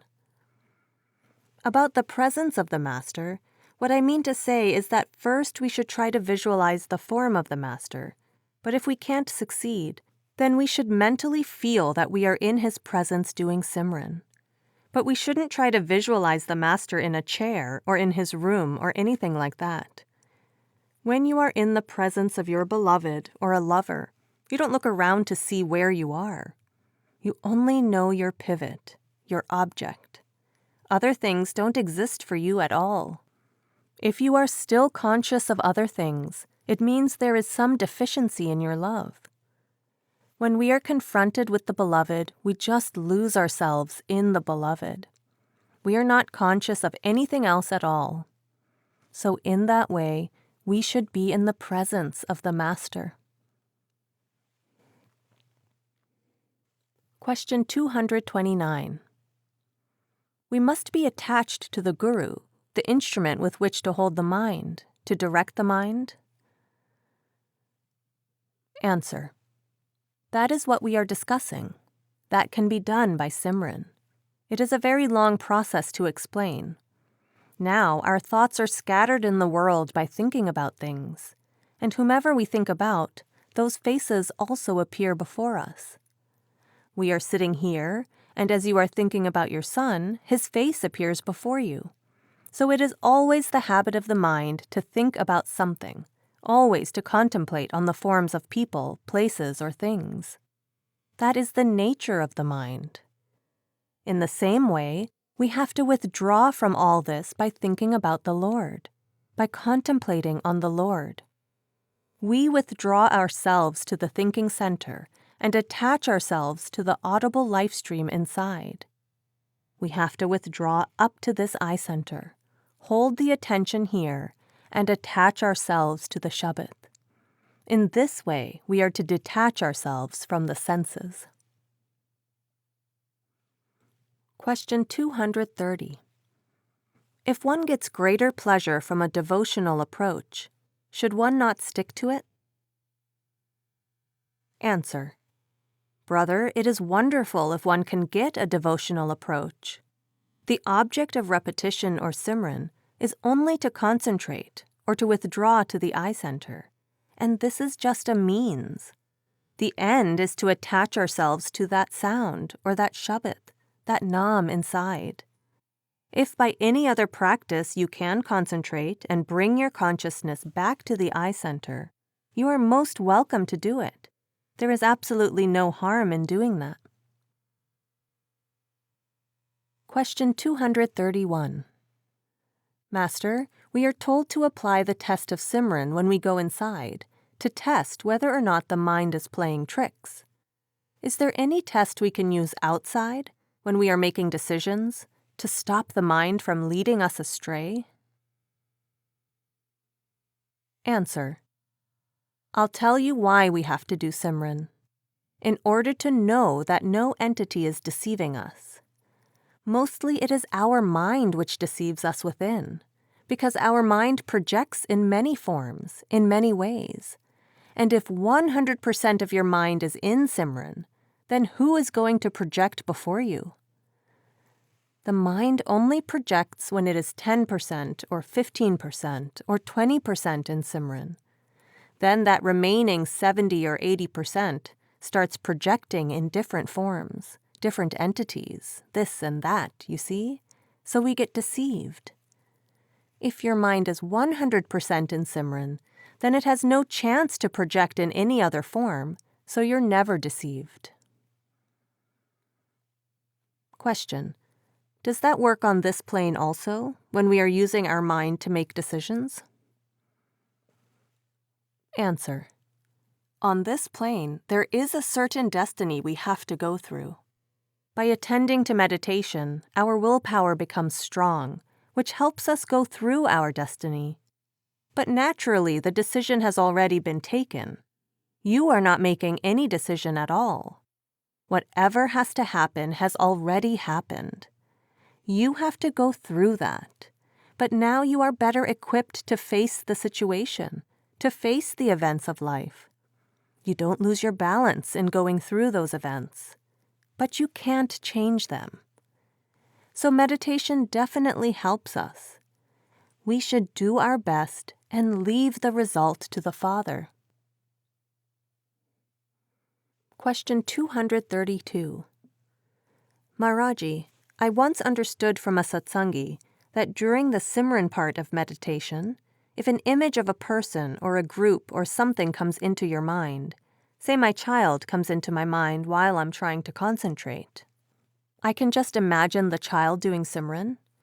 Or if my mother comes into my mind, I can imagine her doing Simran, so that I have every image in my mind doing Simran. Is this all right to do? Answer. Even if you don't do Simran, those faces are always before you. These are our attachments, which always project themselves before us. We want to get rid of those forms, those attachments, with the help of Simran and dhyan. If we go on contemplating on their faces while doing Simran, we are creating more of a bond with them, rather than detaching from them. There once was a school of thinking which taught this type of practice. That is why you find statues being worshipped, idols in temples and other places. There was a school of thinking that taught that one should contemplate on their forms and do Simran. But then you get so attached to a particular idol or statue that you find it difficult to detach yourself and then to attach to the shabd and nam within. You become part and parcel of those idols. You may be able to hold your attention by contemplating on them, but then that doesn't take you up, because then you can't detach your thoughts and attach to the shabd.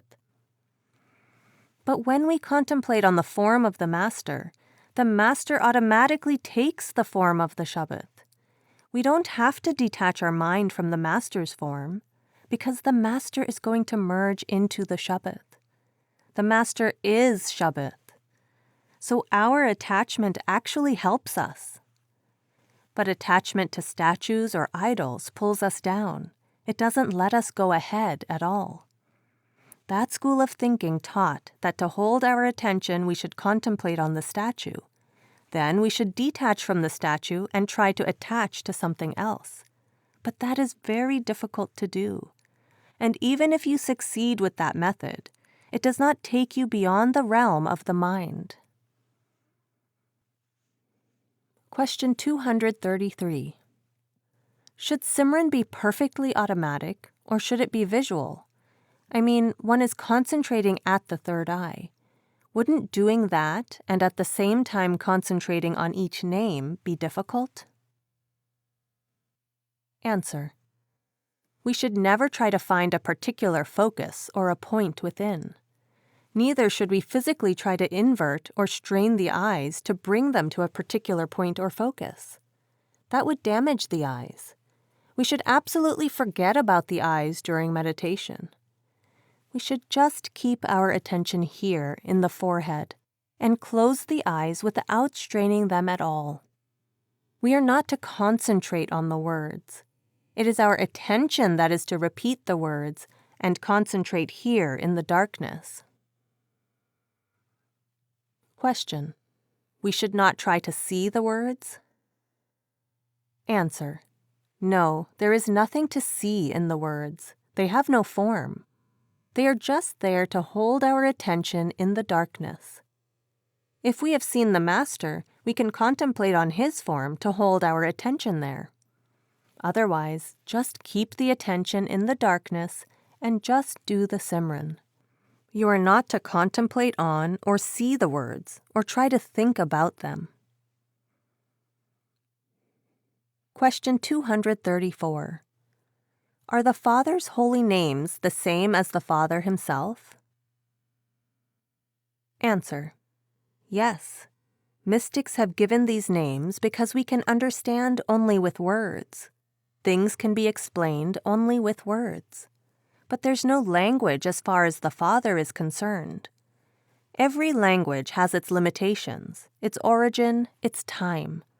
These languages can't tell us for how long the Father has existed. These are just names given by mystics referring to his characteristics.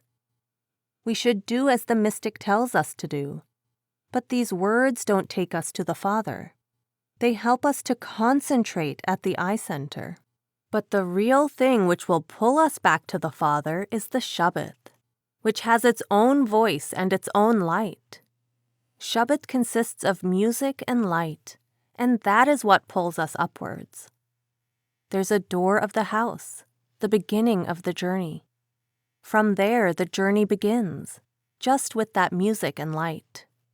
The words, repetition, Simran, help us to keep our attention there. It is that music and light which pull us upward. Mystics can give any names. Maharaj Charan Singh, used to give different names to Arabs and Persians than to Indians. Question.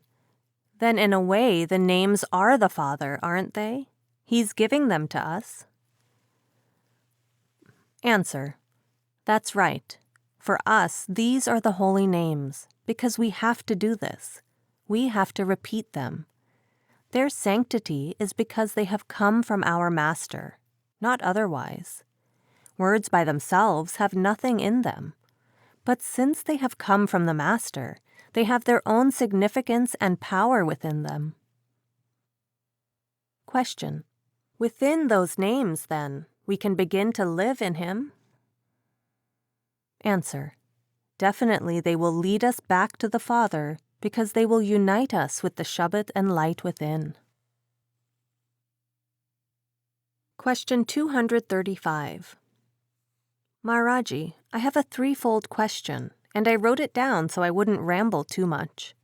How do you bring the attention to the eye center to do Simran there when it has apparently been coming from lower down, probably from the throat? And how do you stop the Simran flowing from lower down, where it has been going on automatically for a very long time?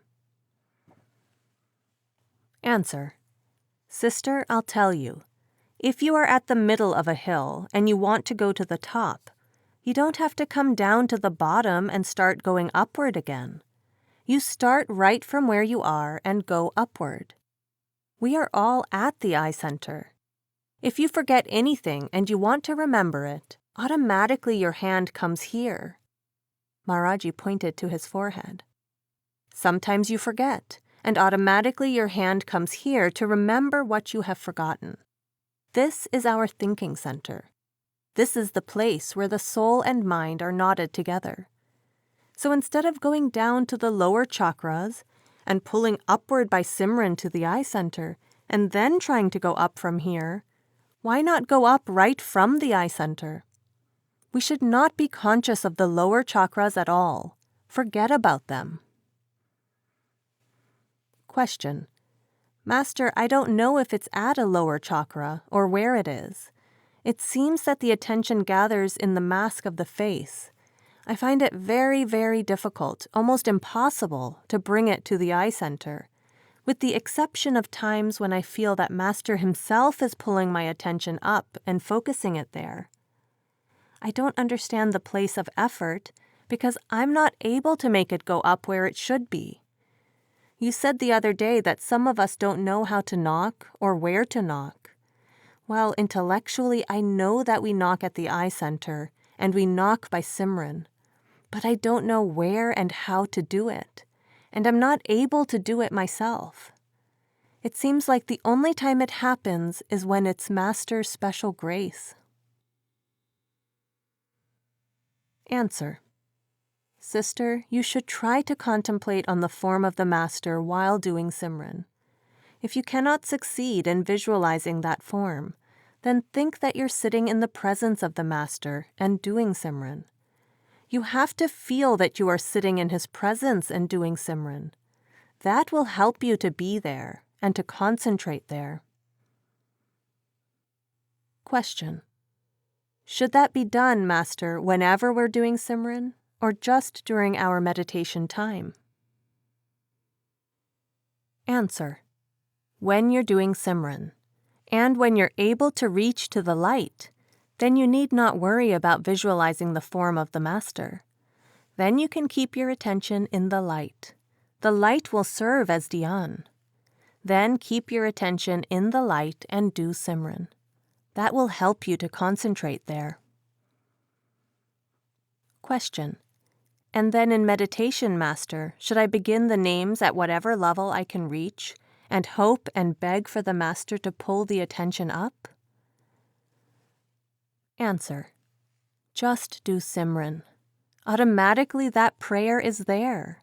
Meditation itself is a prayer.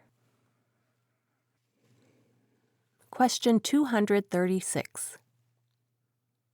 Master, we're told that if the Master's form appears inside, we should test it with Simran, and it will disappear if it's false. Why is it that when one tries to do Simran and to create the form of the Master inside, Simran doesn't destroy that image that you've created whilst you do dhyan? Answer. Because we are trying to visualize the form of the Master. Simran helps us to visualize the form of the Master. It isn't a question of destroying it, it builds it. Question. So it's not negative? Answer. No. Simran builds the image of the Master, you see. It doesn't destroy the image of the Master. We only visualize other forms or think about other forms when we are not attentive to the form of the Master within. Simran helps us to be attentive to the form of the Master, and then other images automatically disappear. Simran doesn't let you waver from dhyan, from that particular spot, because Simran helps you to concentrate there, where you want to be with your Master. When you are so concentrated with the help of Simran, automatically other beings will disappear, because they don't exist for you then at all. Even in this world, when you are in love with somebody, When you're looking at somebody that you love, anybody may come and go and you hardly notice. You're not even conscious of who has come and who has gone, because you are so absorbed in your own self and your beloved. Similarly, in that intensity of being one with the Master, when it's complete, the mind doesn't waver or go to anything else at all. All those forms that we see within are nothing but projections of our own mind. Our mind is projecting all that within. But the mind has no time now to project anything because it is so concentrated on the form of the Master. It is one with the Master. The mind can project many things. Now we are talking here to each other, and the mind runs to so many places, thinking about so many other things. But with the help of Simran, the intensity of focus on the Master becomes so great that the mind doesn't run out at all from the Master. Those other forms automatically disappear. All of the mind is there, not part of the mind. Question 237. Would you advise us to repeat the names slower so that the mind would be forced to concentrate? Answer. No, speed of repetition does not make any difference. Whether we do it fast or slow does not make any difference. We should just do it at normal speed. It is concentration which matters here. That is the main thing. You should do your Simran with the attention and while keeping it here at the eye center. Question 238. Maharaji, there are many words with which to try to describe and understand the Lord and the creation, and there are also many mantras. My question is, are some words actually more holy or more powerful? Answer. The most holy and powerful is your level of consciousness which you achieve by doing that Simran. It is the level you achieve with the help of Simran that is powerful. No matter how powerful the words may be, if the concentration is not there, you're not able to achieve that level of consciousness, and there's no use. So the power lies in your level of consciousness, not in the words. Question 239. In some teachings, they refer one to the mantras, the Om sound, before meditation. We understand that our body has to be tuned first to the sound, which enters the heart, and the vibrations come in closer and we are readier and the mind is easier to discount. Answer. Sister, that is not a physical sound. When we create sound by saying Om, Om, we are trying to copy that sound. That sound seems like that, but by repeating that sound, we are not in touch with the real sound. Question 240. With our Simran, are we really calling to the Master all the time? Answer. Yes. In meditation, there's nothing else.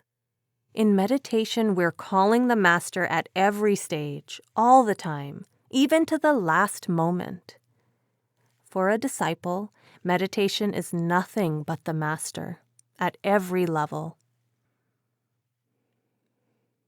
Question 241. You've spoken of closing the 9 doors of the body, but what happens when the consciousness withdraws from the body and goes through the 10th door? What happens to the breathing? Answer. Never synchronize your Simran with breathing. Now you are talking to me and I'm talking to you, and neither one of us is conscious of our breathing. Breathing is a natural function of the body, so let it function. You're only to be here at the eye center mentally, not physically. Mentally, you have to withdraw your mind to this eye center, but the breathing will just continue. You see, the problem is that some people who are in the habit of doing pranayam breathing exercises, try to synchronize Simran with breathing, and they develop a lot of breathing troubles. Then they find it difficult to stop synchronizing their breathing with Simran. Or sometimes, due to our associations of past births, we get involved with breathing while doing Simran. But Simran has nothing to do with our breathing at all. Question 242. Master, it is my understanding that Simran is what takes us to your radiant form, and that the real shabd is not given until we have reached your radiant form. So our primary concentration should be on Simran until we reach your form inside? Answer.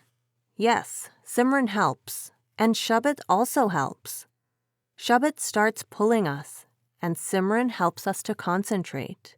They are both essential. One is not at the cost of the other. The object of Simran is to withdraw the consciousness to the eye center, and the object of shabd is to pull us upwards. Just with the help of mere Simran, we can't go upwards too much. Shabd ultimately has to pull us upwards. Question. So the Simran is the knocking at the door? Answer. Yes, Simran is knocking, but then the door has to be opened. Shabd breaks down that door and pulls you upwards. It admits you in.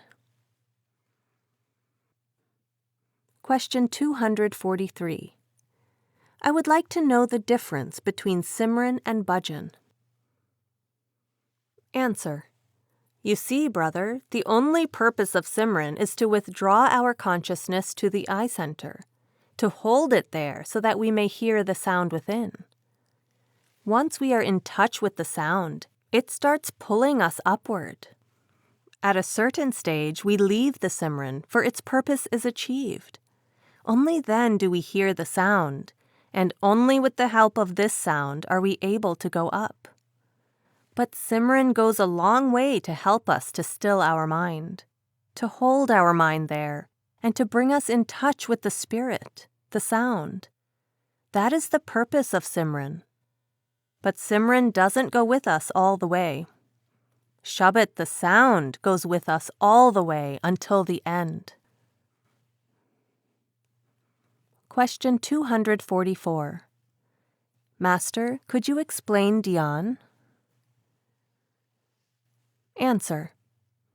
The purpose of Simran is to withdraw your consciousness to the eye center, and the purpose of dhyan is to hold your attention at the eye center. It becomes very difficult to hold your attention in a vacuum because we are in the habit of contemplating on some form or another. The form of whomever we are thinking about automatically appears before us. That is the natural habit of the mind.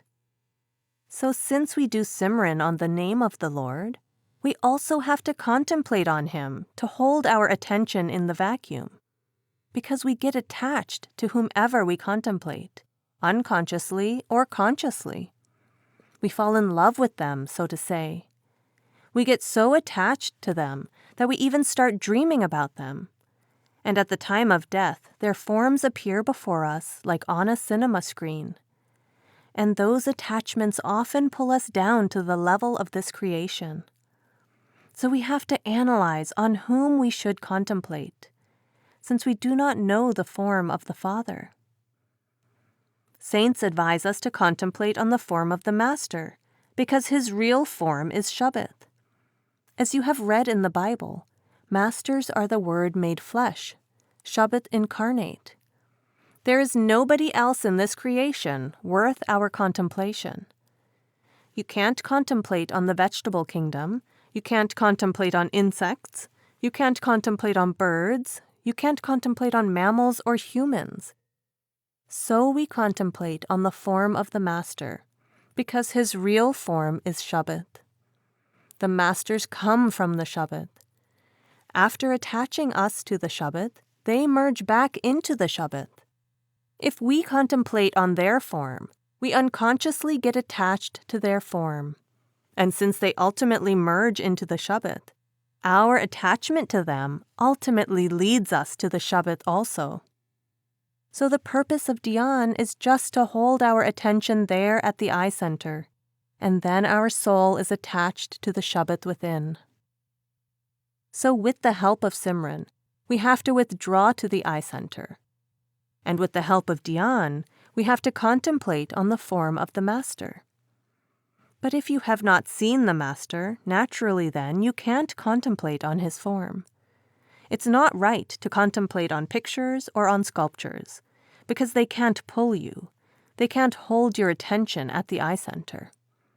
If you haven't seen the master, you should just keep your attention in the vacuum, in the darkness, thinking that your master is there.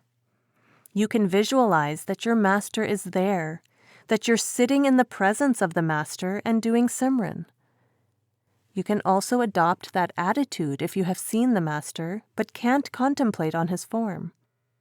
That your master is within you at the eye center, and you are sitting in his presence doing Simran. That also will help you to concentrate your consciousness here at the eye center. The main purpose of all this dhyan and Simran is just to hold our attention, to still our mind here at the eye center. And then automatically, like a magnet, the soul becomes attached to the shabd within.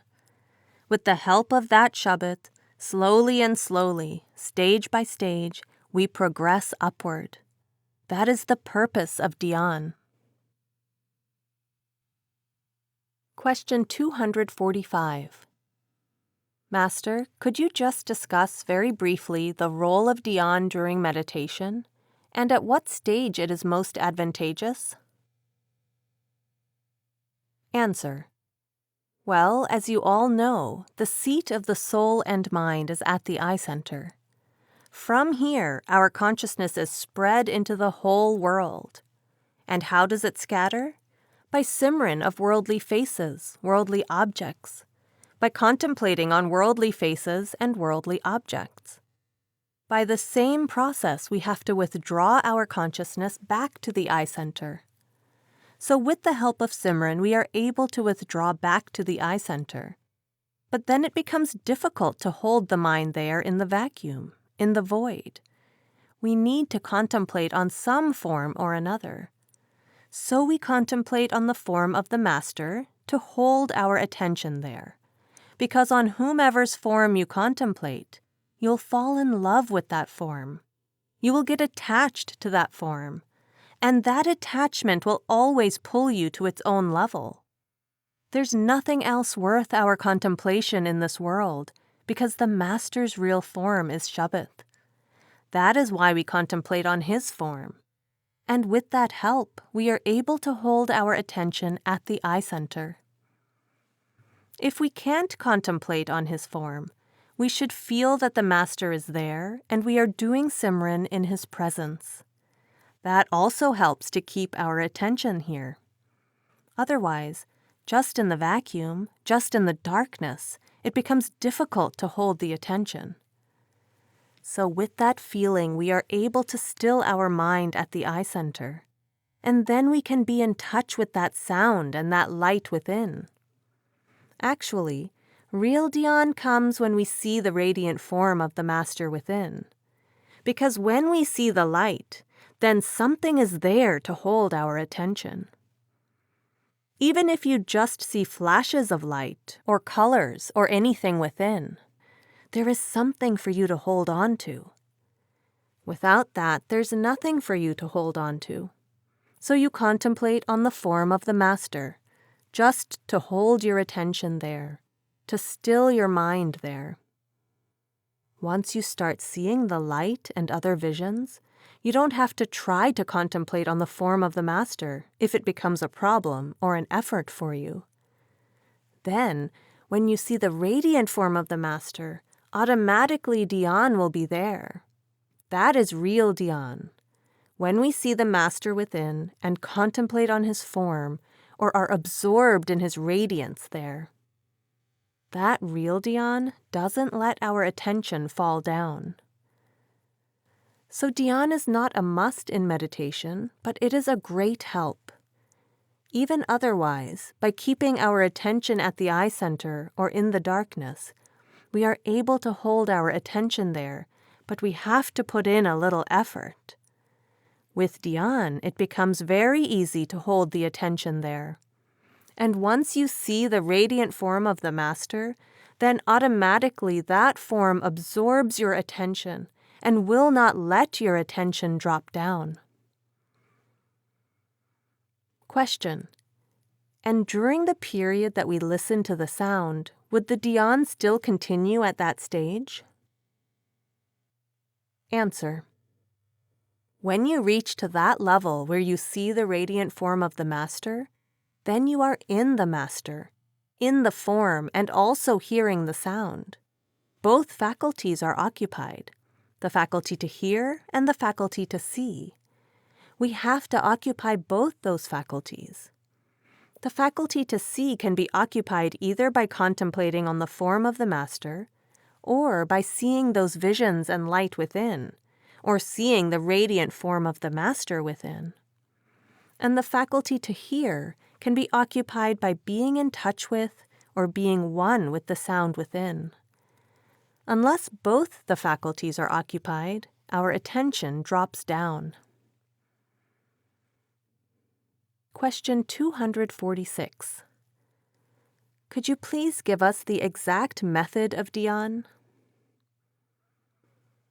Answer: dhyan is just contemplating on the form of the Master.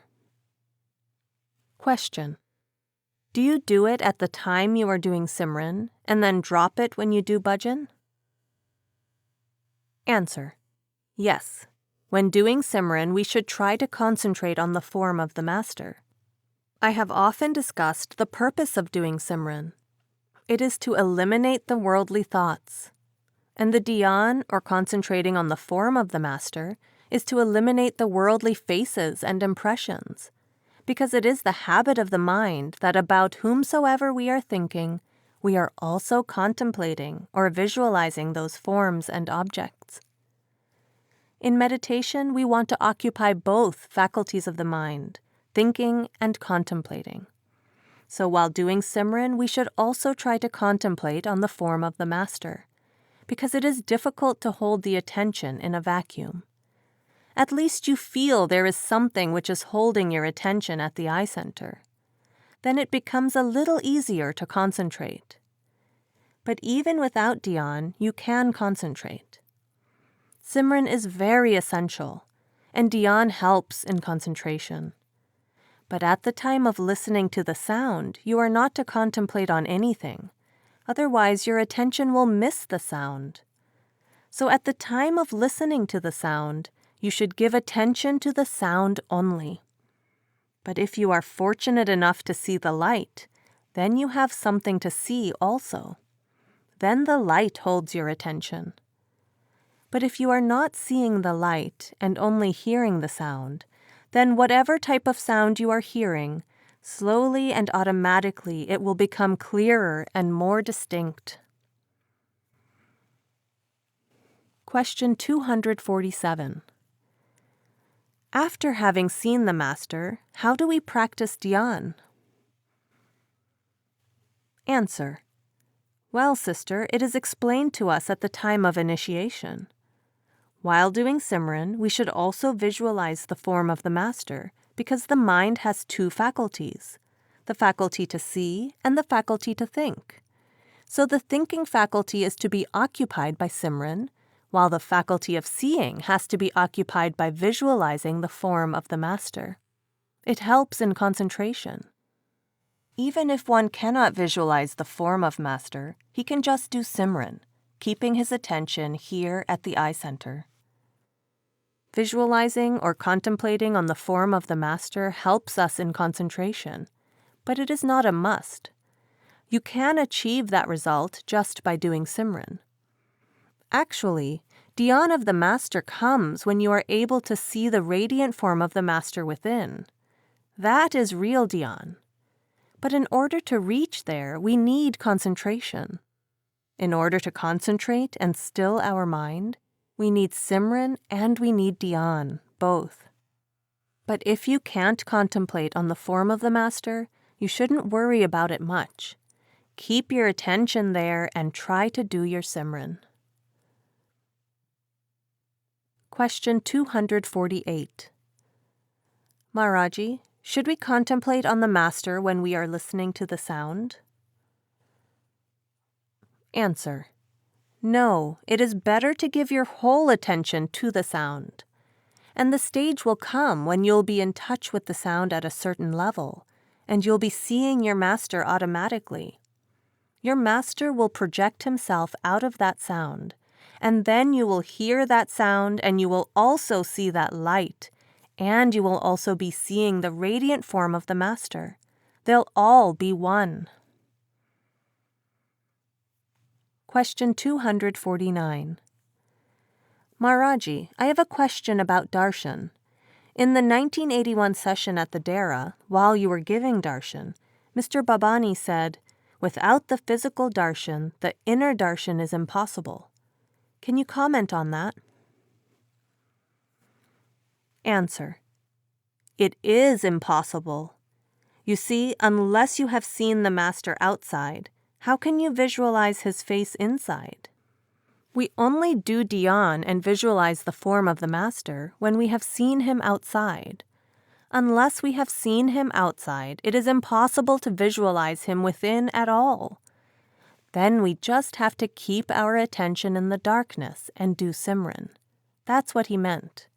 And moreover, you see, seeing the physical form of the Master increases our devotion, the intensity of our longing, and that helps us in dhyan. You always try to visualize the faces of those whom you love. You don't have to put in any effort at all to visualize them. The lover always just tries to find a chance to see the beloved. He automatically gets pulled wherever the beloved is. Question 250. The books say one should contemplate on the form of the Master, but not on a photograph. What, then, should those satsangis and seekers do who have never seen the Master? Answer. You see, we never advise them to meditate on the form of the Master at all. We only advise people to meditate on the form of the Master if they have seen him. Otherwise, we advise keeping your attention here at the eye center and doing the Simran. Those who have seen the Master, they can contemplate on the form of the Master. It's not right to contemplate on a photo. That's a lifeless thing that will pull you back if you're attached to that particular photo. I'll explain to you the purpose of dhyan. The purpose of Simran is to withdraw your consciousness to the eye center. The purpose of dhyan is to hold your attention there. It is difficult to hold the attention in a vacuum. It becomes a little easier to hold your attention there if you contemplate on someone's form. So that is why we advise you to contemplate on the form of the Master, because his ultimate form is the shabd, with which we want to merge. But if we contemplate on something else that is subject to birth and death, then we get so attached to that form that we also become a victim of birth and death. That is why it is safest to contemplate on the form of the Master. That helps you to still your mind at the eye center. Even without contemplating on the form of the Master, you'll be able to hold your attention here. Dhyan is only an additional help. It's not a must. Simran is a must. Shabd is a must. Dhyan is a help to hold the attention here at the eye center. Naturally, only those people who have seen the Master can do dhyan. How can those who have never seen the Master contemplate on his form? They just have to hold the attention here in the vacuum and do Simran. Question 251. In dhyan, should we try to visualize one set expression, or change and see you walking, talking, and the like? Answer. We should never think about any expression at all. Just think about the face of the Master.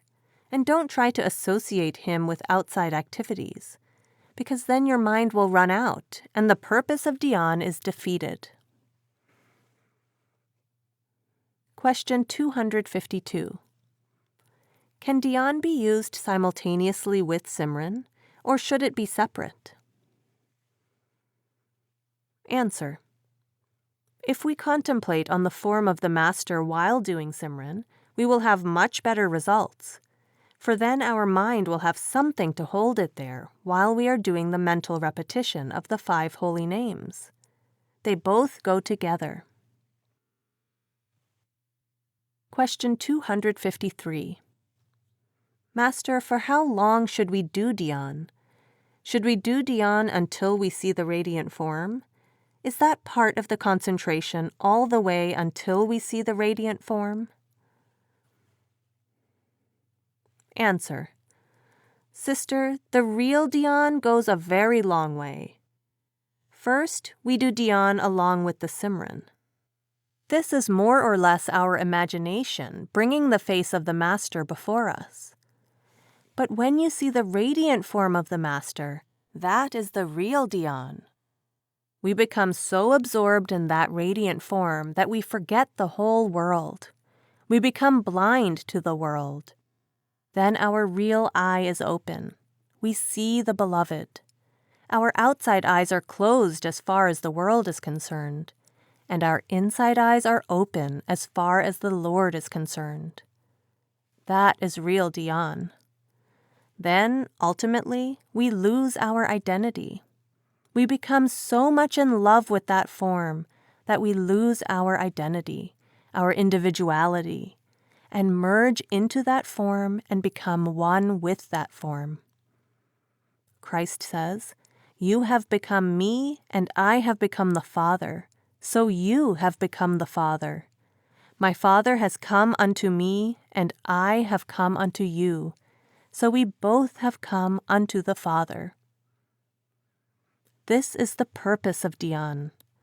We lose our identity into the Master, our individuality into the Master, who has lost his individuality and identity into the Father. Then with his help, we lose our identity into the Father. That is the real purpose of dhyan, to lose our identity, to merge, and to become one with that being. Question 254. If we see the light, then you don't have to try to see the form of the Master? Answer. You may not have to try much, because that light and sound itself will take you to the radiant form within, where you will have the real dhyan of the Master. We must have something that holds our attention here at the eye center. But we become so used to contemplating on the form of the Master that even when we see the light, we'll automatically be visualizing the form of the Master, because we fall so much in love with that form. Visualizing it becomes a habit of the mind. That helps. You can see the light and also visualize the form of the Master.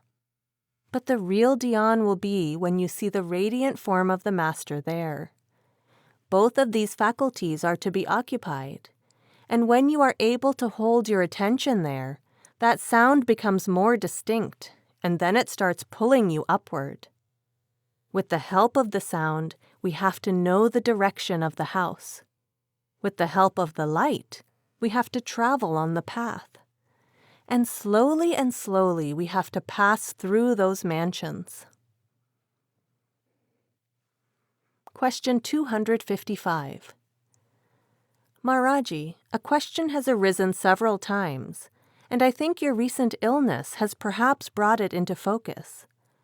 In terms of dhyan of the Master, if you are initiated by a Master and he then leaves the world, am I correct that the teaching is that one continues to do the dhyan of the Master who initiated him, even if there is a successor whose satsang he attends? Answer. That is right. That is the teaching. Whoever has been initiated should contemplate on the form of that same Master.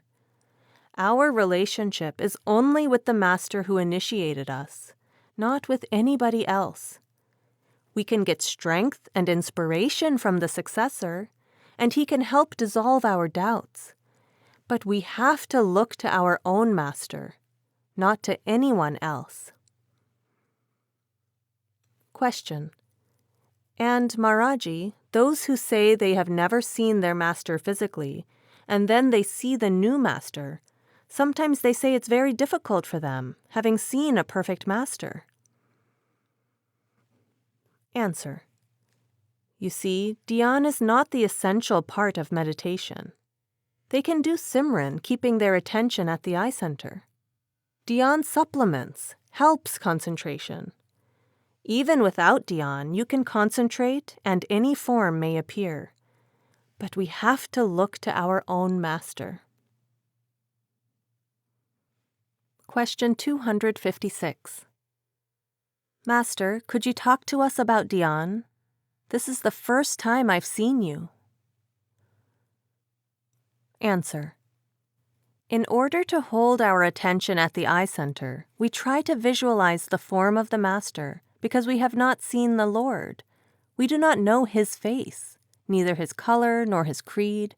We have no concept of him. And there's nothing else worth our visualizing, worth our dhyan, in this whole creation. Everything is perishable. So we try to visualize the form of the master, just to hold our attention there at the eye center. And when you hold your attention there, then naturally light appears. The light is there to hold your attention. That is the purpose of dhyan. Even if you have not seen the master, you can concentrate at the eye center.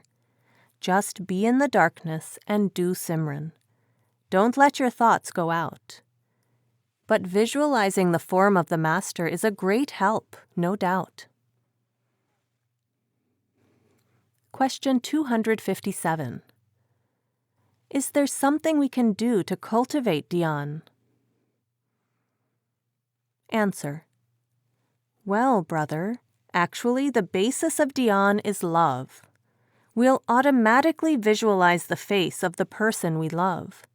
We can't get rid of that face. And so it's all his grace, so to say.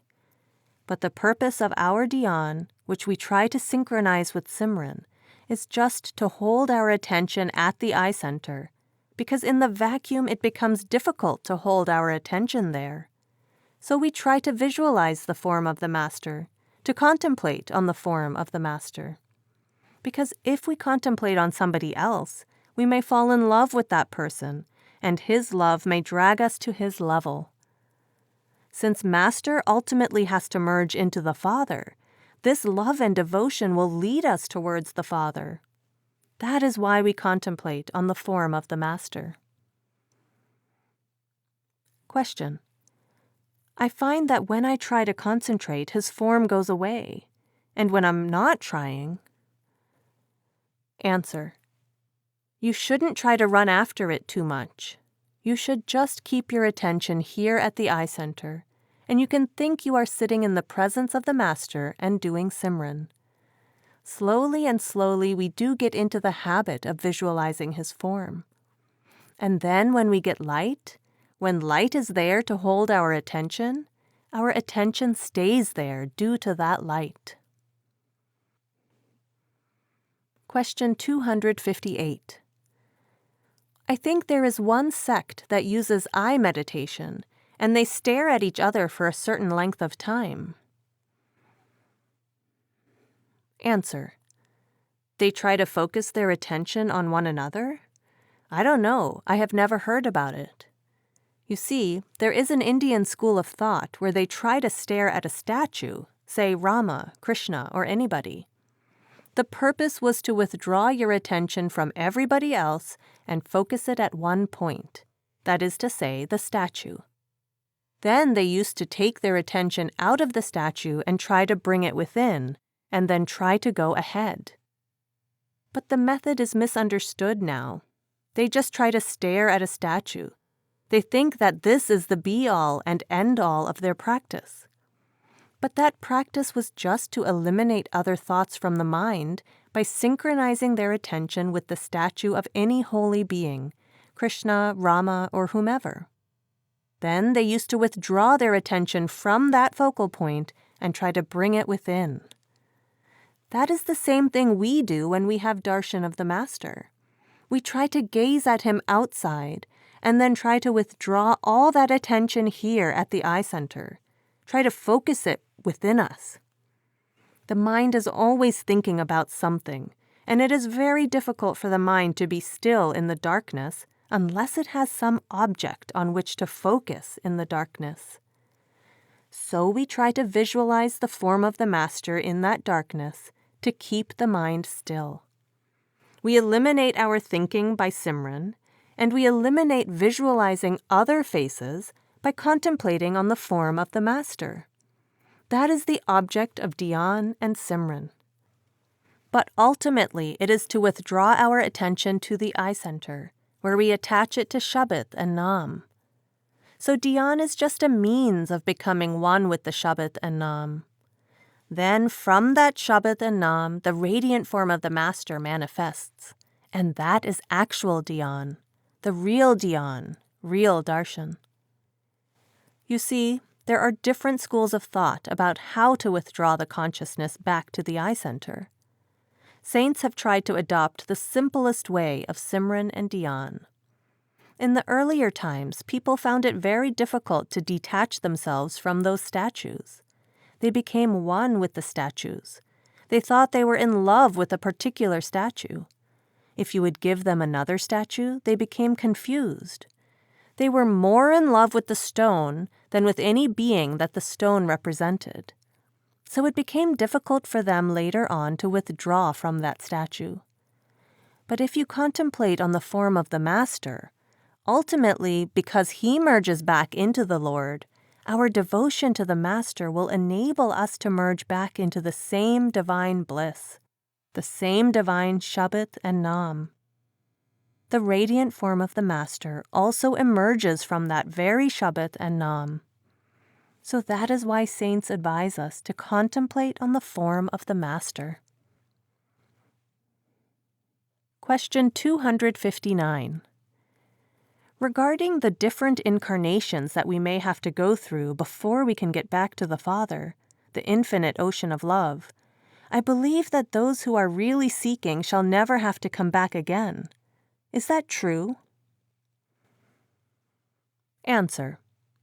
It is the attachment which brings us back, and as long as we are attached to worldly objects and worldly possessions and things, we have to come back here. We have to detach ourselves from them and attach ourselves to the Lord. Then only will we go back to Him. It is through the mind that we are attached to the senses and the worldly pleasures.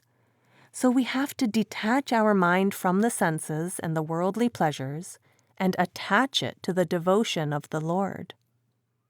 The audible life stream or sound current, whatever you may call it, reverberates within every one of us here at the eye center. We have to concentrate our attention back up to the eye center, the thinking center, which is the seat of the mind and the soul knotted together. From here, our mind is pulled down through the 9 apertures of the body by the 5 senses. So unless we withdraw our attention back up to this point, the eye center, we are not capable of treading this path. Our real spiritual journey begins from here onwards. So we must have something that holds our attention here, and we must have something to pull us back on that path. With the help of Simran and dhyan, we withdraw up to this point and concentrate to contact the sound that is reverberating there. And when we are attached to that sound, we are automatically detached from the senses and worldly objects. This is the whole principle of Sant Mat. If we try to fight with the mind in order to detach ourselves from worldly things, we can never succeed.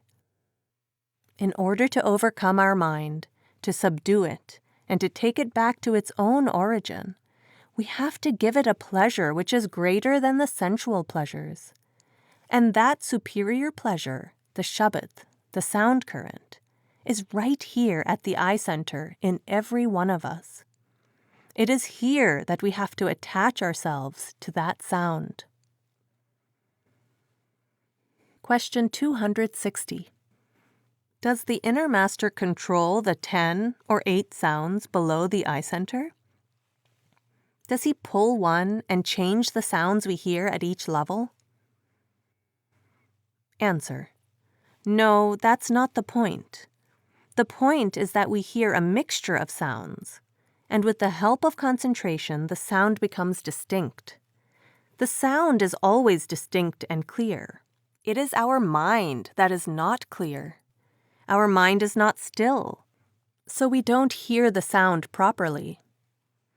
If a concert is going on here, on this stage, and you hear it from a distance, you can't recognize what instruments are being played. But when you come within hearing and seeing range, you know at once the instruments being played. The instruments are the same. The sound is the same. You are the same. But now you are within a zone where you can hear them properly.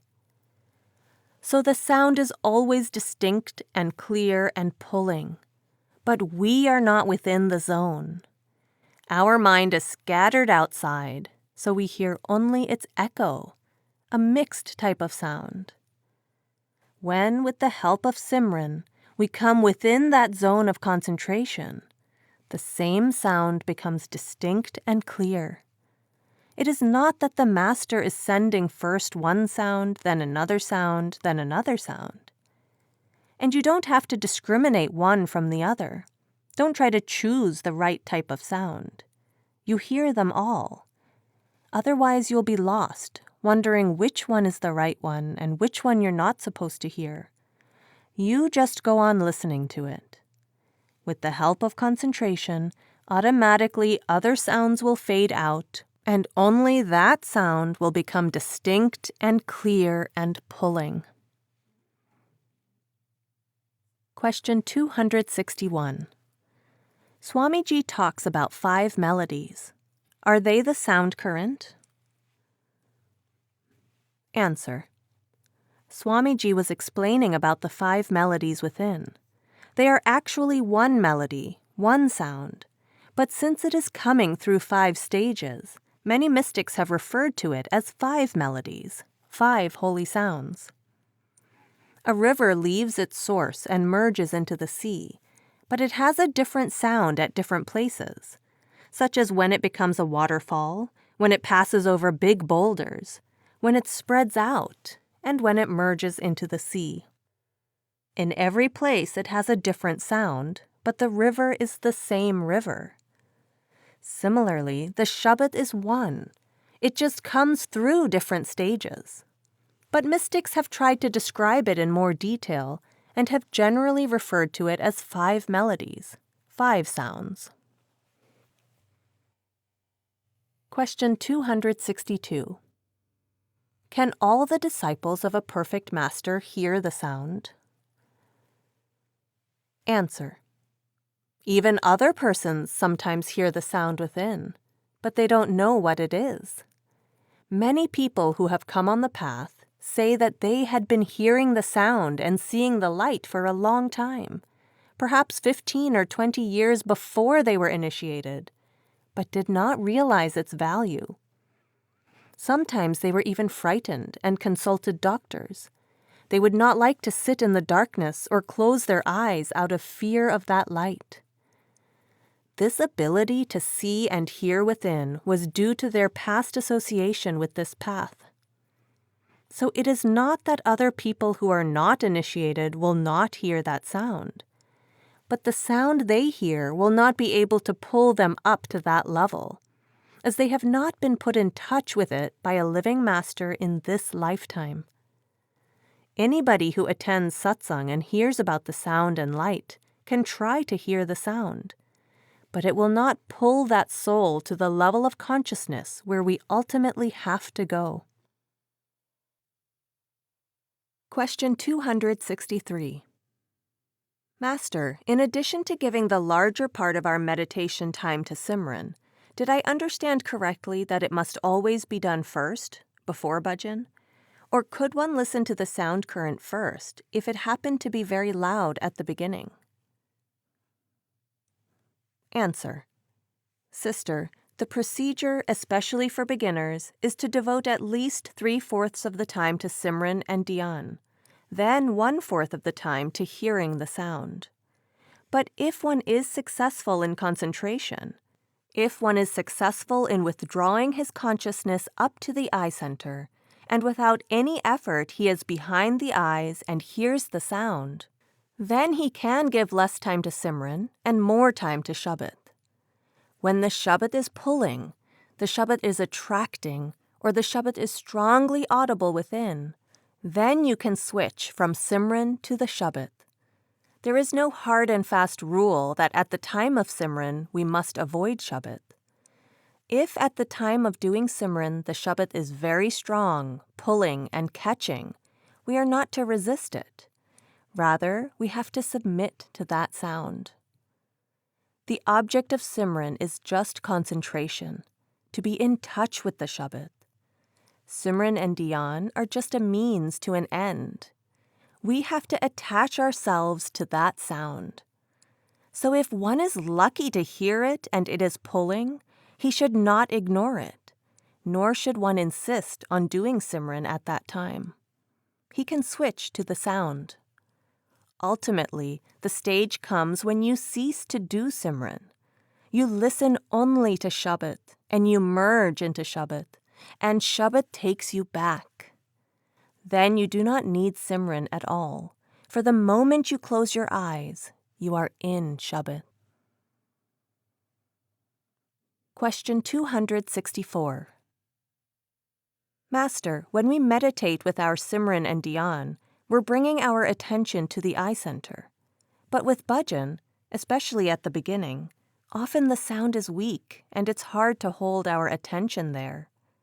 I know for myself, and I've heard this from other satsangis too.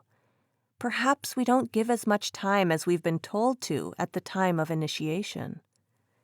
Could you talk to me about the importance of bhajan and the proportion of time that we should give to bhajan?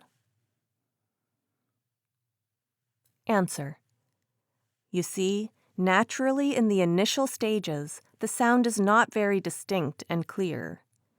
The more successful we are in concentration, the more distinct, clear, and pulling the sound becomes.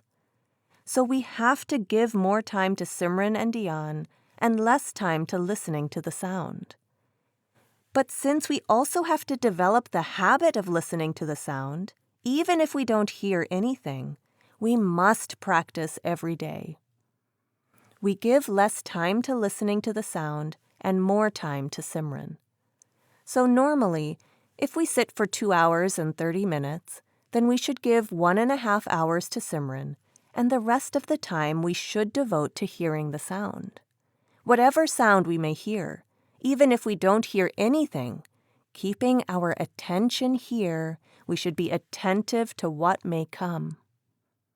And in every sitting, even if we are sitting only for an hour, we should try to give 3/4 of our time to Simran and 1/4 to the sound.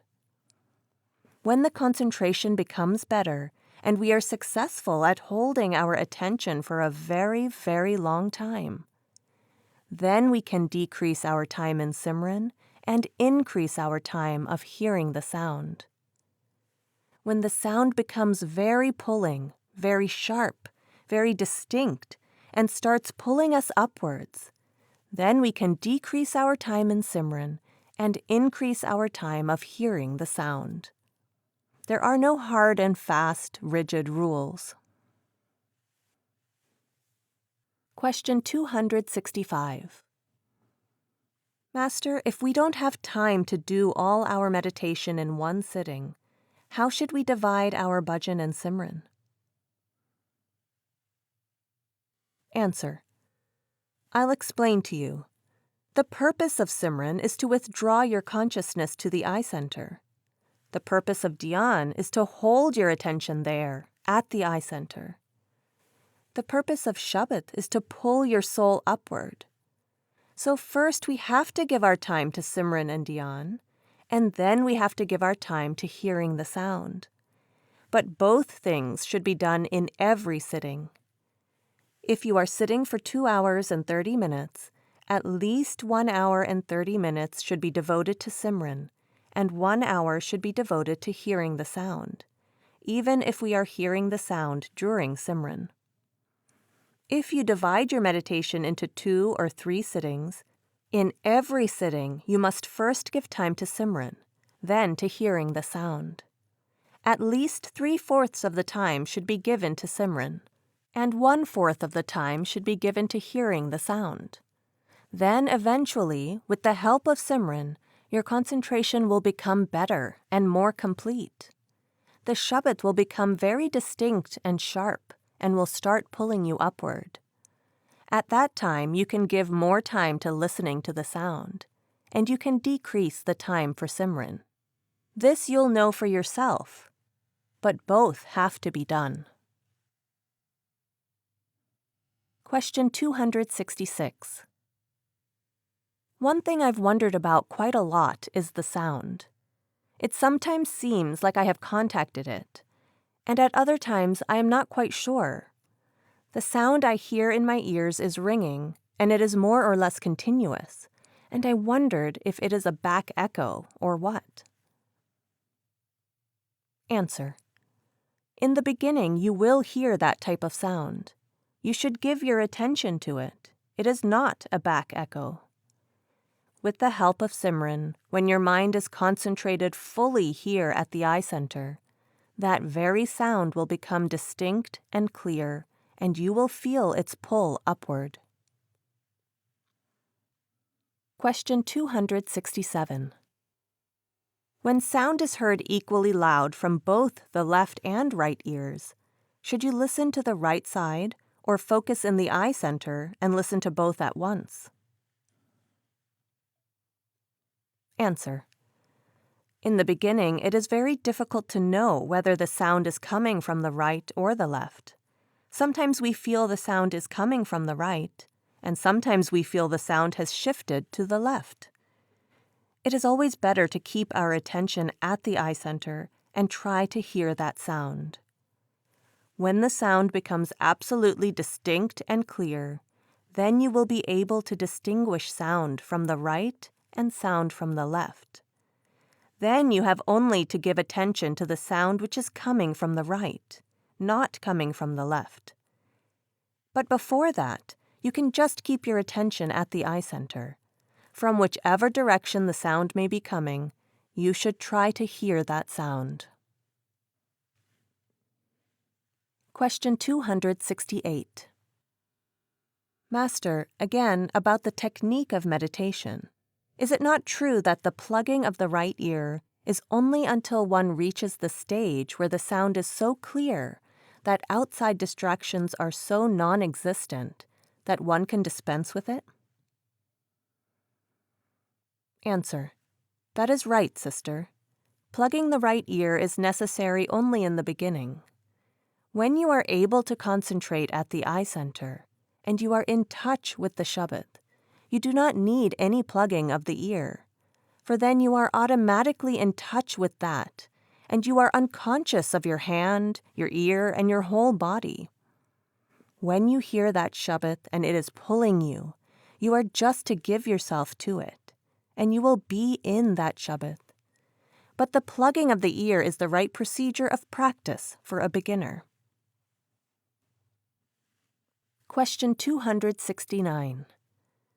Maharaji, if some sound persists louder on the left and it stays like that, what should we do? Answer. Give more time to Simran. Keep your attention at the eye center and try to hear that sound. With Simran or with concentration, that sound will become very distinct and clear, and only then can you know whether it is coming from the right or left. Not before that. Generally, we get the feeling that it is coming from the left. Actually, the sound is never coming from the left. So keep your attention at the eye center and just hear that sound. It will automatically become distinct and clear with Simran. And when it starts pulling you upwards, you will know whether it is coming from the right or left. Then try to concentrate on or be in touch with the sound from the right when it starts pulling you upwards. Question 270. This lady has suffered a hearing loss recently, and she is very much concerned about whether this will impede her spiritual progress. Answer. Our hearing with these physical ears has nothing to do with our spiritual hearing. Whether we hear anything with the physical ears or not, we have internal ears which we have to open to hear that sound. As you have read in the Bible, Christ so beautifully said, "Ye have ears and hear not, ye have eyes and see not." So it is not these physical eyes which see within. It is not these physical ears which hear within. There is an internal ear, which is not physical, which hears the sound. So whether you are able to hear with the physical ears or not is immaterial. Question. Here the deaf lady said, "I would love to hear what you are saying." Answer. That is all right, but I want to tell you that you are not missing anything if you do not hear from the outside, through the physical ears.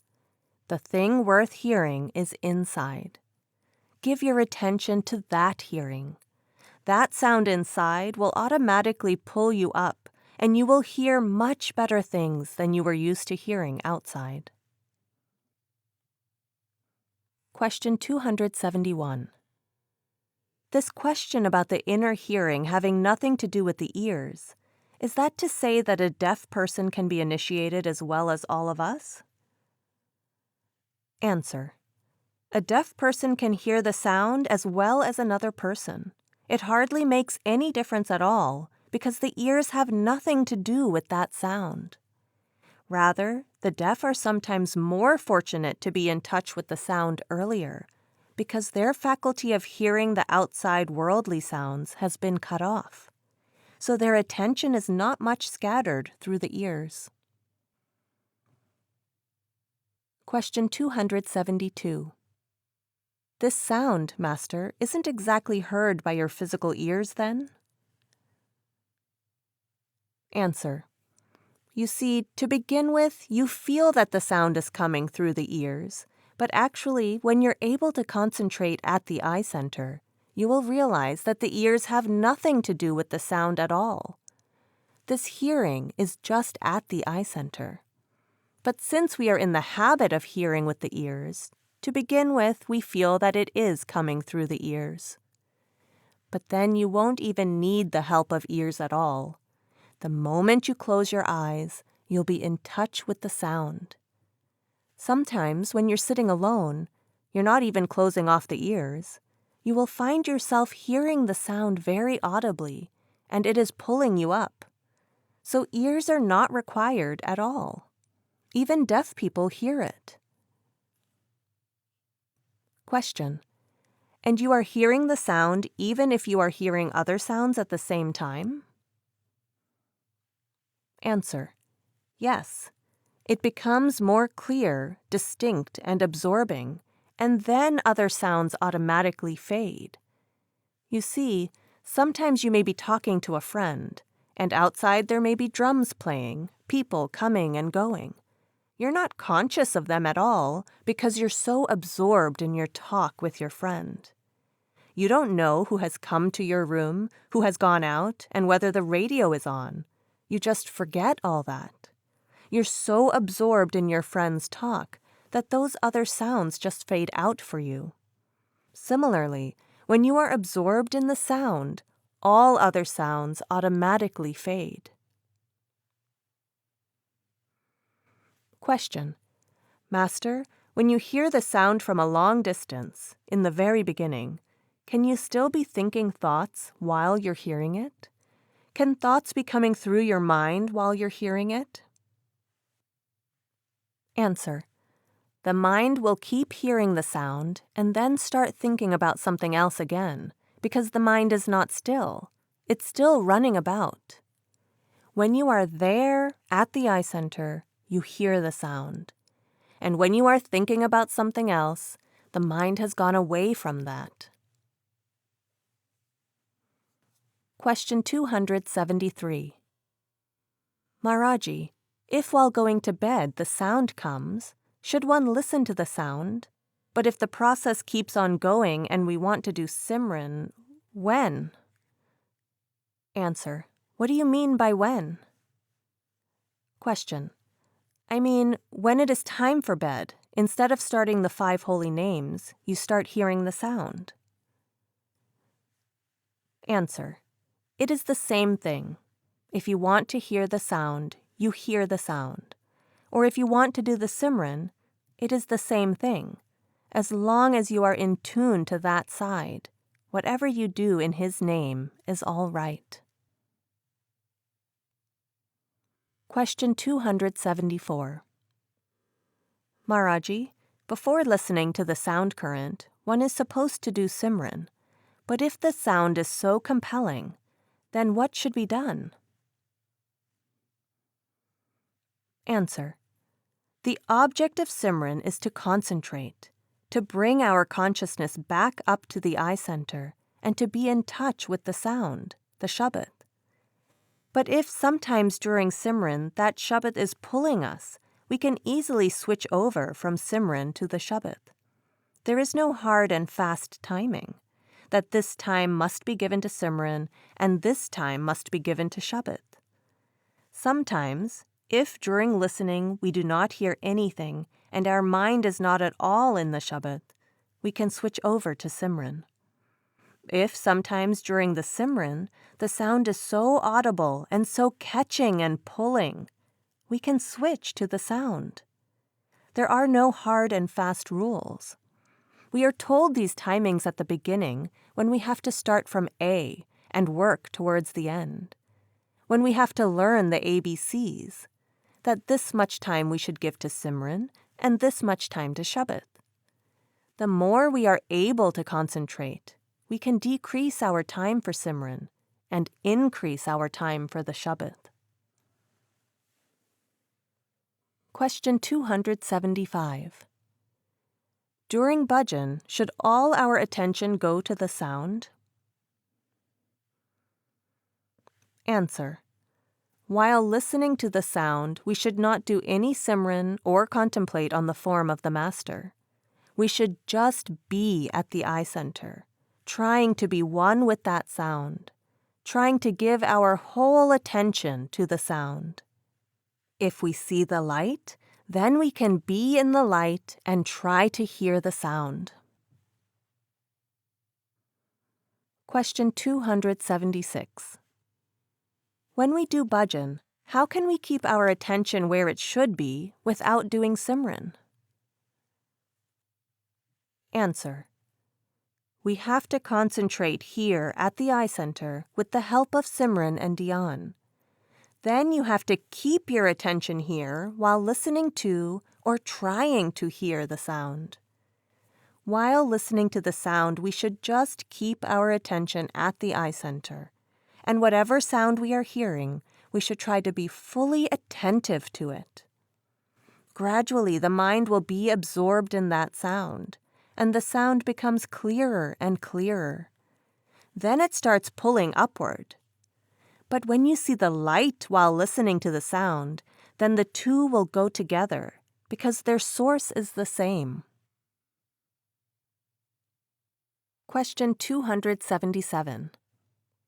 Sir, several speakers have said that if you listen to the sound, that doesn't do anything, that the Simran is what gets you up to the eye center. And they also say that you should spend about 1/4 of your time listening to the sound. If you just spent all the time doing Simran, wouldn't you go up quicker than if you listened to the sound? Answer. I don't know why you are confused in your question. There's no question of going quicker or going slower. Simran is a means to an end. Unless you come to the eye center, you cannot be in touch with that shabd within. And unless you are in touch with the shabd within, it will not pull you upward. If you want a magnet to pull a needle, you have to bring the needle into the range of that magnet, from where it can then pull. Simran is a means of withdrawing your consciousness to the eye center, and then shabd pulls the consciousness upward. So you can't say that if you devote more time to Simran, you will make quicker progress, or if you devote more time to shabd, you will make quicker progress. They both have to go together. Question 278. Maharaji, you told us that by meditation, the willpower becomes very strong, and also that attachment to the body can be very strong. Can you develop willpower so much by meditation that you can leave the attachment for the body? Answer. You see, attachment to the body will go automatically when you are attached to the sound within. When you are attached to the Holy Ghost within, your attachment to the body will go away. Guru Nanak gives a very beautiful example. He says, this body is a cage and the soul is a parrot. A parrot falls in love with the cage and so lives in it forever. Unless he leaves the love of the cage, he can never fly from that cage. Similarly, as long as the soul is in love with this body, it remains imprisoned in this body. But when the soul leaves the love of this body, then the soul will fly. And how can it leave the love of this body? Guru Nanak tells us. You attach yourself to the sound within and drink that nectar within. When you taste that nectar, that living water within, then you automatically will become detached from this body. Then you will not be in love with this body anymore, and the soul will fly back. Inner regions. Question 279. Maharaji, does a satsangi have to explore all the inner regions before reaching Sachkhand? Or can a soul bypass them? Answer. The radiant form will take the soul through all the regions, but the soul, of course, will merge into the radiant form of the Master. The Master doesn't let the soul go away from him at all. Otherwise, the soul would never be able to go through all those stages. There are so many temptations, so many snares. It would just get lost in the beauty of those regions sometimes. It would never be able to get through them at all.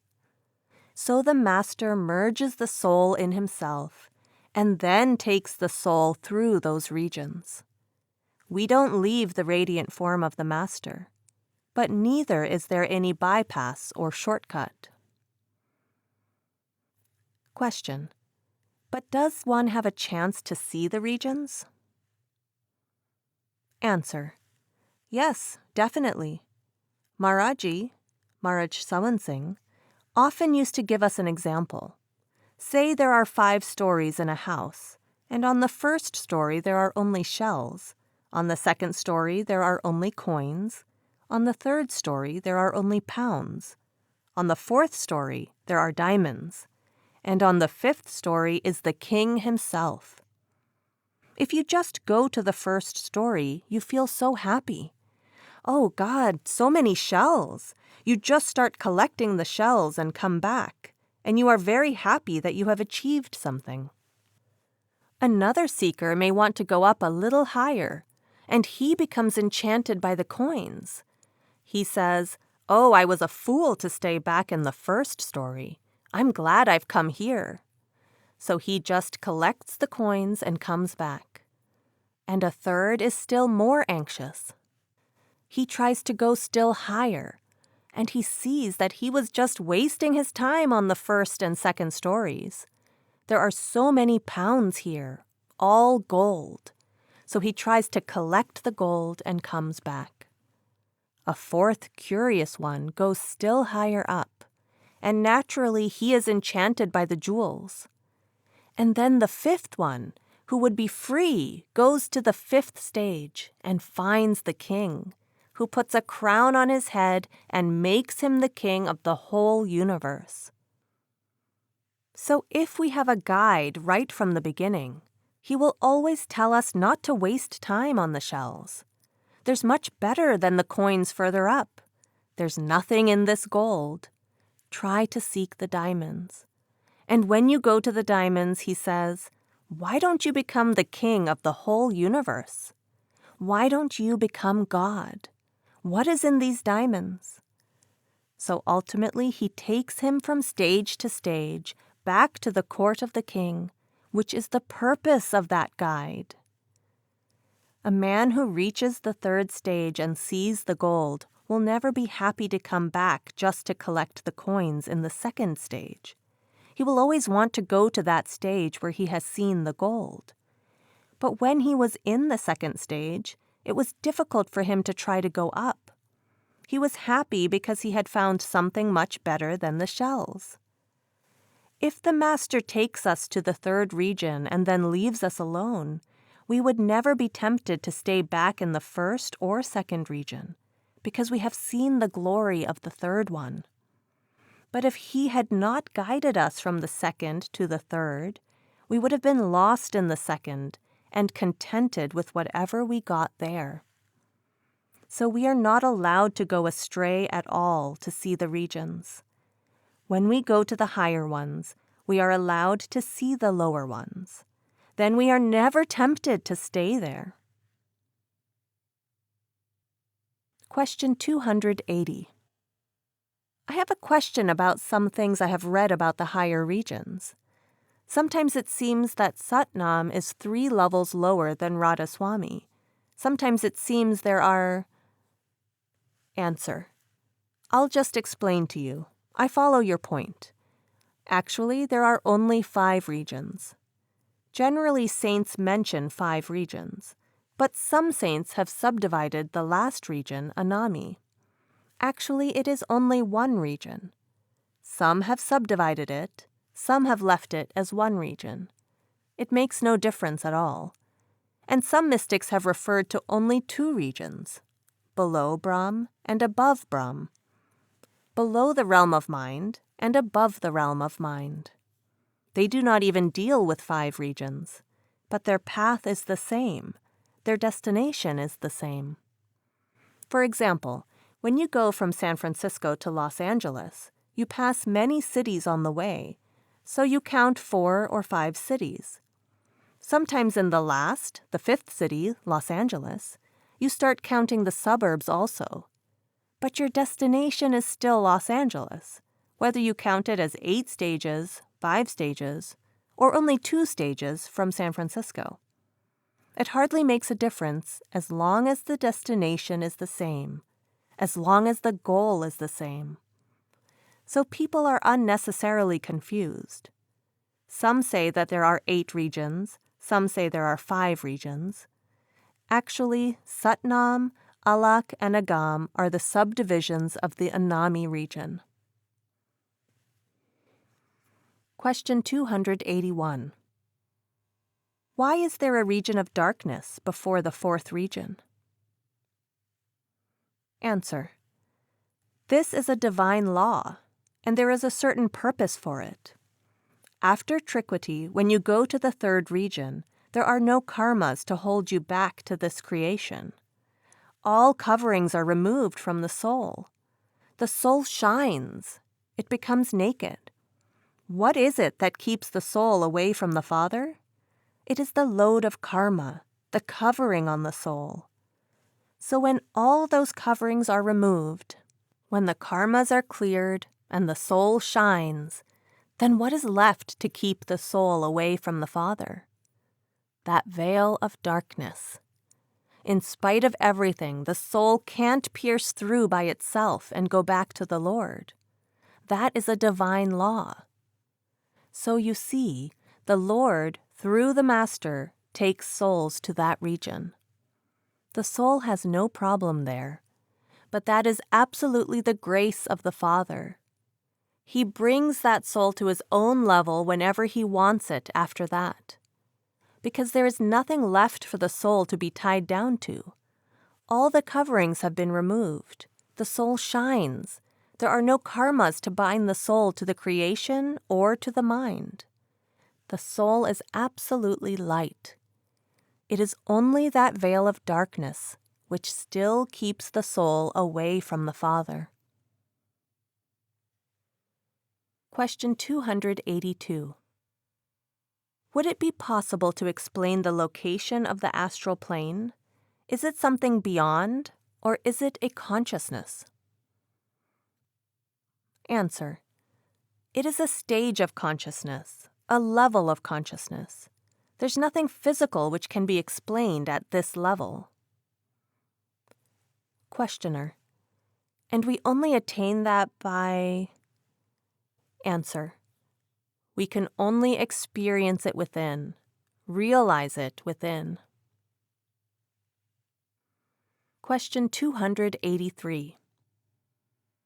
When in meditation you come to the astral world, is there a danger that you will stay there, that you will not come back from the astral world? Answer. If you have the proper guidelines, there is no danger in meditation. You come back to this world again. You do not cut the silver cord at all. You are still connected with the body. When you get up for meditation, you will be the same again. There is absolutely no danger at all. Questioner. I thought that when you come into the astral world...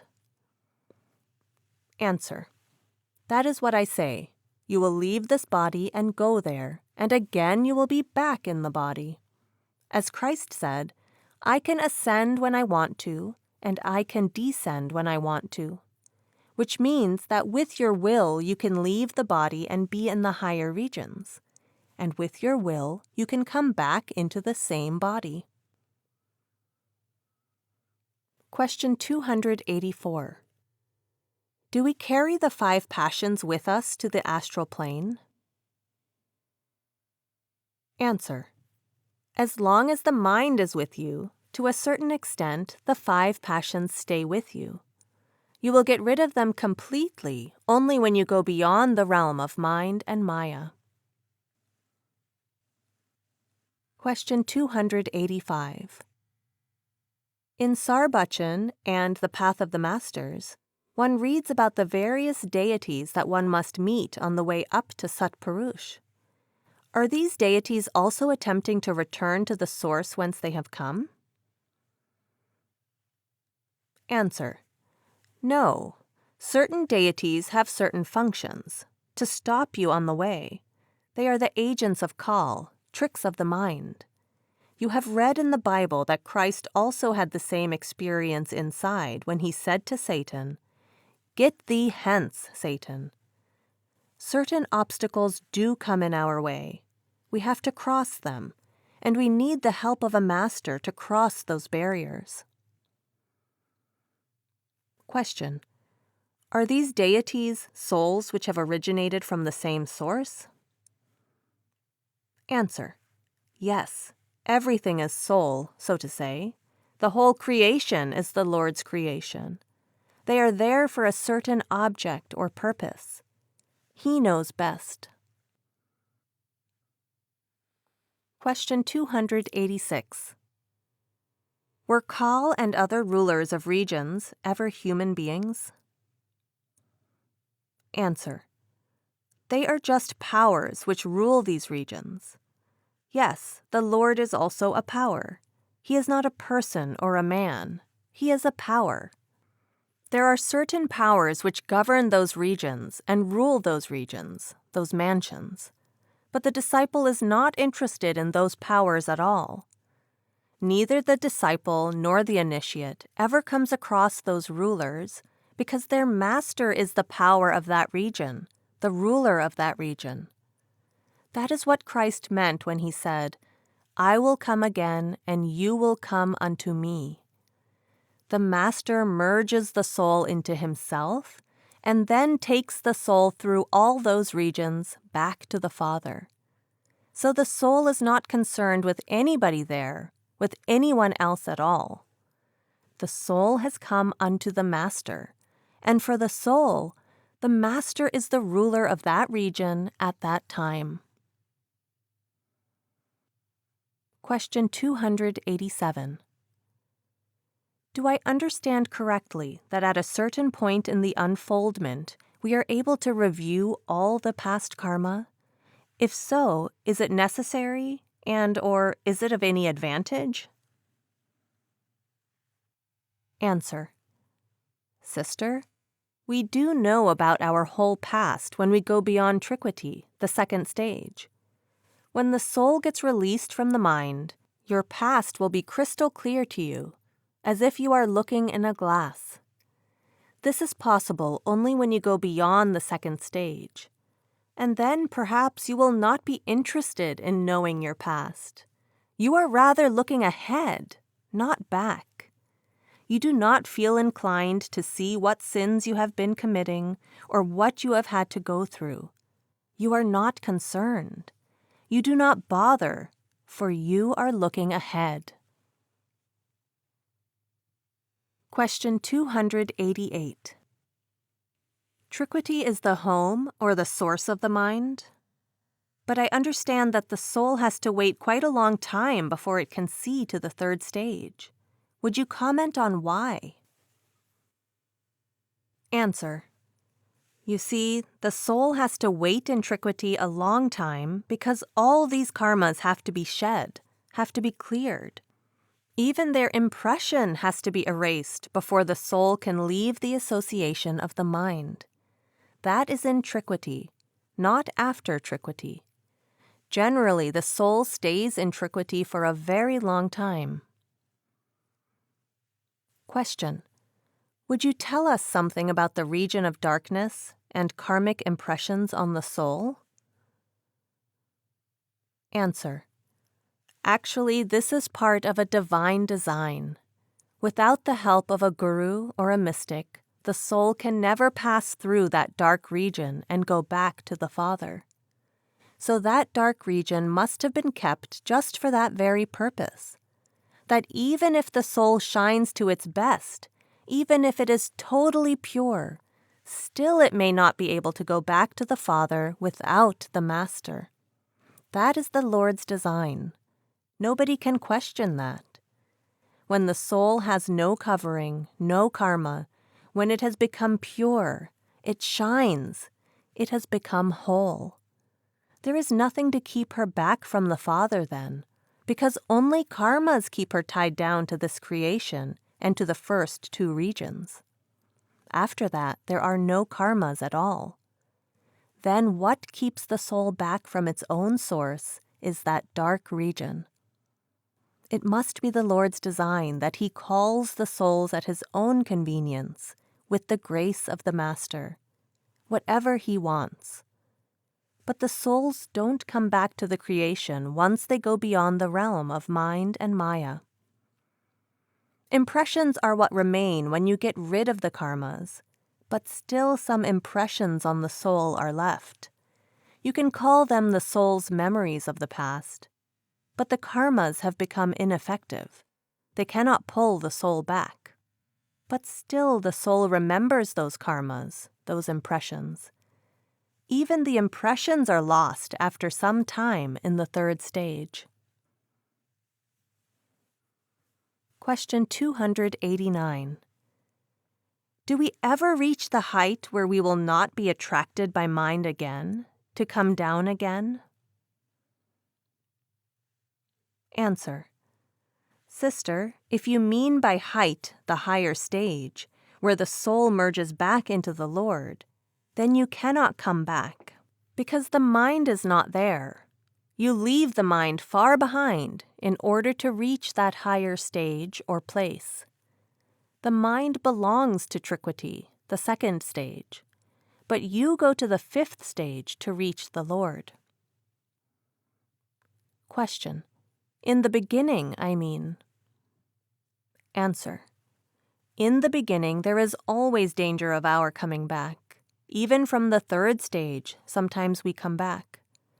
But after that, there is no chance of our coming back at all. We continue to go slowly and slowly upwards. Question 290. Being separate in time and space, and therefore separate from God, how can the soul have individuality beyond time and space when it rises above the physical, astral, and mental planes? Answer. The soul is still attached to this body. That link is not broken during meditation. You may go to any spiritual height within, but you are still connected to this body as long as you are living. Question 291. I was wondering about the sound and light within. Some people hear sound, or some people see the light or have an inner experience. At what point do these two meet, where they become just experience? Answer. Sister, sometimes there is thunder in the sky, and then lightning comes.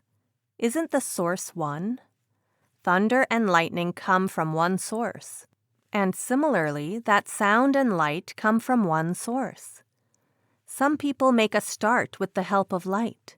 Some people make a start with the help of sound in the initial stages.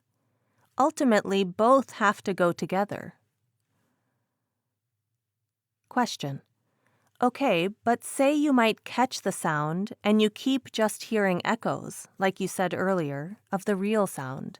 And when you turn inside and see the light, you might just see echoes of the light. So they just seem like echoes, but I guess they will come more and more together? Answer. You don't need to worry about bringing them together. They'll automatically take you to the same source. You just be in the light, because your faculty to visualize has to be occupied by seeing the light. Your faculty to hear has to be occupied by hearing the sound. So both faculties will pin your attention to a particular point. Question 292. When somebody happens to go inside, I ask myself what he knows, having arrived in the first region. I know that it is a change of consciousness, a matter of consciousness. But to those who are already in the first region, does he just appear there? Answer. It's a level of consciousness. The spiritual development of the soul in the regions is just your level of consciousness. To what level of consciousness you have been able to reach. Question. But when you arrive there, are other souls already there? Answer. Sometimes we do meet other souls, but generally we don't. It is not in our interest to meet other souls there, because we only meet those souls with whom we have some sort of association. There's always the danger of reviving old associations, old attachments, and your consciousness may fall back down again to the lower level. So it is not in our interest to meet anybody unless we go beyond triquity, and then you're not interested in anybody at all. Our curiosity in knowing anybody or meeting anybody there is only here, when you are in the flesh. But there you are not interested in meeting anybody. You see, when a moth goes to the light, it is so in love with that light that it is not interested at all in how many other moths are there. They're not conscious of each other at all. They're only conscious of one light, the object of their love before them. So if they're conscious of each other, then they're not moths at all. They have one object there before them for which they have devotion and love. They're not conscious of or interested in anybody else at all. You can know if you want to, but nobody tries to know at all.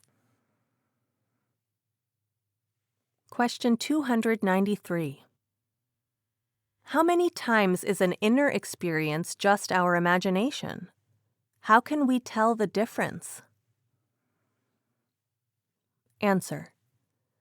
You can imagine things once or twice, but if you experience the same thing every day, then it can't be your imagination. When your experience tallies with the experience of other mystics, then it can't be imagination. Mystics who have had no means of contacting each other, who have come in different ages, different countries, different nationalities, have all been trying to explain the same experience on the path. When you are also having that same experience every day, then it can't be imagination. Question 294. When we have a feeling or an experience, how do we know if it is spiritual, if it comes from God, or if it is a figment of our own mind, our imagination? Answer. Brother, we have all sorts of experiences. We have experiences of our imagination, and we have spiritual experiences too.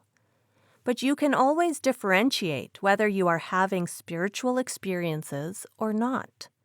For example, when we are told that we are going to have such and such an experience through our meditation, we cannot call it a hallucination. We cannot call it imagination, because the same experience has been described by so many saints, in so many different countries and at so many different times. Consequently, when our experience is corroborated by the experiences of those people whom we have never even had the chance to meet, whose language we do not know, or whose countries we have not visited, we cannot say that that experience is just our imagination. When it is corroborated by so many saints, by so many other people, naturally our experience is genuine and has to be the same. For instance, when you read in a guidebook how to go from New York to London by sea, and what things you are going to see on your way, when you are on the ship, you see those things.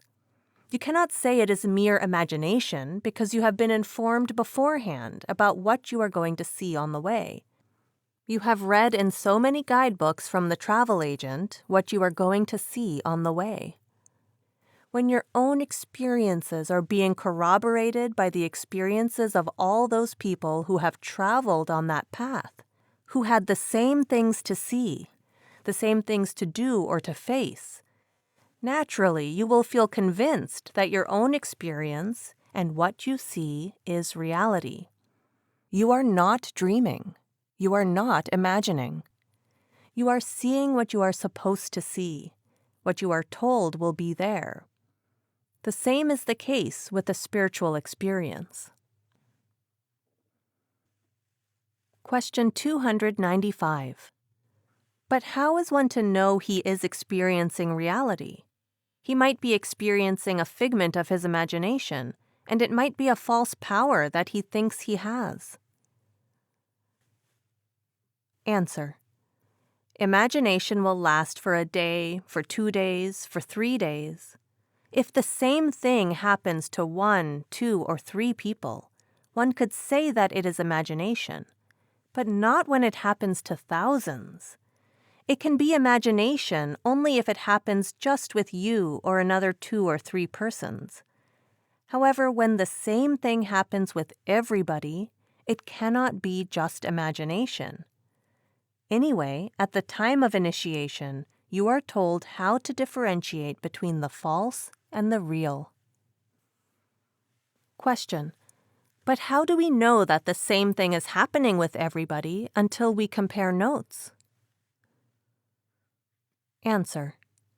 We can read of these experiences in the writings of the saints. They have recorded their experiences, and you can find them in our literature. Then you can compare to see whether or not your individual experiences are the same. When the experiences of an Arabic saint, of one born in Persia, of one born in India, are of those born in other countries all happen to be the same, that could not be just imagination. when those saints never got a chance to meet each other, to exchange notes which were written at different times and in different languages, how could their experiences be the same if they were not genuine? When we compare our notes with them, we know that our experiences are not just hallucinations or imagination. Question: you say the saints have written these things down. In my small amount of reading, I have not been able to come across.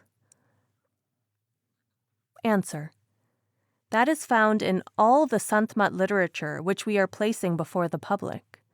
You have read just one article, but by making a research, you will find corroborations from at least 60 people on the same point. Question: well, let us say I see a house that is purple and it has 16 windows in it.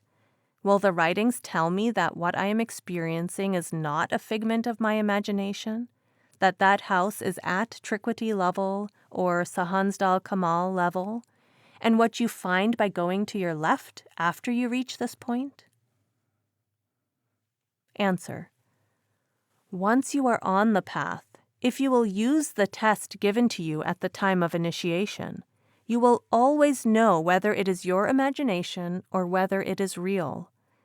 These misgivings arise because we neither face the reality nor even realize the imagination. When we are there, we know whether it is a reality or imagination. Definite signs are given to us. Definite tests are given to us for our use to determine all this. Here and there we may exchange notes with our fellow travelers too. Question 296. Maharaji, imagination seems to be linked to belief to me. How does belief about experience interfere with actual experience?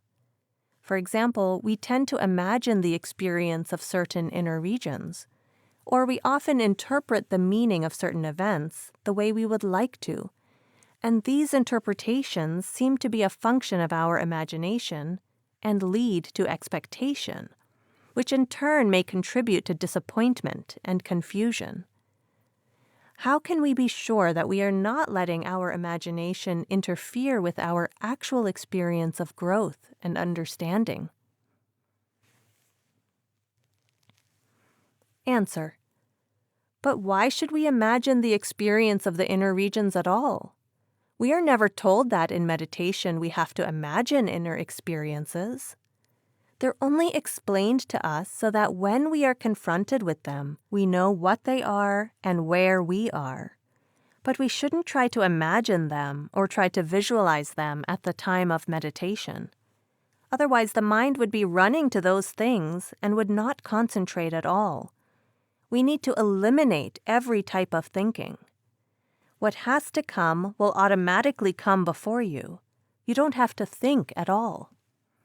Even when we try to do dhyan, we shouldn't try to connect the master with outside events. Even that causes the mind to run out. We just visualize him here at the eye center, or think that he's there. That's all. We don't even associate him with outside activities. Otherwise, the mind always finds excuses to run out. So one should never imagine those experiences, you see. Question 297. If I understand you correctly, there are many things we cannot possibly understand here because there are so many things on the higher planes that do not resemble anything that we have here? Answer: that is right, but mostly there are many things that saints just do not like to explain, because then we would have to take those things on faith and nothing else. Even if they told us, we would not be able to grasp them, and it would only confuse us. These things have to be experienced inside. Question 298. Maharaji, can the master sometimes grant the disciple a going within for a moment of encouragement, before the disciple has reached the stage of seeing him inside? Answer: yes, sister, it happens. Sometimes even before initiation it happens. We have some visions just to give us faith or to keep us straight on the path. And even sometimes after initiation, before we have reached the stage of going in at will, we have visions, we have glimpses here and there, just to keep us on the path. But through spiritual practice, we have to work our way up and then realize all those things. It does happen. Question 299. Would you say that dreams are really spiritual experiences? Answer. Sometimes, definitely. Some dreams are real spiritual experiences. You see, in a sense, when the mind is tied to the body, it cannot have these experiences. But in a dream state, sometimes the soul just flies, leaves the body, and has spiritual experiences within. But you don't have control over such spiritual experiences. Sometimes you dream you are flying over the hills, flying over the oceans. You are trying to reach somewhere that you find very hard to reach. Many dreams have spiritual value, are spiritual experiences. But since they are not under our control, we can't depend upon these experiences. Question 300. Master, can we be deceived inside? Answer. Yes, we can be more easily deceived inside than outside. But a Satsangi knows how to distinguish the true from the false. A disciple of a true master can never be deceived. Question 301. Why is Maya so incredibly dark? Answer. You see, it's a great mystical thing. It's very difficult to explain. When we go beyond the realm of mind and Maya, then we have no karmas at all. So what holds us back from the Father then? Why should we not go back to the Father at once? At that point, only the darkness of Mahasun keeps us from going back to the Father. Questioner. The reason I mention that, sir, is that at that time the soul has the divine light of 12 suns. Answer. That's what I'm saying. Without that darkness, the soul would shoot back to the Father at once. In spite of its radiance, in spite of its light, it cannot find its way in that darkness back to the Father. So it has to become one with the Master there.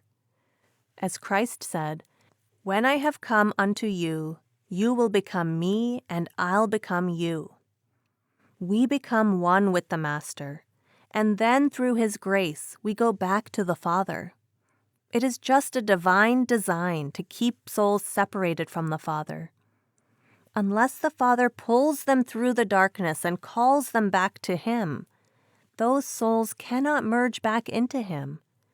But they will not come back down at all. They will not come down to the creation. Question 302.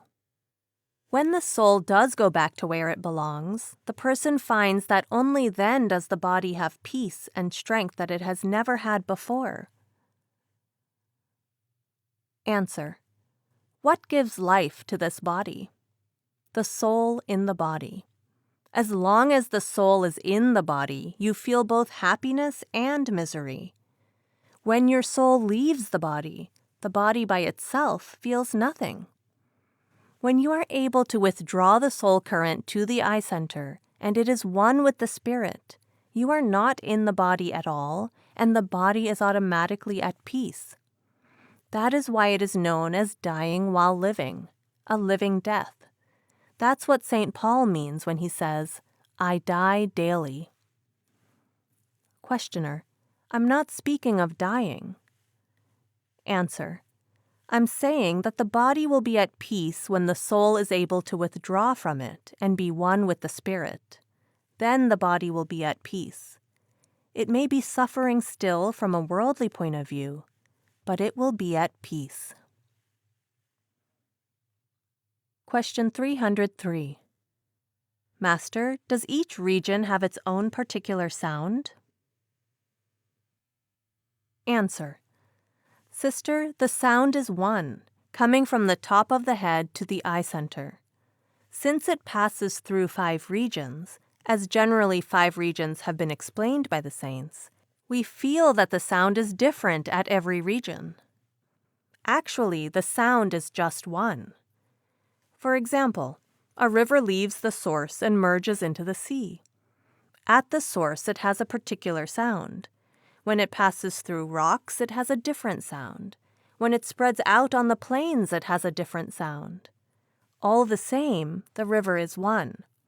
So that audible life stream, that shabd, nam, nad, word, logos, or whatever name you may give it, is just one, coming from the top to the eye center. Since it is coming through the many mansions in the Father's house, the saints have tried to explain to us, as well as it can be done in mortal language, the different sounds at the different regions or mansions of the Lord. Actually, the sound is one and the same. Question 304. The sound current purifies? Do we connect with the sound current before triquity or only after reaching triquity? Answer. Sister, the purpose of the sound current, the shabd, is to untie the knot of the soul and the mind, and to take the soul back to its home. Our soul has taken the association of the mind, and the mind has become a slave of the senses. With Simran and dhyan, we withdraw back up to the eye center. When we are in touch with the sound, the attachment to that sound detaches the mind from the senses and takes it back to its own original home, which is triquity. Without attachment to the sound, the mind can never come back to its own origin, because the mind is fond of pleasures, and every moment the mind runs to the senses. Unless we give the mind a better and superior pleasure to that of the senses, it will not leave the senses. In order to imprison our mind, subdue our mind, catch our mind or purify it, we have to attach it to the sound. When it is attached to the sound, all the dirt starts falling off and it gets purer and purer. As long as our mind is being pulled down to the senses, nobody can be more inimical to us than our own mind, for it is our worst enemy. But when it is attached to the sound, the shabd or nam inside, and it is on its way back to its own home, it becomes our friend, a real friend and real guide till triquity. Then the soul gets released from the mind and merges back into the Lord. When the soul leaves the mind at its own source, then the soul has pure love and devotion for the Lord, and its longing to merge back into Him increases. That pure love, devotion, and longing takes the soul back to the Lord. The mind remains far behind in its own home, and all these karmas, actions and reactions, good and bad deeds, to which we are a slave in this world, they all remain with the mind. That is how the soul becomes pure and merges back into the Lord. Question 305. When we start having inner experiences, will we see things outside as well? Answer. It's not physical at all. We say the Lord is within in the sense that unless we reach to a certain level of consciousness within ourselves, we do not see Him.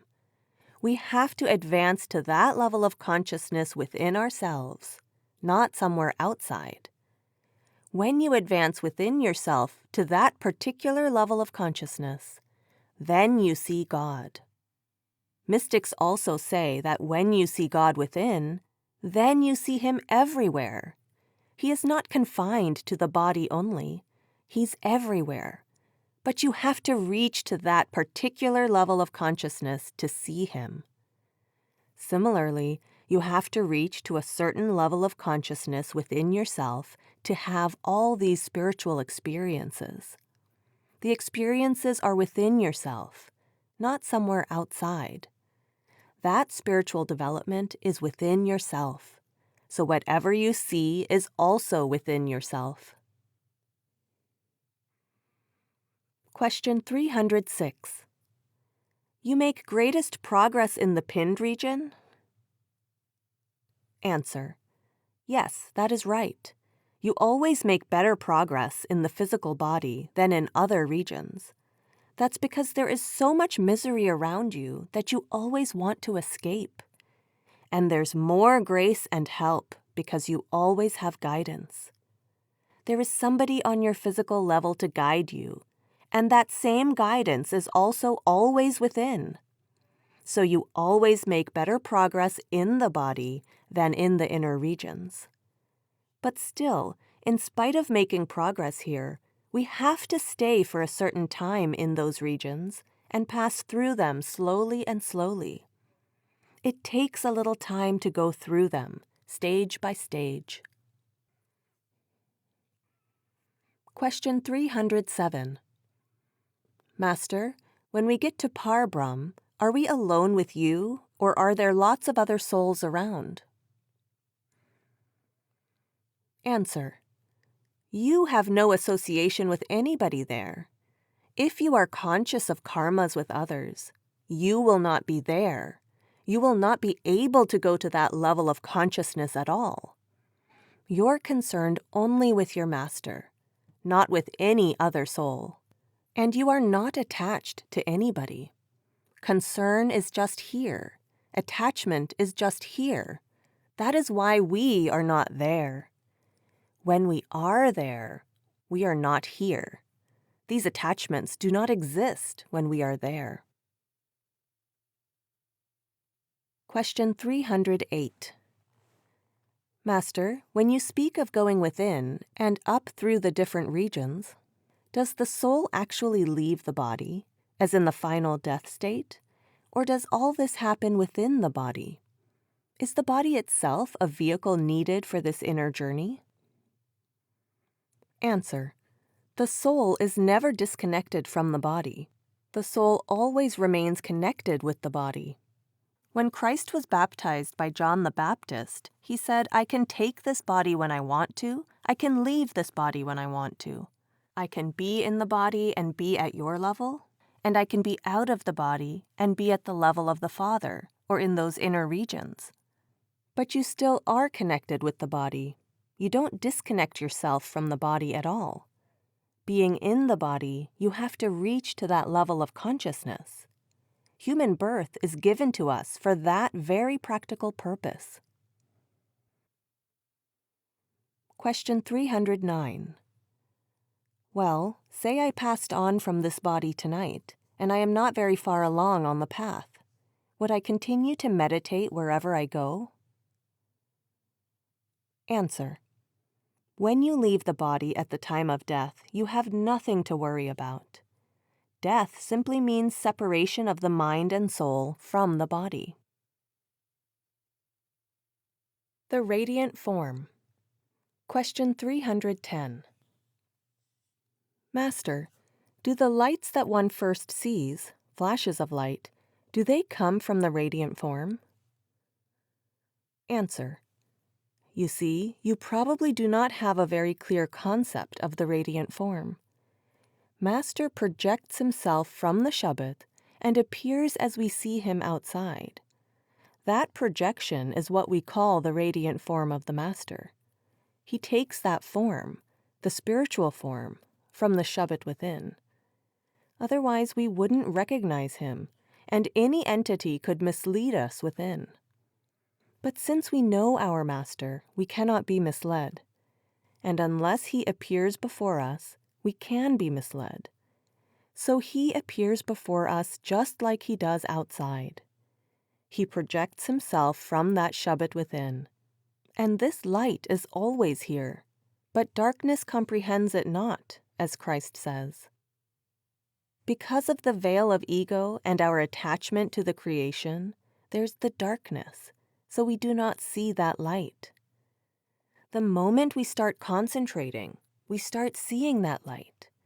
But since we don't stay there permanently, we are there and then come down, it looks like lots of flashes. The light is not coming and going. We are coming and going. So the light appears to us as flashes. Actually, there is nothing but light and light. But we are not permanently there. We just concentrate for a second, and again our mind runs out. So again we are in darkness.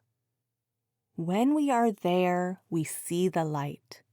When the mind runs out, we see the darkness. Christ said, "Darkness comprehends it not." This darkness doesn't allow us to see that light. Question: when the sun and the moon are talked about, are they like the physical sun and the moon? Answer: they are like that type of light. They are not exactly the sun and not exactly the moon. Those are just examples to explain the type of light. These things have to be explained with outside examples. Question: Master, when we see the radiant form of the Master, is that the first rung on the ladder? Answer: no, the radiant form is not the first rung on the ladder. You see, it depends on grace, on our karmas to some extent, on our efforts, on our sincerity, on our love and devotion. Even without going much within, we sometimes see the radiant form. We find it there at once.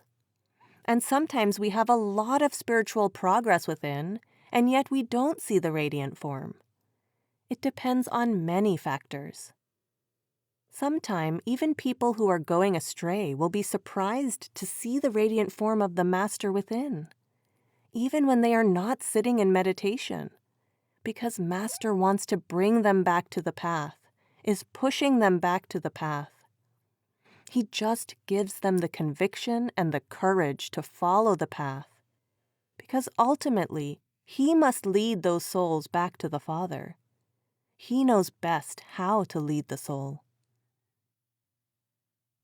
Questioner: we call that a vision.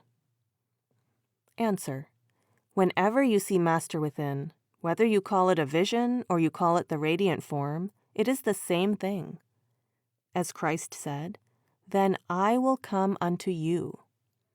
A physical body can't come into another physical body, so He will come to us in His spiritual form. Question 311. Master, it's said that at the time of initiation, the Master places the radiant form within each of His disciples. Let's say there are 500,000 disciples. Does that mean that there are 500,000 radiant forms of the Master inside? Also, when one goes within, is this radiant form that's put in each soul the form that takes one all the way up? Answer: have you heard the BBC News sometimes? How many transistors are in the world, with everybody, everywhere hearing the news? Is the speaker in every radio? How many televisions are watched every day? Are all those actors actually in every television? If this can be possible in this material world, why can't it be possible within? That Master can be in thousands of disciples within. It's very simple logic. Question: now, when we go inside, let's just say, for instance, that all of us in this room are on the astral plane. Would we perceive one Master and 500 disciples? Or would there be a projection of one Master, a one-to-one relationship between the Master and each disciple, all the way to the highest region? Answer: it is the individual relationship of the soul with the shabd. It is not a collective or a mass relationship. Every soul has an individual relationship with its own Master within. Question: I understand that, but as on the physical plane we have one body Master, one physical Master, and many disciples, Is this similar to the relationship as we move within in the inner planes? Answer. I've just told you it's an individual relationship. You're not conscious of other people at all. If you become conscious of them, you're so much attached to them. But you're just conscious of your own master. There are thousands of moths on the light. Ask the moths, do they know that there are any other moths near about? No moth knows that there are any other moths near about. They only know one thing, that light exists and they exist. They're not conscious of anything else. Their love doesn't allow them to be conscious of anything else. And if they're conscious of each other, they're not the right lover of the light. Each soul has its own master within. You see, why do we have to see the radiant form of the master? It's a very simple thing, so that we are not deceived by any other power within. Outside we have seen the master, so if he projects from the shabd in the same form, we know that we are meeting the right entity. If there is some other projection or some other face within, naturally we can be misled anywhere, and there are thousands of entities or powers trying to mislead us within. We have to see our own master. Otherwise, we won't get the right guidance and conviction within regarding where we stand. So he has to project from that shabd to us in the same form as we see him outside. That is why contact with the outside master is essential for guiding us within to the level of the radiant form of the master. Question 312. In meditation, if we imagine we are looking at your form, are we looking at you or aren't we? Answer. In the beginning you have to imagine, naturally. You don't see the master within. You have to try to visualize his face. You have to imagine, of course, that he is there, and you are looking at him. And that will help you concentrate at the eye center. And once you are concentrated there, then you will see that light. That veil of ignorance or darkness is eliminated from your way, and you start seeing light. And when that develops into the radiant form of the master within, at that higher stage, then of course you will be looking at the master. Then you are not imagining or trying to visualize his form, because you are seeing his form. We are in the habit of thinking and also visualizing whatever we are thinking about, and those forms automatically appear in our mind. You think about your wife, your child, or a friend, and immediately their forms appear in your mind. So in order to hold your attention at the eye center, you have to occupy both faculties there, that of thinking and that of visualizing. The faculty of thinking you are occupying by doing Simran, and the faculty of visualizing you have to use by visualizing the form of the master, because it is a little difficult to hold the attention in a vacuum. So when you feel the master is there, at the eye center, or you visualize his form there, it becomes a little easier for you to concentrate. But even otherwise, you can concentrate without visualizing the form of the master, just by doing Simran with the attention at the eye center. But dhyan, or visualizing the form of the master, definitely helps us to a great extent. However, people who have never seen the master and are initiated can, with the help of Simran, concentrate at the eye center. But having seen the master and being able to visualize him makes it a little easier. The real dhyan we can have only when we see the radiant form of the master. Christ said, "Even so must the Son of Man be lifted up."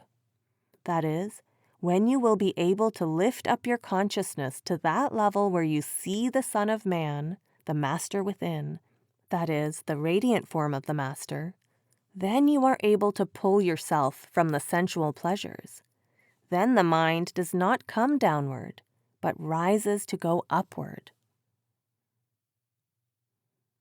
Question 313. Master, when we meditate upon the radiant form of the Master, and if we make that contact, is that a particular individual, or is it sort of a universal consciousness that we come in contact with? Answer. That particular individual comes in the form from the universal consciousness. The real form of the Master is shabd. The Master takes that form from the shabd, but we see him as we see him outside. Actually, that is the shabd. Christ very beautifully tried to explain in the Bible, "Now I am with you, and you have no faith in me. After a little while I shall not be with you, and then again I shall be with you after a little while. Then you will have no doubts. All your doubts will be resolved." In fact, he is pointing out that he is within the disciples, and they will behold him in his radiant form within themselves after he leaves the body, because the disciples are feeling quite frustrated that he is going to leave them. He is assuring them that while he is in the body, they have so many types of doubts.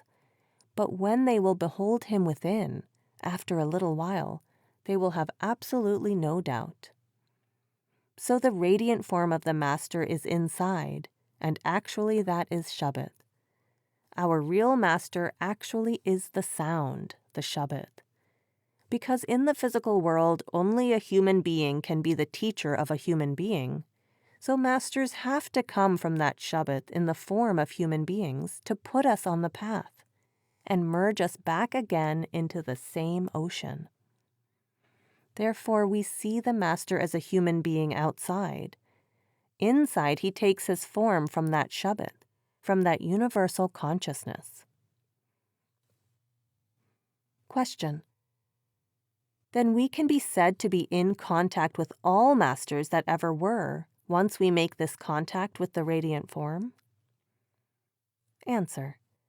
When you contact the Master's radiant form, he does not leave you. He guides you to the ultimate. He does not leave you there where he meets you, but guides you to your home.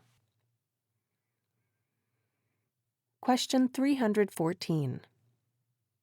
I understand that we are always to follow the Master who initiated us, but if we have desires to meet past masters, as we make progress along the path, can that be arranged?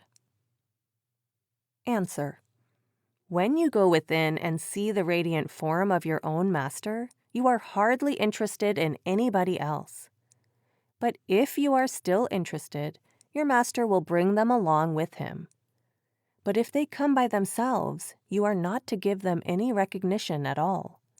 Just as Christ has said, "All that ever came before me are thieves and robbers."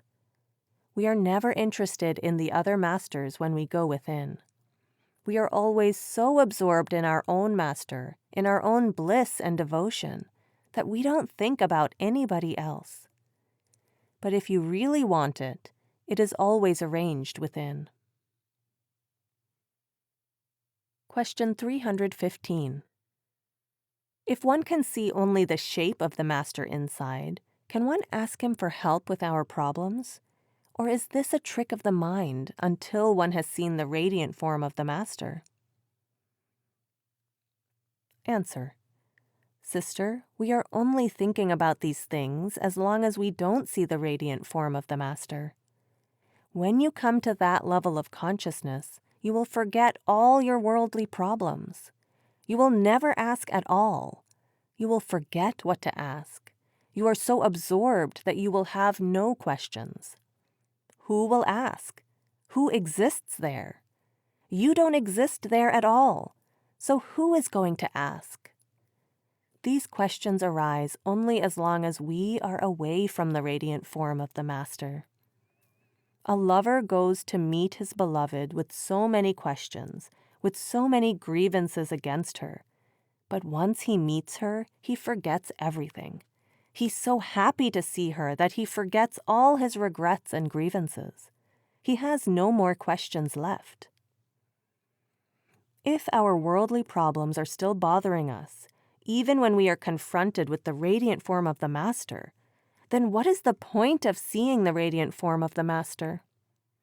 The point is just to rise above all those problems. We are not conscious of those problems at all. Master knows our problems. He himself may guide us, but we are so lost in him that we are no longer conscious of our problems. Question 316. Maharaji, we may have to come back in the human form 3 times more, right?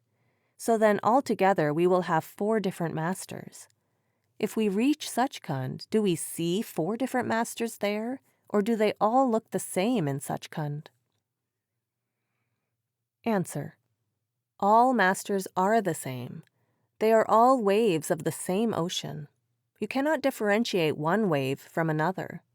They all rise from the sea and merge back into the sea.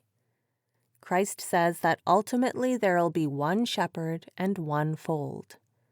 That one shepherd is the Lord, and the one fold is all the marked sheep who go back to the Father. Questioner.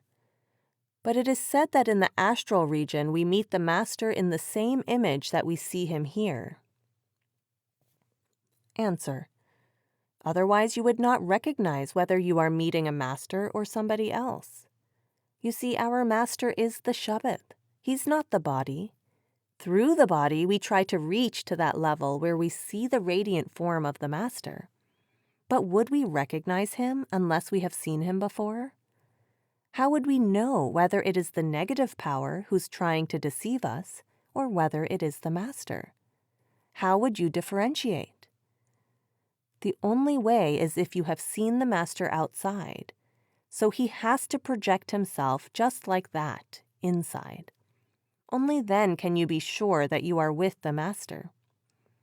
But ultimately you forget everything. You merge back into that shabd. You have no body there. The Master leaves his body here. The disciple leaves his body here. The body doesn't go back to the Father at all. The soul is the real disciple, and the shabd is the real Master. The shabd has to pull the soul back to the level of the Father. But we can only be in touch with the shabd when we are in the body and the Master is in the body. It is he who brings us in touch with that shabd. So when we see him within, we have to see him as he is outside. Otherwise we would not be sure whether we are in the right hands or the wrong hands. That is why we see the radiant form of our own Master. Master projects his form from the shabd. He manifests himself from the shabd, from the Nam within. That is why I said that all masters are the same, because they're waves of the same ocean. It's not the body. It is that creative power which is within every one of us. That is our Master. Question 317. Master, could you please explain the relationship between the radiant form and physical form? And how can we transfer our love for the physical form inside when we don't have any darshan? Answer.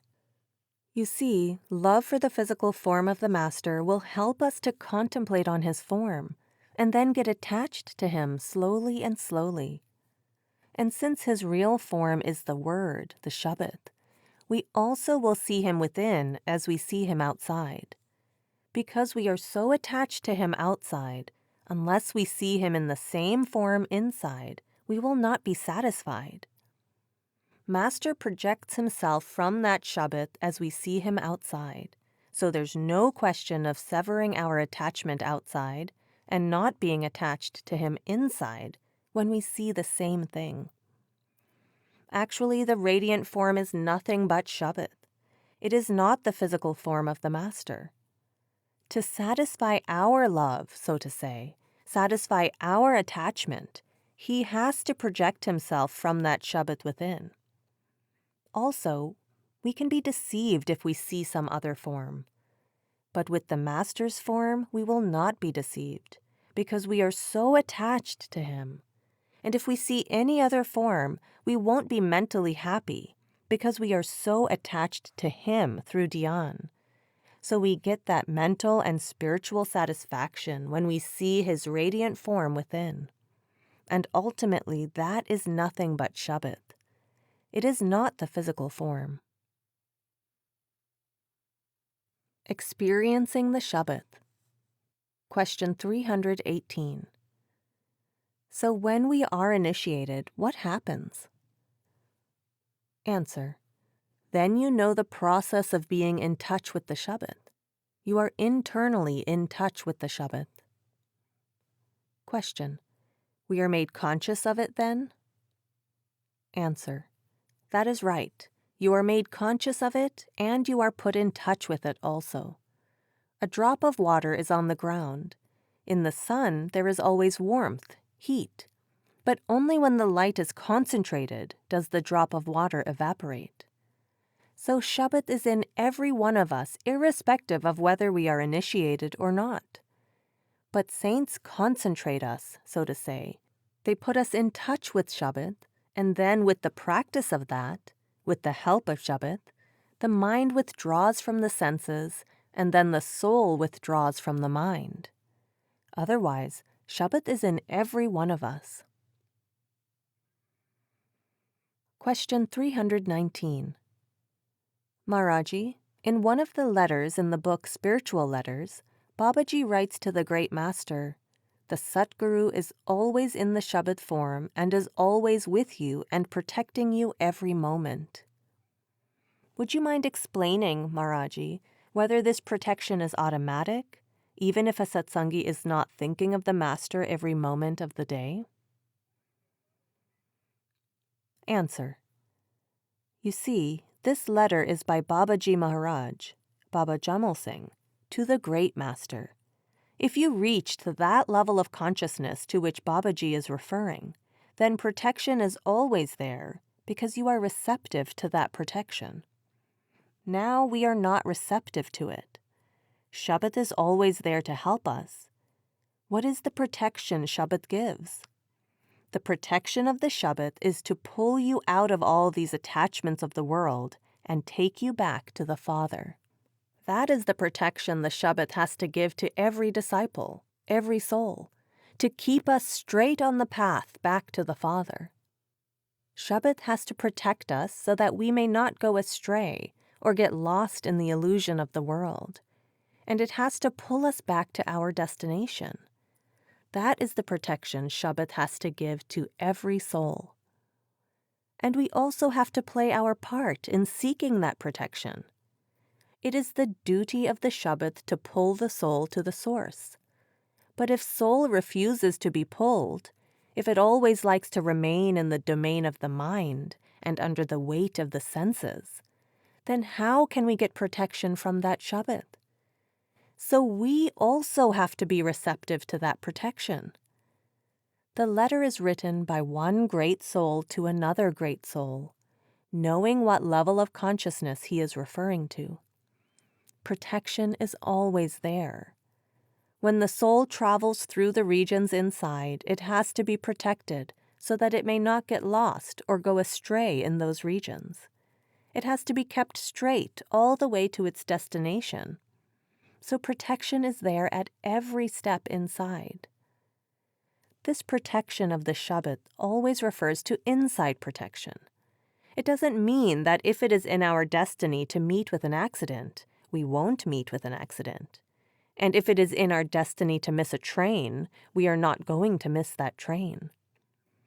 We try to seek that protection for these things, which is just bringing that protection to a very low level. The real protection is within, pulling the soul back to its destination. The soul can never go back there without that protection. Question 320. Does the soul first see a glimpse of light, and then the light becomes stronger and stronger? Or is the sound and light a sudden, intense experience? Answer.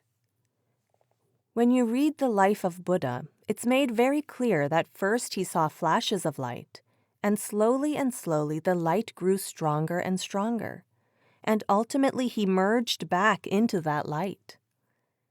Actually, there is a very strong light within every one of us. It is our own consciousness, our concentration, which is poor. We come to the eye center and we see the light. Then our attention drops back again. We again come to the eye center and see that light. Then our attention again drops back. So it appears that there are flashes of light. Actually, there is nothing but light there. It is our mind which doesn't stay there permanently. It goes there and drops back. The more it stays there, the more light we see, more and more of it. Actually, the light is the same. It doesn't become less or more. It is our consciousness, our mind, which doesn't stick to that point. So the more concentration, the more light. The less concentration, the less light.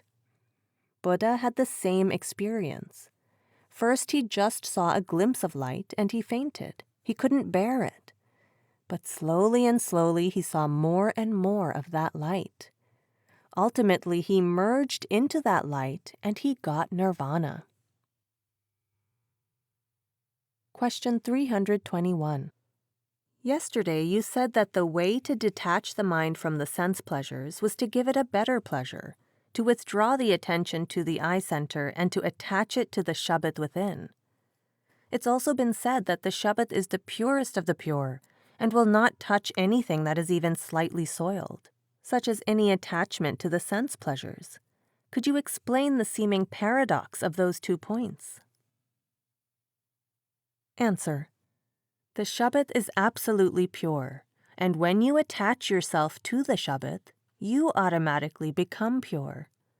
You have seen so many small streams falling into the sea, and when they fall into the sea, they become seawater, absolutely pure seawater, no matter how dirty those streams may be.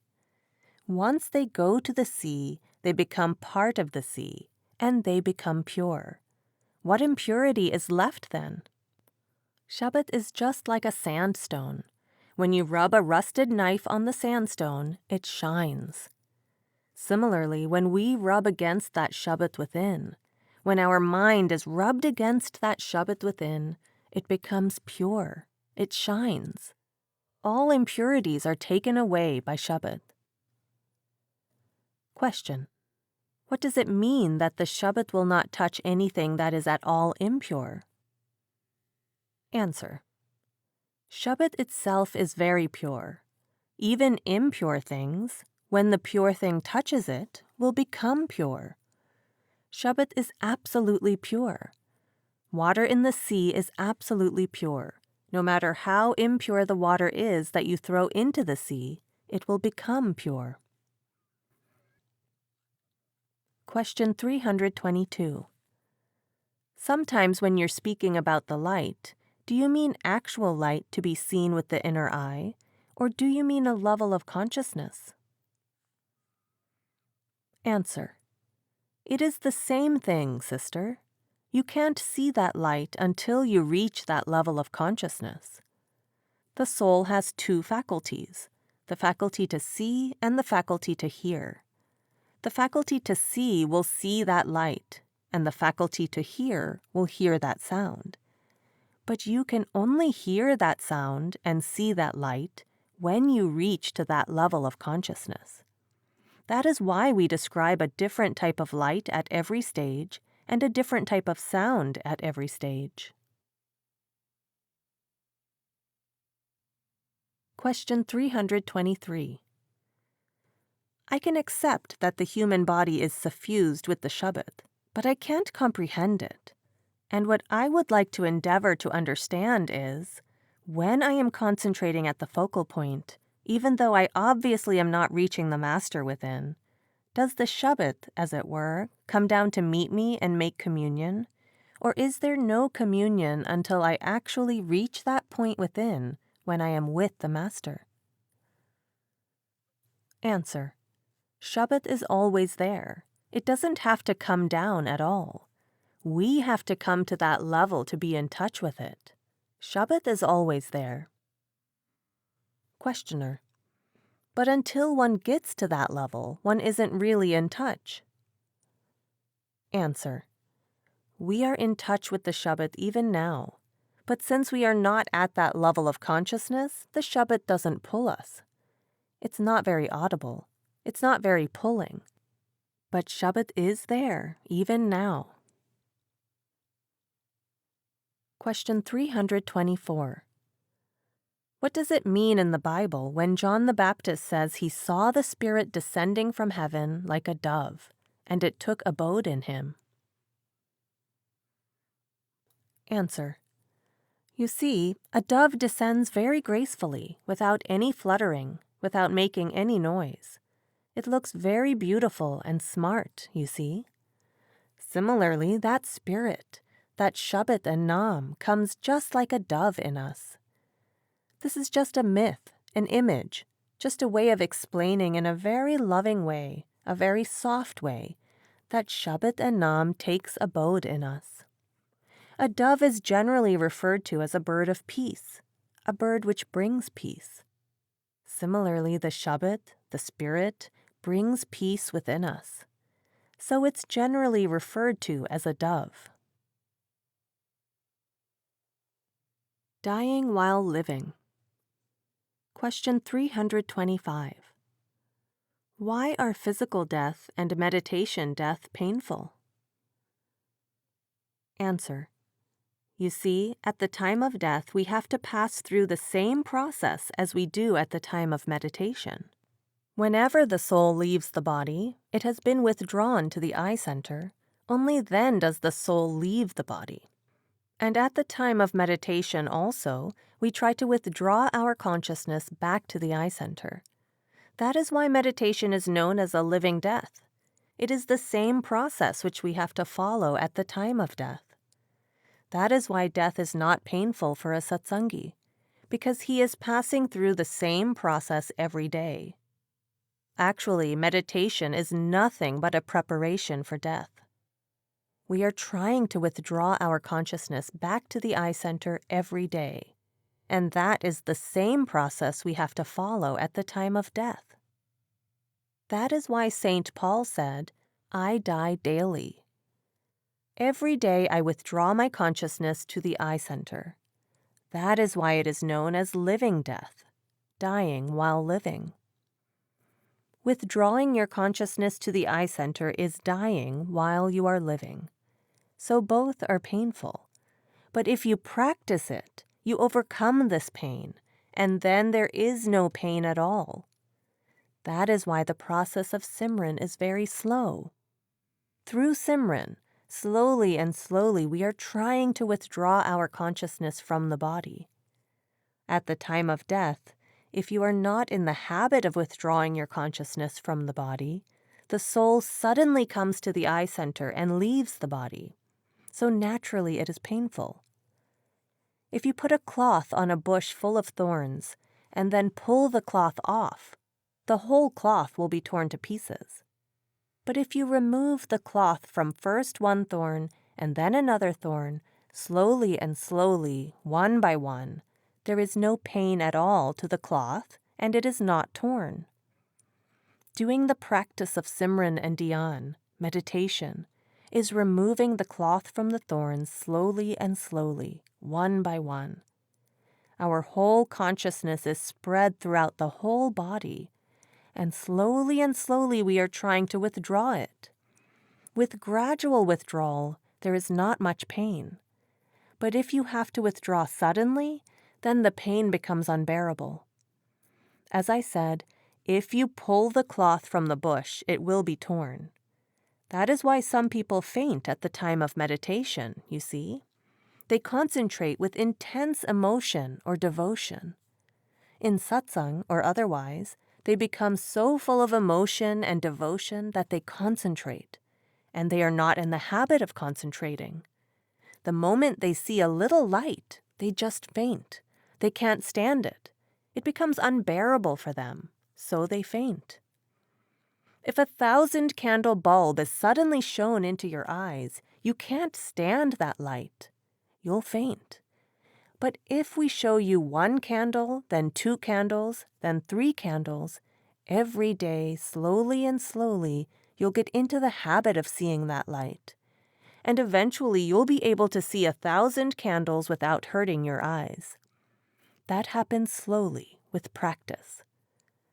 Similarly, with the method of Simran that has been adopted by saints, we have to withdraw our consciousness, which has been spreading into the whole world for ages and ages, very slowly, so that we do not faint or hurt ourselves, or get so frightened that we stop sitting in meditation. If suddenly you see a light or you hear a very pulling sound and you can't stand it, you might become so frightened that you stop sitting in meditation. But if slowly and slowly you see a little ray of light and hear a little sound, gradually you become used to it, and then you are able to bear all that. You start enjoying all that. That is why this method is slow but sure, and there is no injury to anybody.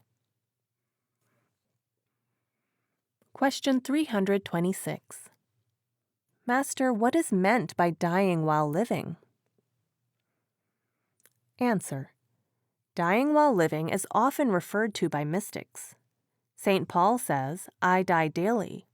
Guru Nanak also says that unless you die while living, you will not be able to achieve your destination.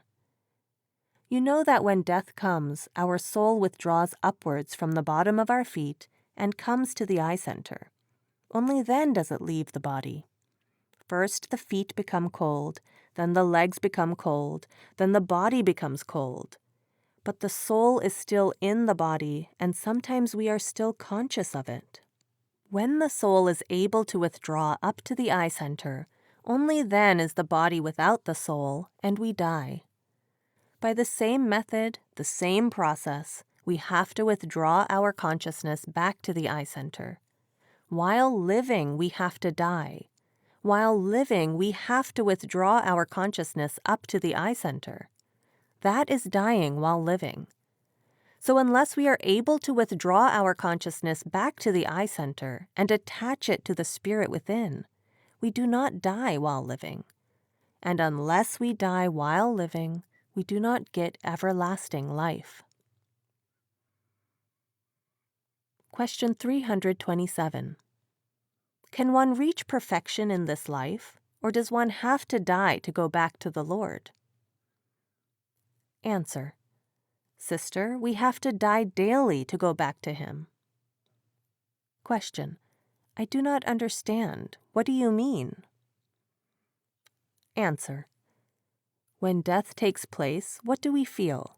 First, our feet become numb, then our legs become numb, then our thighs and the lower portion of the body become numb.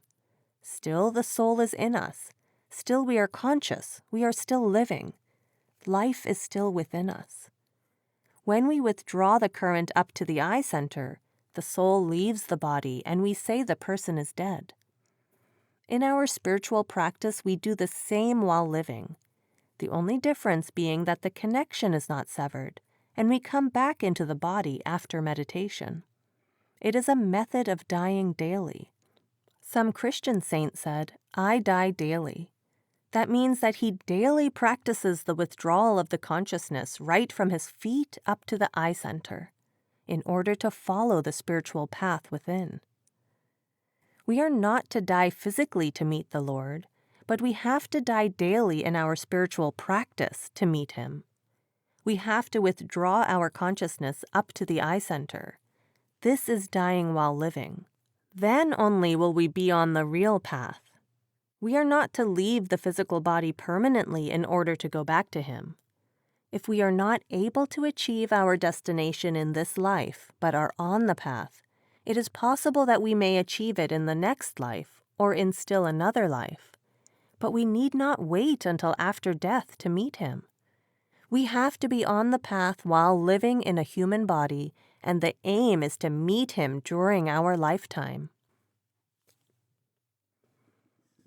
Question 328. In many of the Sant Mat books, we hear of the pain of death. Is the pain of death a physical pain, or is it a mental anguish? Answer. You see, What is this meditation? It's nothing but a rehearsal to die every day. When you have rehearsed yourself so much on that path, then you won't bother about death at all. When people are putting on a play, they rehearse so much that on the actual day it's very easy for them to go through that whole play. But without rehearsal, we forget at every step. So meditation is nothing but a lifelong rehearsal to die, a rehearsal to learn to withdraw our consciousness to the eye center and then leave the body. But it depends on so many other factors also. Sometimes many types of karmas have to be gone through in the body, so that a little leftover karma may not bring you back to the creation again. Sometimes it is better to go through those karmas and get rid of them while in the body. Master knows best. We can't make any hard and fast rule about it. The Lord knows best about this. Question 329. When we start withdrawing from the feet upwards, do we not have to bypass the lower centers? Answer. When you try to hold your consciousness at the eye center, automatically you will withdraw the attention upward without paying any attention whatsoever to any of the centers below the eyes. Somewhere in the Bible it is mentioned, "I die daily." This is what St. Paul mystically tried to explain to us. Every saint in the East explains to us that we have to die while living. We have to withdraw our attention from the body and bring our consciousness back to the eye center. To follow those yogic exercises is very difficult. We cannot do it in this modern age. Today, we hardly have any time to sit for meditation, even for an hour or two. The yogis who performed those difficult exercises in the olden times had to go through extremely rigid disciplines to achieve all that. And after all that, they still had to start from the eye center if they wanted to go up. It is impossible for you and me to do those exercises in these days. So saints always advise us just to forget about all that and to keep our attention here at the eye center and go ahead. The living Master saves us from all that danger, hardship, confusion, and delay. Question 330. Maharaji, most of the books tell us, or indicate at least, that prior to going in, the whole body becomes numb. Is that always the case? Or are there cases occasionally where the person might go in and not have the feeling or sensation of numbness throughout the body? Answer. We may not be conscious of our body having become numb, and still we have withdrawn. We say we start withdrawing from our feet upwards, and we call that numbness. It does not mean exactly physical numbness.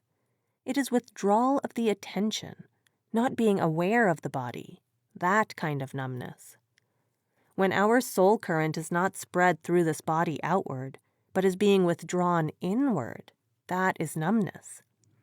Sometimes we do feel a little numbness in the body, but even without feeling any numbness in the body, we can be in. We can see many visions inside. But that is not within our control. However, when we have actually withdrawn, when our body has become absolutely numb, then it is in our control as to what we are seeing inside. Otherwise, too, it may happen that even before our actual withdrawal, we have a glimpse or experience of spiritual vision. What do we mean by inside? When you close your eyes, you are automatically inside. Holding your attention within, here between the eyebrows, that is inside. There is no particular inside that we have to see or search for. When you do not think about anything in the world, then you are here, in the center behind the eyes. When your mind is not scattered and your attention is concentrated here, you are in. You are within yourself. You are inside. Then naturally you start withdrawing upward and start seeing something inside. That is what we mean by numbness. Question. In other words, it may be a complete forgetting of the body itself, or any feeling in it at all, rather than a distinct feeling of numbness. Answer: that is right. We are to become absolutely unconscious of our body, even as to whether it exists or not. Sometimes we feel that somebody else is sitting in meditation. We are just separate from the body, and we are watching who is sitting in the body. And we watch who is moving about in this world, not feeling that it is our own body.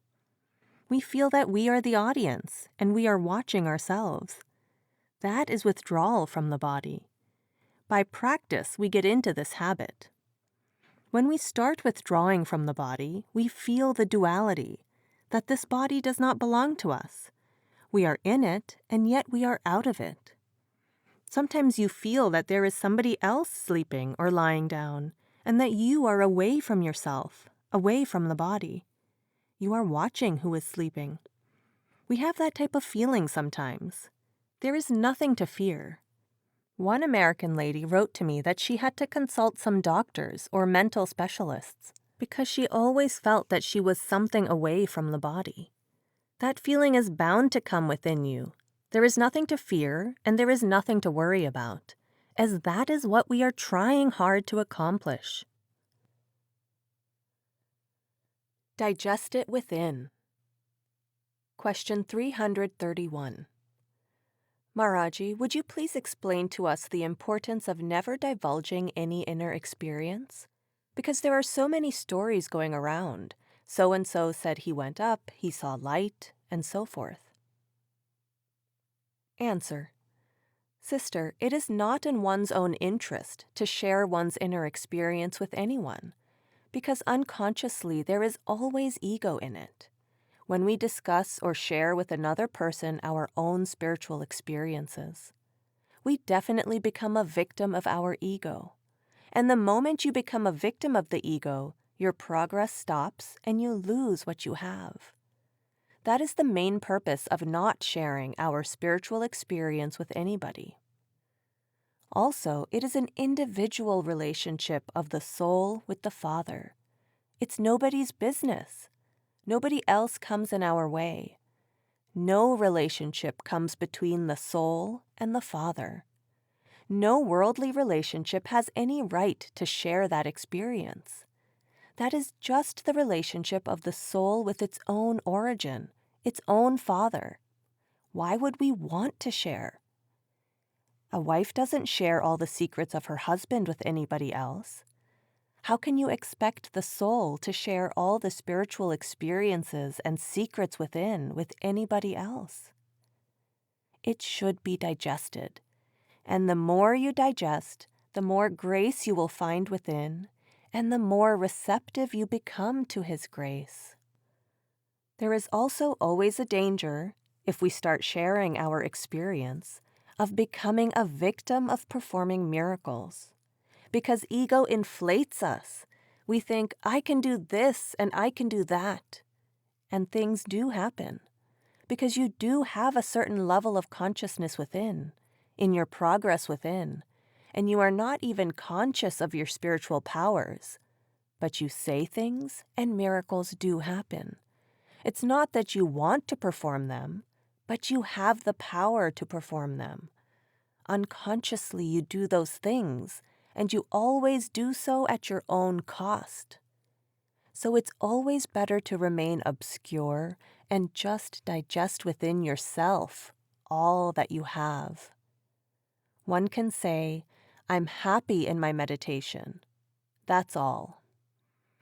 Moreover, you see, when other people know that you are spiritually advanced, that you see the light, or are very happy spiritually within, they start humoring you and praising you, and there's always the danger of your ego being inflated by that.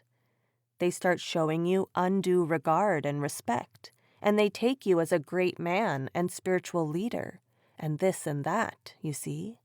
You become conscious of all that honor, and the result is you lose all that progress. That danger is always there. And people are always selfish. They will be around you for their own selfish purposes, not because they're happy with your spiritual progress. They want to take advantage of your spiritual progress. Some want a child, some want worldly fame, some want their sick relatives to be healed. That is why they're hovering around you, for their own selfish purposes. They think that they can use you because you have some spiritual experiences, spiritual powers within. One becomes tempted by all this ego, and then you lose everything. Unnecessarily, people start giving you importance, and the moment any importance is given to anybody, there's always the danger of his falling. So it's always better to remain obscure. Question 332. If satsangis develop supernatural powers, they are not advised to use them, are they? Answer. If we use the supernatural powers that we have gained through meditation, we do it always at our own expense. We lose what we have gained. The Lord does not bestow that power on us to become His rival. He just gives it to us for our own benefit, to clear our own karmas, to clear our own path to go back to Him. If we start using these supernatural powers for other purposes, we inflate our ego and we lose what we have. So I personally advise satsangis never to dabble in these things at all. Question 333. Master, why is Sant Mat and the experiences of the initiate so esoteric, so secretive? Why cannot the initiate compare notes with another initiate? It is my understanding of Sant Mat that it is a science of the soul, and any scientist, to test the validity of his findings, would like to compare notes with somebody else. Answer. Brother, there is always danger of ego coming in. When you share your internal experiences with anybody, you are inclined to give yourself airs, and you lose what you have. Also, when people know that you are spiritually advanced, they may try to take advantage of you, of your powers. Then you may be tempted, and thus lose what you had gained. Question 334. Master, I know we are not allowed to talk about our inner experiences, but if you know somebody quite well, and one day they suddenly leave the mind behind, would they be completely different then? Would you know it if it suddenly happened to them? Answer. What is the advantage to you if you know that somebody has gone to a higher region? It's just your curiosity. Questioner. It would make me happy to know it. Answer. You should be happy with your own progress, not with the progress of another person. You see, we generally build our ego by sharing our experiences with others, knowing that I have been able to achieve it, but you couldn't do it. We start putting on airs about it, and that becomes a stumbling block in our way. And then people can exploit your spiritual experiences also. They can use you. They will ask you for some boons, for some worldly favors, since you have the spiritual power to do some things, and you will be led astray. Sharing our spiritual experiences is forbidden. It has so many costs. You will collect so many sycophants around you who will unnecessarily go on humoring you and praising you, and you will lose all that you have. You yourself will become self-important. It will build your ego. You have seen that if a crop is good, the fence around it is strong. If something is very precious, there will even be a guard with guns to protect it from thieves and trespassers.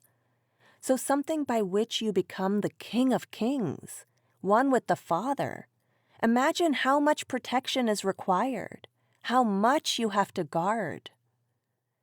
Let us say you give your child some money to do some business.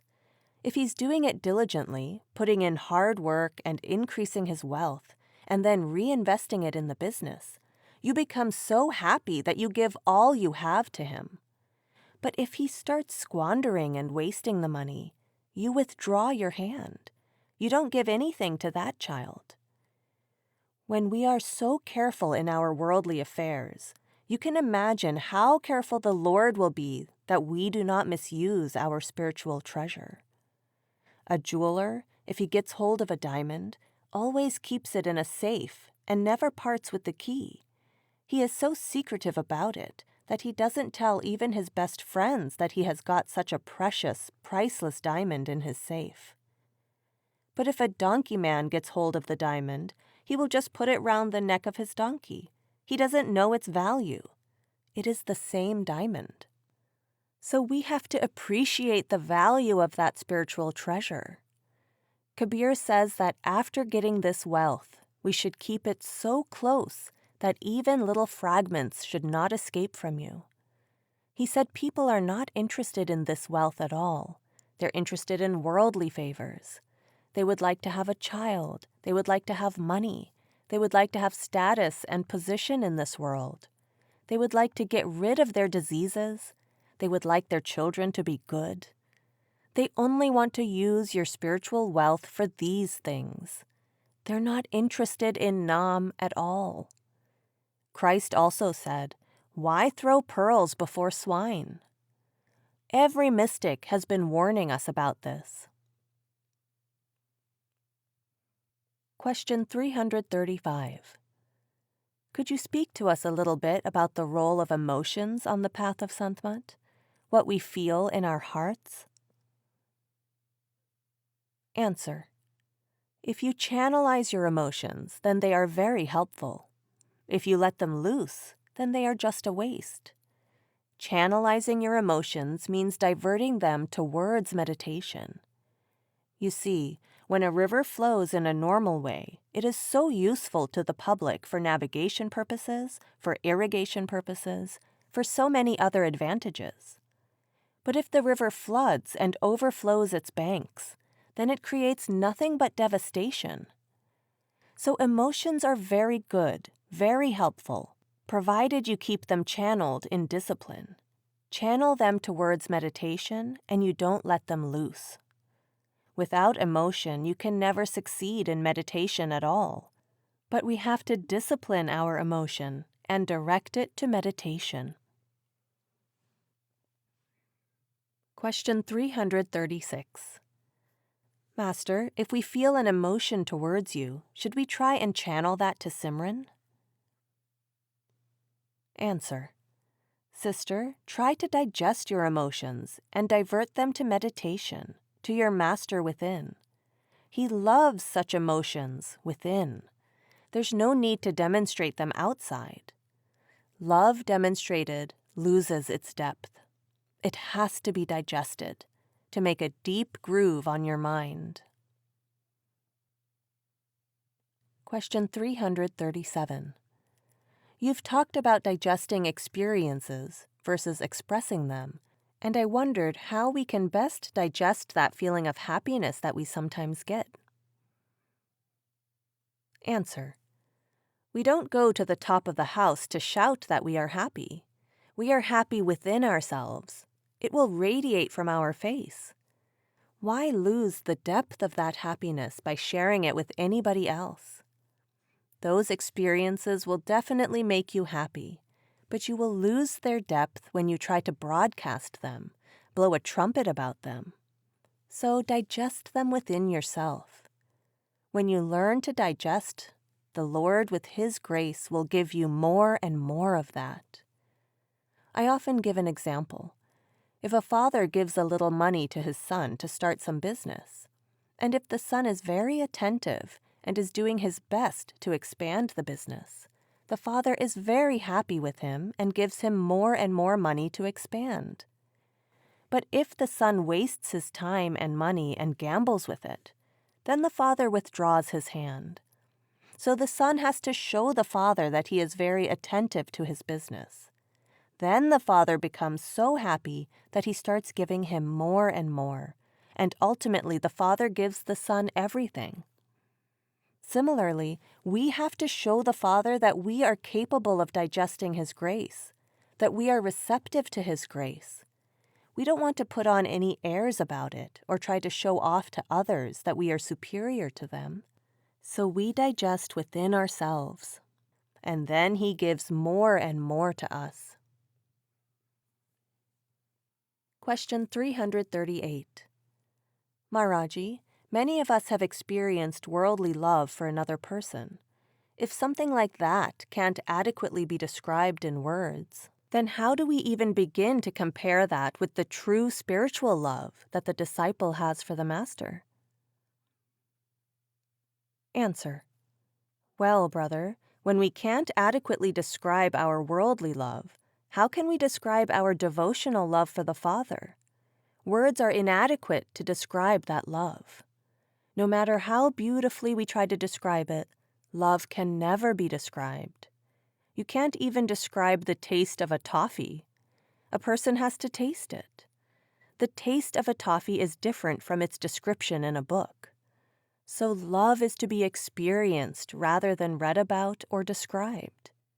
And then, the more you experience it, the more you digest it within.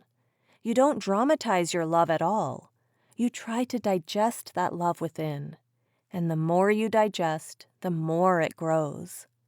So there's no necessity even to describe that love.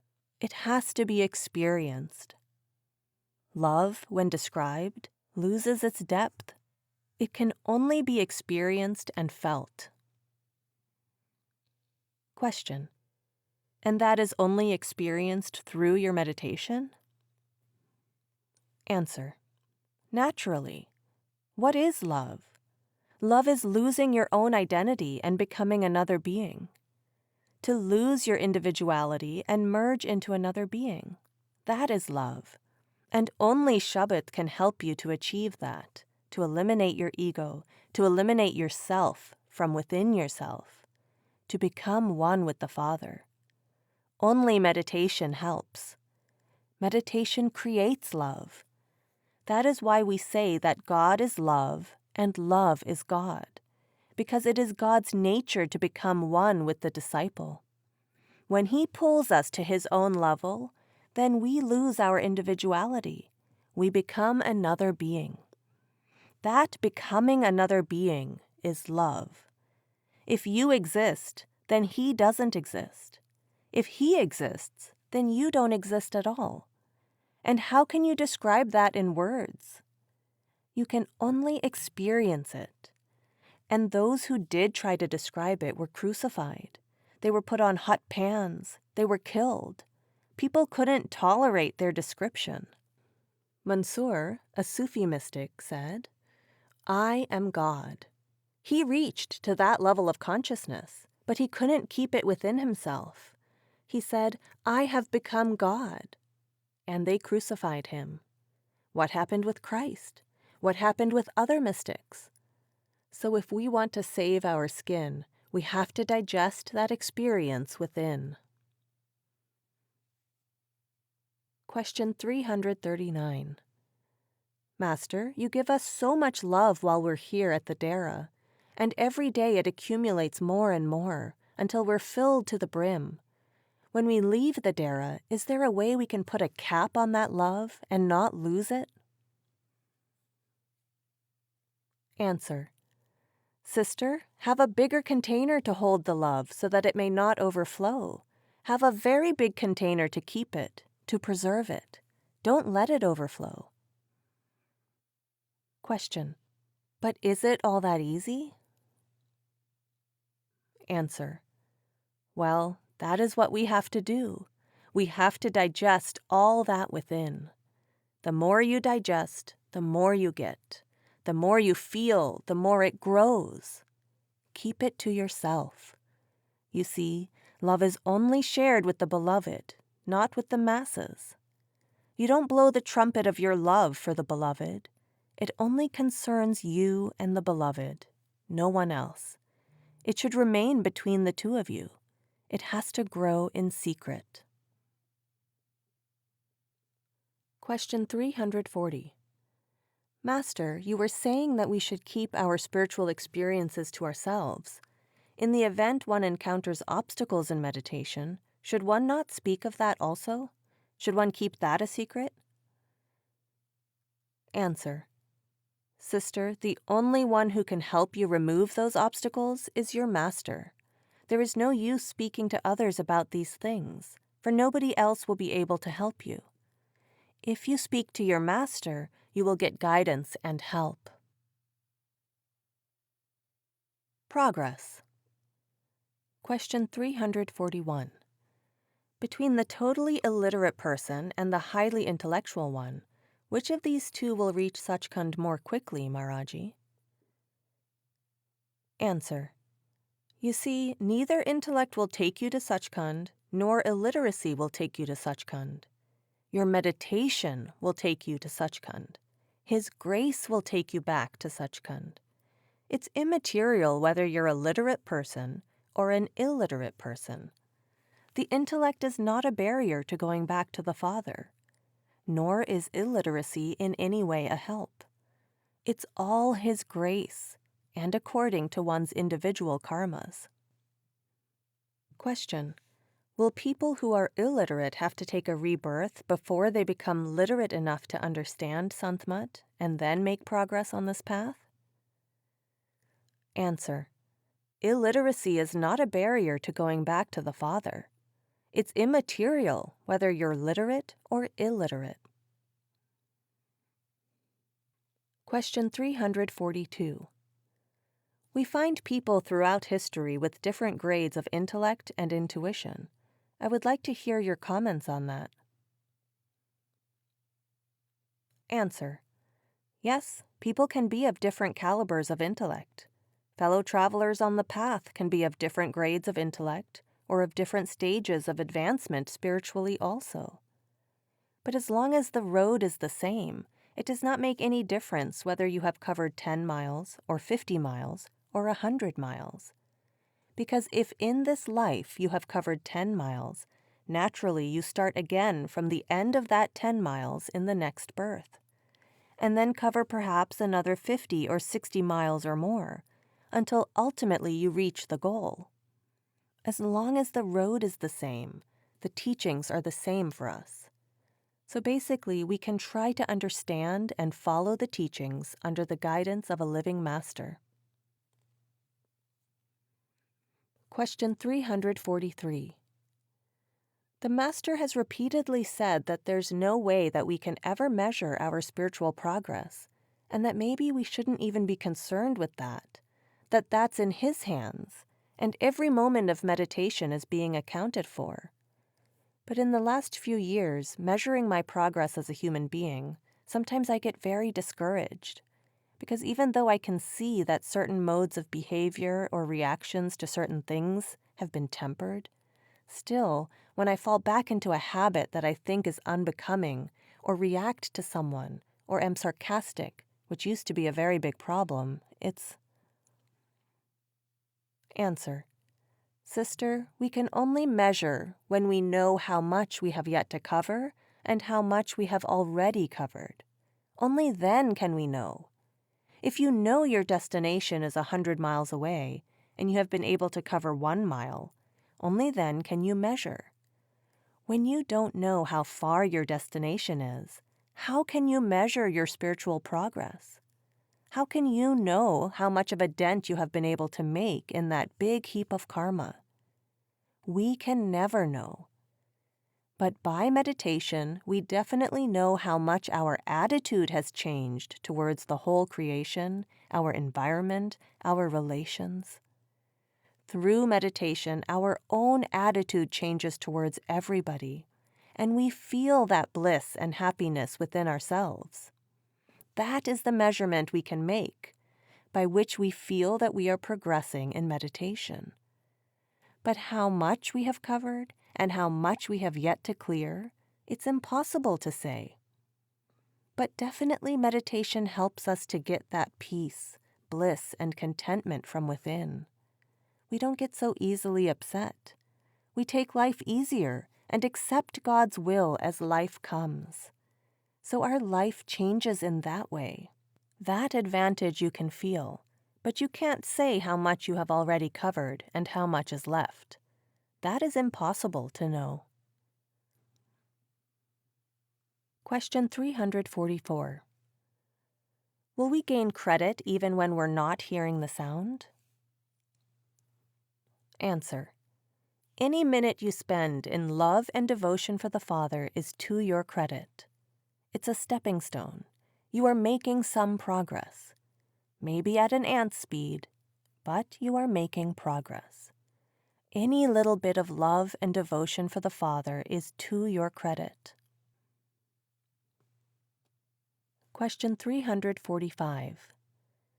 Is it Master's will that helps our progress, or mainly our own efforts? Answer.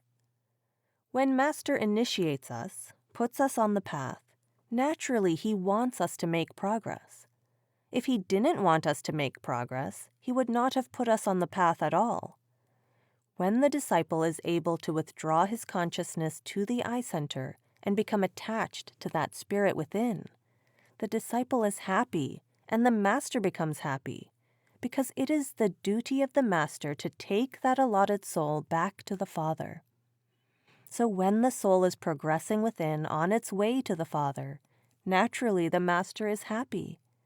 The Master always wants that disciple to try to follow the path. When the disciple is putting in effort, the Master will not withhold his grace. The Lord is always there to help us.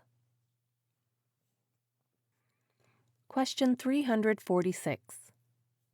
You've said that our spiritual breakthrough is predestined. The time when we are going to go in, and our effort up to that time is preparing for that? Answer. Well, brother, when the Lord wants you to put in effort, you will automatically put in effort. You won't have any excuses to give at all. He will give you the environment, facilities, opportunity, the pull, the yearning within. You can't help but put in effort then. It's not that you are getting up at 3 o'clock in the morning. There's someone else who is awakening you. You will not get rest the whole day unless you attend to your meditation in the morning. There is someone who is creating that unrest in you, who is pulling you towards him. We are pursued, actually. But we should try to do our best. We shouldn't try to find any excuses. But when he pulls the soul, he will just pull it.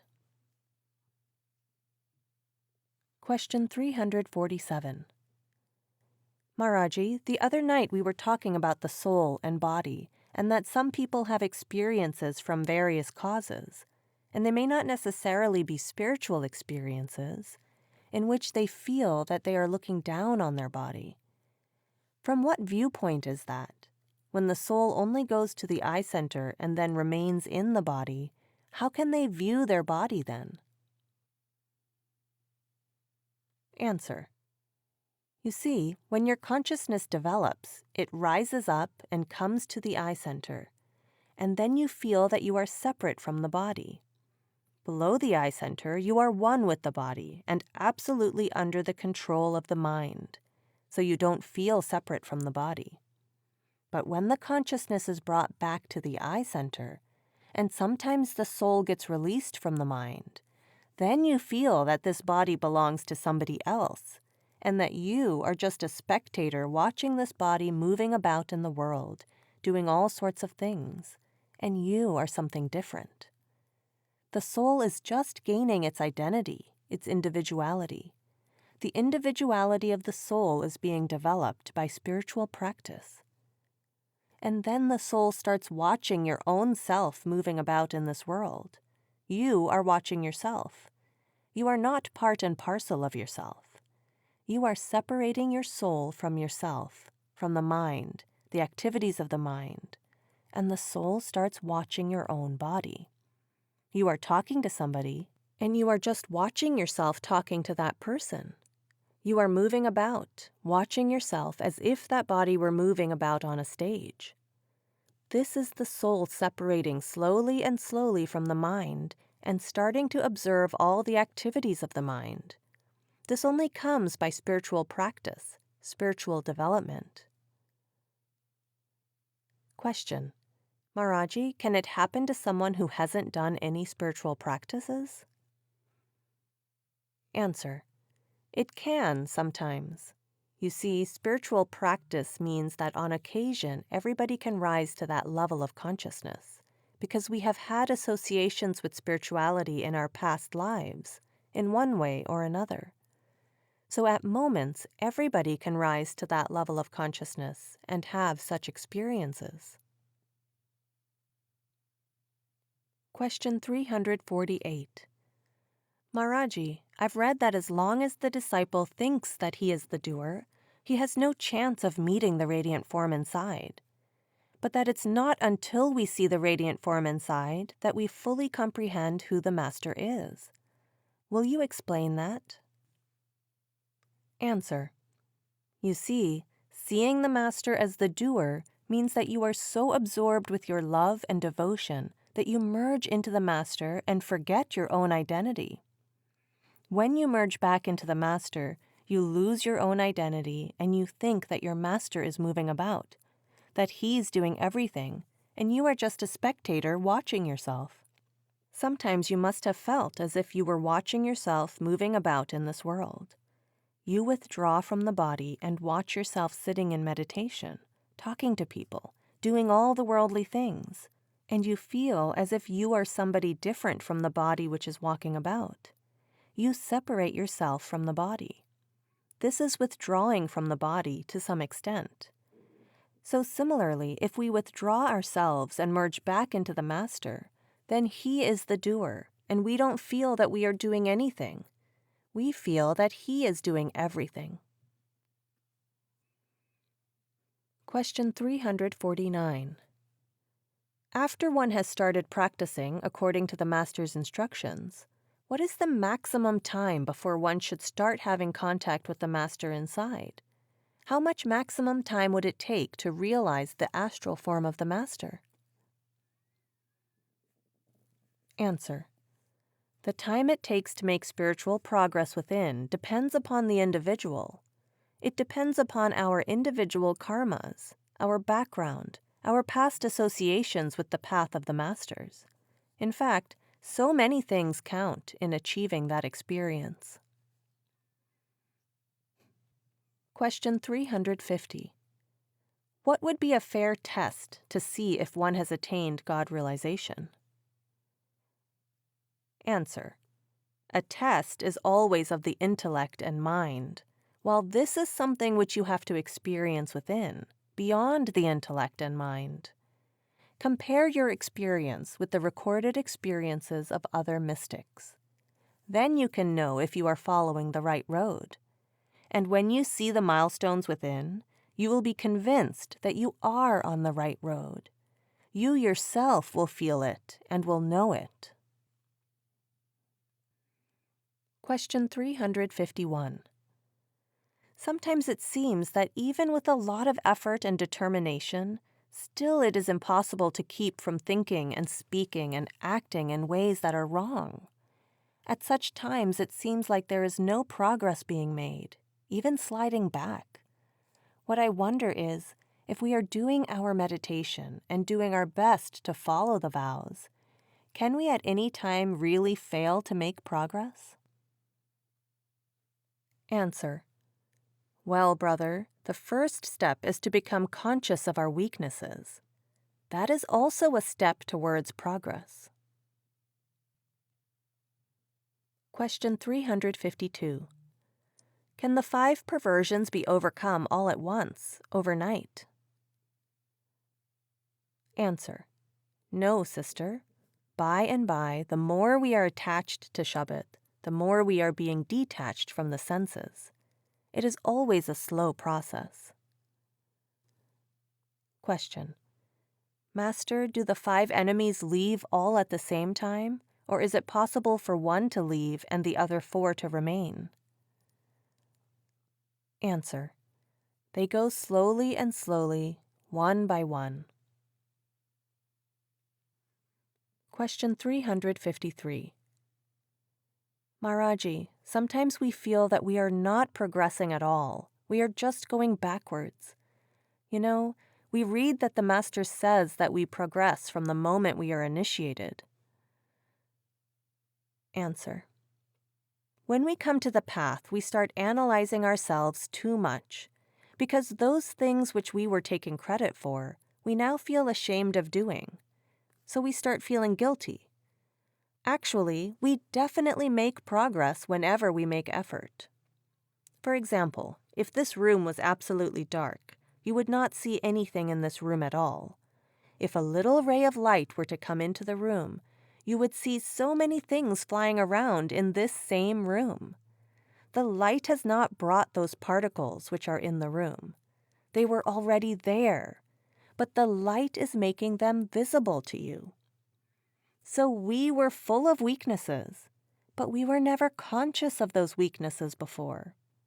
When we come to the path, when we are filled with love and devotion, that ray of light comes into us, and we start analyzing or seeing the weaknesses in ourselves. At first, we were proud of those same weaknesses, and now we are ashamed of them.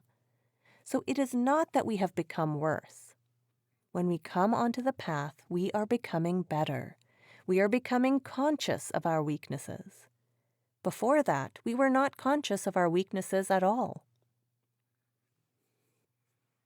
Question 354. Wouldn't an individual in India make better progress because there are fewer temptations there? Answer. No, I do not think so. As far as progress is concerned, the place does not make any difference. I sometimes find that the Westerners are more sincere than the Indians. Whatever they do sincerely, after they have satisfied their intellect. It does not make any difference whether you are born in India or America, in the West or the East or anywhere else. You have to pick up the thread where you left it. It hardly makes any difference. Question 355. Maharaji, is it possible to have unconscious attachments without really realizing it? Answer. Sometimes we are not aware of our attachments. We feel that we are detached, but when the situation arises, we realize how attached we are.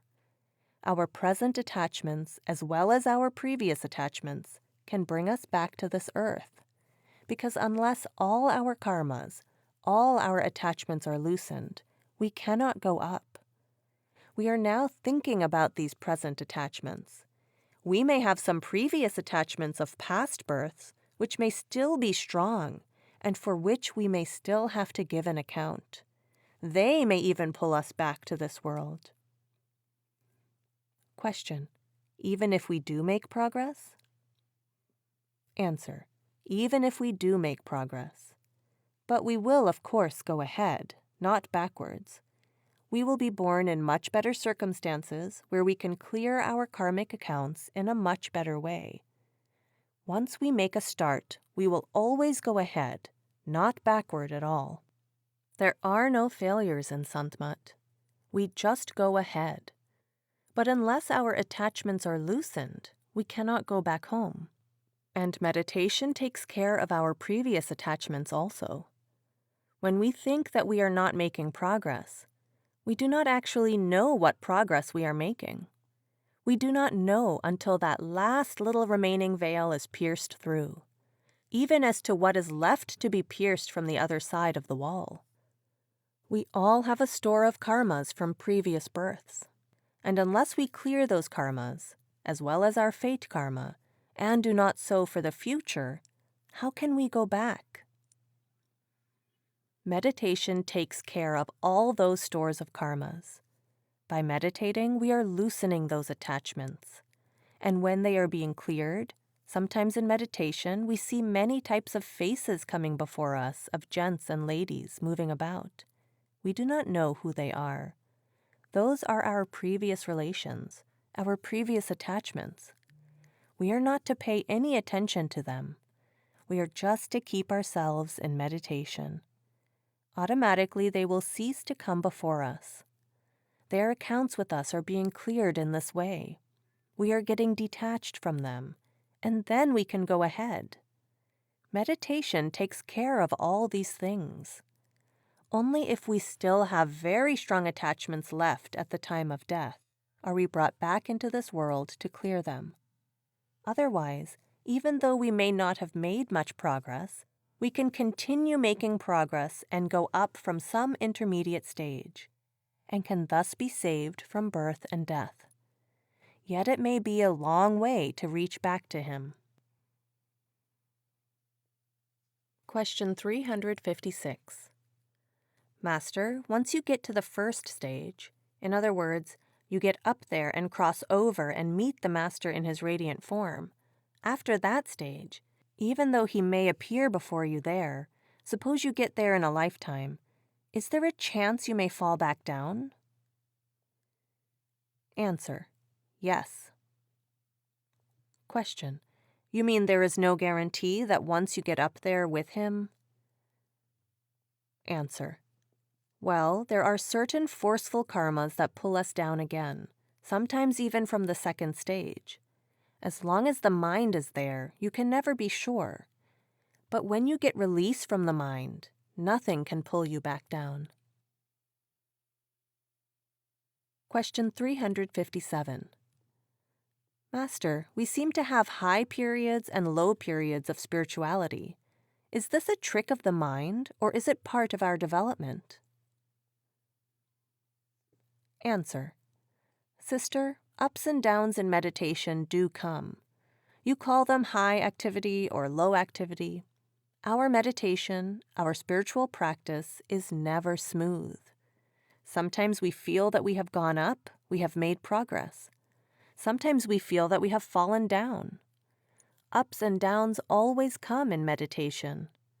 That is also due sometimes to our past karmas and so many other things pulling us, which we do not consciously realize. Unconsciously, they are affecting us. But we should not worry about the ups and downs. Gradually, we have to steer upward. Questioner: I seem to have such a time. I wondered if I was missing the right approach, but sometimes it seemed to me that I was there. I seemed to have a direct contact with the power, and at other times I seem so disturbed that it is hard to live with myself. Answer: that is right. One gets such feelings, but one should not feel worried about it.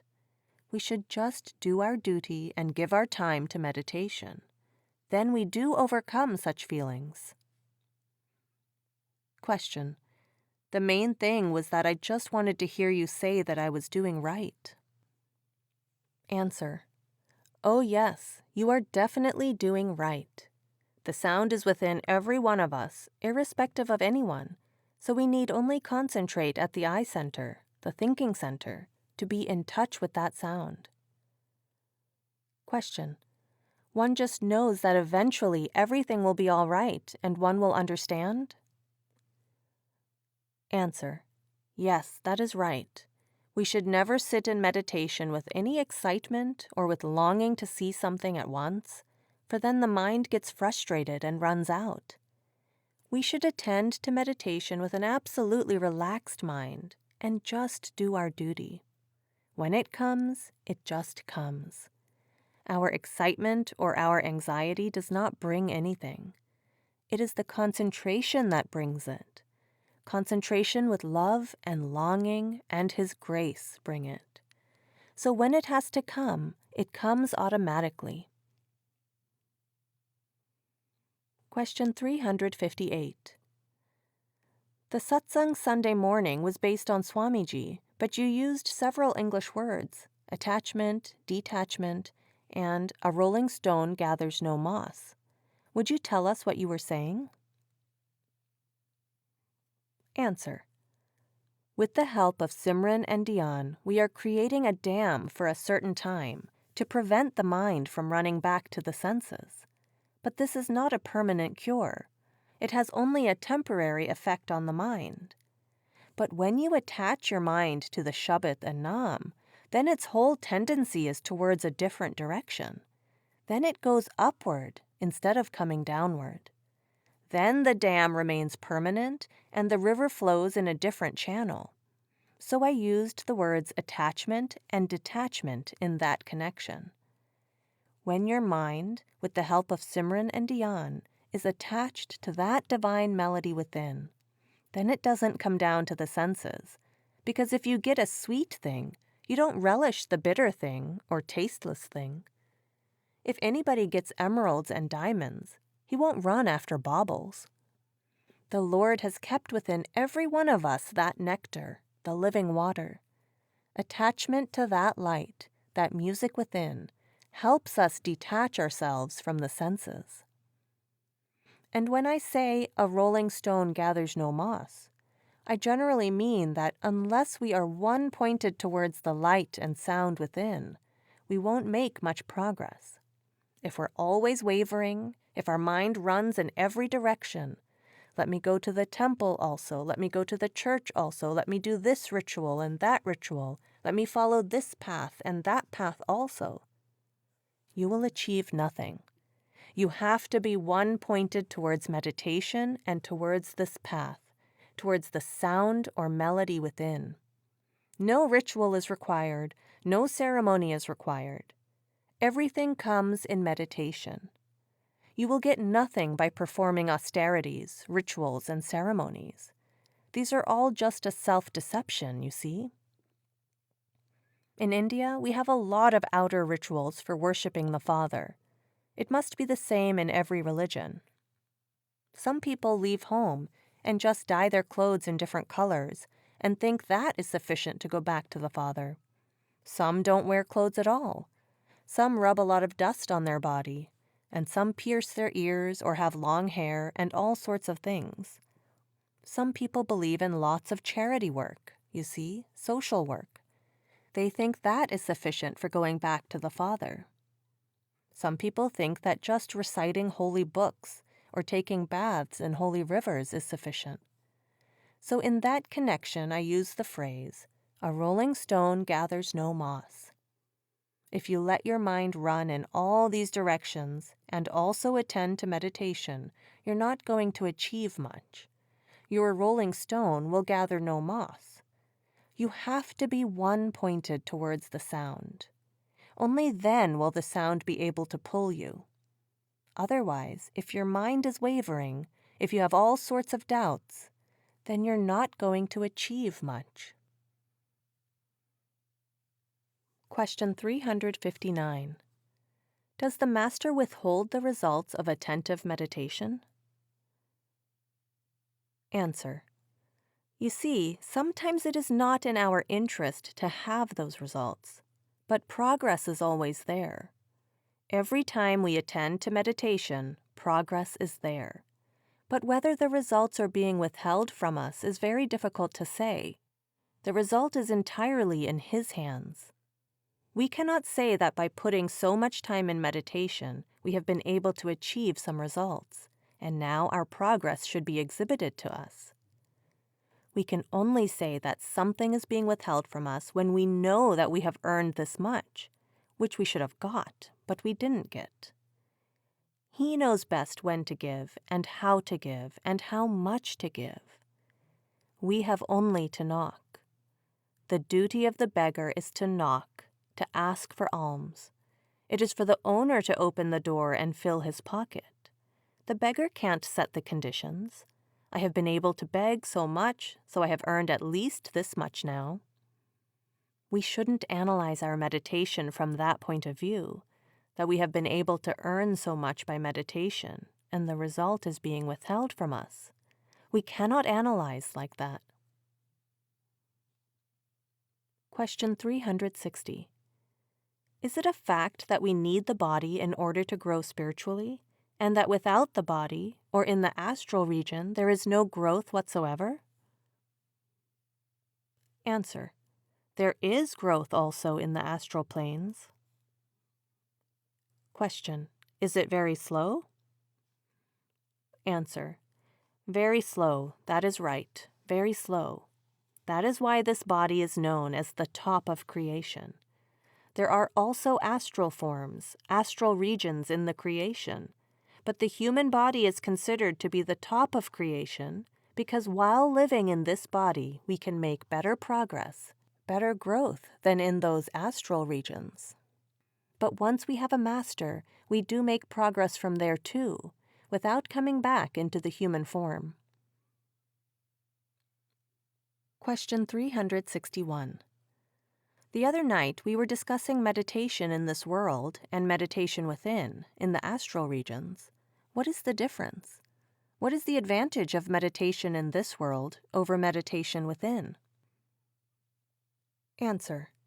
You make much better progress here than you make there, because there is so much agony and misery all around you that you become tired of this creation and want to get out of it.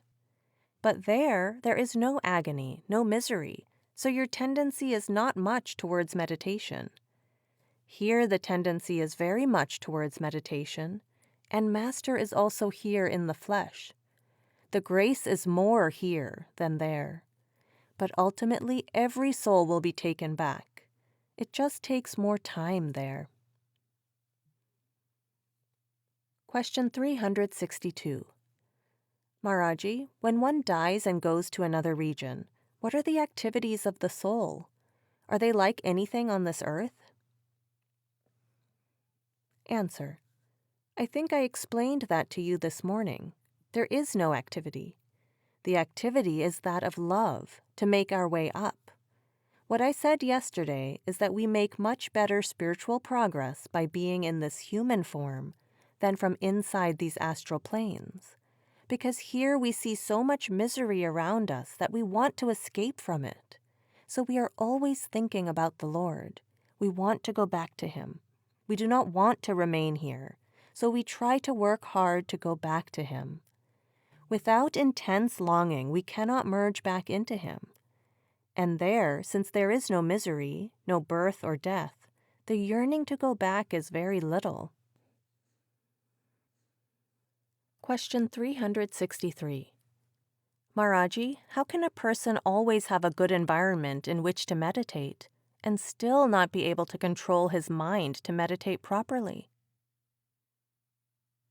Answer. Sister, it is not only the environment which helps us. It is the detachment of the mind from the world that helps us to make progress within. So unless we are fed up with the world and have longing to go back to the Father, unless we have devotion and love within us that is pulling us towards the Father, we won't make progress. The environment alone won't help us. The pull should also be from within. The Lord is there to give that pull to everybody. When He has sown a seed, it has to sprout sooner or later. If the seed is not there, there's nothing to sprout. If the seed is there, then it just needs nourishing to become a big tree. So His grace is there, and naturally His pull also will be there. Question 364. Do some people go within more easily than others? Answer. All disciples have their own backgrounds. Some disciples do hear sounds at the time of initiation. Some do see light at the time of initiation. And some have to work hard to be in touch with both of them. Questioner. And we are told to be good seekers and good knockers. Answer. You see, it's a lifelong struggle. We not only have to continue in meditation, but continue it for the whole of our life. It is not an electric switch that you just switch on and off. Question 365. Are there different levels of the spiritual path, and as we progress, we go higher? Answer. You see, the more you progress, the more your love grows. The more you are on the path, the more you are filled with love and devotion for the Father. The more you feel the separation, the more you try to be one with Him. Question 366. Is there any reason why 4 lifetimes have been chosen for going back after initiation? We're given a maximum of 4 lives? Answer. You mean, why not 6? Questioner. Yes, 4 seems a very short time. Answer: You want more? You can take more if you like. Question: No, why is it made so difficult for the Master to cram it into 4 lives? Answer: You see, Swamiji explains it. 1 life is for devotion and love of the Master. The 2nd life is just for attending to meditation and merging into the shabd and nam, just to live in the nam, always intoxicated with that nectar, with that shabd and nam. The 3rd life is for going across Trikwati to the 2nd and 3rd stage, from where you don't have to take birth again at all. And the 4th birth is for going back, straight up. That is what the Lord devised. But he does not mean that we have to take 4 lifetimes. It means if you take it very slow, even then you'll be able to cover the journey within 4 lifetimes. If one can run, if one can go at jet speed, so much the better. Question 367. Maharaji, a person who is fortunate to be initiated, though late in life, might not have had enough time to work out his destiny in this life, or to put in enough effort in the spiritual purpose. In either case, he's lagging behind. Now he may have to be born again in order to continue his noble effort forward. Or will he, by the goodness and grace of the Satguru, be allowed to cross over, say, to the 1st stage, and from there onwards may he be allowed to continue his spiritual journey without being put through the difficulty of being born again? Answer: It depends upon the individual soul, but there's no seniority in Sant Mat. Nobody is late and nobody is early. That is why Christ said, the first may be the last, and the last may be the first. You cannot say who is going to reach there first, who will be the first one or the last one.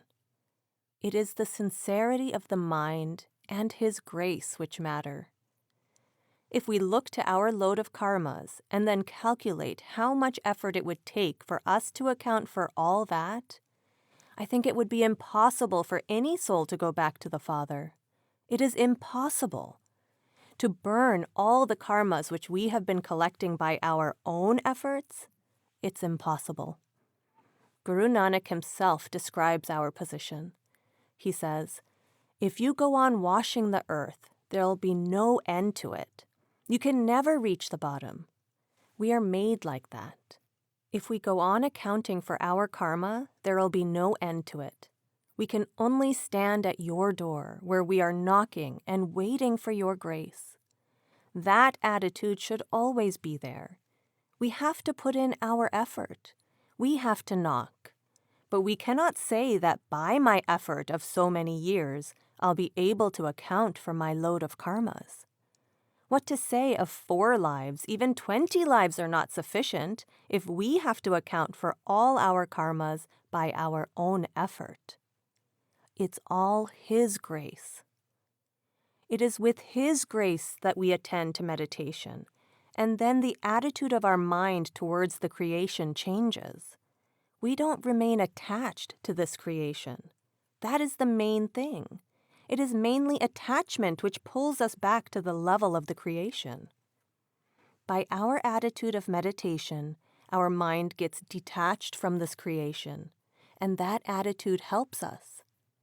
No matter how much progress you have made within, no matter how little progress you have, or even if you have no progress to your credit within, the attitude of your mind which you build and develop by following the path, by attending to meditation, that you are not attached to anybody.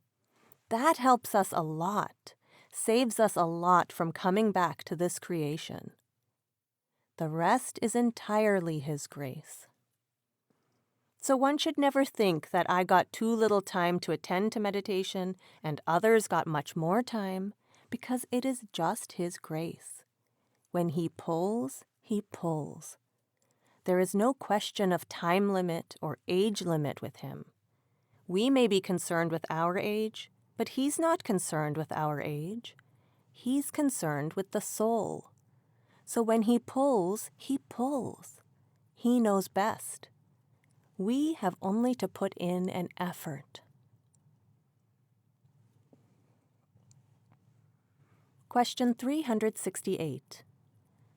Christ said that many are called, but few are chosen. Of the many you call, what percentage are chosen? Answer. Actually, Christ was giving a parable. He said that when a mystic comes, many are collected, many are called in that life. This means that many are put on the path, are initiated, are filled with love and devotion for the Father. But not everybody will be able to go back to the Father in that particular lifetime. In that lifetime, only a few will be selected. Others may have to take another birth. It's all according to our spiritual progress on the path. We are going towards our destination. Saints initiate thousands, but only the fortunate ones will be able to find their destination in that very birth and go back to the Father. Few are chosen to go back to the Father in that lifetime. Others get an opportunity to improve, to make further progress on the path, and they will also go back to the Father. Everyone who has been called by the Father will ultimately, definitely, reach the Father. Question 369. To the extent that we disown the mind, so to speak, to that extent, are we at least showing some progress? Answer. Brother, such a realization by a satsangi is in itself a sign of progress. Then, working for it is progress. Achieving it is still further progress. Merging back into Him is the greatest progress. End of Volume 2, Chapter 9. To continue, go to Spiritual Perspectives, Volume 2, Chapters 10 and 11.